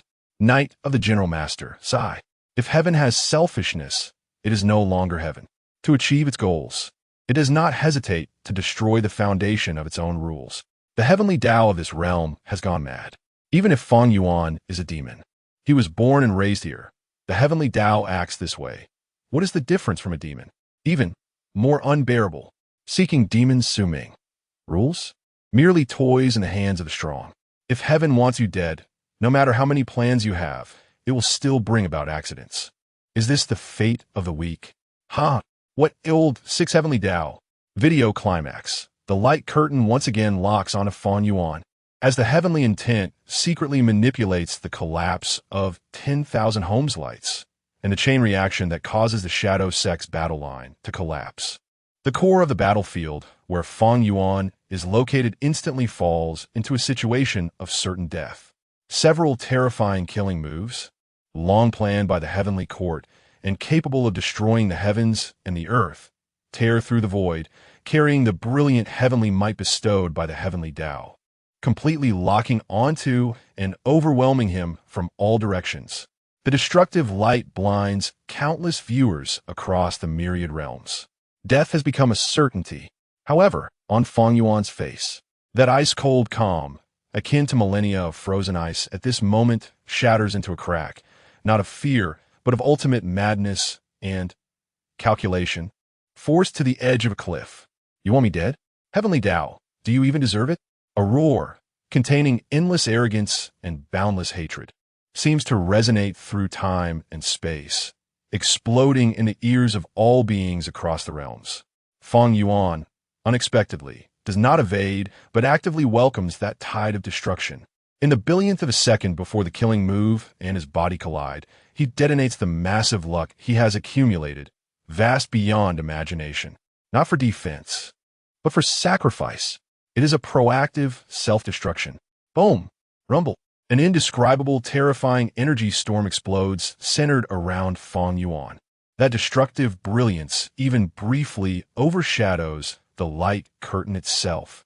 The power of this self-detonation not only instantly counteracts the incoming killing move from the Heavenly Court, but also creates a devastating turbulence, wildly impacting the battlefield's laws. Even the invisible, infiltrating heavenly intent is violently shaken by this decisive self-destructive force back.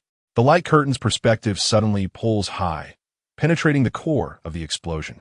At the location of Feng Yuan's self-detonated body, an extremely faint shadow, almost merging with the battlefield's destructive energy, is using the chaos and energy turbulence generated by the self-explosion to escape like the most cunning fish flowing against the current into the tributary of the river of time.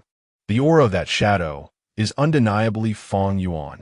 The comment section erupts completely. Eternal life, Feng Han, good. To be placed in a desperate situation and then reborn. Using oneself as bait, detonating luck to create chaos, shedding the golden cicada's shell. Even the calculations of the heavenly Tao have been utilized by him. This ruthlessness and quick wit. If this child enters my realm, he will surely stir up a storm. Human Tao Supreme Zhongyu, a heroic severing of one's own wrist. No, it is a severing of oneself to seek survival. Harsh on others, even harsher on oneself. The heavenly Tao forces him into a desperate situation, and he explosively creates a path to survival from that desperation. This is no longer calculation, but defying fate, contending for life against heaven. Pastoral God Chronical Chinmu, Vow. Can it be played like this? If you can't win against the heavenly Tao, just blow yourself up? Using the chaos created by self-detonation as cover to escape? This thought process is unique. So unique. This brother Feng Yuan, his methods are extraordinarily wild. The heavenly Tao Old 6 encounters a human-shaped bomb. Is he stunned now? Video conclusion. The light curtain has not ended. As the scene shifts, it focuses deep within the heavenly court camp, representing the supreme authority of heavenly intent, the symbol of fate Gu. At the moment Feng Yuan successfully sheds his shell and escapes, this supreme divine Gu, which maintains the river of fate in the Gu world, suddenly erupts with an unprecedented, blinding brilliance filled with extreme anger and unwillingness. In the radiant light, countless twisted runes representing the counteraction of the heavenly Tao flickered and shattered. The fortune of the entire heavenly court violently trembled. The light finally froze on the furious radiance of the fate Gu, as well as the ominous cracks that faintly emerged within the light, representing the counteraction of heavenly will. The commentary of Hong Jun, the Tao ancestor, resonated with magnificent Tao sounds, transcending endless dimensions, echoing in the depths of all living beings' consciousness, carrying an undeniable sense of judgment. Hong Huang Hong Jun, the heavenly Tao is impartial and selfless, governing the universe. Now, the heaven of the Gu world is filled with selfish desires, biased towards one side, secretly altering the laws, viewing all beings as mere livestock. Having lost the original heart of the heavenly Tao and fallen into the demonic path. How tragic, how lamentable. The Tao ancestors' decree left the heavens in silence. In front of countless projections, the cultivators' faces turned pale, their Tao hearts shaken. The heavenly Tao pursued the cultivators relentlessly, while the cultivators resorted to self-detonation to escape the counteraction of the heavenly Tao. This sixth tally tore open the cruel and absurd reality of the world's highest level. It shocked far surpassing mere mountains of corpses and seas of blood. The heavenly Tao has gone mad, and the demons rebel against the heavens. This goo world has already gone insane. Chapter 50. 5 turns slaying 8 turns. The heavens shocked to see a mortal body defying the gods. Bear with it, with the heavenly Tao opening up and pursuing him from the front, and the demonic fetus swallowing souls to ascend from behind. The shockwaves brought by the heavenly light had yet to subside when a new title suddenly crashed down, carrying with it a more direct and violent aura of slaughter. 5 turns slaying 8 turns. The heavens shocked to see a mortal body defying the gods. 5 turns killing 8 turns? Transforming into a heavenly disaster? God-level counterattack. Questions and shock instantly swept through countless planes. Challenging higher ranks was not unheard of, but between 5 turns and 8 turns lay an insurmountable chasm. It was the difference between an ant and a dragon. This nearly overturned the baseline understanding of power levels across the myriad worlds. The video began. The scene was not a grand battlefield, but rather a perilous and majestic peak, Etienne Mountain in the southern wilderness. The light screen looked down, enveloping the entire mountain range in a deathly silence. As if a mountain rain was about to fall, the camera suddenly zoomed in, focusing on a mountain's summit. A solitary figure stood there, clad in a green robe. It was Feng Yuan. His expression was emotionless, his gaze as deep as a 1,000-year-old cold pool, unfathomable. His aura was unmistakably that of a peak 5 turn.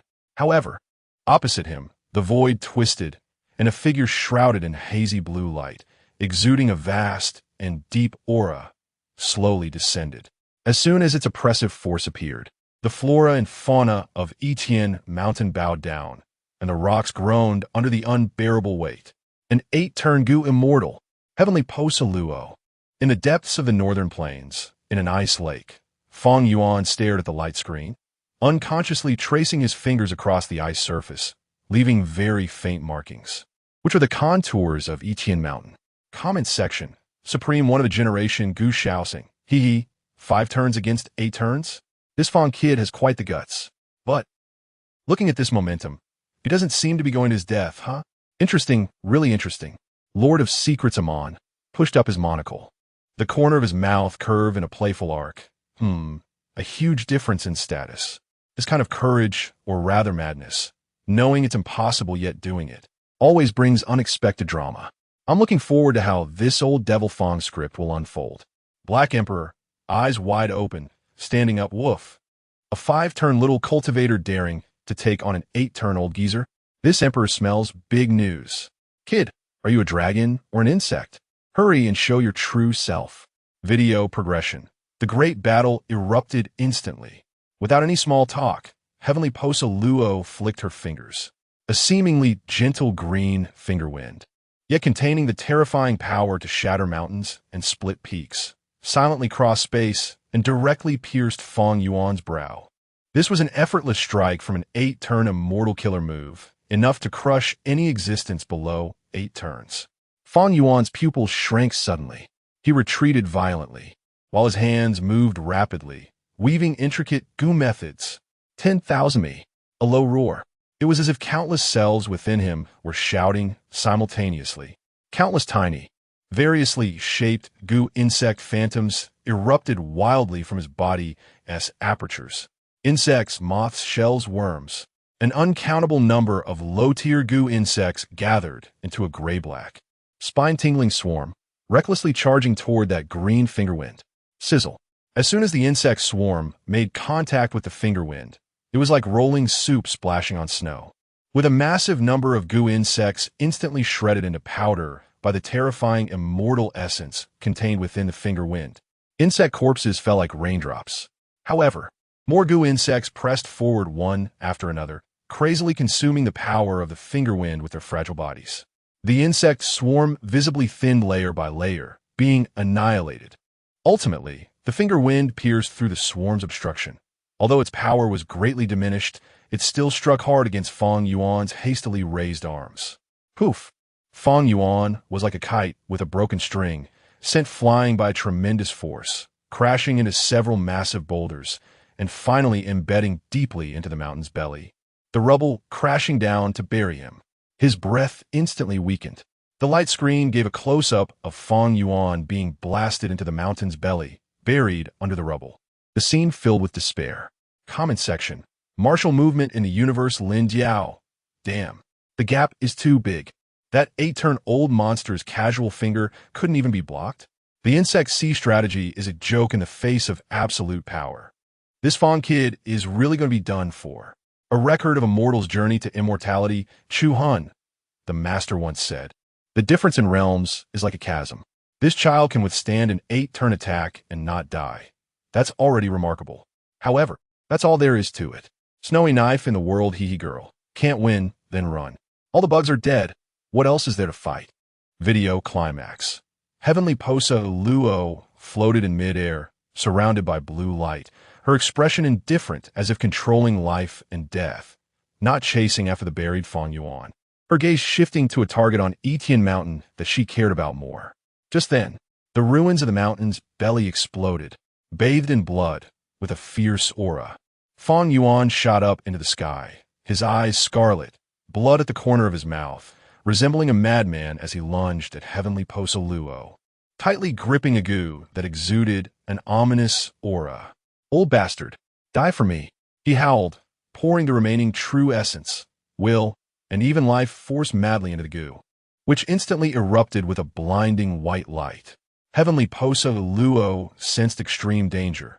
The blue light fluctuated violently, and she suddenly turned to strike out with a giant blue palm containing 8-turn true power, aiming to crush Feng Yuan and the white light together. But it was too late. Freeze!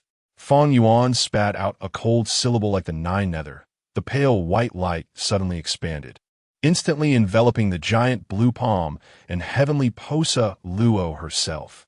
Time seemed to freeze. The world-destroying giant blue palm became stagnant just 3 feet above Feng Yuan's head.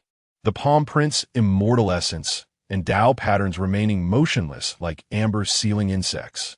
Heavenly Posa Luo also became completely frozen, her poised hand, flowing robes. And even the shock in her eyes were all held still, like a sculpture. Ah! He let out an incredulous shriek from his throat, his mind still present, but his body, strength, and killer move were all coldly denied by the rules, his will forcibly frozen, a fear far greater than death. In slow motion, the giant blue palm was frozen. Heavenly Posa Luo stood still, the pale white light of the goo reflected on Feng Yuan's blood-stained, crazed profile. The scene was horrifying to the extreme. The comment section exploded instantly, swallowing the stars. Babata. What the hell? Time stopped. No. It's a deeper level of rule suppression. What kind of goo is that? How can it forcibly freeze all actions of an 8-turn goo immortal? This is simply cheating. This cheat is more absurd than my database. Perfect world sky ant. Power. Freeze. Rule level crushing. This goo insect actually contains such a domineering denial will, ignoring the gap in realms, forcibly depriving the right to act. Terrifying. Too terrifying. This child holds great horror in his hands. Pastoral deity record, Granny C. I've lived this long, seen freezing spells, seen time pauses, but this kind of method that can even feel thought being frozen and can forcibly suppress 8-turn immortal essence. Unheard of. This attitude goo, truly sinister, truly ferocious. Video ending. Although the moment of freezing was brief, it was enough to determine life and death. Just as Heavenly Posa Luo was about to break free from the constraint, Feng Yuan's eyes were filled with a desperate resolve. He abandoned all defense and poured his remaining strength into his fingertips. A dark golden destructive finger light suddenly shot out, condensed to the extreme. The finger light pierced through the frozen butter-like brow of Heavenly Posa Luo as easily as a red-hot blade, catching her completely off guard, with no time to mobilize her protective immortal essence. Time resumed its flow. The giant blue palm crashed down, grinding the place where Feng Yuan originally stood and a large section of the mountain into powder, dust rising to the sky. Heavenly Posa Luo's body shook violently. The blue light around her shattered like glass, revealing an old face filled with shock, unwillingness, and confusion. Blood gushed from the hole in her brow, mixed with brain matter. Her lips moved. How is this possible? Her breath plummeted like a receding tide, ultimately falling into silence, her body helplessly dropping from midair. The light curtain froze. On the ruins of smoke and dust, Feng Yuan knelt on one knee, gasping for breath, seemingly about to collapse at any moment. Not far away, the corpse of Tian Pasua Luo fell into the dust, its eyes wide open in death. A 5-turn mortal body, slashing against an 8-turn immortal. Hong Wang Hongjun. The path of Gu is treacherous, and the killings reach the heavens. Striking the strong with the weak is not only about courage, but also about unparalleled intelligence, advantageous tools, and meticulous strategies. This attitude Gu seizes the heavenly secrets, determines life and death, and is indeed a blade that defies fate. However, to slay an immortal with a mortal body ultimately treads upon the corpses, walking a path against the heavens, where every step is a calamity. The light curtain dimmed, and the heavens fell into silence. In front of countless projections, there was utter silence. The cultivators stood like wooden statues, their minds repeatedly replaying that earth-shattering moment when the word kill was uttered, the instant of the 8 turns' rigidity and the dark gold shattering its skull. 5 turns slaying 8 turns. Not a miracle, but a demonic act, with a mortal body, wielding a vicious Gu, determining the fate of immortals. This 6th one, named Ascend to Immortality, is indeed to slay immortals. Chapter 51, Withered Bones, Swarm of Insects, Blood Sacrifice. Living is the greatest struggle. There is no Feng Yuan, no earth-shattering reversal, no heavenly conspiracy.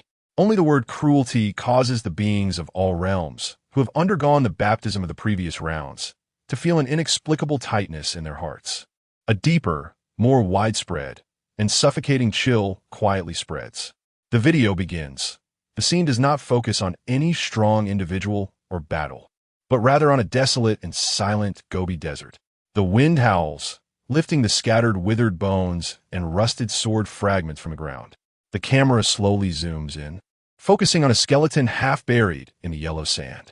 The skeleton is curled up, its hand bones gripping the ground tightly, with broken finger bones, clearly having experienced immense pain and struggle before death. Next to the skeleton lie a few low-level Gu worms' remains, already dull and cracked. The wind sweeps over, mercilessly burying the last traces. There are no names, no stories, only a silent ending consumed by the world. In a tea-house corner of a mortal city in the central continent, an old cultivator with a weathered face and murky eyes inadvertently catches a glimpse of the skeleton in the Gobi Desert on the light screen. His hand, holding a coarse pottery bowl, trembles sharply, and a hint of deep-seated fear and sorrow flashes in his murky eyes, as if he sees his future self. Comment section. Sword comes Chun Ping in. Speechless. Only a very light size surpasses 1,000 words. Arcane Throne Lucian. The inevitable elimination scenario of low-entropy bodies in a resource-scarce, rule-twisted environment. The randomness and meaninglessness of individual extinction are amplified to the extreme. Data is cold. Reality, even colder. Cultivating for 40,000 years, Li Yao, clenching his fist subconsciously. Damn it, not even a complete corpse is left. Is this the fate of low-level cultivators? It's even more miserable than the remains of magic treasures back home. The video progresses. The scene shifts to a fabled place called Sanwang Mountain. The light screen perspective rises high, revealing rolling mountains filled with spiritual energy, which should be a paradise on earth. However, the perspective suddenly dives down, piercing through the clouds and mist, revealing a hellish scene. Countless grotesque Gu worms rampage through the mountains and forests like a tide. They gnaw at spiritual plants, drain spiritual springs, devour each other, and treat the mortals and low-level cultivators in the mountains as flesh and blood food. The sounds of wailing, chewing, and breaking bones mix together, forming a desperate symphony of death.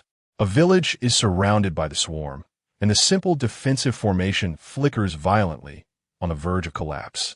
Inside the formation, the elderly hold children, trembling, while young cultivators with bloodshot eyes futilely try to counterattack with goo worms, their faces filled with powerlessness and fear in the face of disaster. In the next moment, the sound of the formation shattering is heard, and the scene is instantly engulfed by the surging tide of insects, leaving only the abrupt, piercing screams.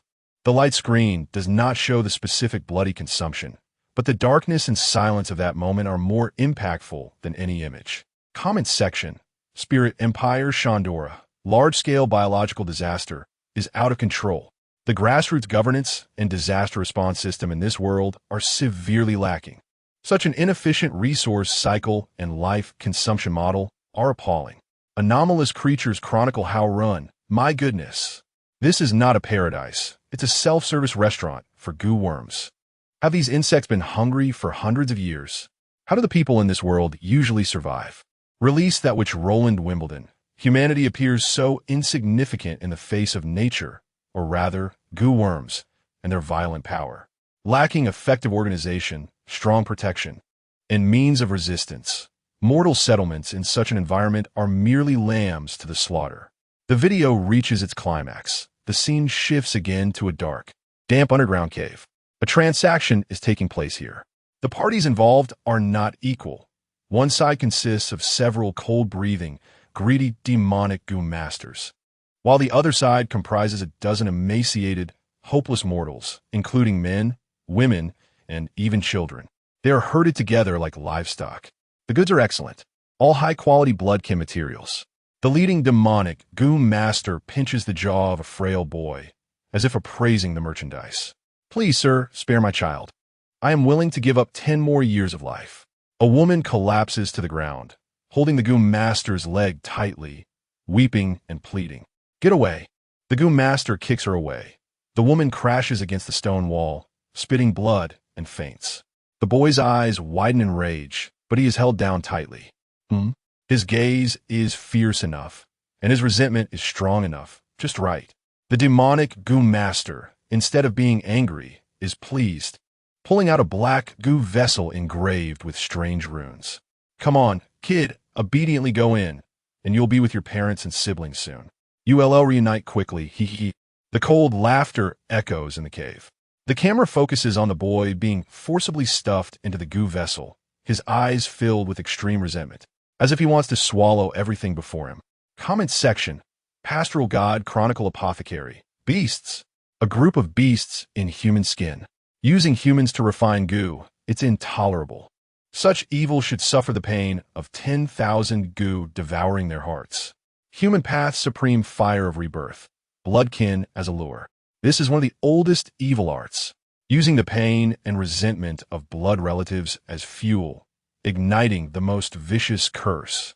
The evil of humanity has reached this extent. The darkness of this world is chilling. The video nears its end. The light screen does not conclude. The scenes switch rapidly, like cold slides. In the depths of a resource-scarce mine, two goo masters fight like mad dogs over a piece of inferior essence stone, ultimately leaving the victor gravely wounded and dying, greedily licking the blood-stained stone, while the loser's body is quickly covered by carrion goo worms surging from the darkness. A small family offers their most beautiful girl as a furnace to curry favor with a powerful rogue cultivator. The girl leaves with a hollow, dead-eyed expression. In the wilderness, a merchant caravan encounters bandits. The guard goo master fights to the death. The goods are completely looted, and the surviving elderly, weak women and children tremble in the cold wind. Awaiting them are the more brutal wilderness and unknown predators.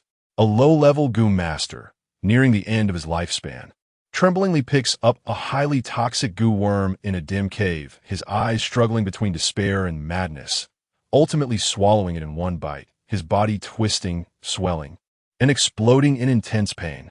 The light screen finally freezes on a broken gravestone in an unnamed desolate tomb, the inscription long weathered and blurred, leaving only endless desolation and silence. Heaven and earth are unkind, treating all beings as straw dogs. Yet, the ways of the goo world are even worse. The weak are prey to the strong, blood relatives harm each other, living beings are used as goo materials, and everything is kindling. This is not the fairness of the heavenly path, but the calamity of the human path. All beings suffer, drowning in it unable to find release. Alas, the goo world. The light screen dims. All realms fall into an unprecedented silence. No gasps, no cheers, no angry roars. Only a heavy, suffocating oppression. Compare to Feng Yuan's ruthlessness, the heavenly path's treachery, and the miracle of slaying immortals. This cruelty has no protagonist, no climax, only the most common, most real, and most fundamental picture of despair. It tears away the glamorous facade of power in the Gu Dao world, revealing the chilling and pervasive coldness and darkness beneath. It tells the beings of all realms. In the Gu world, cruelty is not a legend. It is the base color. Living itself is a struggle filled with thorns, where one may fall into an abyss at any moment. This is the most chilling truth of that world. Chapter 52. The Path of Emotion Devouring Partners. The earth withers for thousands of miles, blood feeds all spirits. The chilling struggle and cold despair displayed in the previous chapter. The cruelty of the Gu Dao world have not yet dissipated across the myriad worlds, and a new title emerges quietly, carrying deeper and more suffocating meaning. Everything can be Gu, the despair of all beings. 6th place. Everything can be Gu, the despair of all beings? Questions and chill intertwine. If cruelty is the surface, then the concept that everything can be Gu points to the root cause. This title is even more chilling than mountains of corpses and seas of blood. It points to the very rules of the world itself. The video begins. The scene is not a battlefield or wilderness, but the elegant boudoir of a beautiful woman. The fragrance of sandalwood wafts and red candles flicker. The stunning ice soul fairy sits before a mirror, her gaze gentle yet filled with a heart-pounding focus. In her hand is not rouge, but a love goo that shines with strange fluctuations. The mirror reflects a handsome young man lying unconscious on a soft couch behind her, his breath faint. Do not be afraid, my lord. The ice soul fairy speaks like a lover's whisper, with the bond between you and me as the guide, and your essence as the foundation. I will surely refine it into an unparalleled love goo. She lightly taps her fingertip, and a pink mist filled with love and obsession flows from her brow, forcibly extracting a light golden point representing the essence of life from the young man's body. The two breaths intertwine above the love goo, greedily absorbed by the goo insect.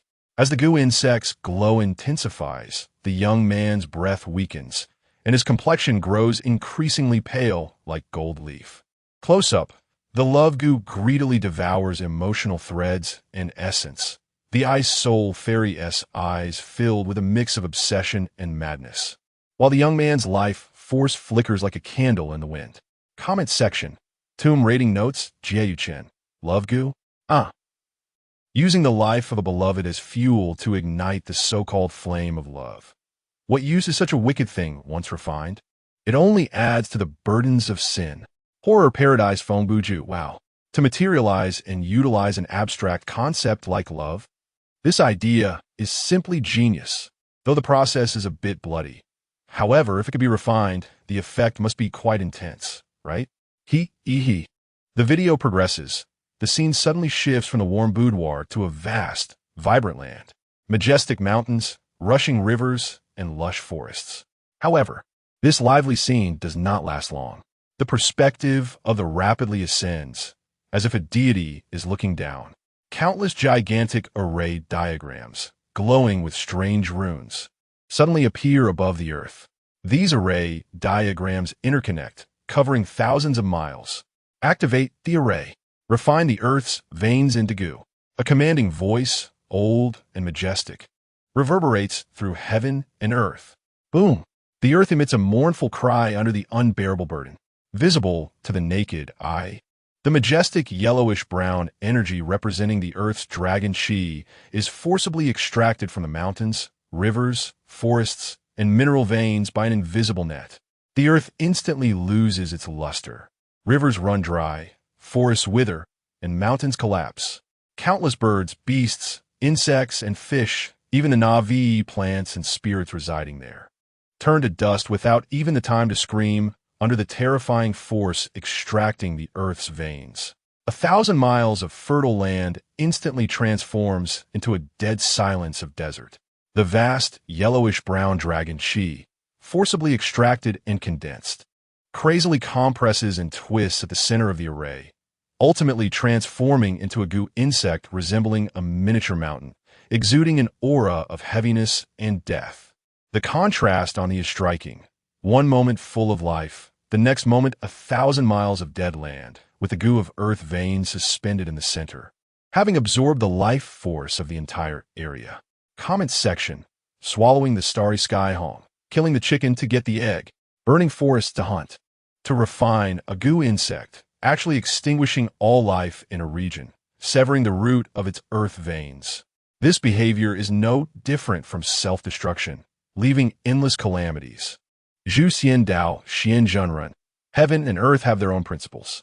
Such a barbaric extraction of earth veins and refinement of life force has already harmed the harmony of heaven, creating such boundless slaughter, even if one obtains divine goo, cannot escape the backlash of heaven's way.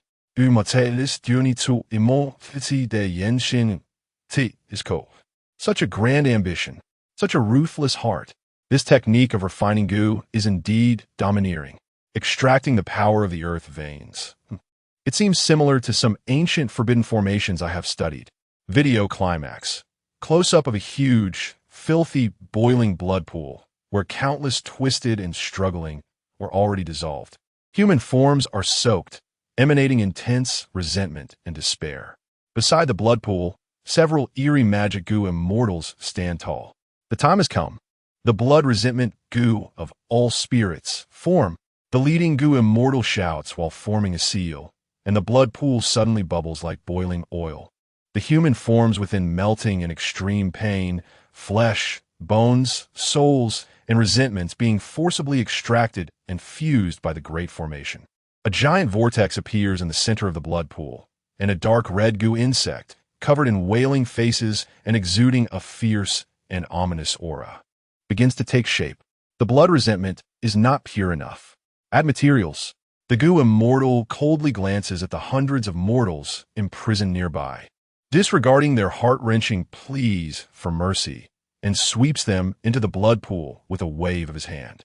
Their shrill screams fade in an instant, leaving only the frenzied bubbling of the blood pool and the increasingly intense evil fluctuations of the blood resentment goo. The focus is on the moment the blood resentment goo takes shape, with close-ups of countless painful faces struggling and wailing on the surface of the goo insect, and the cold gaze of the goo immortal beside the blood pool, viewing all beings as mere grass and weeds. The comment section erupts. Spiritual empire Visca, confirmed. Large-scale intelligent life slaughter. Anti-civilization. Anti-order. Objective, to create a high-concentration negative spiritual energy aggregate. Danger level, abyss pollution source. Application for purification protocol. The master of the arcane, Alge Wilson. This is as insane as the blood sacrifices of the true creator followers. The crystallization of pure resentment, curses, and despair. Once this goo is refined, it itself is a mobile natural disaster. What kind of place is the goo world? Video conclusion. That does not end, but quickly unfolds like a cold scroll. Somewhere in the ruins of an ancient battlefield, the wind howls and bones are scattered everywhere. A group of ghostly goo masters drives countless resentful souls and fierce ghosts to devour and refine each other, ultimately refining a terrifying goo of 100 ghosts. Under a totem pole of an ancient tribe, the tribe's people fervently dance around a bonfire, praying. As the high priest chants, their belief power is forcibly extracted by the totem pole, and the weak among the tribe collapse one after another, turning into dry corpses. At the top of the totem pole, a goo of faith exuding an illusory brilliance gradually solidifies. In a dark laboratory, goo masters throw various poisonous goo insects, minerals, and even the severed limbs of other goo masters into a huge goo bowl, allowing them to crazily kill and devour each other, ultimately refining a twisted and violently pulsating unknown poison goo. On a desolate mountain, an aging goo master, whose lifespan is exhausted, looks greedily and madly at his naive and innocent apprentice whom he has raised, muttering, "Good disciple, your youthful vitality is my last chance." Blood goo. Form. The ultimately freezes under a silent starry sky. Below is the vast but filled with silent whales of the goo world. A cold note appears.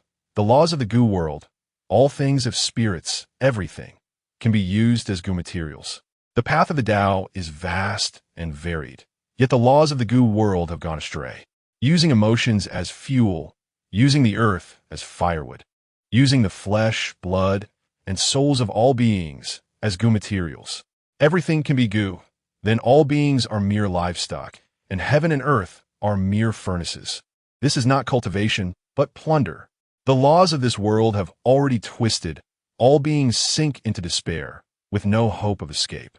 How tragic, how lamentable. The completely dims. Across the myriad worlds, a chilling silence descends. Everything can be goo. Emotions are goo materials. The earth is goo materials. Humans are goo materials. Faith is goo materials. Souls are goo materials. And despair itself is also goo materials. This sixth ranking completely tears apart the last veil of warmth in the goo world, exposing its most core and fundamental terrifying law of plundering and refining everything, laid bare before the myriad worlds. It tells all living beings, in a world of curses, despair is not the end. Instead, it is an omnipresent starting point. All beings are merely materials waiting to be refined under this twisted law. Chapter 53, 8. 6. The imprint of all heavens, the world as a furnace burning all beings. Hanli sighed, fortunately not in this realm. As the bone-chilling cold that penetrated to the marrow had not yet dissipated in all the worlds, the light curtain did not darken immediately, as usual. The cold flow of light gathered, condensing into a brand new title that exuded a sense of conclusion and judgment. 8. 6. The imprint of all heavens, the world as a furnace burning all beings. Hanli sighed, fortunately not in this realm. Settlement? Despair index. 8.6. An indescribable sense of oppression instantly seized the hearts of all viewers. This was not a new story, but the final verdict on the previous 5 rounds of assessments. That 8.6 figure, like a cold weight, pressed heavily on the hearts of all beings. The video began. The scenes did not unfold in a coherent narrative, but were instead replayed at a breathtaking speed, showcasing the core segments of the previous 5 assessments. Billions of corpses forged into a demon fetus. On the peak of Corpse Mountain, Feng Yuan opened his mouth to devour the pulsating wails of the billions of twisted faces of the forbidden demon fetus origin. The black tide of grievances surged. The heavenly Tao cheats to pursue Feng Yuan.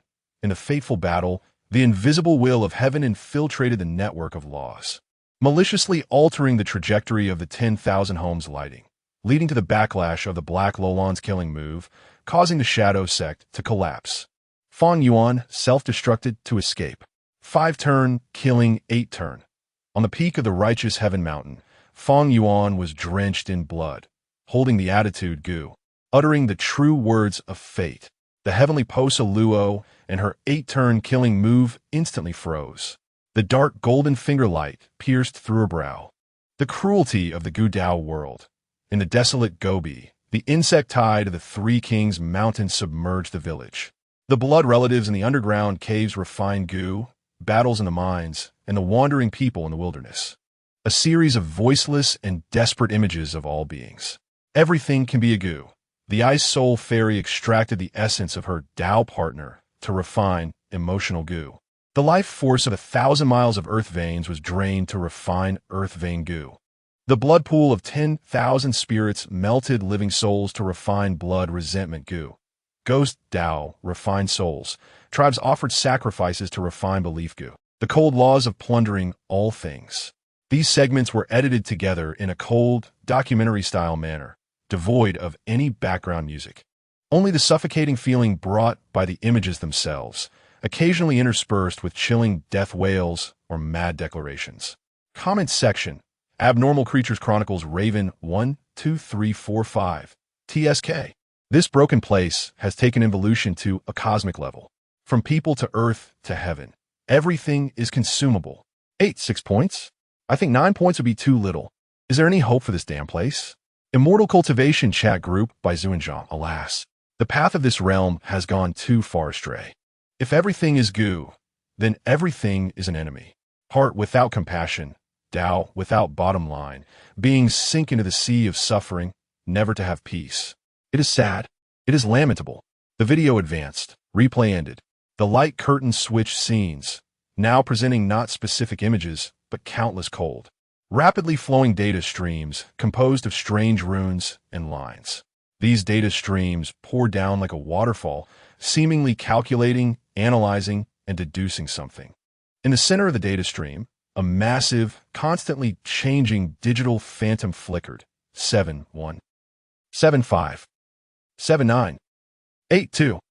Finally, it fixed on a blood-red number. 8, 6. Cold annotations appeared below the number. Despair index analysis composition. Individual survival pressure. Resource scarcity. The law of the jungle.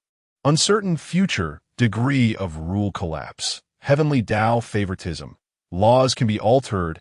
Axioms do not exist. Prospects for civilization survival. Predatory development. Severed foundations. Severe self-destruction tendencies. Depth of spiritual pollution. Grievance, curse, despair emotions permeate the world, distorting minds. Possibility of transcendence. Narrow and twisted ascent channels. Nearly non-existent. The light curtain coldly quantified the despair of that world with abstract data and star ratings. Comment section. Honkai Third Auto Apocalypse. An interesting quantification system. 8.6. A sample that practices everything is illusory. Everything is permitted to the extreme. Absolute chaos breeds absolute despair. So, can absolute despair give rise to a miracle beyond comprehension? For example, that Fong Yuan? Spare me. Great Lord LV Shu. Goodness. 5-star survival pressure. This is 100 times more thrilling than when I was chased by Nieting back then. The rules can be changed at will? What the hell is this? Giving 8. 6 points seems to be lenient. Starting from the Red Moon, Lu exit so many cries, so much anger, so much despair. They're like a black tide, wanting to drown the whole world. 8. 6 points so heavy. Video climax. The light curtains switch scenes again, this time showing countless small, rapidly flashing images of beings. A mortal boy struggling in the wilderness, cracked lips, numb eyes. Behind him the flapping sound of carrion goo insects. A low-level goo master in a dark cave, struggling between greed and fear while facing a fragmented inheritance goo formula. A girl sent out by her family as a marriage tool, sitting in a bridal sedan, tears silently falling.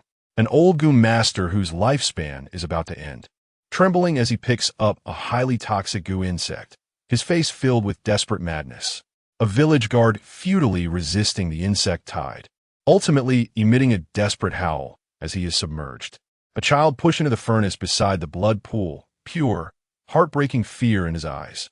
These images gathered densely like cold snowflakes around the massive, blood-red 8. 6 at the center of the light curtain. They were silent, yet more impactful than any shout. They were the concrete footnotes of that cold index, the very face of despair. The world as a furnace, creation as a craftsman, yin and yang as charcoal, all things as copper. Yet the path of the goo world has refined this furnace to the extreme. All things as goo materials, all beings as kindling, the world as a furnace. This furnace blazes fiercely, burning away hope, leaving only the ashes of despair. The number 8. 6 is not falsehood, but the blood-crying proof of the beings in this realm, sighing at the heartlessness of heaven and earth, even more lamenting the cruelty of this path. Video conclusion. The light curtain finally froze. In the center was the bloody, enormous number 8. 6, seemingly composed of countless despairing faces. Below, the judgment. The world as a furnace, all things as copper. The cruelty of this path. The background was filled with countless silhouettes of beings silently struggling, ultimately returning to silence. The cold settlement, like the final judgment stamp, was imprinted deep in the consciousness of all viewers. The final comment section of the light curtain was occupied by a few words from different planes, filled with extreme shock and compassion. Lord of the mysterious night goddess, May the long night eventually have an end. Mortal cultivation journey Han Li. Han is fortunately not in this realm. Chronicles of the Shepherd Cheen Mu. This furnace is too hot. I need to find a way to overturn it. The light curtain completely dimmed, returning to nothingness. The myriad worlds fell into a prolonged, dead silence. No discussions, no anger, only that blood-red 6, and the judgment of the world as a furnace, all things as copper, like a cold brand, deeply engraved in the hearts of every being. Crazy ascension, the heavenly Tao, is unjust, mortals slay immortals, struggles of the lower class. Everything is goo. The end of it all is this cold settlement. Despair Index 8-6. It declares, the goo world is not a stage for the strong, but a hell for the weak. It itself is a massive, burning furnace of despair, using all beings as firewood. Born in this realm, despair is the most real background color. Chapter 54, Mysterious Revival. The graveyard of evil spirits on the ruins of technology. Above the 9 heavens, the light curtain reflecting all worlds has just concluded the final reckoning of the goo realm, a desperate furnace. The blood-red 6 imprint lingers in the heart, and the suffocating sense of all beings' descent has yet to dissipate. A coldness, thicker and more bizarre than that of the goo realm, quietly spreads. On the light curtain, the blood-red numbers representing the ranking of despair leap grotesquely. 5th, cold, glaring, devoid of any emotion. As if the cold current seeping from the depths of the abyss instantly froze all lingering fears. Ranking of the top 10 desperate worlds. 5th place, Mysterious Revival. The scene suddenly twists. No longer a mountain of corpses or a sea of blood.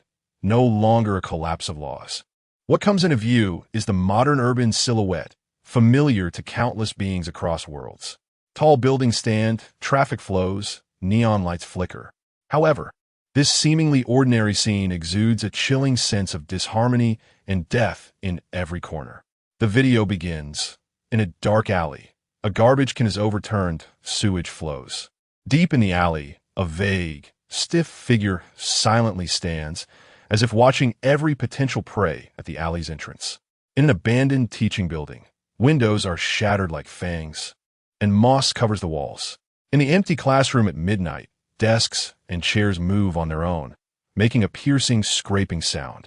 On the model blackboard, thick, blood-red characters slowly seep out, resembling congealed blood. In a silent village, every household's doors and windows are tightly shut, dead as a grave. Under the pale moonlight, at the village entrance, a figure in a faded blue shirt sways silently and slowly with the night wind among the gnarled branches of an old locust tree. Evil spirits are everywhere. Their figures merge with the shadows of the air, and their actions follow cold and bizarre rules. Their methods of killing, no reasoning, incomprehensible, undefendable. The narrator's voice beside the light curtain is deep and hoarse, like rusty iron scraping against nerves, drilling into the minds of every watching being. This is a world where gods and Buddhas have perished. This is a graveyard where technology has already collapsed.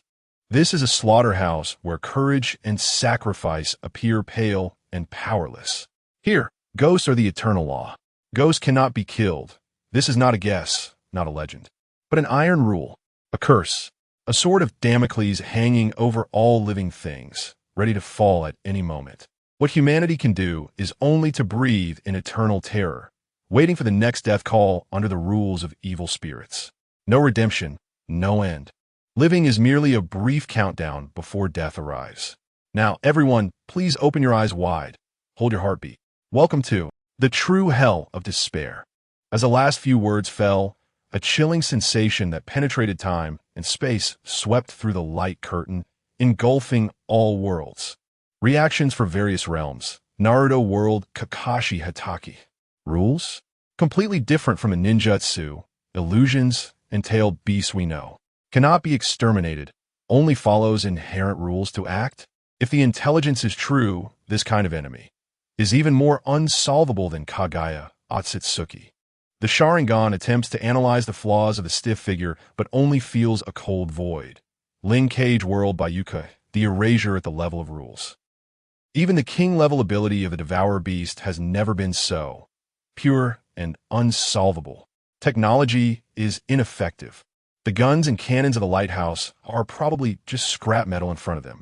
At least in the mana ecosystem, we can still try to understand its rules. She subconsciously tightened her grip on the Tang Dao's handle.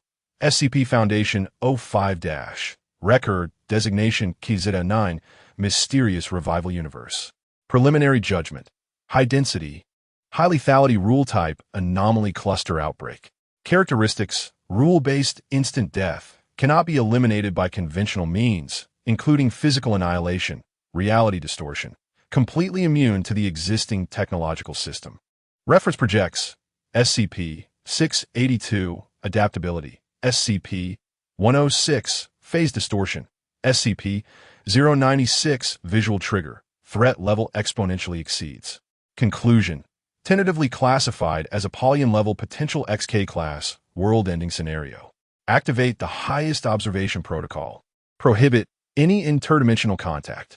Repeat, prohibit any contact. We control, contain, protect. But in the face of such world anomalies, containment itself is a luxury. The light curtain continues to switch images amidst countless beings holding their breath. The suffocating eeriness spreads like thick fog across the heavens.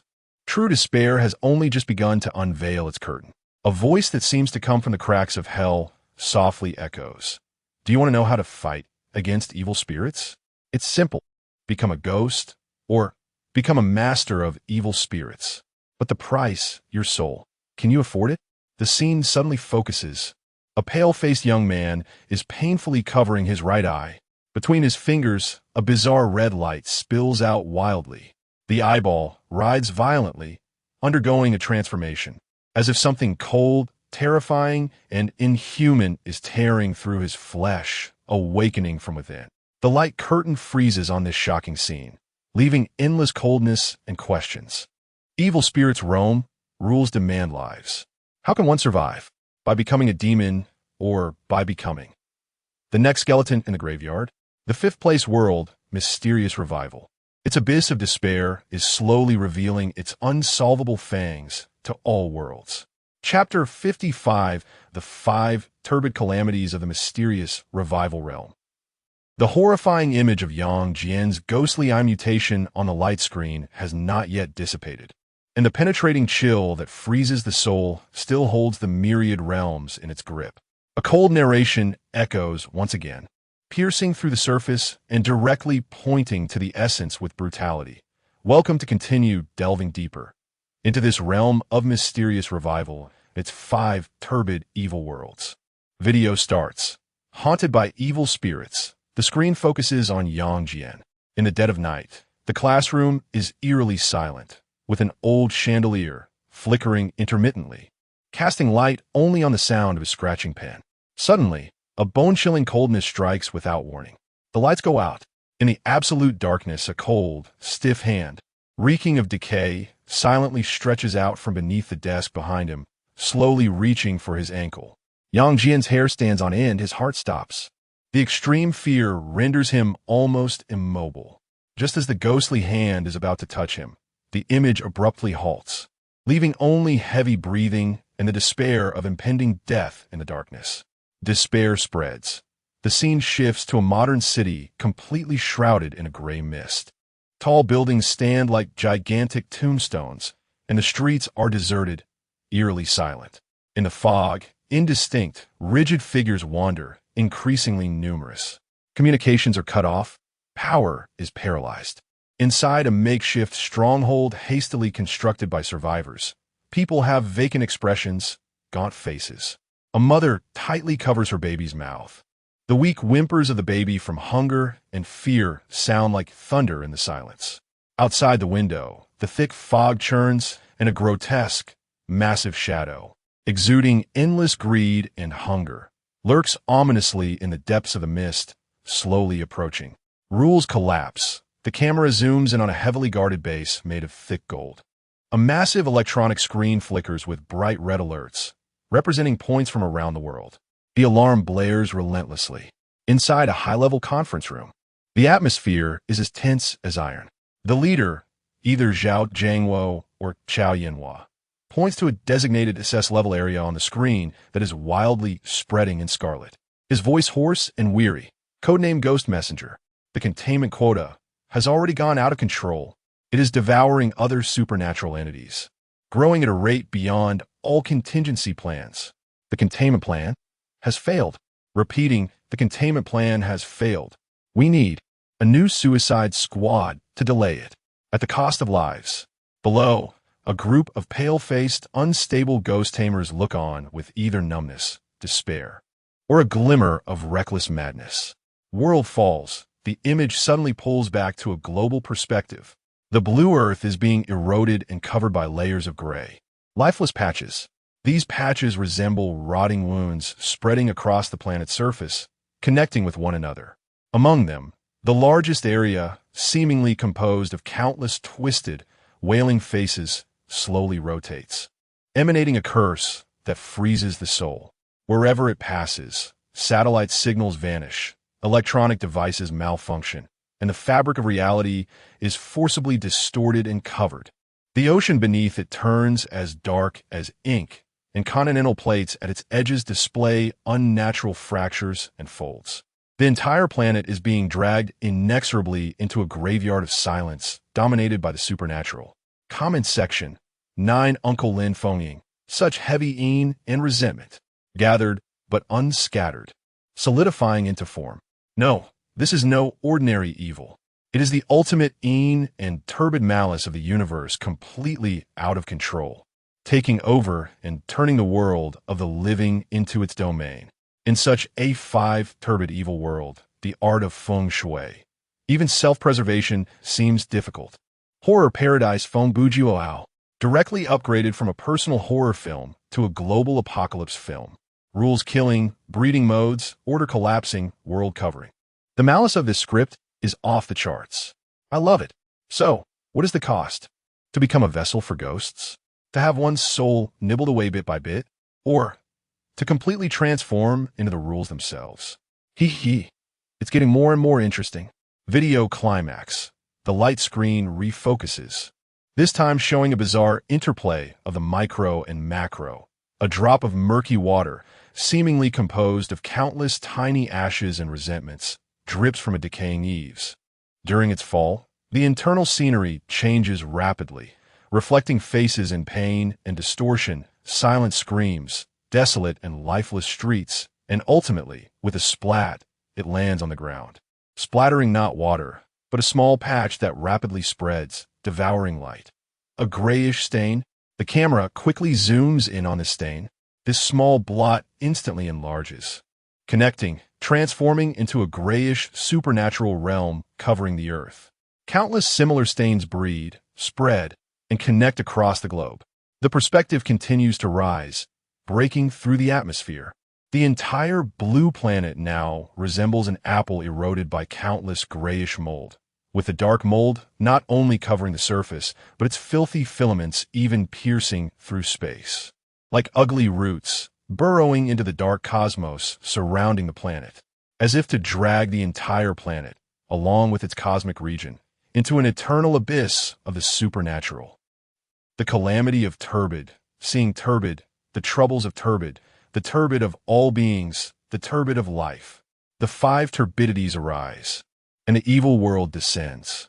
This realm is not only the fall of humanity, but the very laws of heaven and earth being infected and distorted by the ultimate een and evil turbidity.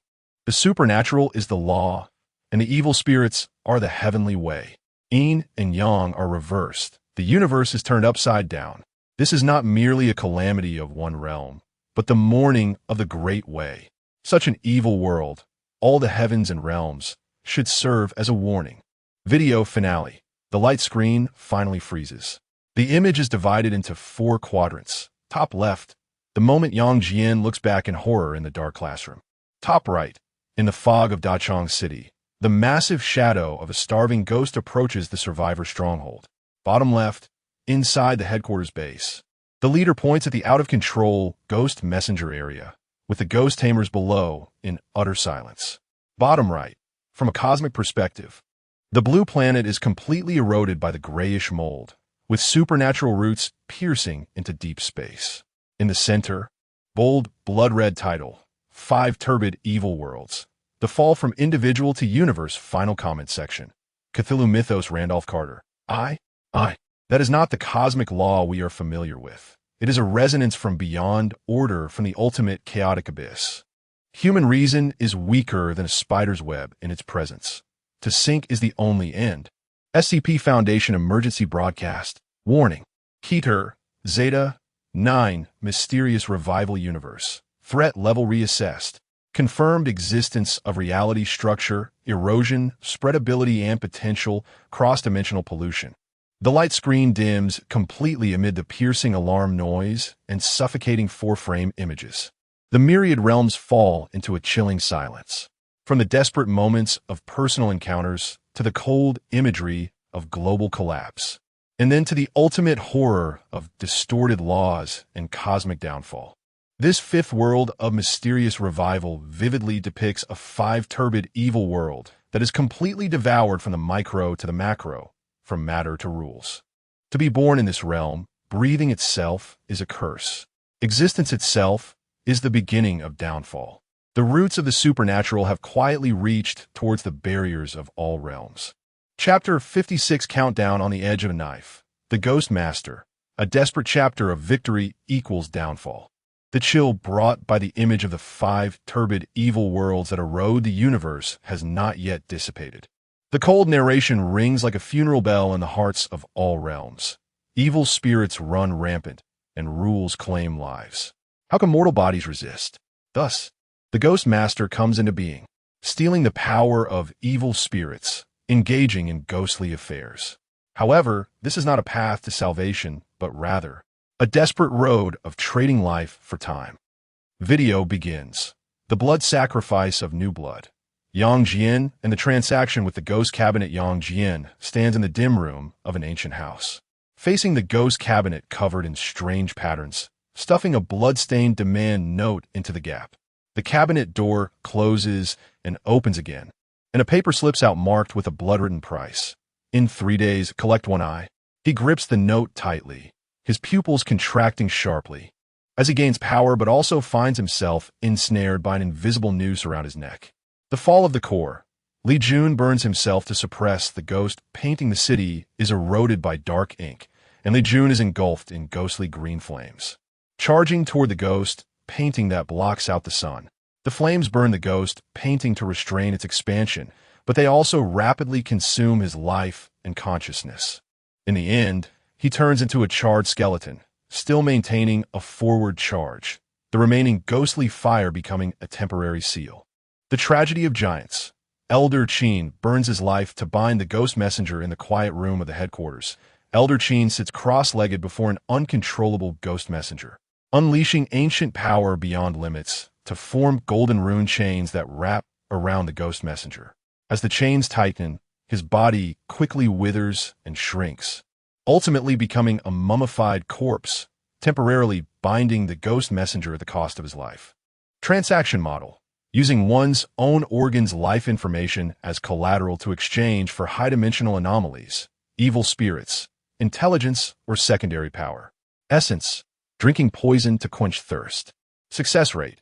Based on a value fluctuation of collateral, but the final settlement, cost collection, probability approaches 100.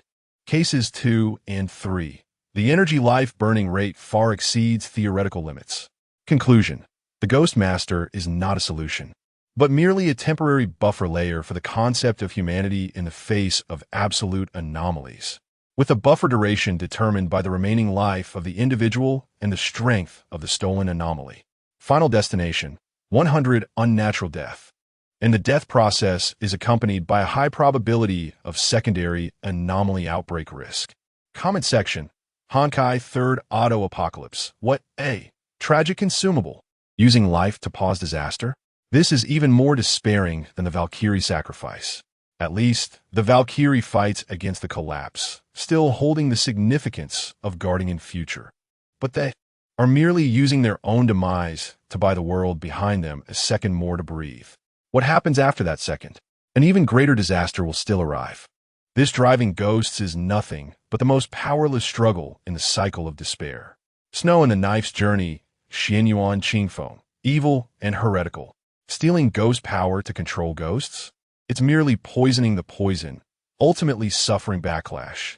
Such methods harm heaven and reason, cutting off the roots. That elder of the Qin's surname, with profound cultivation, ended up in such a tragic fate? Martyrdom? No, this is feeding the devil with oneself. So sad, so lamentable.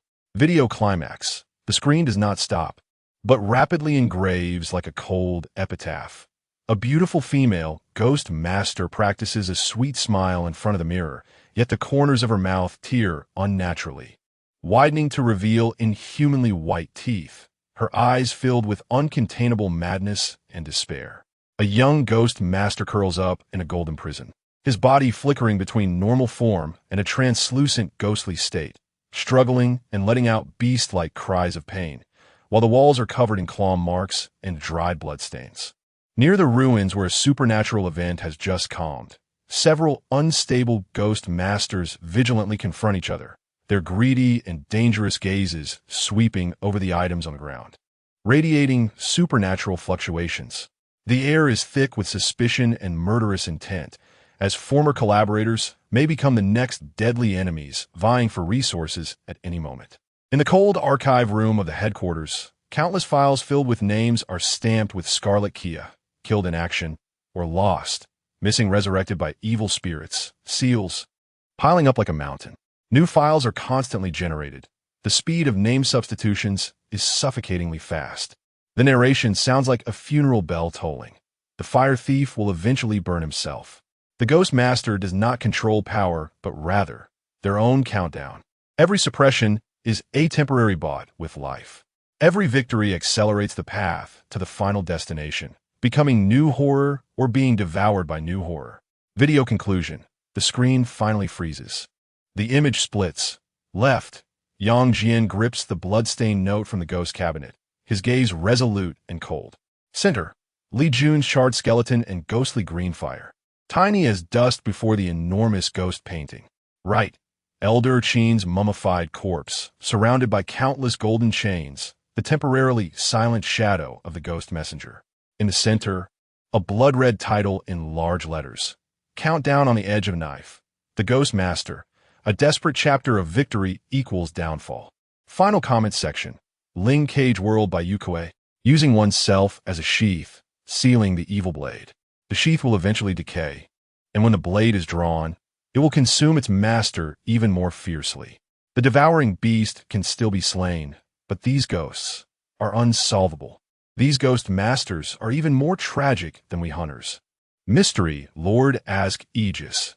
I can feel the coldness and madness entwined around their souls. That is not power, but a curse, a slow and painful death notice. The duty of the corpse collector has become the norm in this realm. What a sad world. SCP Foundation Mobile Task, Force Omega 7, Pandora's Box, Encrypted Communication Fragment. Confirming that the target universe contains a large number of living Keter containment units, referring to Ghost Masters. The units themselves are unstable sources of anomalies, and containment failure, resurrection of evil spirits, is an inevitable event. Their maintenance, suppressing the supernatural behavior, is essentially an internal consumption among high-risk anomalies, inefficient and uncontrollable. Recommendation. Mark this universe as a K-class, civilization collapse, scenario, and prohibit any form of contact and assistance. Repeat, prohibit any contact. We cannot contain a living grave. The screen dims under the cold decree of the task force. All realms fall into a silent mourning. Ghost Masters? Merely sacrificial offerings walking on the edge of a knife. Each of their victories is a sacrifice of a part of their life and soul to the abyss known as evil spirits. Suppression is merely temporary. Despair is the eternal destination. This fifth world's mysterious revival, with the lament of the Ghost Masters, has composed the most tragic chapter of struggling for survival in the 5 turbid evil worlds. Chapter 57. The substitute death is not a toy. Human lives as the price. A city buried alongside the portrait of the apocalypse. heard to be the original outline. On the light screen, the sorrowful song of the ghost controller exchanging life for time lingers. The cold narration echoes like a deep abyss, revealing an even more chilling truth. The power of ghost theft ultimately backfires. Yet, there is an anomaly that uses myriad souls as fuel to extend its own life. Its name is Yizhan. His substitute death is not a plaything, but a living human life. Video starts. The secret of substitute death. Living humans as compensation. The scene focuses on a site of supernatural conflict. Yizhan is struck by an invisible, terrifying supernatural attack. His body trembles violently, seemingly gravely injured. But the next moment, something bizarre happens. The space around him slightly distorts, and an invisible force instantly shifts. The camera quickly cuts to the edge of the battlefield, where an innocent civilian man, trembling and hiding behind cover, explodes into a mist of blood without any warning. Before dying, his face is frozen in confusion and extreme fear. Yizhan himself merely furrows his brow, as if just bitten by a mosquito, his breath instantly returning to normal. What is the cost? Exponential harvesting. The light screen transitions to a cold, data-filled simulation mode. At the center is Yizhan's image. When he first activates the substitute death, the red arrow, representing the cost, points to a blurry silhouette, one person. When he activates the substitute death a second time within the same event or short time, the red arrow suddenly splits, pointing to 4 blurry silhouettes, for people. On the third activation, the arrow crazily splits, pointing to 16 silhouettes, 16 people. On the fourth, 64 people, 64 people. The red silhouette icons spread exponentially like a plague. A cold annotation appears. Substitute death cost. Increases geometrically with activation frequency and interval. Range. Indiscriminate coverage of all living beings within the effective area. Original work. Increasing cost characteristic of substitute death rules. The tragedy of the Sea City. A city buried alongside. The scene suddenly zooms up to a high altitude. Once a prosperous eastern megaport, Sea City is now shrouded in a thick, foul-smelling crimson mist.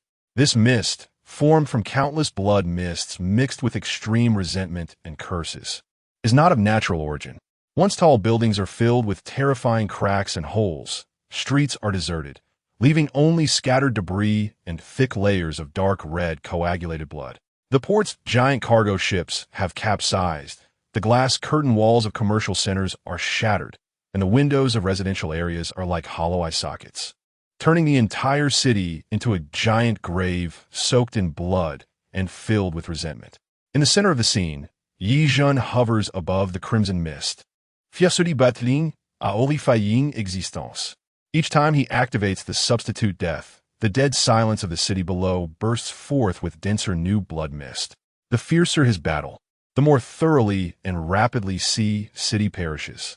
Comment section, Night of the Night Confucius. Using the lives of millions as fodder to save oneself? This is not the Tao, but magic, an overwhelming demonic act. To sustain one person, is it worth the blood sacrifice of an entire city's beings? Such a mindset deserves even harsher punishment than the son of the underworld. If the heavens know, may divine punishment descend. Spirit Cage World Mark. Is this the strong of your world, using the lives of an entire city as their blood bag? 100 times more cruel than the life-sucking beast. At least the life-sucking beast is a monster, and he wears human skin. Video climax. The light screen does not linger on the city's tragedy, but delves into the core of the crimson mist, focusing on Yizhan's battle results. As Yizhan activates the substitute death time and again, the supernatural power surrounding him, substitute death ghostly power, not only does not diminish, but under the nourishment of the extreme resentment and curses produced by countless lives instantly perishing, becomes darker, deeper, and more terrifying. Those bursting blood mists seem to become the source of his power. Ability strengthens in slaughter. However, a close-up zooms in on Yizhan's face. Deep within that arrogant gaze, a barely perceptible, inhuman coldness and emptiness silently grow and spread. Each activation of the substitute death seems to tighten an invisible thread, binding his soul more closely to this crimson hell composed of countless wronged souls beneath his feet. He has become stronger, but also less human. The final scene sweeps over a dead silent residential balcony. A tattered doll lies alone in a pool of congealed blood next to a small children's shoe. The camera slowly rises, focusing on a broken window, revealing an empty children's room stained with black and red filth. Silent accusation. The narration carries a bone-deep sorrow and questioning. Is it terrifying? Using millions of lives as shields to exchange for one person's survival. Is it despairing? You, me, him. Countless beings in front of Yijun are merely consumables on a list, a string of cold, zeroable numbers at any time. This is the real apocalypse, not a natural disaster, not a vengeful ghost, but human lives as mere grass. The will of the strong can reap an entire city. Video finale. The light screen finally freezes. The screen splits. Left, Yijun being attacked. The moment an innocent civilian explodes in a blood mist in the distance. Middle, data simulation graph. The cost rising from one person. For people, 16 people, 64 people. Crazily exponentially climbing red arrows and silhouettes. Right, a high-altitude view of Sea City, completely swallowed by crimson blood mist. Silencia zagravi. In the center, Yijun's tiny silhouette hovers in the blood mist. In the center, the blood-red title in large letters. Like a weeping blood accusation. The substitute death is not a toy. Human lives as the price. A city buried alongside. The portrait of the apocalypse. Final comments section. I, Han, have cultivated to this day, deeply knowing the weak prey on the strong in the cultivation world. Yet to preserve oneself. To easily blood sacrifice an entire city of mortals. Even the greatest of demonic paths would not dare. The cruelty of this world's rules, the alienation of the human heart, is chilling. This is the utmost desecration of life, a disgrace to civilization. If under my command, such soldiers who view their compatriots as grass would be charged with treason and immediately eliminated. No power is worth exchanging for the lives of an entire city. What can we do? The vengeful spirits want to kill us. Saviors like Yijun also want to use our lives to fill the gap. We just want to live. Why? Even living has become a consumable for the strong? Is there still hope in this world? The light screen slowly dims amidst this survivor's desperate questioning. In the myriad worlds, a chilling silence prevails. Terrifying? Despairing? No, this transcends terror and despair. This is the ultimate disregard for the value of human life, trampled to dust. In the face of Yijun's ability to substitute death, in the world of mysterious resurrections, ordinary people do not even qualify to be pawns. They are merely a string of background numbers casually wiped away during the battles of the strong. Human lives as grass? No, grass can still grow back in the spring breeze. But not even ashes remain. This fifth world of mysterious resurrection, with the crimson tombstone of Sea City, has etched the coldest, most helpless, and most suffocating truth of the apocalypse, in the face of true despair. Humans are so cheap that even their sacrificial value appears worthless. Chapter 58, A Century of Struggle, Living Tombstones, Eternal Sorrow. The crimson blood sacrifice of Yijun over the city has yet to fade on the screen. The cold narration, like a sigh of time itself, unveils a heavier and more suffocating chapter, struggling for a century, not for longevity, but rather, to bear chains heavier than death in eternal despair. They are living tombstones, inscribed with the deepest sorrows of this world. Video begins. Zhang Dong, the silence of the gravekeeper, in the dim, ancient hall. Zhang Dong sits motionless in a grand chair. Before him, the extinguished oil lamp, the faded rattle drum, and the blurred copper mirror all pulse with heart-stopping, supernatural vibrations, yet are suppressed by an invisible force within a very small radius around him. He raises a withered hand to brush against the wick of the oil lamp, and the wick ignites spontaneously, the greenish flame reflecting the wrinkles etched with a century of vicissitudes and fatigue across his face. He maintains his posture, unmoving, as if turned into a statue. Time loses its meaning here, and suppression and guardianship become his only purpose for existence. Meng Xiaodong, the lost puppeteer, the light distorts in a dusty, eerie room filled with old puppets. Meng Xiaodong sits in the center, mechanically stitching up a worn puppet with a needle and thread, the needle passing through the puppet as if also piercing her ethereal body. The surrounding puppets have varying faces, yet all bear a chilling, rigid smile, as if they are watching her. Occasionally, she stops, looks up, her hollow gaze sweeping over the puppets, her lips moving as if calling a name, yet questioning her own identity. Her figure fluctuates between transparency, as if she might dissolve at any moment. Merging into the group of puppets, Luo Qian. Eternal sleep in the cemetery. The camera pulls back, revealing the dead silence and desolation of the Luo Qian cemetery, shrouded in ominous gray mist, the mounds of graves stretching like scars on the earth.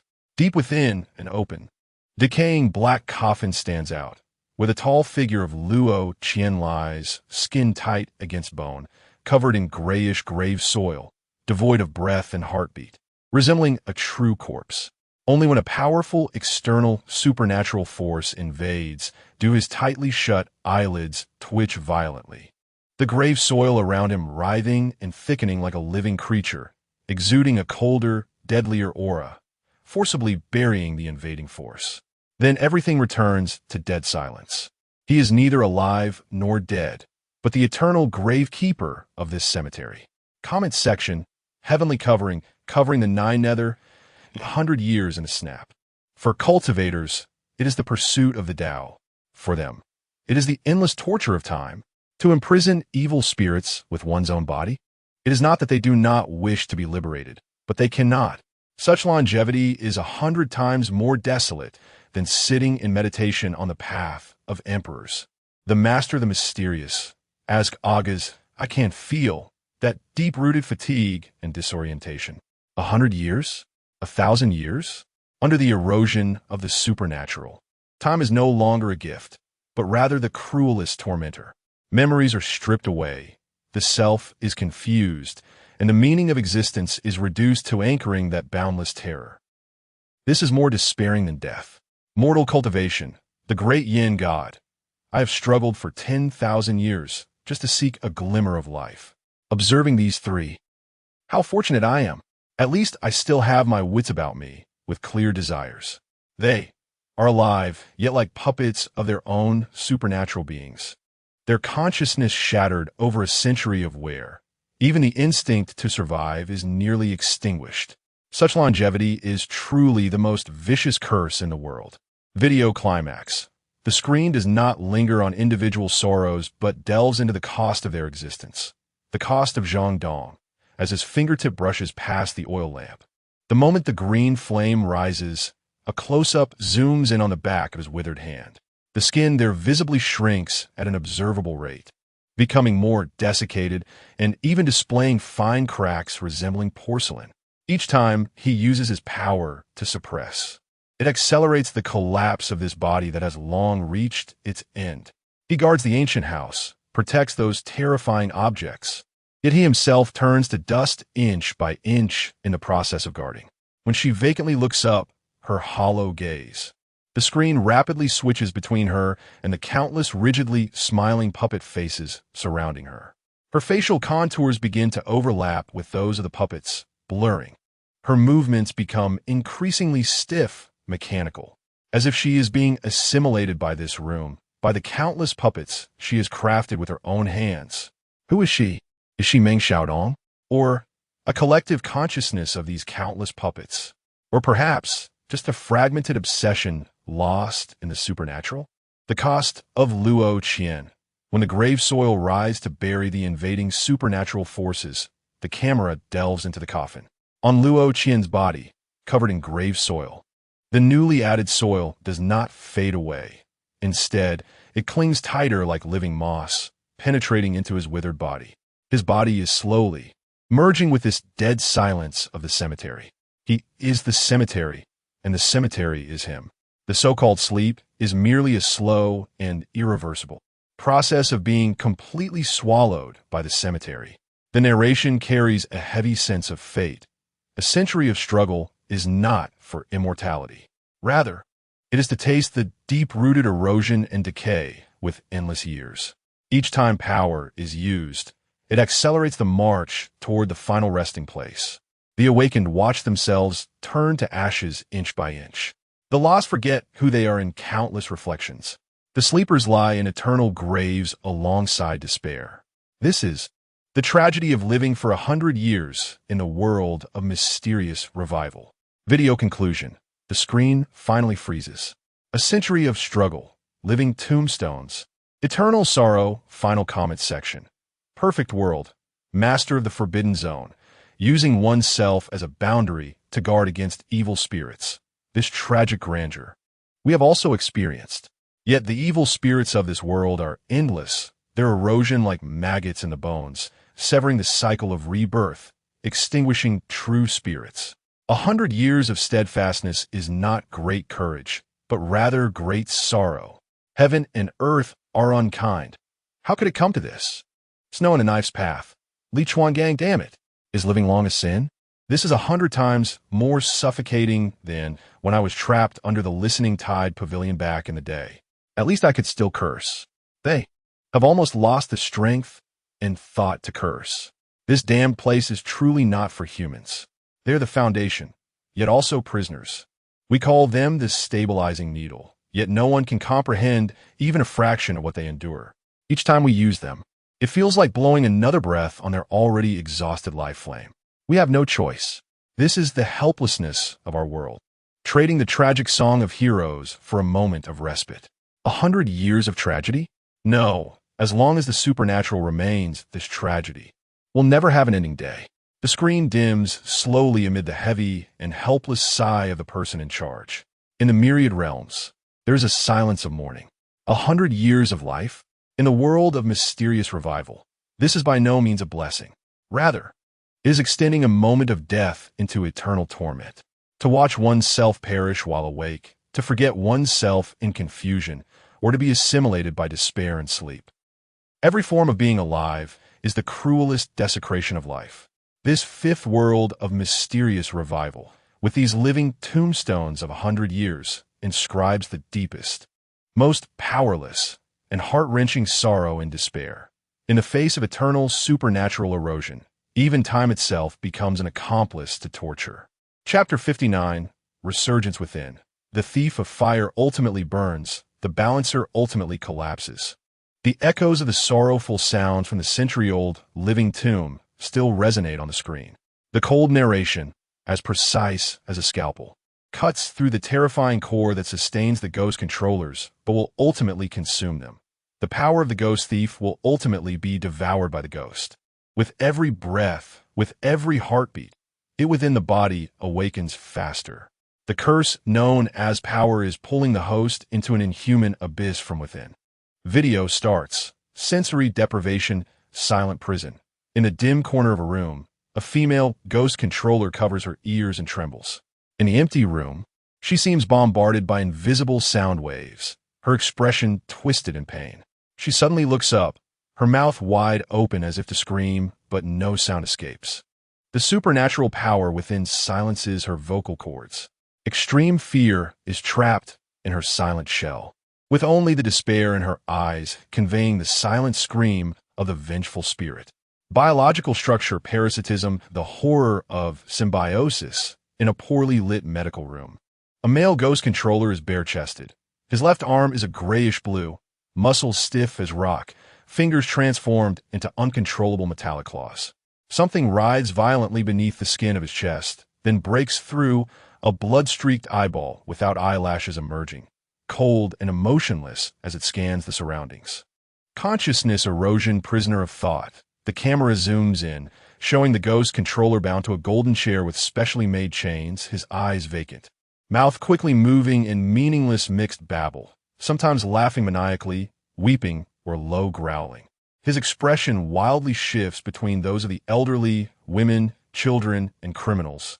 Struggling as the chains clink, deep marks left on his skin without him noticing, completely submerged by the chaotic consciousness and resentment of the vengeful spirit. Case 1. Sensory deprivation erosion. The supernatural force within forcibly rewrites the host's sensory input-output rules. Auditory deprivation enforces silence. Case 2. Biological structure parasitism erosion. The host tissues are forcibly assimilated or replaced by higher-dimensional anomalies. Limb aberration organ proliferation. Case 3. Thought meme pollution erosion. The host sea of consciousness is bombarded and covered by multiple abnormal consciousness fragments, personality dissociation, and thought confusion. Commonality. Irreversible, uncontrollable, continuously deteriorating. Survival state. An unstable transitional state between carbon-based life and higher-dimensional anomalies. Final destination. 100 transformation into abnormality. Comment section. Attack on Titan Levi Ackerman, TCH. A death more disgusting than Titan transformation. At least we know what we will become. Them? They don't even know if they are human or ghost in the next second. That feeling of rotting from the inside. TSK, it's even dirty to clean up. Indescribable murmurs. The barriers of sanity collapse under the internal chaos. A familiar process. How can a fragile human mind contain the knowledge from the abyss? Ultimately, it will overflow and shatter. Video climax. The screen does not stop. Instead, it delves into the cruel illusion of balance and its inevitable collapse. Struggle of suppression. The ghost controller struggles to suppress the turmoil within, facing several cold items.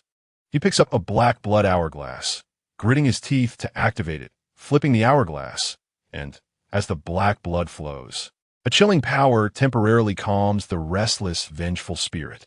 As he breathes a sigh of relief, his back is already soaked with cold sweat, yet his gaze is fixed on the hourglass. The flow of black blood accelerates, and the blood-red scale at the bottom is rapidly accumulating. Ruins contest in the ruins.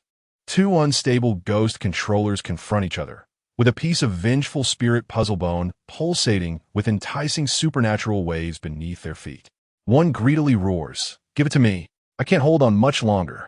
With it, I can live another 3 months." The other, with a sinister grin, lunges, "Dream on. This is my life-saving medicine." The two wrestle like beasts, their supernatural powers clashing and raising clouds of dust as they fight over merely a temporary painkiller to delay being devoured by the vengeful spirit. Pocket watch and despair. Close-up of a hand gripping an old pocket watch. The cover is open, with no hands. Only a mass of darkness, slowly rotating like a living thing. The owner is a gaunt ghost controller, staring intently at the darkness. Every wave of darkness corresponds to a violent struggle of the vengeful spirit within. In his bloodshot eyes is an extreme thirst for time and despair. The metallic shell of the pocket watch is covered in deep nail marks left by countless painful struggles.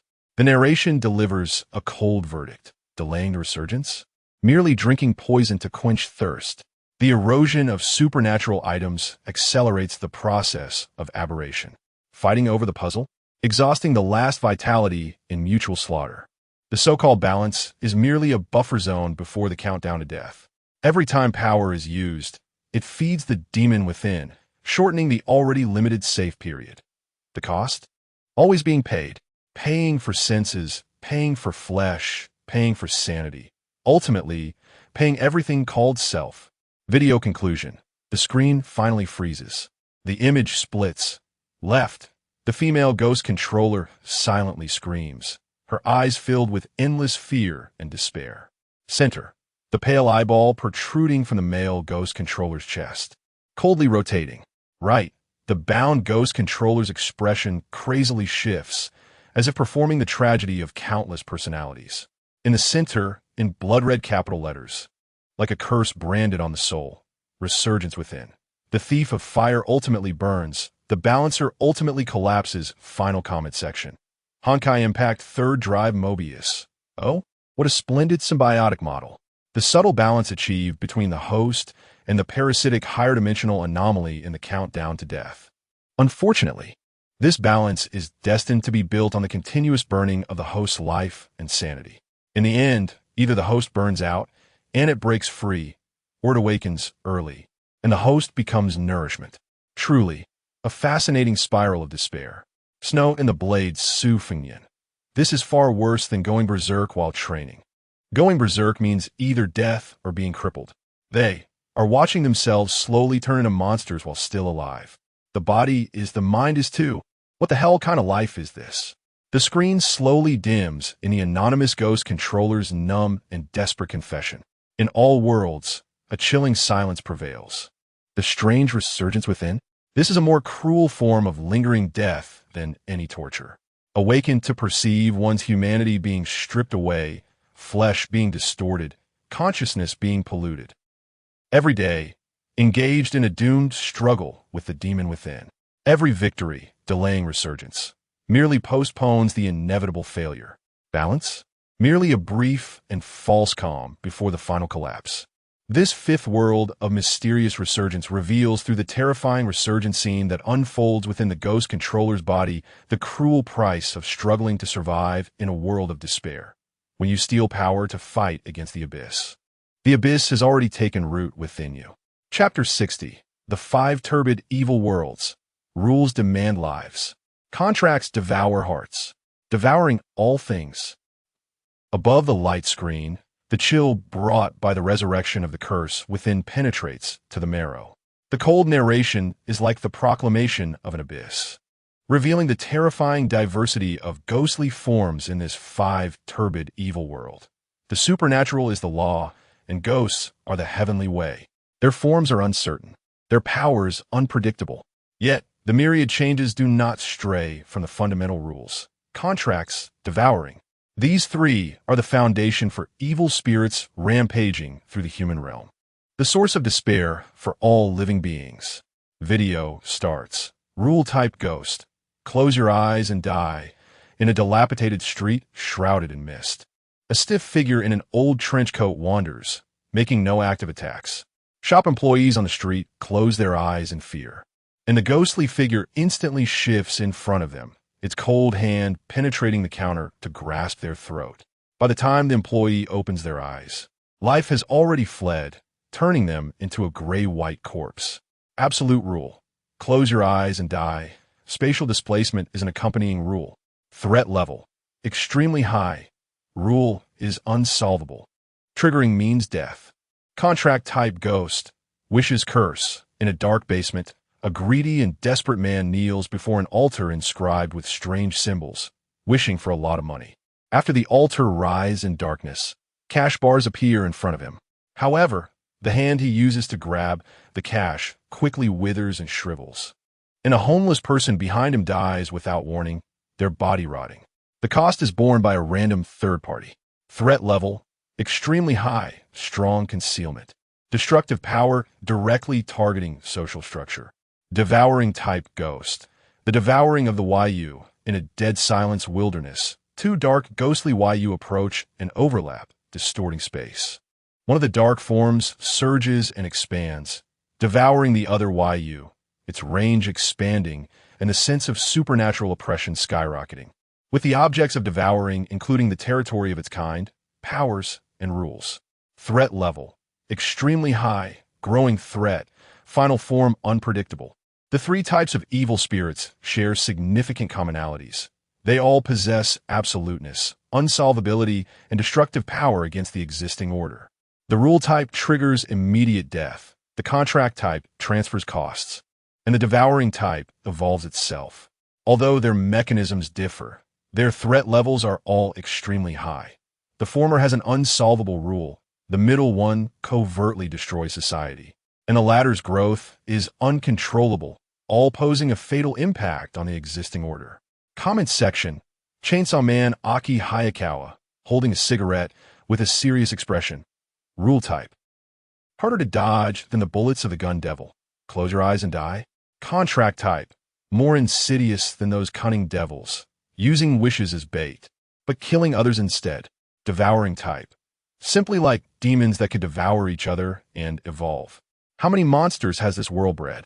Cthulhu mythos Randolph Carter, muttering in horror, Ya, Igriega. The rule is existence itself. The contract is the whisper of chaos. The devouring is the ultimate unification. The ghosts of this world are no longer the evils we understand. They are more like the manifestation of twisted cosmic laws. Cancerous organs. Video climax. The light screen does not stop, instead showcasing how these 3 forms of evil spirits intertwine to form a true hell on earth.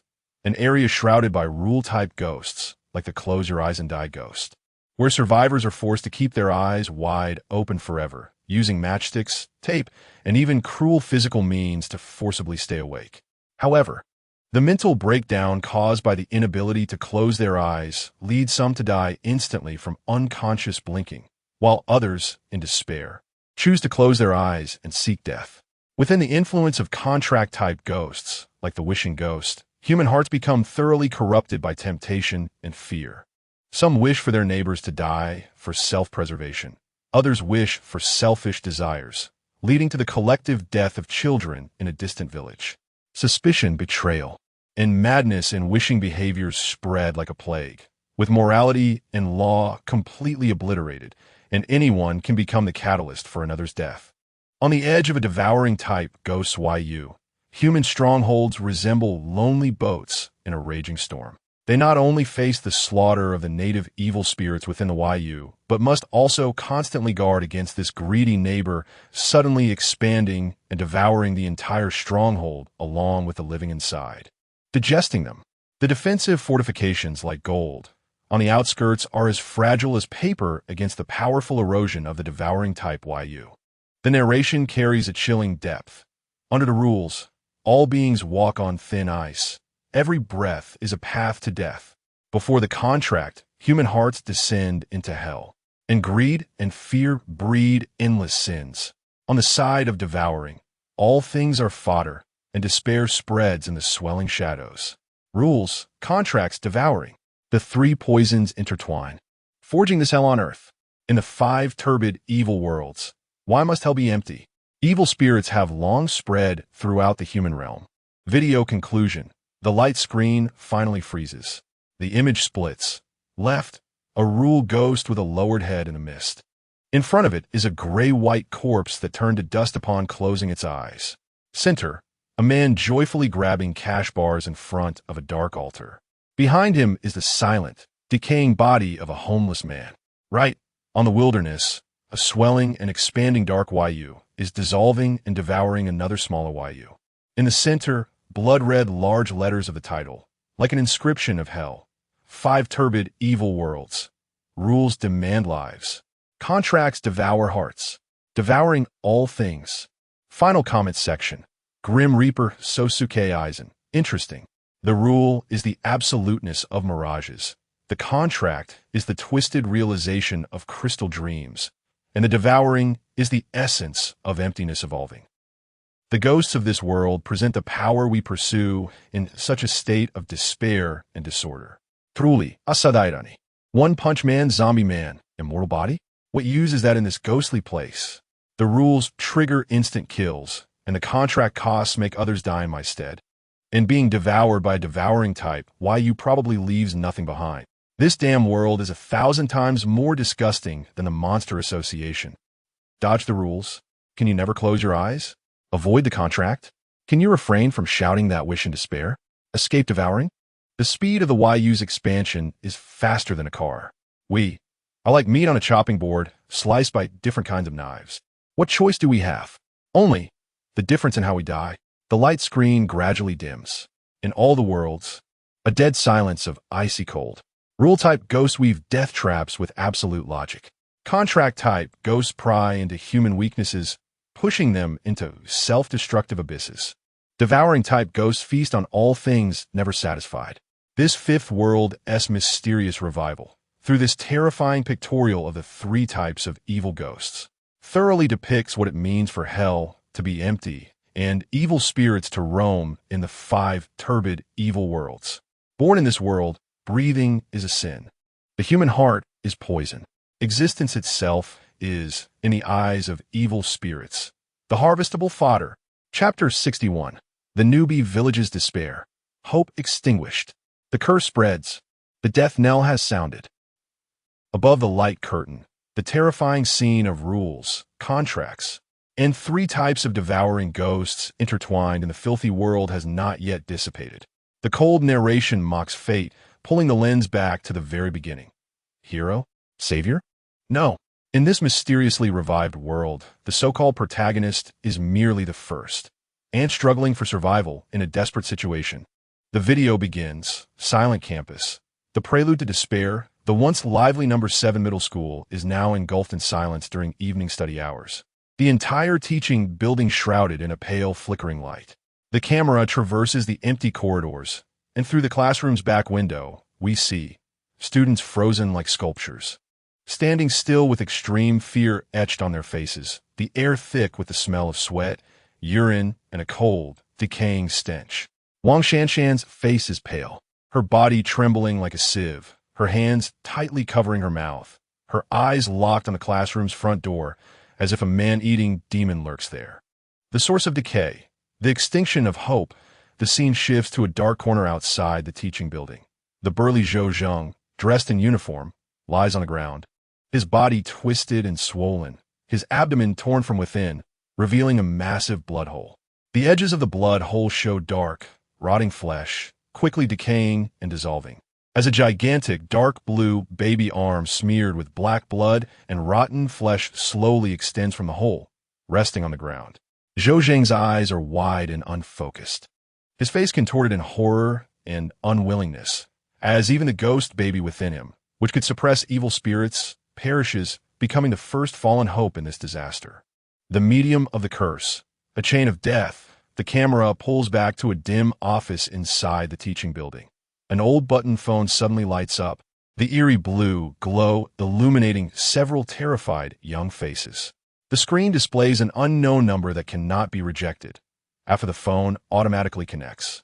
The receiver only emits a dead, silent static sound, and a few seconds later, it hangs up.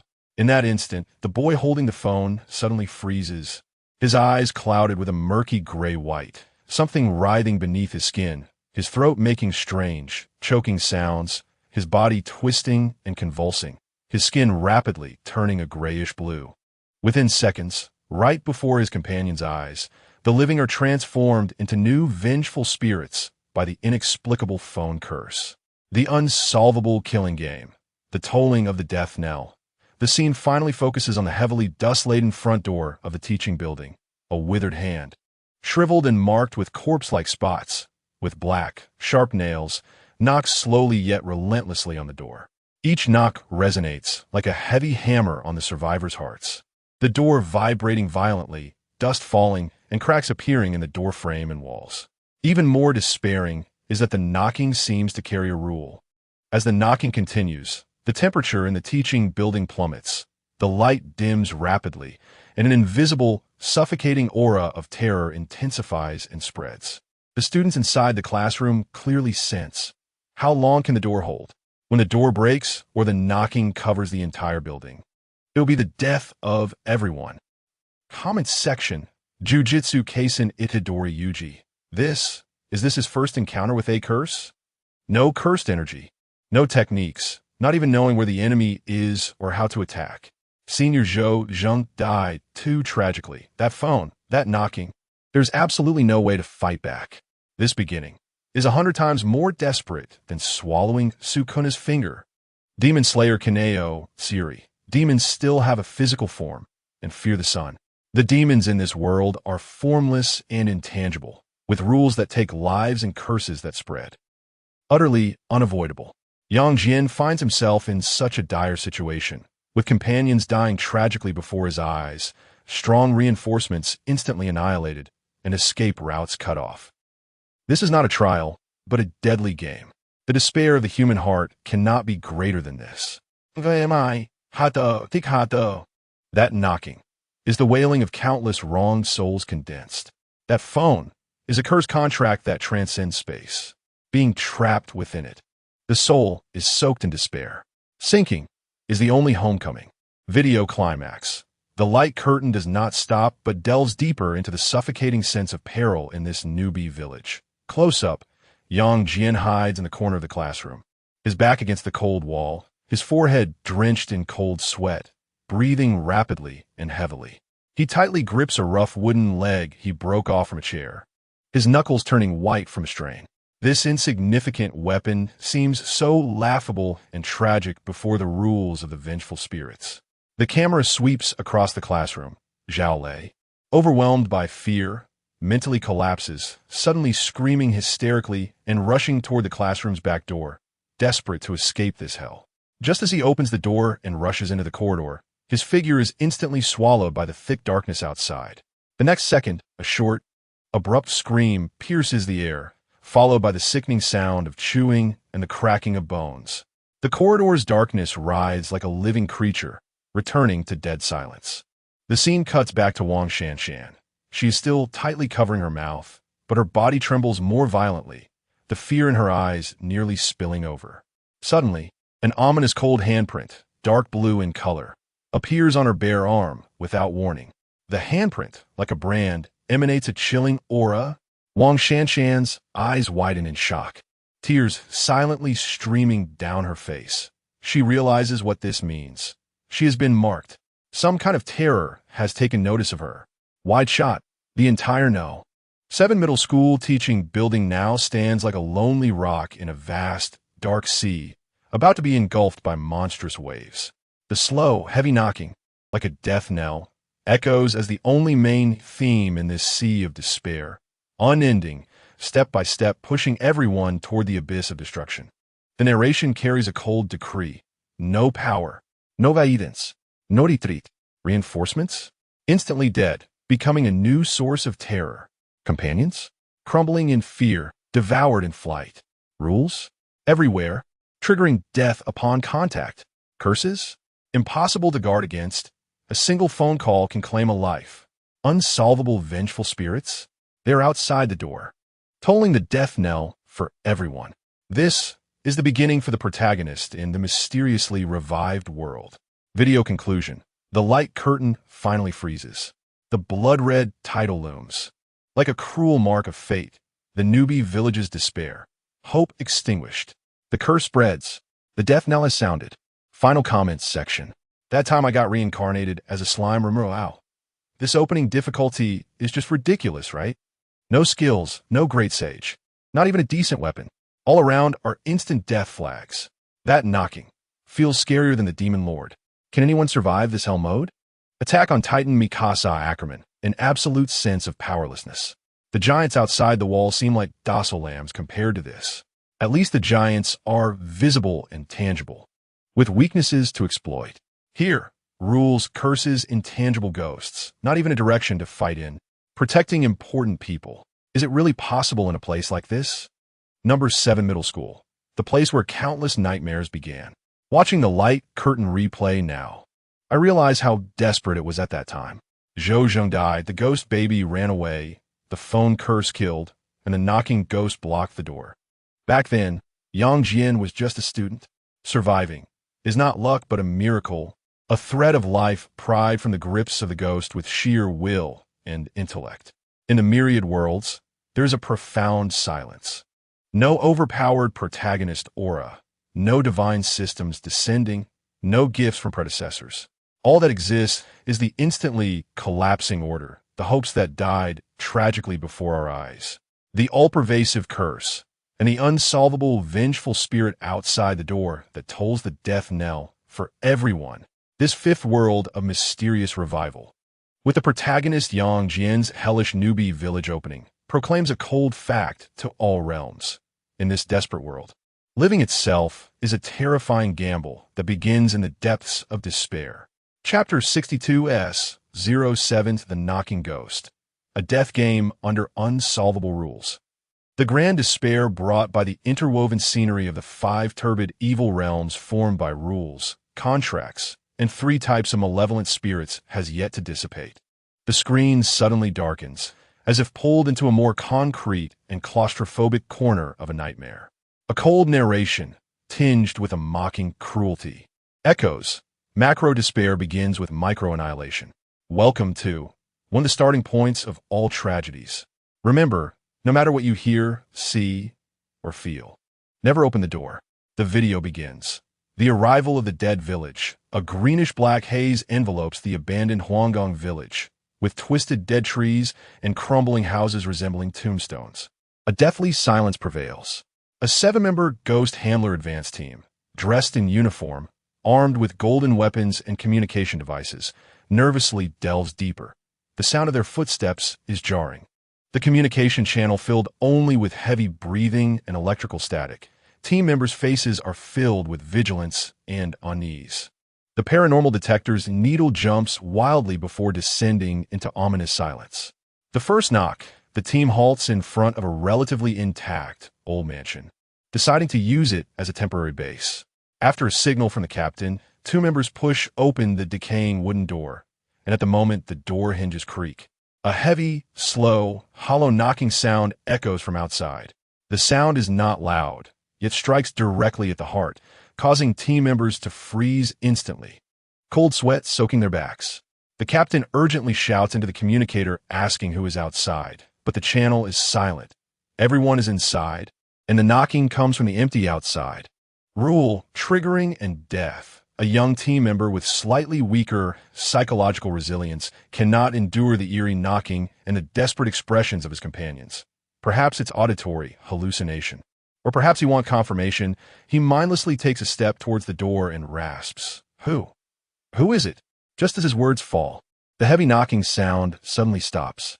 Then, a faint yet grating tearing sound is heard.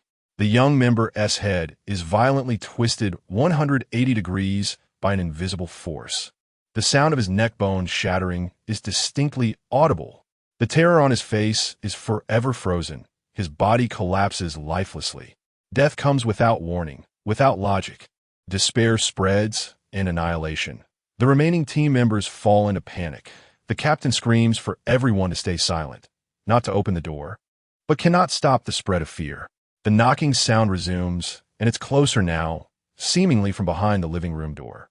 One member, in a breakdown, rushes to the back door. Just as he pulls the bolt, a withered hand with corpse-like spots from outside grips his throat and drags him into the thick fog, leaving only a short, desperate scream. The following minutes turn into a nightmare. The knocking sound randomly echoes from behind various doors in the mansion and even inside golden containers, with each knock leading to a member's death due to panic-induced mistakes. The final scene freezes in the living room. The captain sits against the wall, his eyes vacant. The fatal knocking sound seems omnipresent, and he presses the muzzle of his golden handgun against his own chin. Comment section. One Piece Usopp? Wah. What the hell is this? Can't make a sound. Can't respond. Can't open the door. How to hide? This is definitely a guaranteed death. This can't be real. How could such a monster exist? Even the king of snipers can't deal with this kind of rule. Black Cloak Patrol Starlight Anti-God. This is more purely evil than any superhuman crime. No motive, no emotion, just slaughter, like a death machine programmed to kill. In front of such a thing, courage and strength lose all meaning.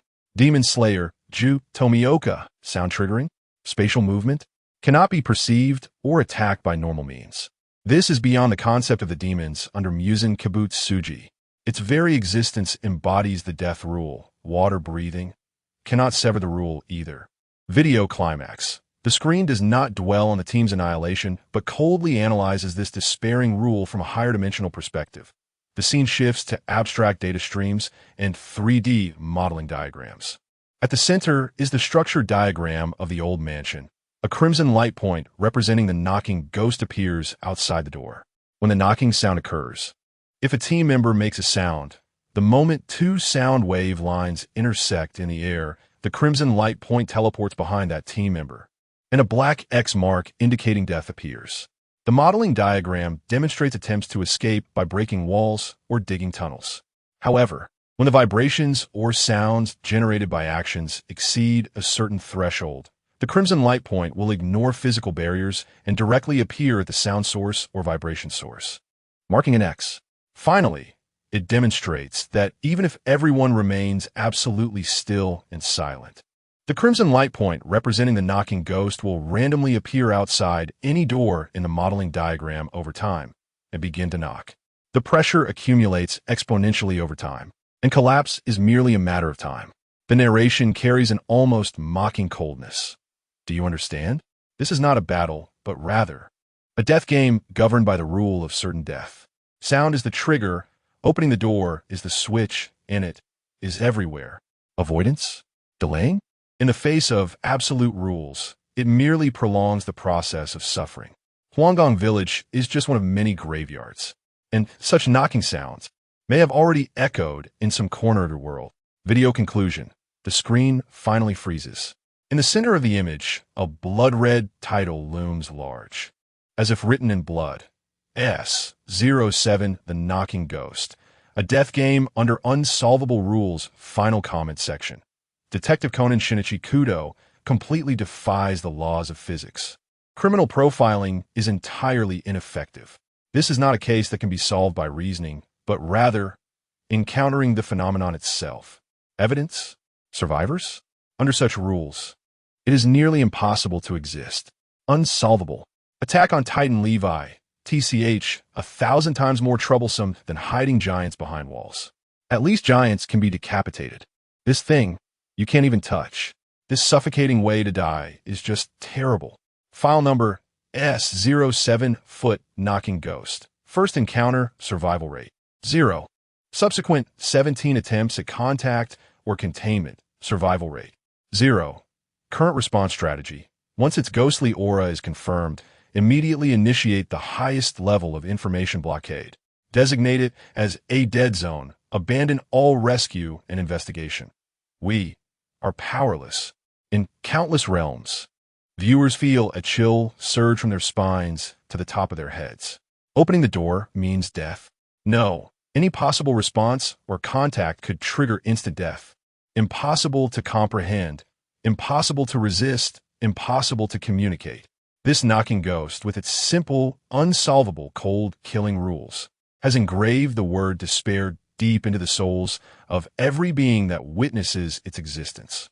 This fifth world of mysterious resurrection, with the bloody annihilation of Huanggang Village as its opening, once again proclaims to all realms. In this world, terror does not need to be complex. Despair often requires only the simplest of rules. Chapter 63. S-Class Catastrophe Crushing Dachang. The heavens are left dumbfounded. How to resist this disaster? The coldness of the door-knocking ghost rule, which kills, has yet to fade from the light curtain. The scene is suddenly filled with an endless, suffocating dark blue-black mist. This mist is thick like paste, and as it rolls, countless faces in agony seem to struggle and wail. A shadow more massive and desperate than Huanggang Village, like the gaping mouth of an abyss, reveals its fangs to all realms. The death of individuals is just the beginning. When this class catastrophe descends, the destruction will be an entire city. The video begins. Ghostly city lockdown from a high altitude. The once prosperous city of Dachang is now completely enveloped by an enormous, inverted, bowl-shaped, dark blue-black mist. The mist barrier is heavy as substance, cutting off all light, signals, and hope. Inside the city, the streets are empty and silent, vehicles abandoned, and the tall buildings resemble massive tombstones. The thick mist slowly flows through the streets, corroding metals and withering plants, presenting a scene of apocalyptic wasteland. Ghost baby claims life. In a dark alley, a terrifying baby dressed in a funeral gown, with blue-black skin and pure white eyes without pupils, is crawling in a distorted manner, chasing after a panicked woman. The woman stumbles and runs, letting out desperate screams. The ghost baby suddenly accelerates, pouncing fiercely, opening its mouth filled with sharp teeth that do not match its tiny size, and bites hard onto the woman's ankle. The woman's scream abruptly stops, her body rapidly shriveling as if drained, her life force instantly consumed. The ghost baby's body visibly expands, its aura becoming even colder and more terrifying. Rebooting despair. The scene switches to a temporary defense line.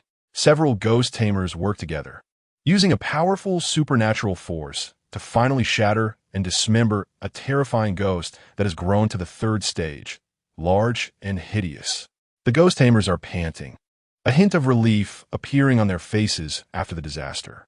However, the next second, the surrounding space violently distorts and ripples, as if rewinding a video. The dismembered third stage ghost baby's remnants seemingly reverse time to reassemble. In the blink of an eye, it returns to its original form, even exuding a more ferocious aura than before. It emits a sharp, piercing cry and lunges again. The blood drains from the faces of all the ghost tamers, leaving only utter despair and powerlessness. Comment section. Marvel Stark Jarvis. Analyze the structure of that energy mist, ghostly city, and the time reversal, reboot, phenomenon. Sir, the energy composition cannot be analyzed. It does not conform to any known physical model. The time reversal phenomenon is a logical error. The process of entropy reduction cannot occur spontaneously. This violates the fundamental laws of the universe. Damn it. So our technology is just a pile of scrap metal in front of it.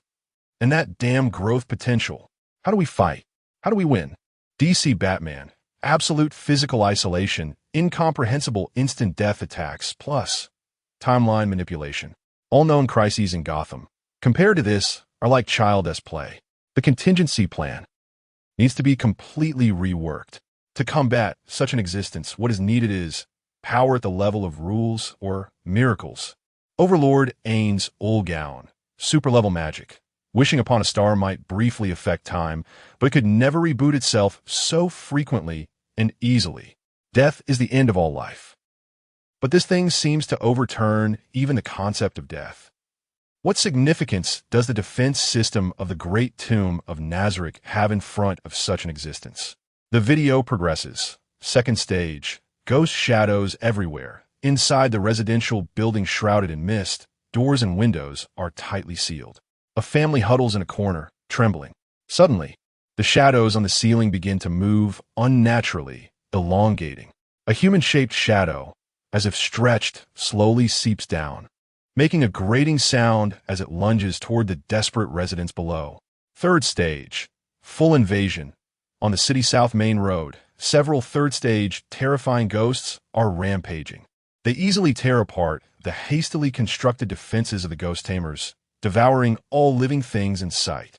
The wall of a building is violently smashed open, and amidst the flying debris, a third-stage ghost baby pokes out its twisted head.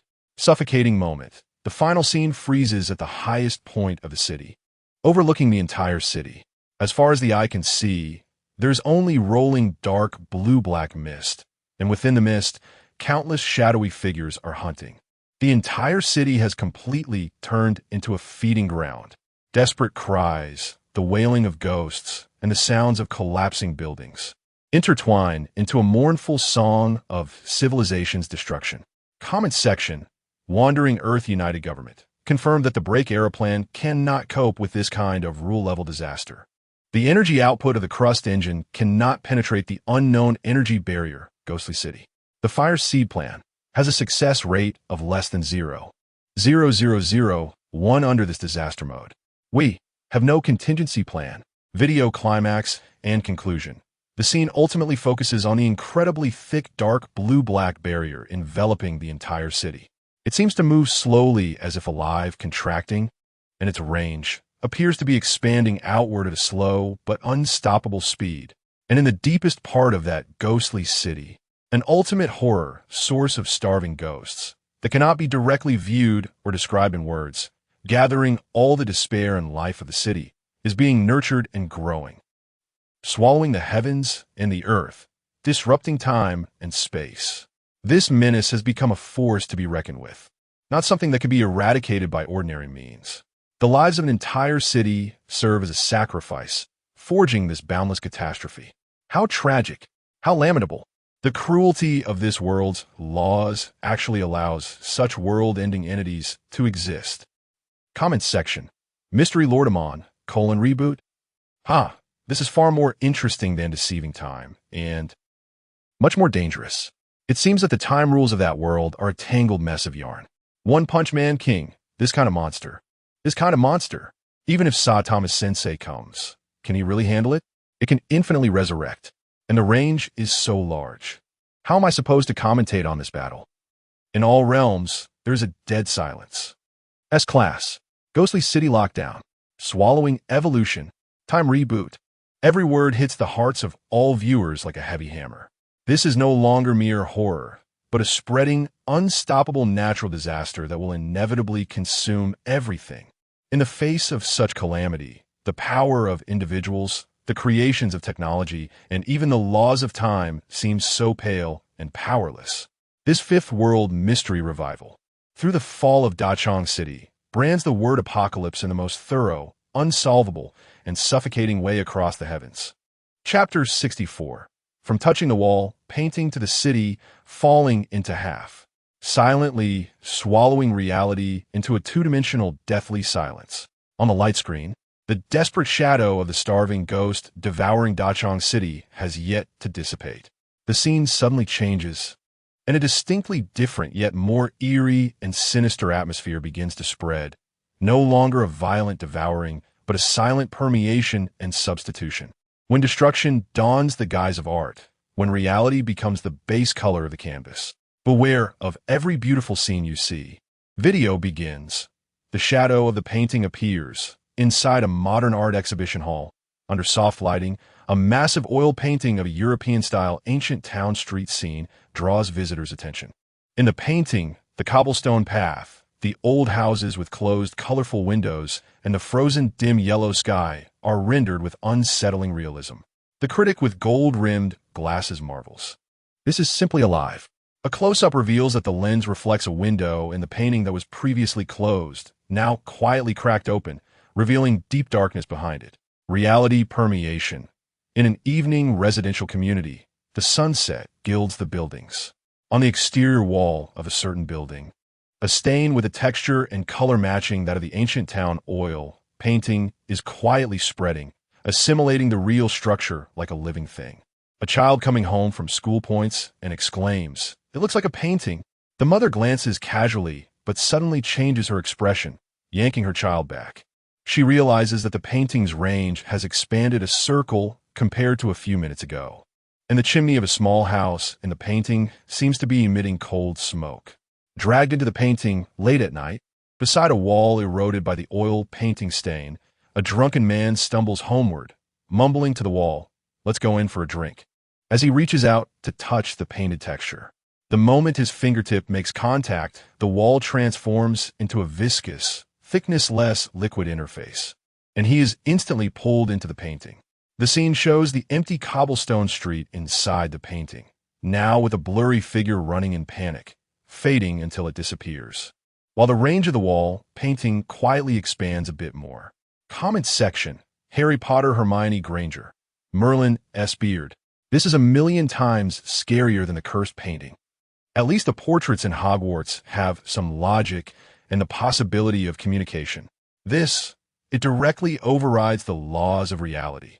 It turns three-dimensional space into two-dimensionality and devours it. This is not magic at all. It's a denial of existence itself. DC Geneva Constantin Baludi Hell. This thing is more sinister than curses from hell. It doesn't require contracts or souls like demons. It simply, calmly makes you part of it, like a drop of water merging into the sea. Damn it, this kind of calm devouring, even exorcism spells wouldn't know where to aim.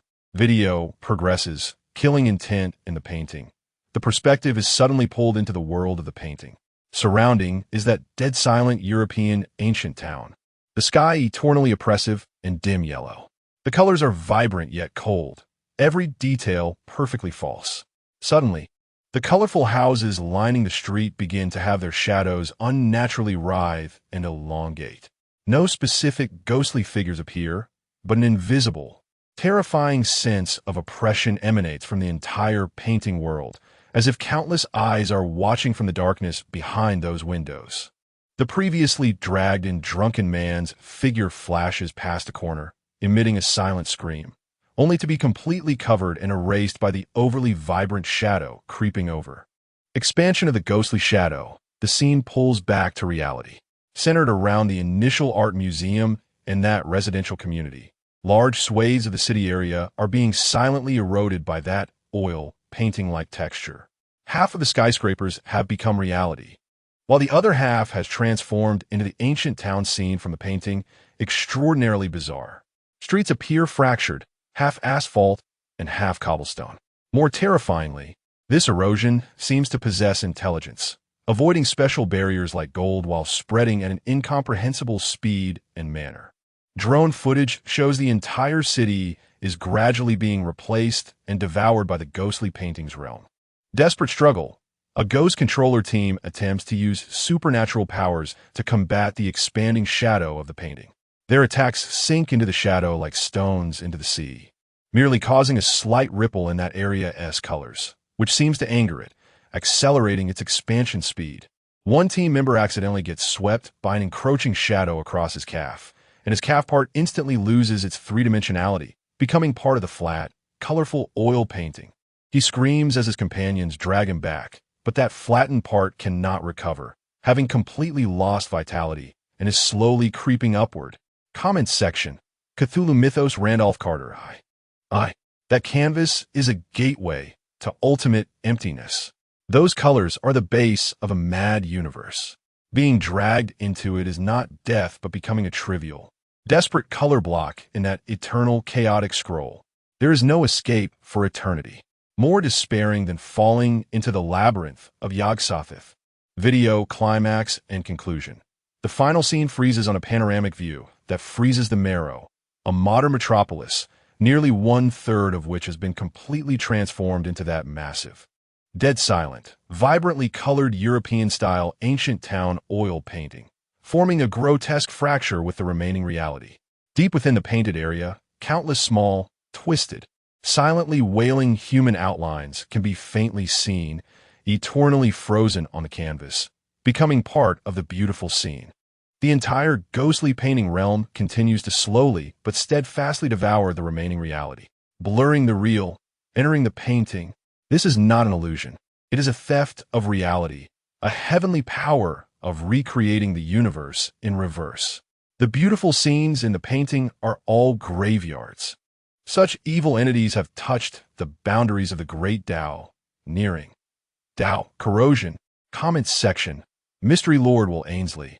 Oh dear, this is more troublesome than the eraser angel. The threads of fate in that area are completely tangled. No, they have been directly cut and pasted onto another paper. It's hopeless to restart the timeline.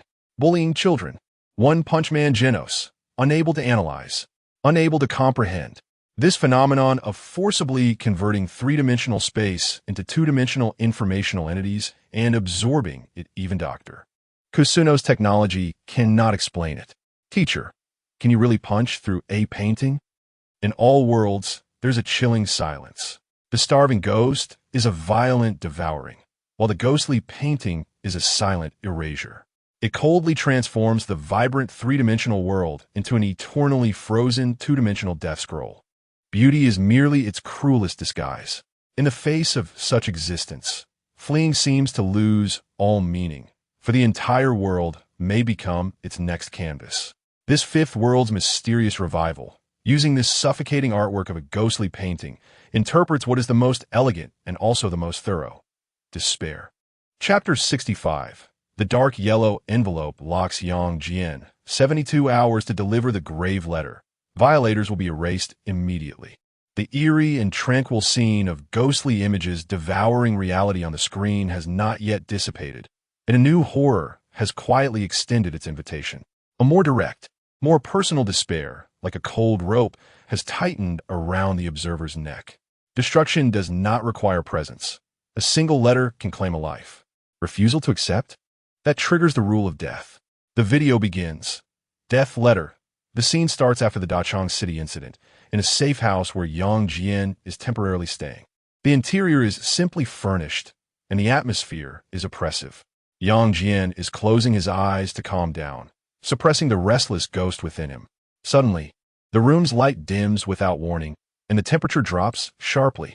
An ancient-style, dark yellow envelope, as if stained by years of time, appears out of thin air, silently falling onto the table in front of Yang Jian. The envelope has no stamp, no sender information, only the name Yang Jian written in a dark red font, resembling dried blood, clearly marked as the recipient. A chilling, ominous aura emanates from the envelope, instantly dispelling the sense of safety that should exist in the safe house. Original work. The scene of the Ghost Postal Service messenger delivering the letter for the first time. Rules declaration. Yang Jian suddenly opens his ghost eye, warily staring at the envelope. The moment his gaze touches the envelope, a cold, rigid voice devoid of any emotion seems to resonate deep within his mind. as if coming from every corner of the room simultaneously. Ghost Post Office, letter delivery task. Recipient, Yang Jian. Task content, deliver the letter to the designated location, Fusho Garden Site. Grave número 13. Time limit, 72 hours. Rules, refusal to accept the letter results in immediate erasure. Task failure results in immediate erasure. Damaging the letter results in immediate erasure. Hint, the letter paper can temporarily resist supernatural attacks. The voice abruptly stops, leaving no room for doubt or negotiation. The cold words of erasure, carrying the power of absolute rules, heavily strike Yang Jian's heart and the hearts of all observers. The envelope on the table now feels as heavy as 1,000 pounds, emanating a heart-pounding aura of death, showcasing the ruthlessness and absoluteness of the Ghost Postal Service rules. Force binding, Yang Jian's expression darkens, his ghost eye flickering violently, clearly using supernatural power to probe and even attempt to resist this force of rules. However, no matter how he tries, that cold curse power clings to him like a maggot, firmly locking him in place. He even tries to touch the envelope with his ghost shadow. In dark red curse characters immediately appear on the letter, the backlash force causing the ghost shadow to slightly tremble and retreat. He understands that refusal means instant death. That thin envelope on the table is no longer just paper. It is a binding death contract signed with his life, reflecting the irrepressibility of the rules. Comment section, Batman Bruce Wayne. Precise individual positioning, delivery method that ignores physical barriers, absolute rule-based erasure. This is a perfect horror beyond all the death games of Arkham's madmen combined. No logical loopholes, no possibility of countering power, only obedience or death. The chaos of Gotham seems almost warm in comparison. Harry Potter, Hermione Granger, Merlin. This is a billion times scarier than Outpost. This is not magic. This is the most vicious, cursed contract, directly affecting the soul and existence itself. Unbreakable vow seems like child's play compared to this. Once marked is almost unsolvable. The video continues. Faint light from the letter paper. The scene switches, showing Yang Jian's pale face as he opens the envelope. Inside is a sheet of the same material, exuding an even stronger cold aura, and it is blank. However, when Yang Jian focuses the power of his ghost eye on it, a faint, distorted dark red halo appears on the surface of the letter, barely enveloping him. In the next second, it seems something outside the safe house is attracted, crashing against the wall with a sound that makes one's teeth ache. But the halo of the letter paper isolates it from the outside. A glimmer of realization and deeper seriousness flashes in Yang Jian's eyes. This letter paper is both a death warrant and the only talisman on his journey. But evidently, its protective power is limited and bound to the task. Destination, Fusho Garden. The screen shows a brief scene switch, a desolate, dilapidated, abandoned cemetery thick with ominous atmosphere. The broken tombstones lean in disarray, and the dead trees' branches resemble ghostly claws. Deep inside, an entrance to a grave with a vague number seems to lead to the depths of the earth, dark and exuding a coldness that freezes the soul. There lies the destination for delivering the letter, and just a fleeting glance is enough to make the observers feel the immense terror contained within, highlighting the extreme danger of the task location. Countdown begins. The scene returns to Yang Jian. A blood red, enormous number 72, 0000, visible only to him, seems to be branded in his vision, then begins to cruelly decrease second by second. Each second's tick represents a step closer to the end of death. He takes a deep breath, a fierce look flashing in his eyes, grabs the letter that determines his life and death, and resolutely walks out of the safe house. Outside the door, the city's scenery seems to be shrouded in a layer of dark filter, as if the malice of the entire world is waiting for this messenger. Comment section, Grim Reaper S. Sook Eisen. Interesting rules. Absolute cause and effect. It seems to offer a choice, deliver the letter, but in reality, there's only one path to life. And this path leads to a deeper hell, an art of manipulating the heart and despair. Perhaps there are inspirations to be drawn from this illusion. The Wandering Earth Moss. Evaluation. The survival probability of individual Yang Jian is below 17. 3.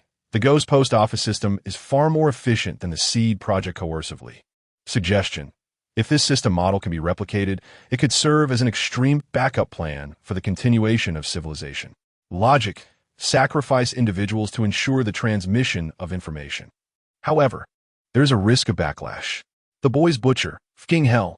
This is more fucked up than the superheroes made by that bunch of assholes at Vought. At least we can know who the enemy is and deal with them. This ghostly thing doesn't even have a shadow to touch. Yet it forces you to deliver your death with rules. It's so damn frustrating. Video climax and ending. The final scene freezes on Yang Jian walking alone into the city streets, his back resolute and desolate. He tightly clutches the dark yellow death letter in his hand, as if an invisible countdown shackle is wrapped around his wrist. The road ahead leads to an unknown destination, inevitably filled with extreme terror, and he has no other choice. The law is a cage. The contract is a lock. This post office is neither a government nor an official place, but a manifestation of rules, forcibly binding all beings carrying out its orders. Obey and live temporarily. Resist and be erased immediately. So tyrannical, it is nearly as cruel as a divine decree. Final comments section.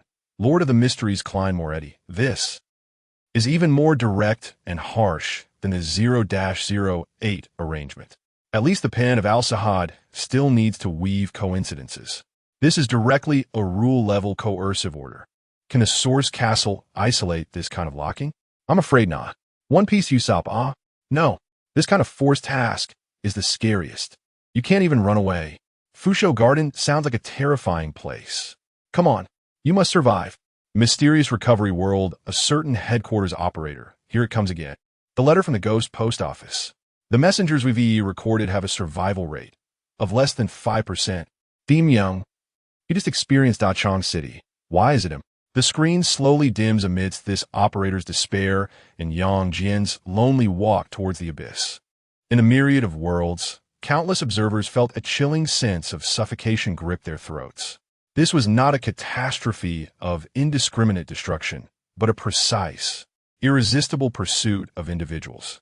A letter, a 72-hour countdown, a mission destination that guaranteed death. Refusal meant instant death. Acceptance meant a slim chance of survival. The rules of the Ghost Post Office presented despair in the most concise, direct, and brutal manner. This Fifth World's mysterious revival, through this death package, illustrated the insignificance and powerlessness of individuals under the weight of the rules. Chapter 66. Those who survive for more than 2 years are only 105. The list rolls on without rest. On the screen, the shadow of the death package from the Ghost Post Office has yet to dissipate. The scene does not continue the individual struggles, but abruptly switches to a cold, macro perspective filled with the cruelty of data. The harsh sound of the S-level alarm, symbolizing the highest crisis, seems to penetrate the screen, echoing across all realms.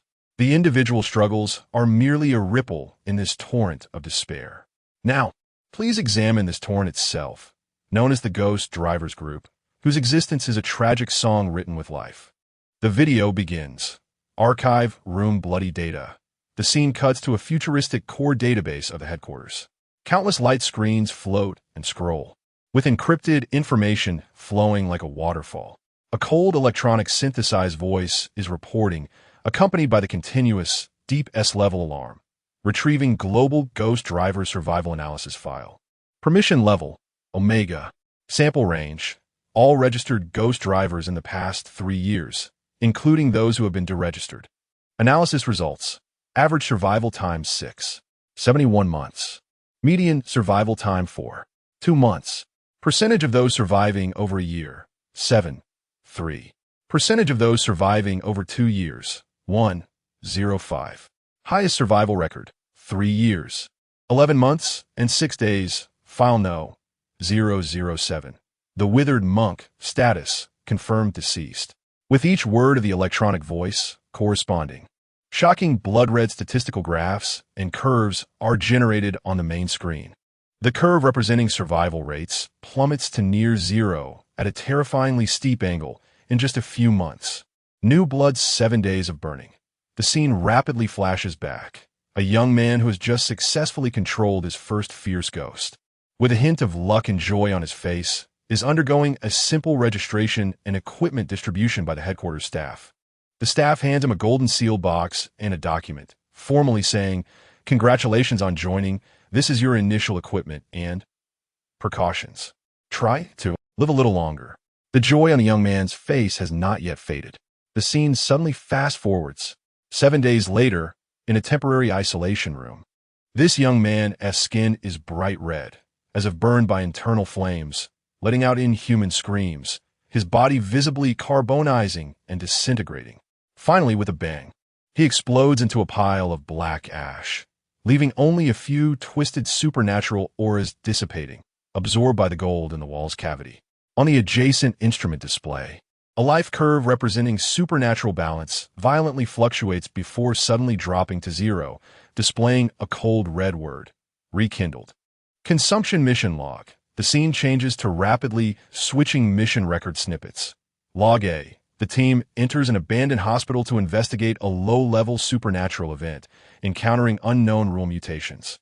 The camera shakes violently, screams abruptly stop, and the screen goes black after static. Archive note. Team annihilated, no survivors. Time spent, 2 hours, 17 minutes. Log B. A ghost driver handles a folk supernatural legend alone, initially smoothly, but when about to confine, the fierce ghost inside suddenly goes out of control. The camera is covered in blood, and the recorder is destroyed by supernatural forces. Archive note. Mission failed, executor revived, incident escalated. Time spent, 45 minutes. Log C. Support troops arrive at the edge of a mall's ghostly trap, attempting to rescue trapped survivors. As soon as they make contact with the ghostly trap's edge, 3 ghost drivers in the team simultaneously scream, their bodies mutating to varying degrees, collapsing, and the survivors are not rescued, leading to heavy losses for the support troops as they withdraw. Archive note. Support failed, heavy casualties, area sealed off. Time spent, 8 minutes. These snippets flash by quickly, ultimately coalescing into a long, continuously rolling monthly mission report with the casualty loss column on the right almost entirely in red. Shocking to behold. Comment section. Starcraft, a human commander slams down on the console. Damn casualty rate. This is lower than the survival rate of airdropping Marines into the Zerg's main nest. At least the bullets in my soldiers' guns are unlimited, but their ammunition decreases with every shot. This is not a military unit. This is a disposable consumable assembly line. Naruto Nara Shikaku grips a chess piece, brow furrowed. An average lifespan of 6 months. This means any long-term strategy or training plan is meaningless. All tactics must be extremely short-term actions, squeezing the last value out of each combat power as quickly as possible. This is the most brutal and desperate resource allocation, no different from drinking poison to quench thirst. From a daily romance anime world gossiping student, wait, 6 months. That is even shorter than our final exam review period. So after they get into, oh no, become ghost drivers, it's basically a guarantee they will die within 6 months? What kind of profession is this? Even a heartless corporation offers more security than this. Suddenly, I feel like academic pressure isn't so bad anymore. From a food anime world gossiping chef, 6 months? The curing time for a good ham is longer than that. These kids, they don't even get to taste the meaning of life before being consumed like instant noodles.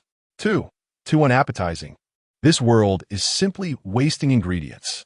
The video advances. Tombstone, unnamed archive. The scene returns to the main screen of the archive room. The electronic voice coldly continues. Now presenting team number 7-foot pit fillers. Established 7 months ago, fully staffed at 100 people. Current status. A list pops up on the screen, showing a total of 100 names and numbers, of which 97 are followed by a crimson stamp. Kia, killed in action, or lost, missing revived.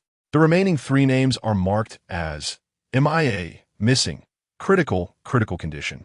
Psychosis, mental breakdown. The entire team is virtually non-existent. The list scrolls quickly, similar team numbers densely packed, extending out of sight. Flame of Hope, desperate legacy.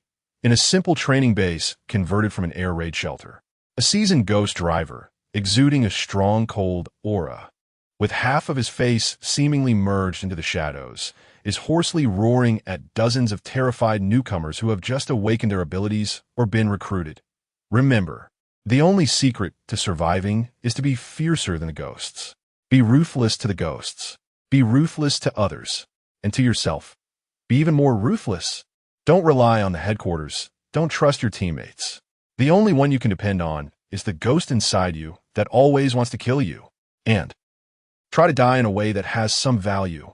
The faces of the newcomers change from pale to despair, ultimately falling into a dead silence of numbness. Comment section. Warhammer 40k Imperial Commissar tugs at his collar. Expression complex. For the Emperor, this rate of attrition, even the Adeptus Astartes cannot bear. At least the death of a Space Marine brings clear strategic value. Their deaths often only serve to confirm the killing rules of a certain ghostly entity or delay its spread by a few minutes. The cost is too heavy. From a fantasy world gossiping cultivator. 6 months? Even drug-induced upgrades aren't this fast. In stable foundations, heart demons abound, certain death. This realm's cultivators, ghost drivers, are taking such an extreme path to extinction. Not a single person can break through life and death and achieve longevity. Sad. Regrettable. From a comedy anime world gossiping commentator. Is the average lifespan dependent on the dungeon refresh speed? The game balance is done so poorly. The planners are asking for a beating. Where are the revival coins?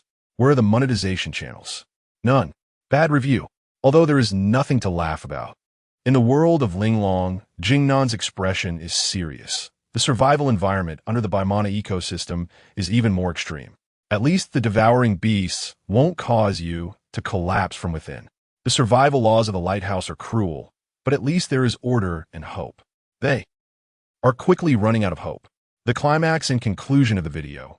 The final image freezes on the massive, endlessly scrolling list of the fallen. Each scarlet Kia or lost mark once represented a struggling life. In the bottom right corner of the screen, the average survival time, 71 months, serves as an eternal, cold epitaph etched into the fate of all ghost tamers. As sacrifices, we burn our souls to control the ghosts, extending the fleeting moments of civilization. Yet, the fuel has its limits, and the ghosts are insatiable. This is not the right path. It is indeed a dead end. How tragic. The cost of civilization survival is so heavy. Final comment section. From a survivor in a zombie apocalypse world. I suddenly feel like facing zombies isn't so hopeless after all. At least a headshot can take them down. We can still build walls, but there's no solution, bro. This average lifespan has really broken my defenses. From a netizen in a high-tech, peaceful city, my worldview just exploded. This death rate is 1,000 times more ridiculous than any high-risk profession. Where's the Social Security Bureau? Where's the labor law? Isn't anyone going to manage this? Although I know they definitely can't, I just can't help but complain. Mysterious Revival World, a logistics personnel, anonymous. We are responsible for updating the files. At first, I would feel sad and have nightmares. Now, I've gotten used to it. It's just that the speed of deleting names is always much faster than adding new ones. That 6 months is not an average. It is the limit for most people.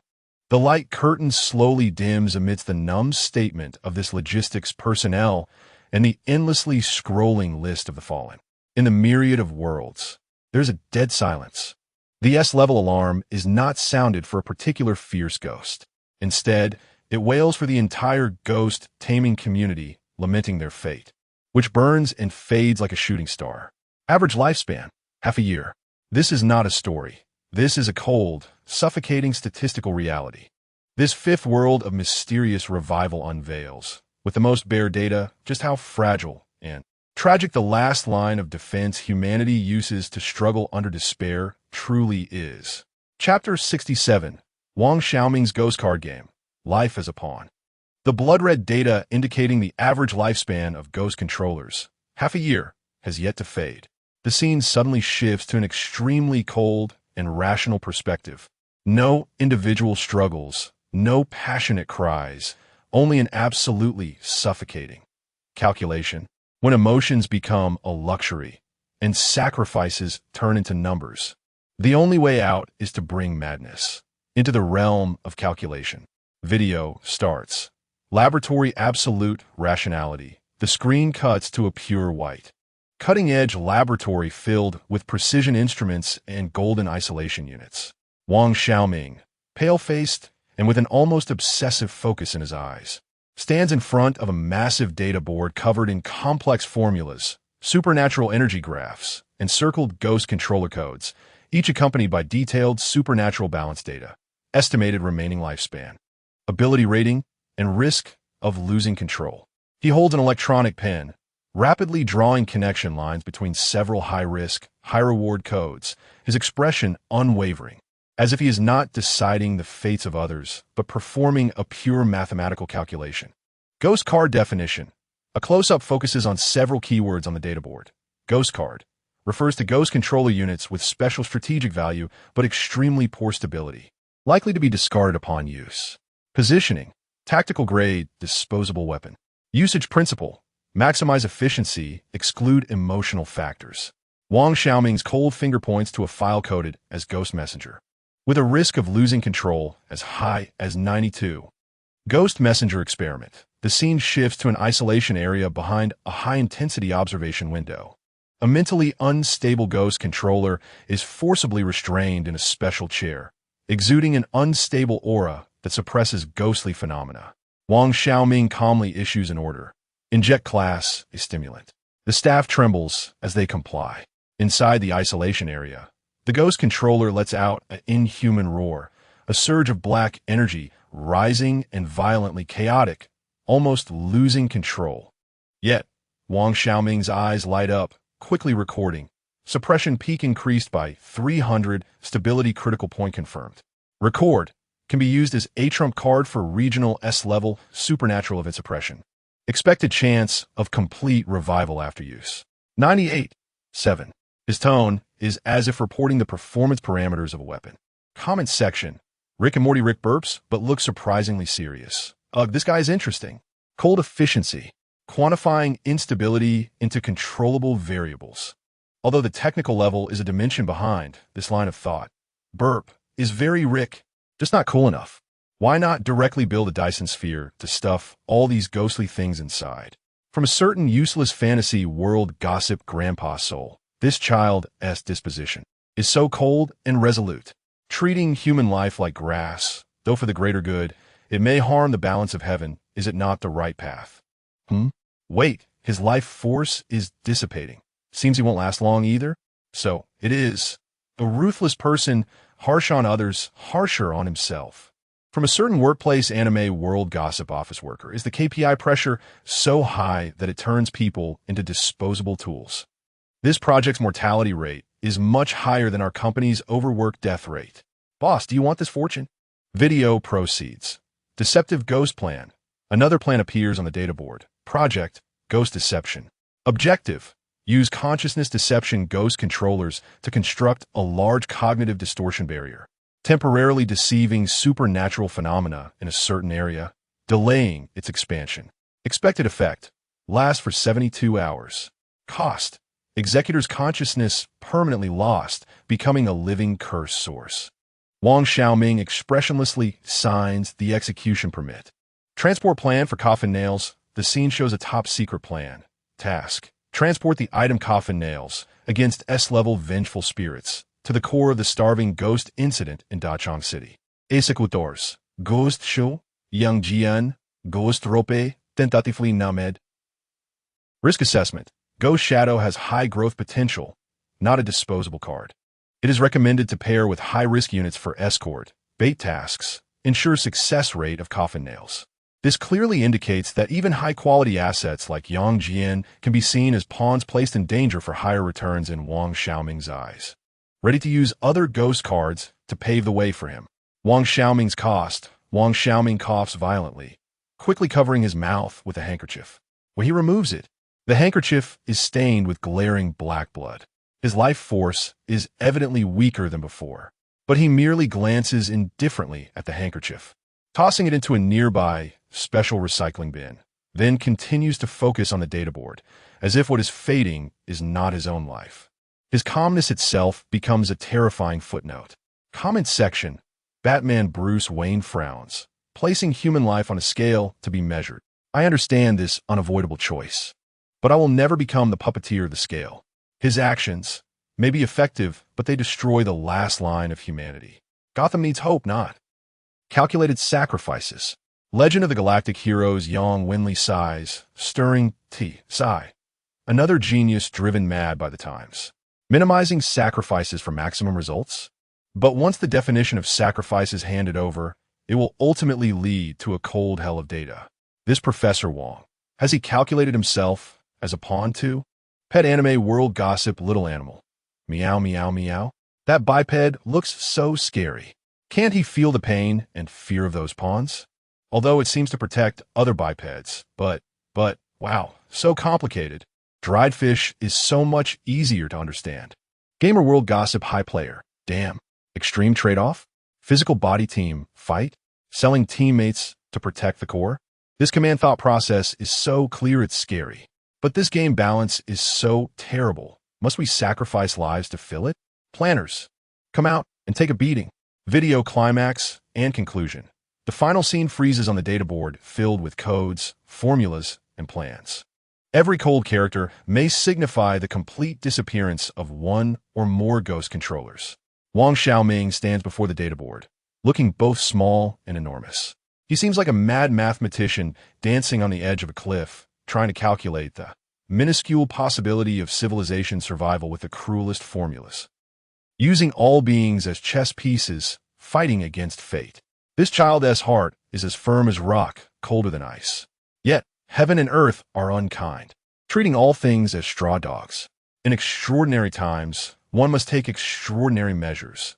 This is called the way of survival and extinction, disregarding good and evil, only discussing success and failure. Final comment section.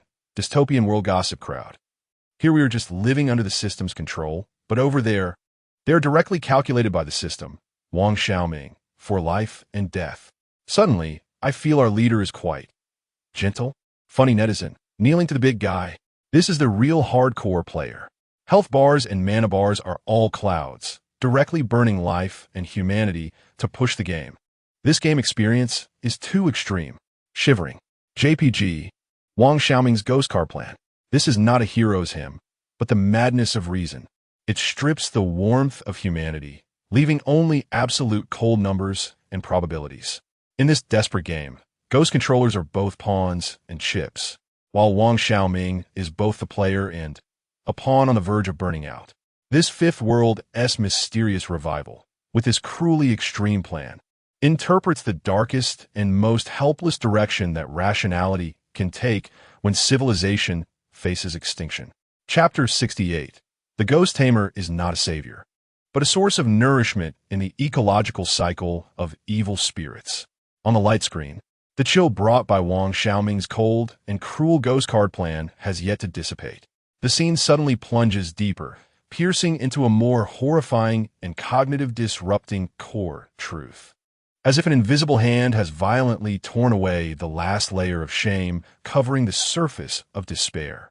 Will the fire thief ultimately self-immolate? No, perhaps from beginning to end. You are the carefully selected, firewood thrown into the furnace. Video starts. The illusion of compatibility. The scene presents the headquarters laboratory.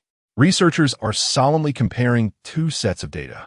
One is the energy profile of a ghost tamer during their first encounter with an evil spirit, chaotic and fragile.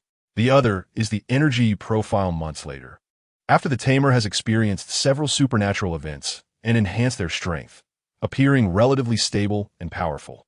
The temptation of puzzle pieces. The scene switches to a ghost tamer who, after a life and death experience, acquires a puzzle piece of an evil spirit. Ecstatic, they integrate it into themselves, causing an instant surge in power. The once hard-to-control evil spirit becomes obedient, and they even feel confidently capable of fully harnessing that power. However, as the camera zooms in at the moment of integration, the original evil spirit within them smells blood like a shark, not only absorbing the power of the puzzle piece, but also using it as a springboard to entwine and penetrate deeper into their soul. That obedience is merely a beast resting after a feast, lying in wait before a more ferocious revival. A cold annotation appears. The puzzle piece is the food of ghosts, and also the poison that catalyzes the decay of the container. Instinctual drive. The camera follows a ghost tamer known for their warlike and bloodthirsty nature. They frantically seek out supernatural events, engage in battles with other tamers, calling it self-training and resource competition. In every fight, the evil spirit within them is extraordinarily active, cooperating and making them feel as if their power is at their command. Yet, on an unseen level, every act of killing and devouring produces fear, despair, and malice. Negative energies that are like the most delicious nourishment, greedily absorbed by the evil spirit within, accelerating its growth. Is their warlike instinct truly their own character? Or is it the evil spirit's desire for nourishment subtly distorting their will? Comments section. The mysterious Master Amon adjusts his monocle, a wide grin on his face. Interesting. So interesting. This isn't mere parasitism. This is domestication. The evil spirit is domesticated by the host, making the host accustomed to its power, reliant on it, even actively seeking food for it. And ultimately, when the host reaches the most plump state, it devours them. Attack on Titan Hang Zhou, glasses reflecting light, frantically taking notes. Splendid. Titan transformation requires spinal fluid and a clear target. This erosion occurs spontaneously. The evil spirit is guiding the host's evolution. This is no longer biology. This is demon ecology. The social structure of the host itself is part of their farm. From a Pokemon world trainer, wait. So this isn't taming Pokemon, but rather being raised by Pokemon as energy blocks and evolution stones? This setup is way too dark. From a cultivation world demon Tao ancestor. Even when I seize bodies and refine souls, I never played this dirty. This evil spirit has quite the flair of a great figure in the demon Tao. The pig raising method is mastered.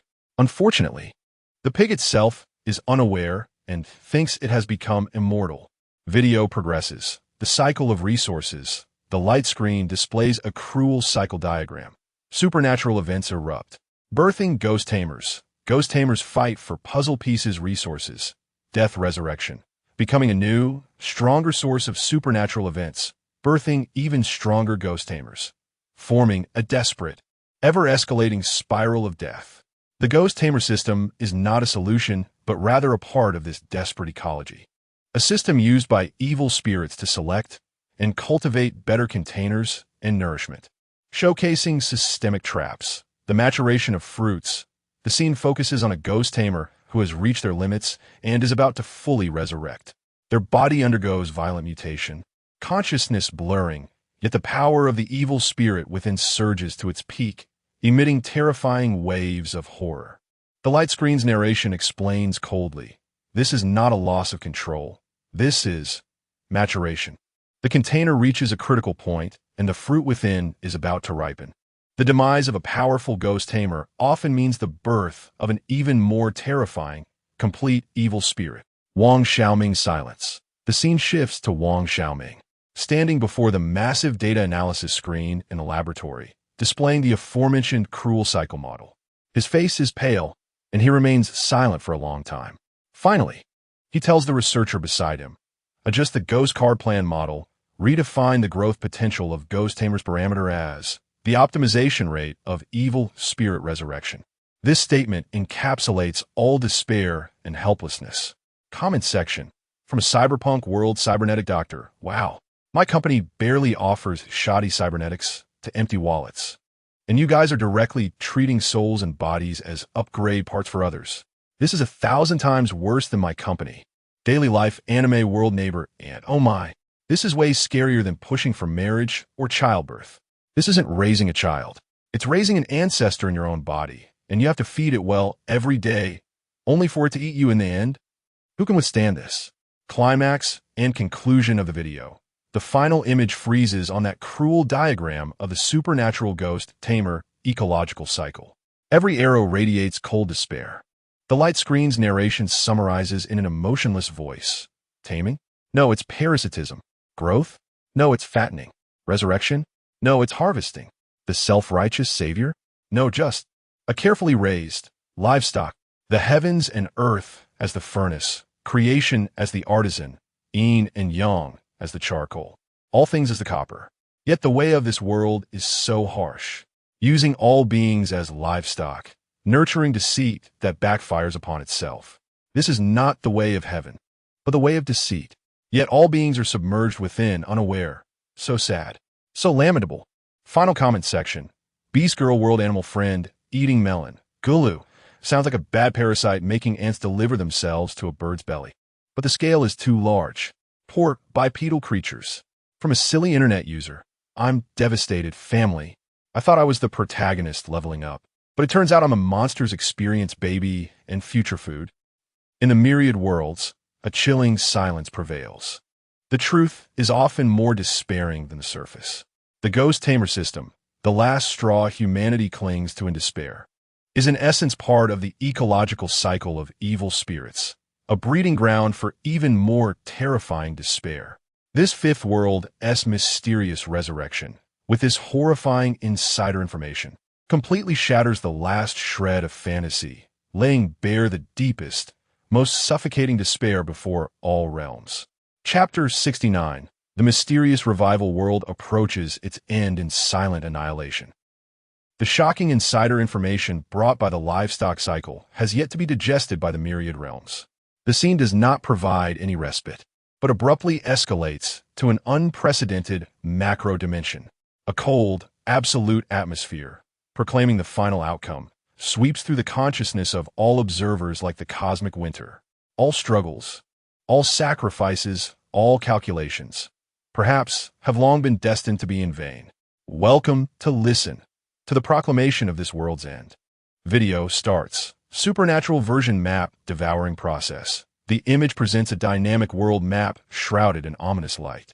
The light blue sections representing the normal areas of human civilization are being ruthlessly devoured and covered by terrifying color blocks representing different S-level supernatural events. Spreading from all corners at a visible speed, the dark blue color representing the starving ghost event erupts from several points, spreading like ink dropped into water, turning the map sections completely gray. The dim yellow paint-like areas representing the ghost painting events spread in a slower, yet more unstoppable manner, assimilating large urban areas into a two-dimensional dead zone. The deep gray shadows representing the ghostly messenger event weave through underground networks, causing regional collapses and mutations of death rules.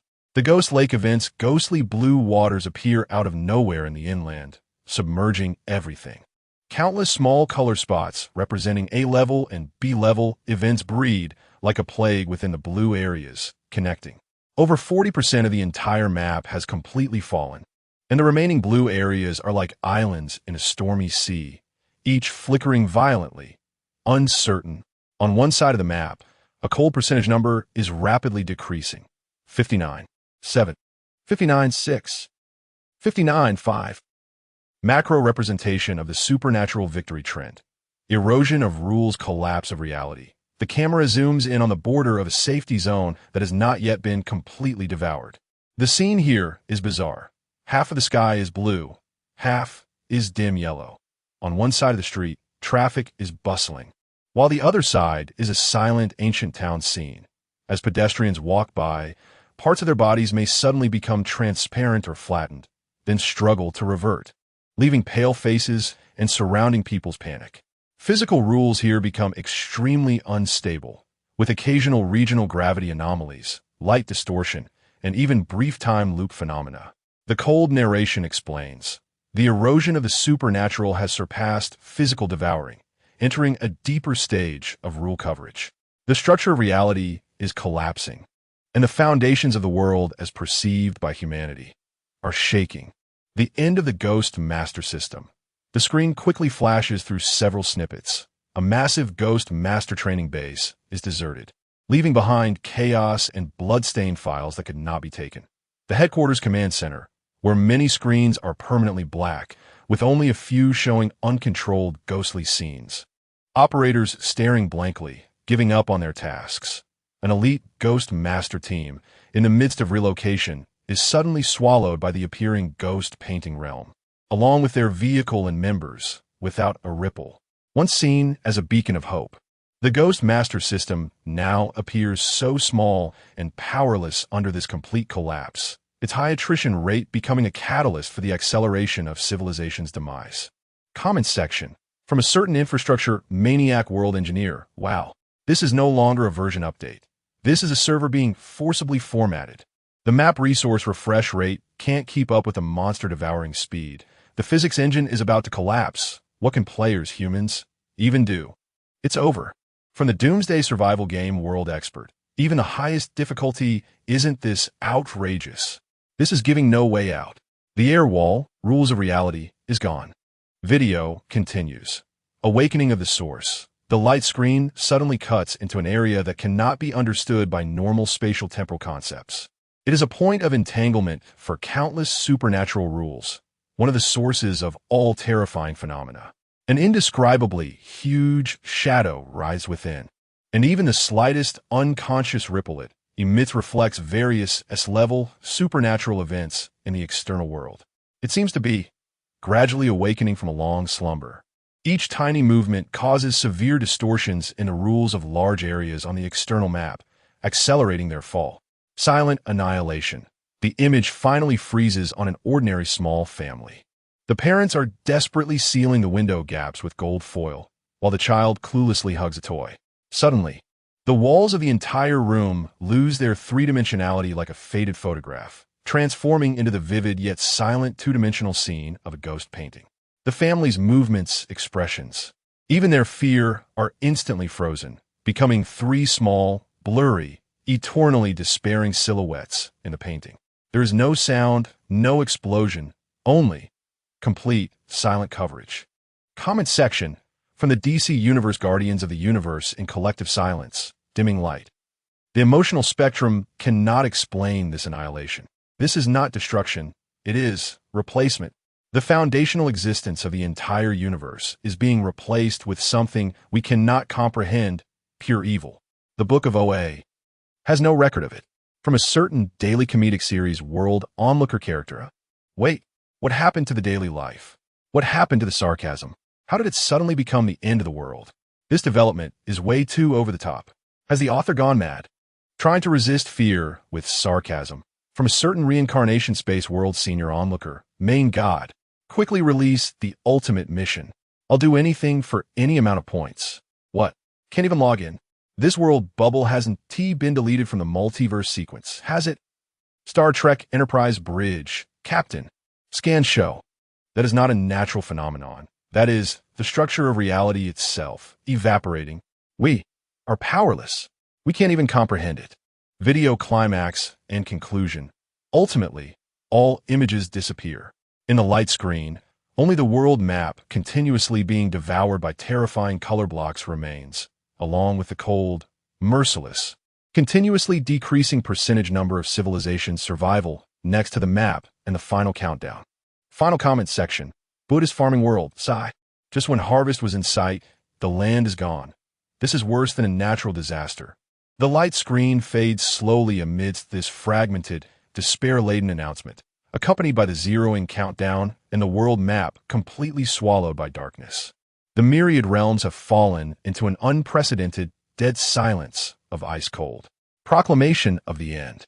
This is not a prophecy. This is ongoing reality. The countdown has already begun, and the end is clearly visible. All struggles, pain, conspiracies, sacrifices have lost their meaning in the face of this final judgment day. This fifth world, the mysterious revival, etches its last, heaviest footnote of despair with this hopeless ultimate future. Chapter 70. Yang Jian feeds the Ghost Reaper, walking the tightrope to bet on the apocalypse. The despairing echoes of the announcement of the end still reverberate through the myriad worlds on the light screen. The oppressive feeling of the cold countdown is almost suffocating. However, the scene does not drown in macro despair, but suddenly focuses on a figure, Yang Jian, who is still struggling madly under the shadow of the apocalypse, and is jaw-dropping. Final trump card. As the whole world slides into the abyss, the only way out may be to embrace another, even more terrifying abyss. Video starts. Ghost Reaper Indiscriminate Suppression. The screen cuts into a special isolation area shrouded in dense darkness. In the center of the darkness, a tall, blurred figure dressed in an old uniform, exuding an aura of absolute silence and suppression, stands motionless. Around it, several golden containers emit piercing alarms, and the ferocious and restless ghosts imprisoned inside are now like encountering natural enemies, madly crashing against the walls of the containers in an attempt to escape. Their supernatural fluctuations suppressed to near extinction. A trembling researcher reports, target Ghost Reaper characteristics confirmed. Indiscriminate suppression of all supernatural phenomena within range. Maximum quantity unknown. Cannot be contained by conventional means. Determination. S-level supernatural phenomenon. Code name Ghost Reaper. Just feeling that dead silence and suppression through the light screen causes the energy within countless viewers to stagnate. Yang Jian's gamble. The scene shifts to Yang Jian's safe house. His face is pale, and his ghost eye is restlessly turning, fixating on the Ghost Reaper experiment data displayed on a tablet in front of him. Deep in his gaze, there is no longer despair or fear, but a kind of near madness, a desperate gamble. He clenches his fists tightly, his voice hoarse as he mutters, suppress, devour, grow. Since I cannot defeat it then, use it, even feed it. A madly extreme plan takes shape in his eyes. He intends to actively use other fierce ghosts, even terrifying supernatural entities, as food to feed the Ghost Reaper, artificially accelerating its growth and transformation, thereby prying open a glimmer of, perhaps worse, perhaps the only variable in this desperate situation. Feed and death. The scene quickly flashes through Yang Jian's planned feed. A rusty coffin nail exuding a curse aura sharp enough to sting ghost eyes. An old wooden mallet continuously oozing blood, seemingly connected to some terrifying blood pool. Even coordinates pointing to a sealed room filled with numerous bizarre dolls. Any one of these terrifying items is enough to trigger an A-level or even S-level incident. But in Yang Jian's plan, they are merely bait to feed the Ghost Reaper, stimulating it to undergo unknown transformations. As for himself, he attempts to walk the tightrope during this mad feeding process, searching for that slim chance of controlling or utilizing the transformed Ghost Reaper. Comment section, damn. He has personally creating a monster that might be scarier than all the threats combined. Madness? No, this is the ultimate gamble in despair. But if even the Cosmic Cube cannot handle those ghosts, perhaps only another monster can deal with them? Hiss, wonderful madness. Use poison to counter poison. Use evil to control evil. Treat uncontrollable disasters as a breeding ground for stronger weapons. This kid has the potential to become an outstanding scientist. Of course, the premise is, he doesn't get swallowed by the snake he raised first. Wait. Feeding a super fierce superpower with precious, mysterious treasures, just to let it evolve into a more powerful form. This operation is too hardcore. Big shot, take me with you. Focus seriously deviated, extremely high risk. Unknown return rate, possibly negative. But this is an all-in project to save the world. Angel Round has to be done this way. Invested, although the chances of losing everything are high. Video continues. Beginning of Ghost Reaper's transformation. The screen displays a top-secret record. Yang Jian uses special means to forcibly bring a captured fierce ghost with an instant death curse to the edge of the Ghost Reaper's influence range. The fierce ghost attempts to resist, and the curse fluctuations erupt, but the moment it touches the darkness surrounding the Ghost Reaper, it melts away like ice and snow, being absolutely suppressed. Immediately afterward, the darkness on the Ghost Reaper seems to come alive, writhing and spreading out, slowly enveloping the suppressed fierce ghost, dragging it into the dark depths, devouring it completely.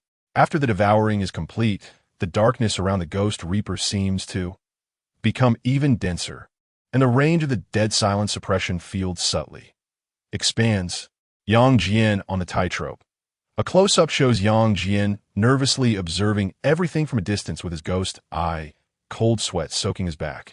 He tightly grips a substitute doll and that rusty coffin nail in his hand, ready to respond to any potential backlash. Every feeding is a life-and-death test. He must not only prevent being indiscriminately suppressed by the Ghost Reaper, but also guard against the potential counterattack of the feed before its death, and remain vigilant against the unknown terrifying changes that may occur during the Ghost Reaper's transformation. He walks on the edge of a knife, with an abyss of 10,000 feet beneath his feet. Final card exposed. The cold voice of the light screen narrator rings out. This is Yang Jian's final trump card. Using himself as bait and numerous supernatural objects as offerings, madly feeding the Ghost Reaper, attempting to artificially catalyze an ultimate weapon capable of resisting or even suppressing other S-level supernatural events. Even if this process may be creating a more terrifying Death God. Discussion area. The chaos of the clown cannot compare. This is a challenge to the boundaries of absolute power. Once out of control, the consequences are unimaginable. But he, perhaps, has no better choice. Gotham's Dark Knight understands his choice made in despair, but does not agree with this dangerous dance with the devil. Using top dangerous ingredients as seasoning to stimulate the main ingredient to produce a more extreme flavor? This is simply the ultimate secret of dark cuisine. Too dangerous. But why do I feel a bit excited about the final product? Big shot. My final trump card is to gather people. Yang Jian. My final trump card is to feed ghosts. This atmosphere is wrong. What happened to the hot-blooded friendship victory? Oh, this is a horror movie. Then it's fine, trembling. JPG, blasphemy. What a blasphemy. But the logic unit cannot deny its potential effectiveness. If the Ghost Reaper unit can really achieve the predetermined transformation, it might become an extreme purification protocol against subspace pollution. Need to calculate. Error. Risk too high. Video climax and conclusion. The final image freezes on Yang Jian's ghost, eyes burning with madness and determination. In the depths of his pupils reflecting the silhouette of the Ghost Reaper that has become darker and more terrifying after devouring the fierce ghost. On one side is the mad plan executor. On the other is the unknown terror being catalyzed to grow.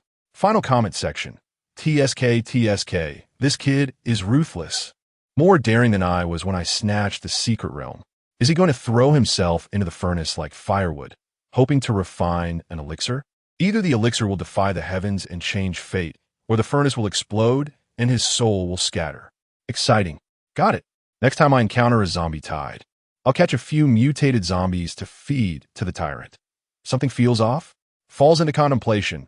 He has gone mad. But he might be the only one with the courage to go mad. The headquarters has already tacitly approved his plan, even provided some feed, because there is no other choice. May fate protect us. In a myriad worlds, countless viewers hold their breath, feeding the Death God, just so that when the Death God opens its eyes, the first thing it sees is not oneself. What despair, and what a madness. This fifth world's mysterious revival, after announcing the end, has once again revealed the most extreme, most dangerous touch of madness that grows in desperation. Chapter 71. The Birth of God Yang Jian. A sacrificial end to the supernatural. Wang Shanshan's blood test for the true God. The shock brought by Yang Jian's mad gamble to feed the ghostly officials on the light screen has yet to subside. The scene suddenly shifts, no longer depicting desperate struggles and calculations, but instead presenting a grander, more tragic, almost mythical final tableau. When all paths have been exhausted, and all sacrifices rendered in vain, the ultimate answer turns out to be becoming fear itself. Video starts. The choice of the end. Humans feeding ghost children. The image appears in a devastated, deep-seated, forbidden area of the headquarters. Countless files are scattered, recording desperate data of uncontrolled supernatural events, city collapses, and the mass extinction of ghost tamers. Yang Jian's figure becomes increasingly gaunt, yet his gaze is sharp as ancient ice, quietly standing in the center. In front of him is the ghost child, dressed in a dirty burial garment, with hollow eyes exuding endless growth potential and terrifying power. Wang Xiaoming lies gasping for breath in a nearby medical pod, his voice hoarse yet clear. Data simulations show the only variable is the fusion, or mutual destruction, between you and it. Yang Jian slowly crouches down, staring into the ghost child's pure white, pupil-less eyes. as if trying to penetrate the ultimate supernatural truth. He says nothing, only slowly raises his hand and places it on the ghost child's head. In the next moment, his terrifying supernatural power flows towards the ghost child uncontrollably yet willingly, like rivers returning to the sea. The ghost child's body crazily absorbs everything like a bottomless pit, visibly growing taller. Meanwhile, Yang Jian's body gradually becomes transparent, ethereal. This is not plunder. This is a sacrifice. The beginning of fusion. The descent of the ghost god. The birth of Yang Jian. The scene blurs and distorts in extreme light. When the light fades, standing in place is no longer Yang Jian and the ghost child. Instead, there stands a tall figure resembling a 17 or 18-year-old youth with a cold and perfect face. One eye turning slowly like a crimson ghost eye, the other deep as the starry sea. He emanates an absolute aura that transcends the supernatural and life and death, as if he himself is the embodiment of rules. He slightly raises his hand, and the power swirling at his fingertips effortlessly smooths the space that has collapsed due to fusion. He is the consciousness of Yang Jian, the shell and essence of the ghost child, and the ultimate fusion body of all devoured supernatural powers, God Yang Jian. 60 years of a dream. The awakening of the end. The camera fast-forwards with the sun and moon alternating, the world changing dramatically. The world has struggled for an entire 60 years in the ravages of the supernatural and the meager survival of humanity. 60 years later, in an ancient tomb completely sealed by gold and special runes, the original headquarters site, that godlike figure slowly opens his eyes. His gaze still retains a hint of Yang Jian's coldness and rationality, but more so, an absolute divinity that looks down upon all beings and disregards everything. The era of conclusion has already arrived at the moment of his awakening. Comment section, a sacrifice of the body, merging with the essence of the supernatural, reversing fate, achieving the divine body of rules. This child, no, the path taken by this god is no longer about slaying 3 corpses, but rather seems to carve out another path, using magic to prove the way, merging with the heavenly rules. Yet, with divine nature infecting him, how much humanity remains? 1. Cosmic-level energy response. But, mixed with a cold death rule, he seems to have become the rule administrator of his own universe. But what is the cost of this process? Seizing the heavens and earth becoming the heavenly path? No, this is refining oneself into the world's vessel. Ruthless. Too ruthless. I would seize others' bodies, but this one directly seized fear itself. Amazing. Video continues. Blood test for the true god. Wang Shanshan's determination. The scene switches to a desolate land. Yang Jian, now good Yang Jian, stands indifferently. Wang Shanshan has aged significantly, but her gaze remains clear and resolute. Supported by a young man, she slowly walks up to him. She gazes into those familiar yet strange eyes and slowly speaks. It's been 60 years. You've returned. But are you still Yang Jian? God Yang Jian remains silent for a moment, his voice neither sad nor happy, like the rhythm of rules. The rules need to be maintained. A flash of profound sadness and relief passes through Wang Shanshan's eyes, and she suddenly pushes away the young man supporting her, using her last strength to shout, "Then prove it to me. Prove it with my death. If you're Yang Jian, you won't do this. If you are a god, then execute your rules." 10 minutes later, Yang Jian walks out in silence. Wang Shanshan's figure instantly disappears, as if erased by an eraser, leaving no trace in this world. That cold, absolute nature causes all things to tremble. At the time of the end, rules solidified at the moment Wang Shanshan is erased. Deep within God Yang Jian's, or Yang Jian's, cold divine eyes, a fleeting flash of indescribable grief and struggle seems to appear, but is instantly submerged and assimilated by an even more vast and merciless torrent of rules. His body completely transforms into a collection of rules that seem both real and unreal, with invisible waves emanating from him, sweeping across the globe in an instant. With the powerful strength gained from his fusion and the characteristic of a deity unable to defy the rules, he successfully defeats all vengeful spirits and supernatural forces. He may have also utilized his ability to break the boundaries of reality and the supernatural, connecting all time points to comprehensively suppress and seal the vengeful spirits, thus completely ending the supernatural era, using his power to protect humanity and bring peace and tranquility to the world. Comment section. Interesting. The sacrifice of consciousness in exchange for the absolute of rules. Wang Shanshan's death was the final key, completely locking away his humanity and completing the last piece of the divinity puzzle. From now on, rules reign supreme. Sad yet effective ultimate solution. Who am I?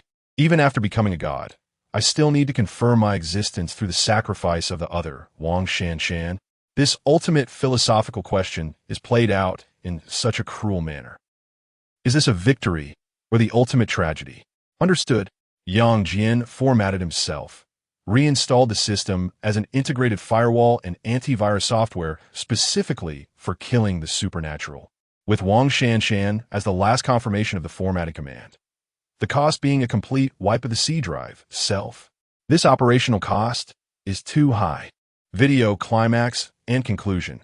The final image freezes on the indifferent, merciless figure of God Yang Jian, overlooking all beings. His figure gradually fades, merging into the laws of heaven and earth, ubiquitous yet untraceable. The world regains its tranquility, the sun shines brightly, but there's an indescribable coldness spreading, a sense of having lost some possibility, cutting down demons and monsters, becoming one with the laws of the vast sky. Is it tragic? Is it magnificent? From now on, this world has yin and yang in order. Evil spirits do not exist, yet heaven and earth have also lost their variability. All things follow one law. The great way walks alone, lonely. Yet this could also be the best outcome sought by all beings weeping blood? Final comments section. So, does that mean there are no more ghost stories to tell over there? Is the whole drama over? A bit disappointed. Strange focus. Young God. I kill myself, I kill my teammates, I kill my... Never mind, I can't continue. The big guy is amazing. Voice cracks. It's over. It's really over. The supernatural has disappeared. Although I feel like there is a hole in my heart. But the sunlight is really warm. Thank you. Get done, young no. Thank you, God. The light screen gradually dims amid the heartfelt gratitude of this administrator and the scene of the world returning to normal. In all realms, there's silence. No cheers. No celebrations. Only a complex emotion flowing, mixed with shock, grief, confusion, and relief. Yang Jian is gone. The ghost child is gone. Instead, it is the god of rules, Yang Jian, who guards and also confines this world. Is this the best outcome? No one can answer. But this is indeed the ultimate answer he has exchanged for his own existence, for that desperate world. Chapter 72, Settlement. Ranking the fifth mysterious revival, Despair score 9-0. On the screen, the image of God Yang Jian, embodying the rules, slowly fades, marking the tragic end of the supernatural era. The complex emotions of shock, sorrow, and relief have yet to settle across the myriad worlds. The cold, emotionless screen lights up again, presenting an unprecedented settlement scene. Ranking the top 10 worlds of despair. 5th place, Mysterious Revival. Final settlement. Begins. The video starts. Despair replay. Shadows of all beings. The scene flashes back in astonishing speed to the core despair moments previously mentioned. The door-knocking ghost rule in Huanggong Village. The unsolvable terror of instant death upon opening the door. The starving ghost incident where a dark ghost devoured Dezhong City. The despair of time being reset. The silent ghost painting tainting reality, dragging the living into a two-dimensional scroll of mystery. The ghost post office delivering death letters, with a cold rule that one dies if they refuse. Yizhen's death as a substitute, the cruel cost of a city being buried alongside. The blood-soaked files showing that the average lifespan of a ghost master is merely 6 months. Wang Xiaoming's ghost card plan, viewing humans as disposable weapons in cold calculations. The livestock cycle revealing the shocking truth that ghost masters are actually containers for cultivating malicious spirits. The global expansion of the supernatural landscape, heralding the collapse of reality's laws. In the end, Yang Jian feeds himself to the ghost child, transforming into God Yang Jian, erasing humanity and emotion at the cost of everything, bringing an end to all, and inscribing absolute rules into the foundation of the world. The five turbid evils, hell and emptiness, the human purgatory, I am all in the human realm. When you see this letter, I have already died, and I will completely end the supernatural era. These have been condensed, intertwined, and ultimately crystallized into two enormous blood-red numbers, seemingly forged from endless blood and resentment. 9, 0, despair analysis, dimensional breakdown. The screen switches to a cold data analysis interface, resembling the harshest judgment document. Listing the scoring criteria. Individual survival pressure far exceeds 5 stars. Supernatural events erupt indiscriminately. Rules trigger instant death. Ordinary people are uncertain of their survival. Ghost masters have an average lifespan of only 6 months, with malicious spirits potentially reviving within them. Enemies both inside and outside. Degree of rule breakdown. The heavenly path, world rules, itself has twisted and become biased. Supernatural rules replacing physical laws, axioms and logic have vanished. The bizarre and the unsolvable have become the norm. Civilization's survival prospects. The spark of civilization is nearly extinguished. The resistance force, the Ghost Master system, is part of the cycle of destruction. The ultimate solution, God Yang Jian, equates to the complete end and reshaping of civilization forms, losing all future possibilities. Depth of mental pollution. Despair does not stem from the outside world, but from the collapse of inner cognition. Trust disintegrates. Teammates may be ghost cards. Hope becomes poison. The temptation of puzzles. Self-existence is questioned. Livestock cycle. Ultimately, even needing to sacrifice humanity and emotion for survival.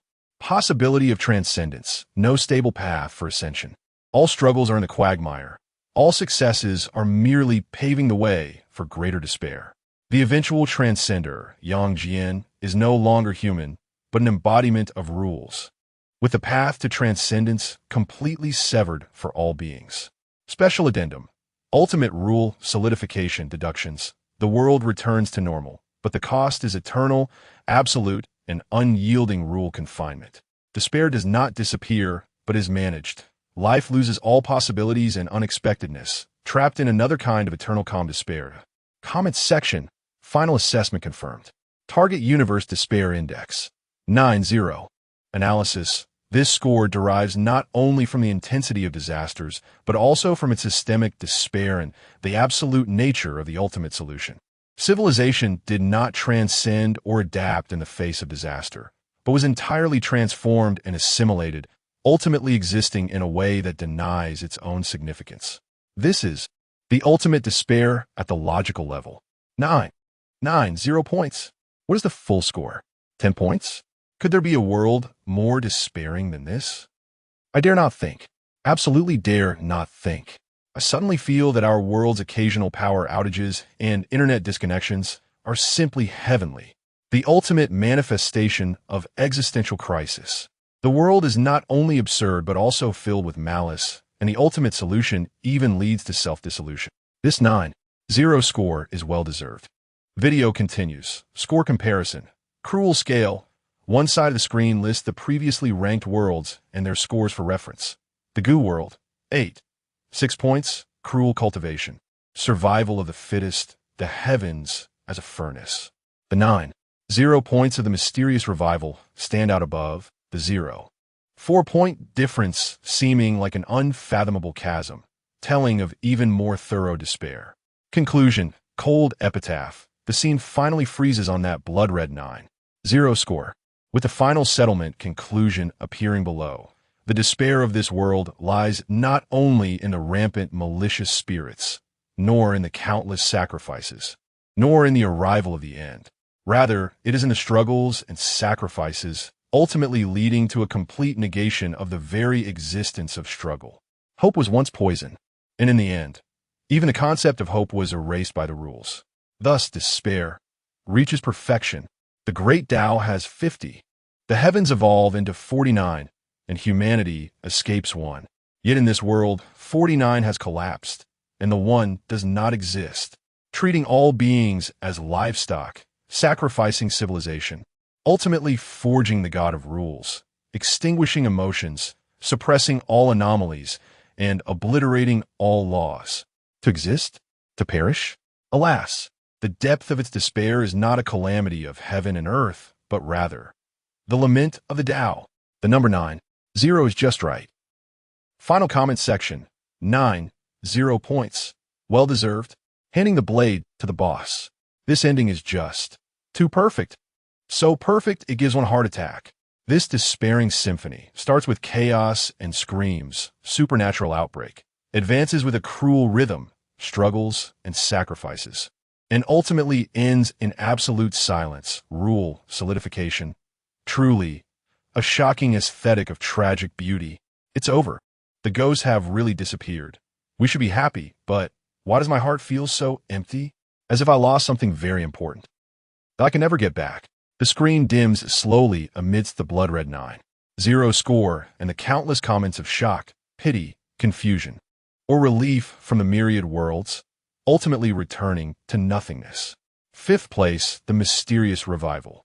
The despair under its name is ultimately deeply imprinted in the hearts of countless beings across the myriad worlds with a high score of 9-0. What it brings is not merely visual horror, but an ultimate philosophical interrogation and deep chill. This song of despair has already sung its last note. And what of the 4 preceding ranks? How terrifying will their despair be? The myriad worlds wait in endless silence. Chapter 73. Li Huawang enters the psychiatric hospital. The multiverse is stunned.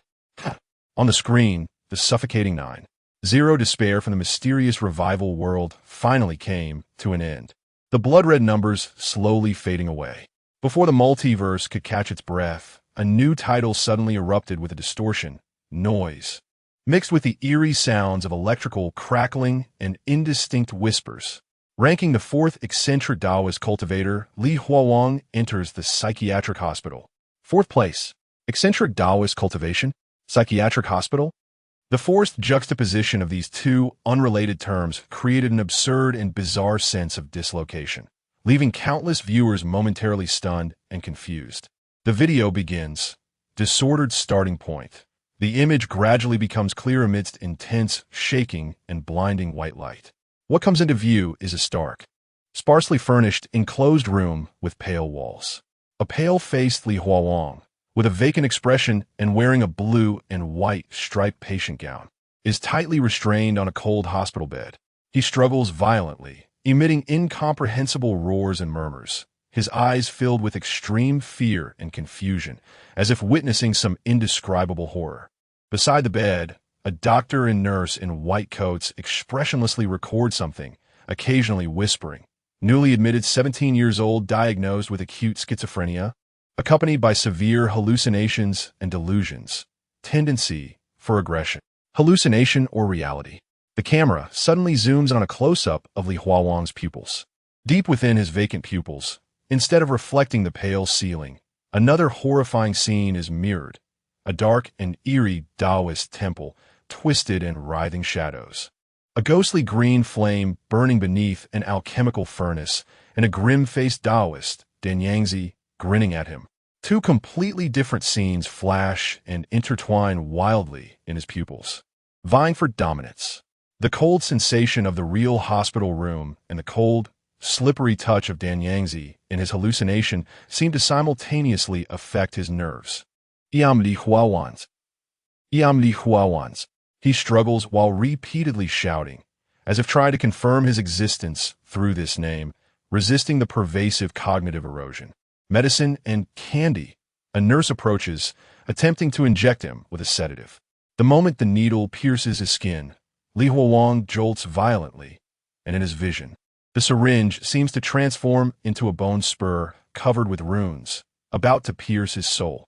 He desperately turns his head, his gaze fixed on an ordinary fruit-hard candy on the bedside table. In his hallucination, this candy emits a faint yet warm glow, seemingly the only comfort in the boundless darkness, possibly related to some warm memory or figure from the Taoist world. This extreme cognitive dissonance is clearly transmitted through the screen. Reactions from the multiverse. 80 share, high-tech low-magic world, New Star Federation citizens. In a massive floating city, Citizens watch the screen, their faces filled with confusion and disbelief. A psychiatric hospital? ISNT, this an outdated method of treating mental illness from ancient times? His neural signals show extreme chaos, but what is that secondary image reflected in his pupils? Tech department. Quickly analyze whether it's some kind of holographic projection or neural invasion.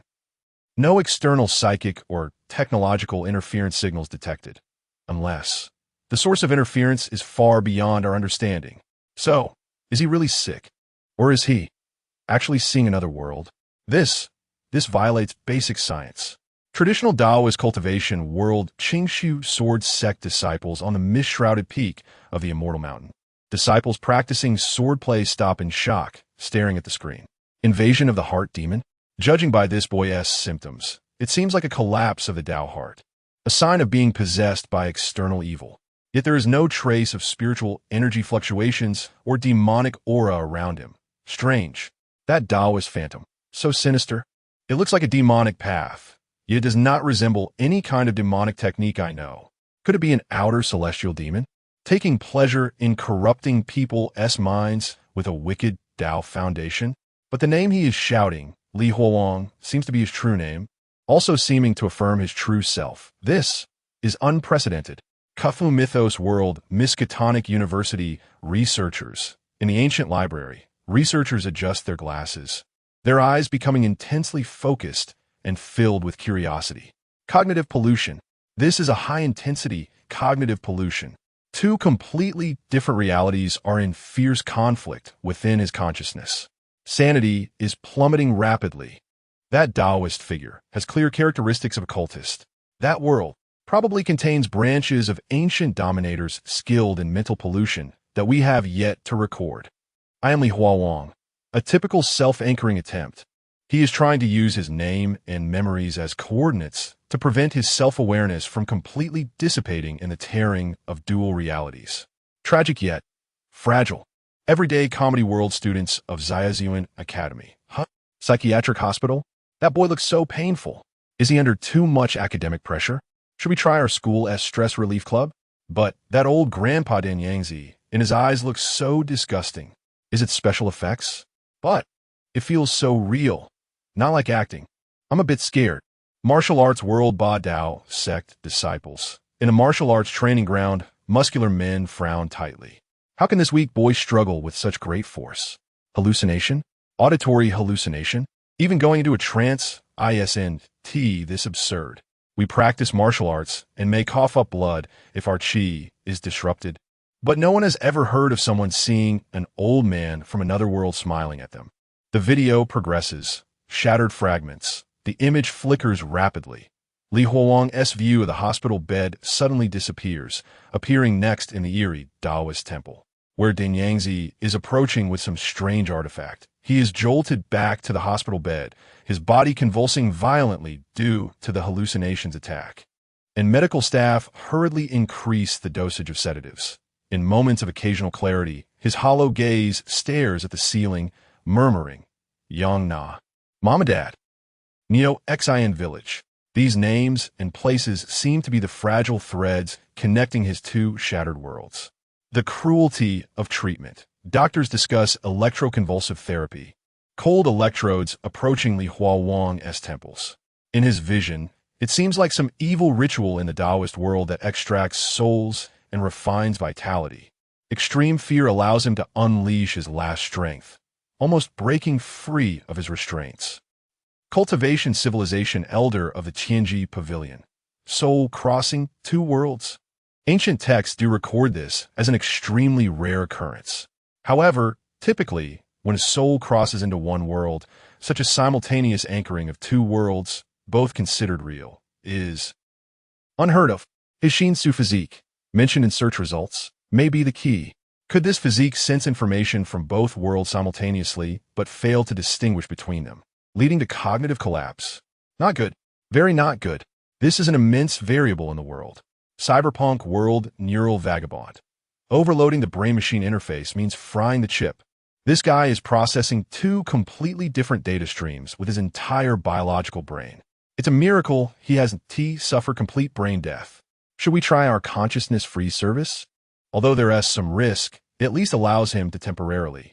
Magical World Royal Wizard Academy, the highest realm of the illusion system, real illusion, cannot achieve such persistent erosion. It's more like the rules of two worlds are wrestling through him as a vessel. The rules of that Taoist world are filled with distortion and malice. Our protective magic will likely struggle to fully resist this level of cognitive pollution. Primitive tribe, totem warriors, watching Li Huawang's pain. The warriors tightly grip their weapons, letting out threatening growls at the screen, yet unaware of where the enemy lies. Fairy realm, Yaoqi fairy. Several fairies gasped in surprise, their faces revealing sympathy. Poor child. How could the healer there be so ruthless? Is there really no gentler way to stabilize the soul? The light screen finally focused on a close-up of Li Huawang's eyes, reflecting two worlds, filled with extreme pain and confusion. Final comment section. High-tech multiverse AI, logical conflict. Error. Redefining reality. Failure. Suggestion. Consider this individual as an observer in a superposition state of two parallel universes. But their observation behavior itself has caused the collapse of the superposition state towards an unknown direction. A Buddhist world young monk Amitba. One thought, one world, this benefactor. One thought, two worlds? Or are both worlds manifestations of his delusions? I am attached. A detective novel world, famous detective. Exclude all impossibilities. What remains, no matter how incredible? Wait, are these two worlds both real? Is he just stuck in the middle? How is this possible? The light screen slowly dimmed amidst the confusion and chaos of all worlds. Try to understand this unprecedented phenomenon. The fourth world, a strange path of cultivation.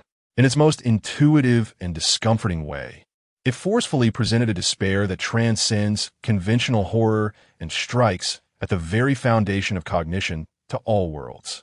The despair here does not come from powerful enemies or unsolvable spells, but from the collapse of reality itself. Who am I? Where am I? What is true? What is false? When these two fundamental questions lose their answers, the individual falls into a confusion deeper than any hell. A chaotic abyss. Chapter 74. Chanting the protective spell to devour evil. Dan Yangzi cooks children to refine evil pills. The image of Li Huawang, struggling painfully in the cracks of dual realities, has not faded from the minds of viewers across the myriad realms. A new scene has unfolded, this time directly splitting open the iceberg of the bizarre, eerie, and malicious world he hallucinated.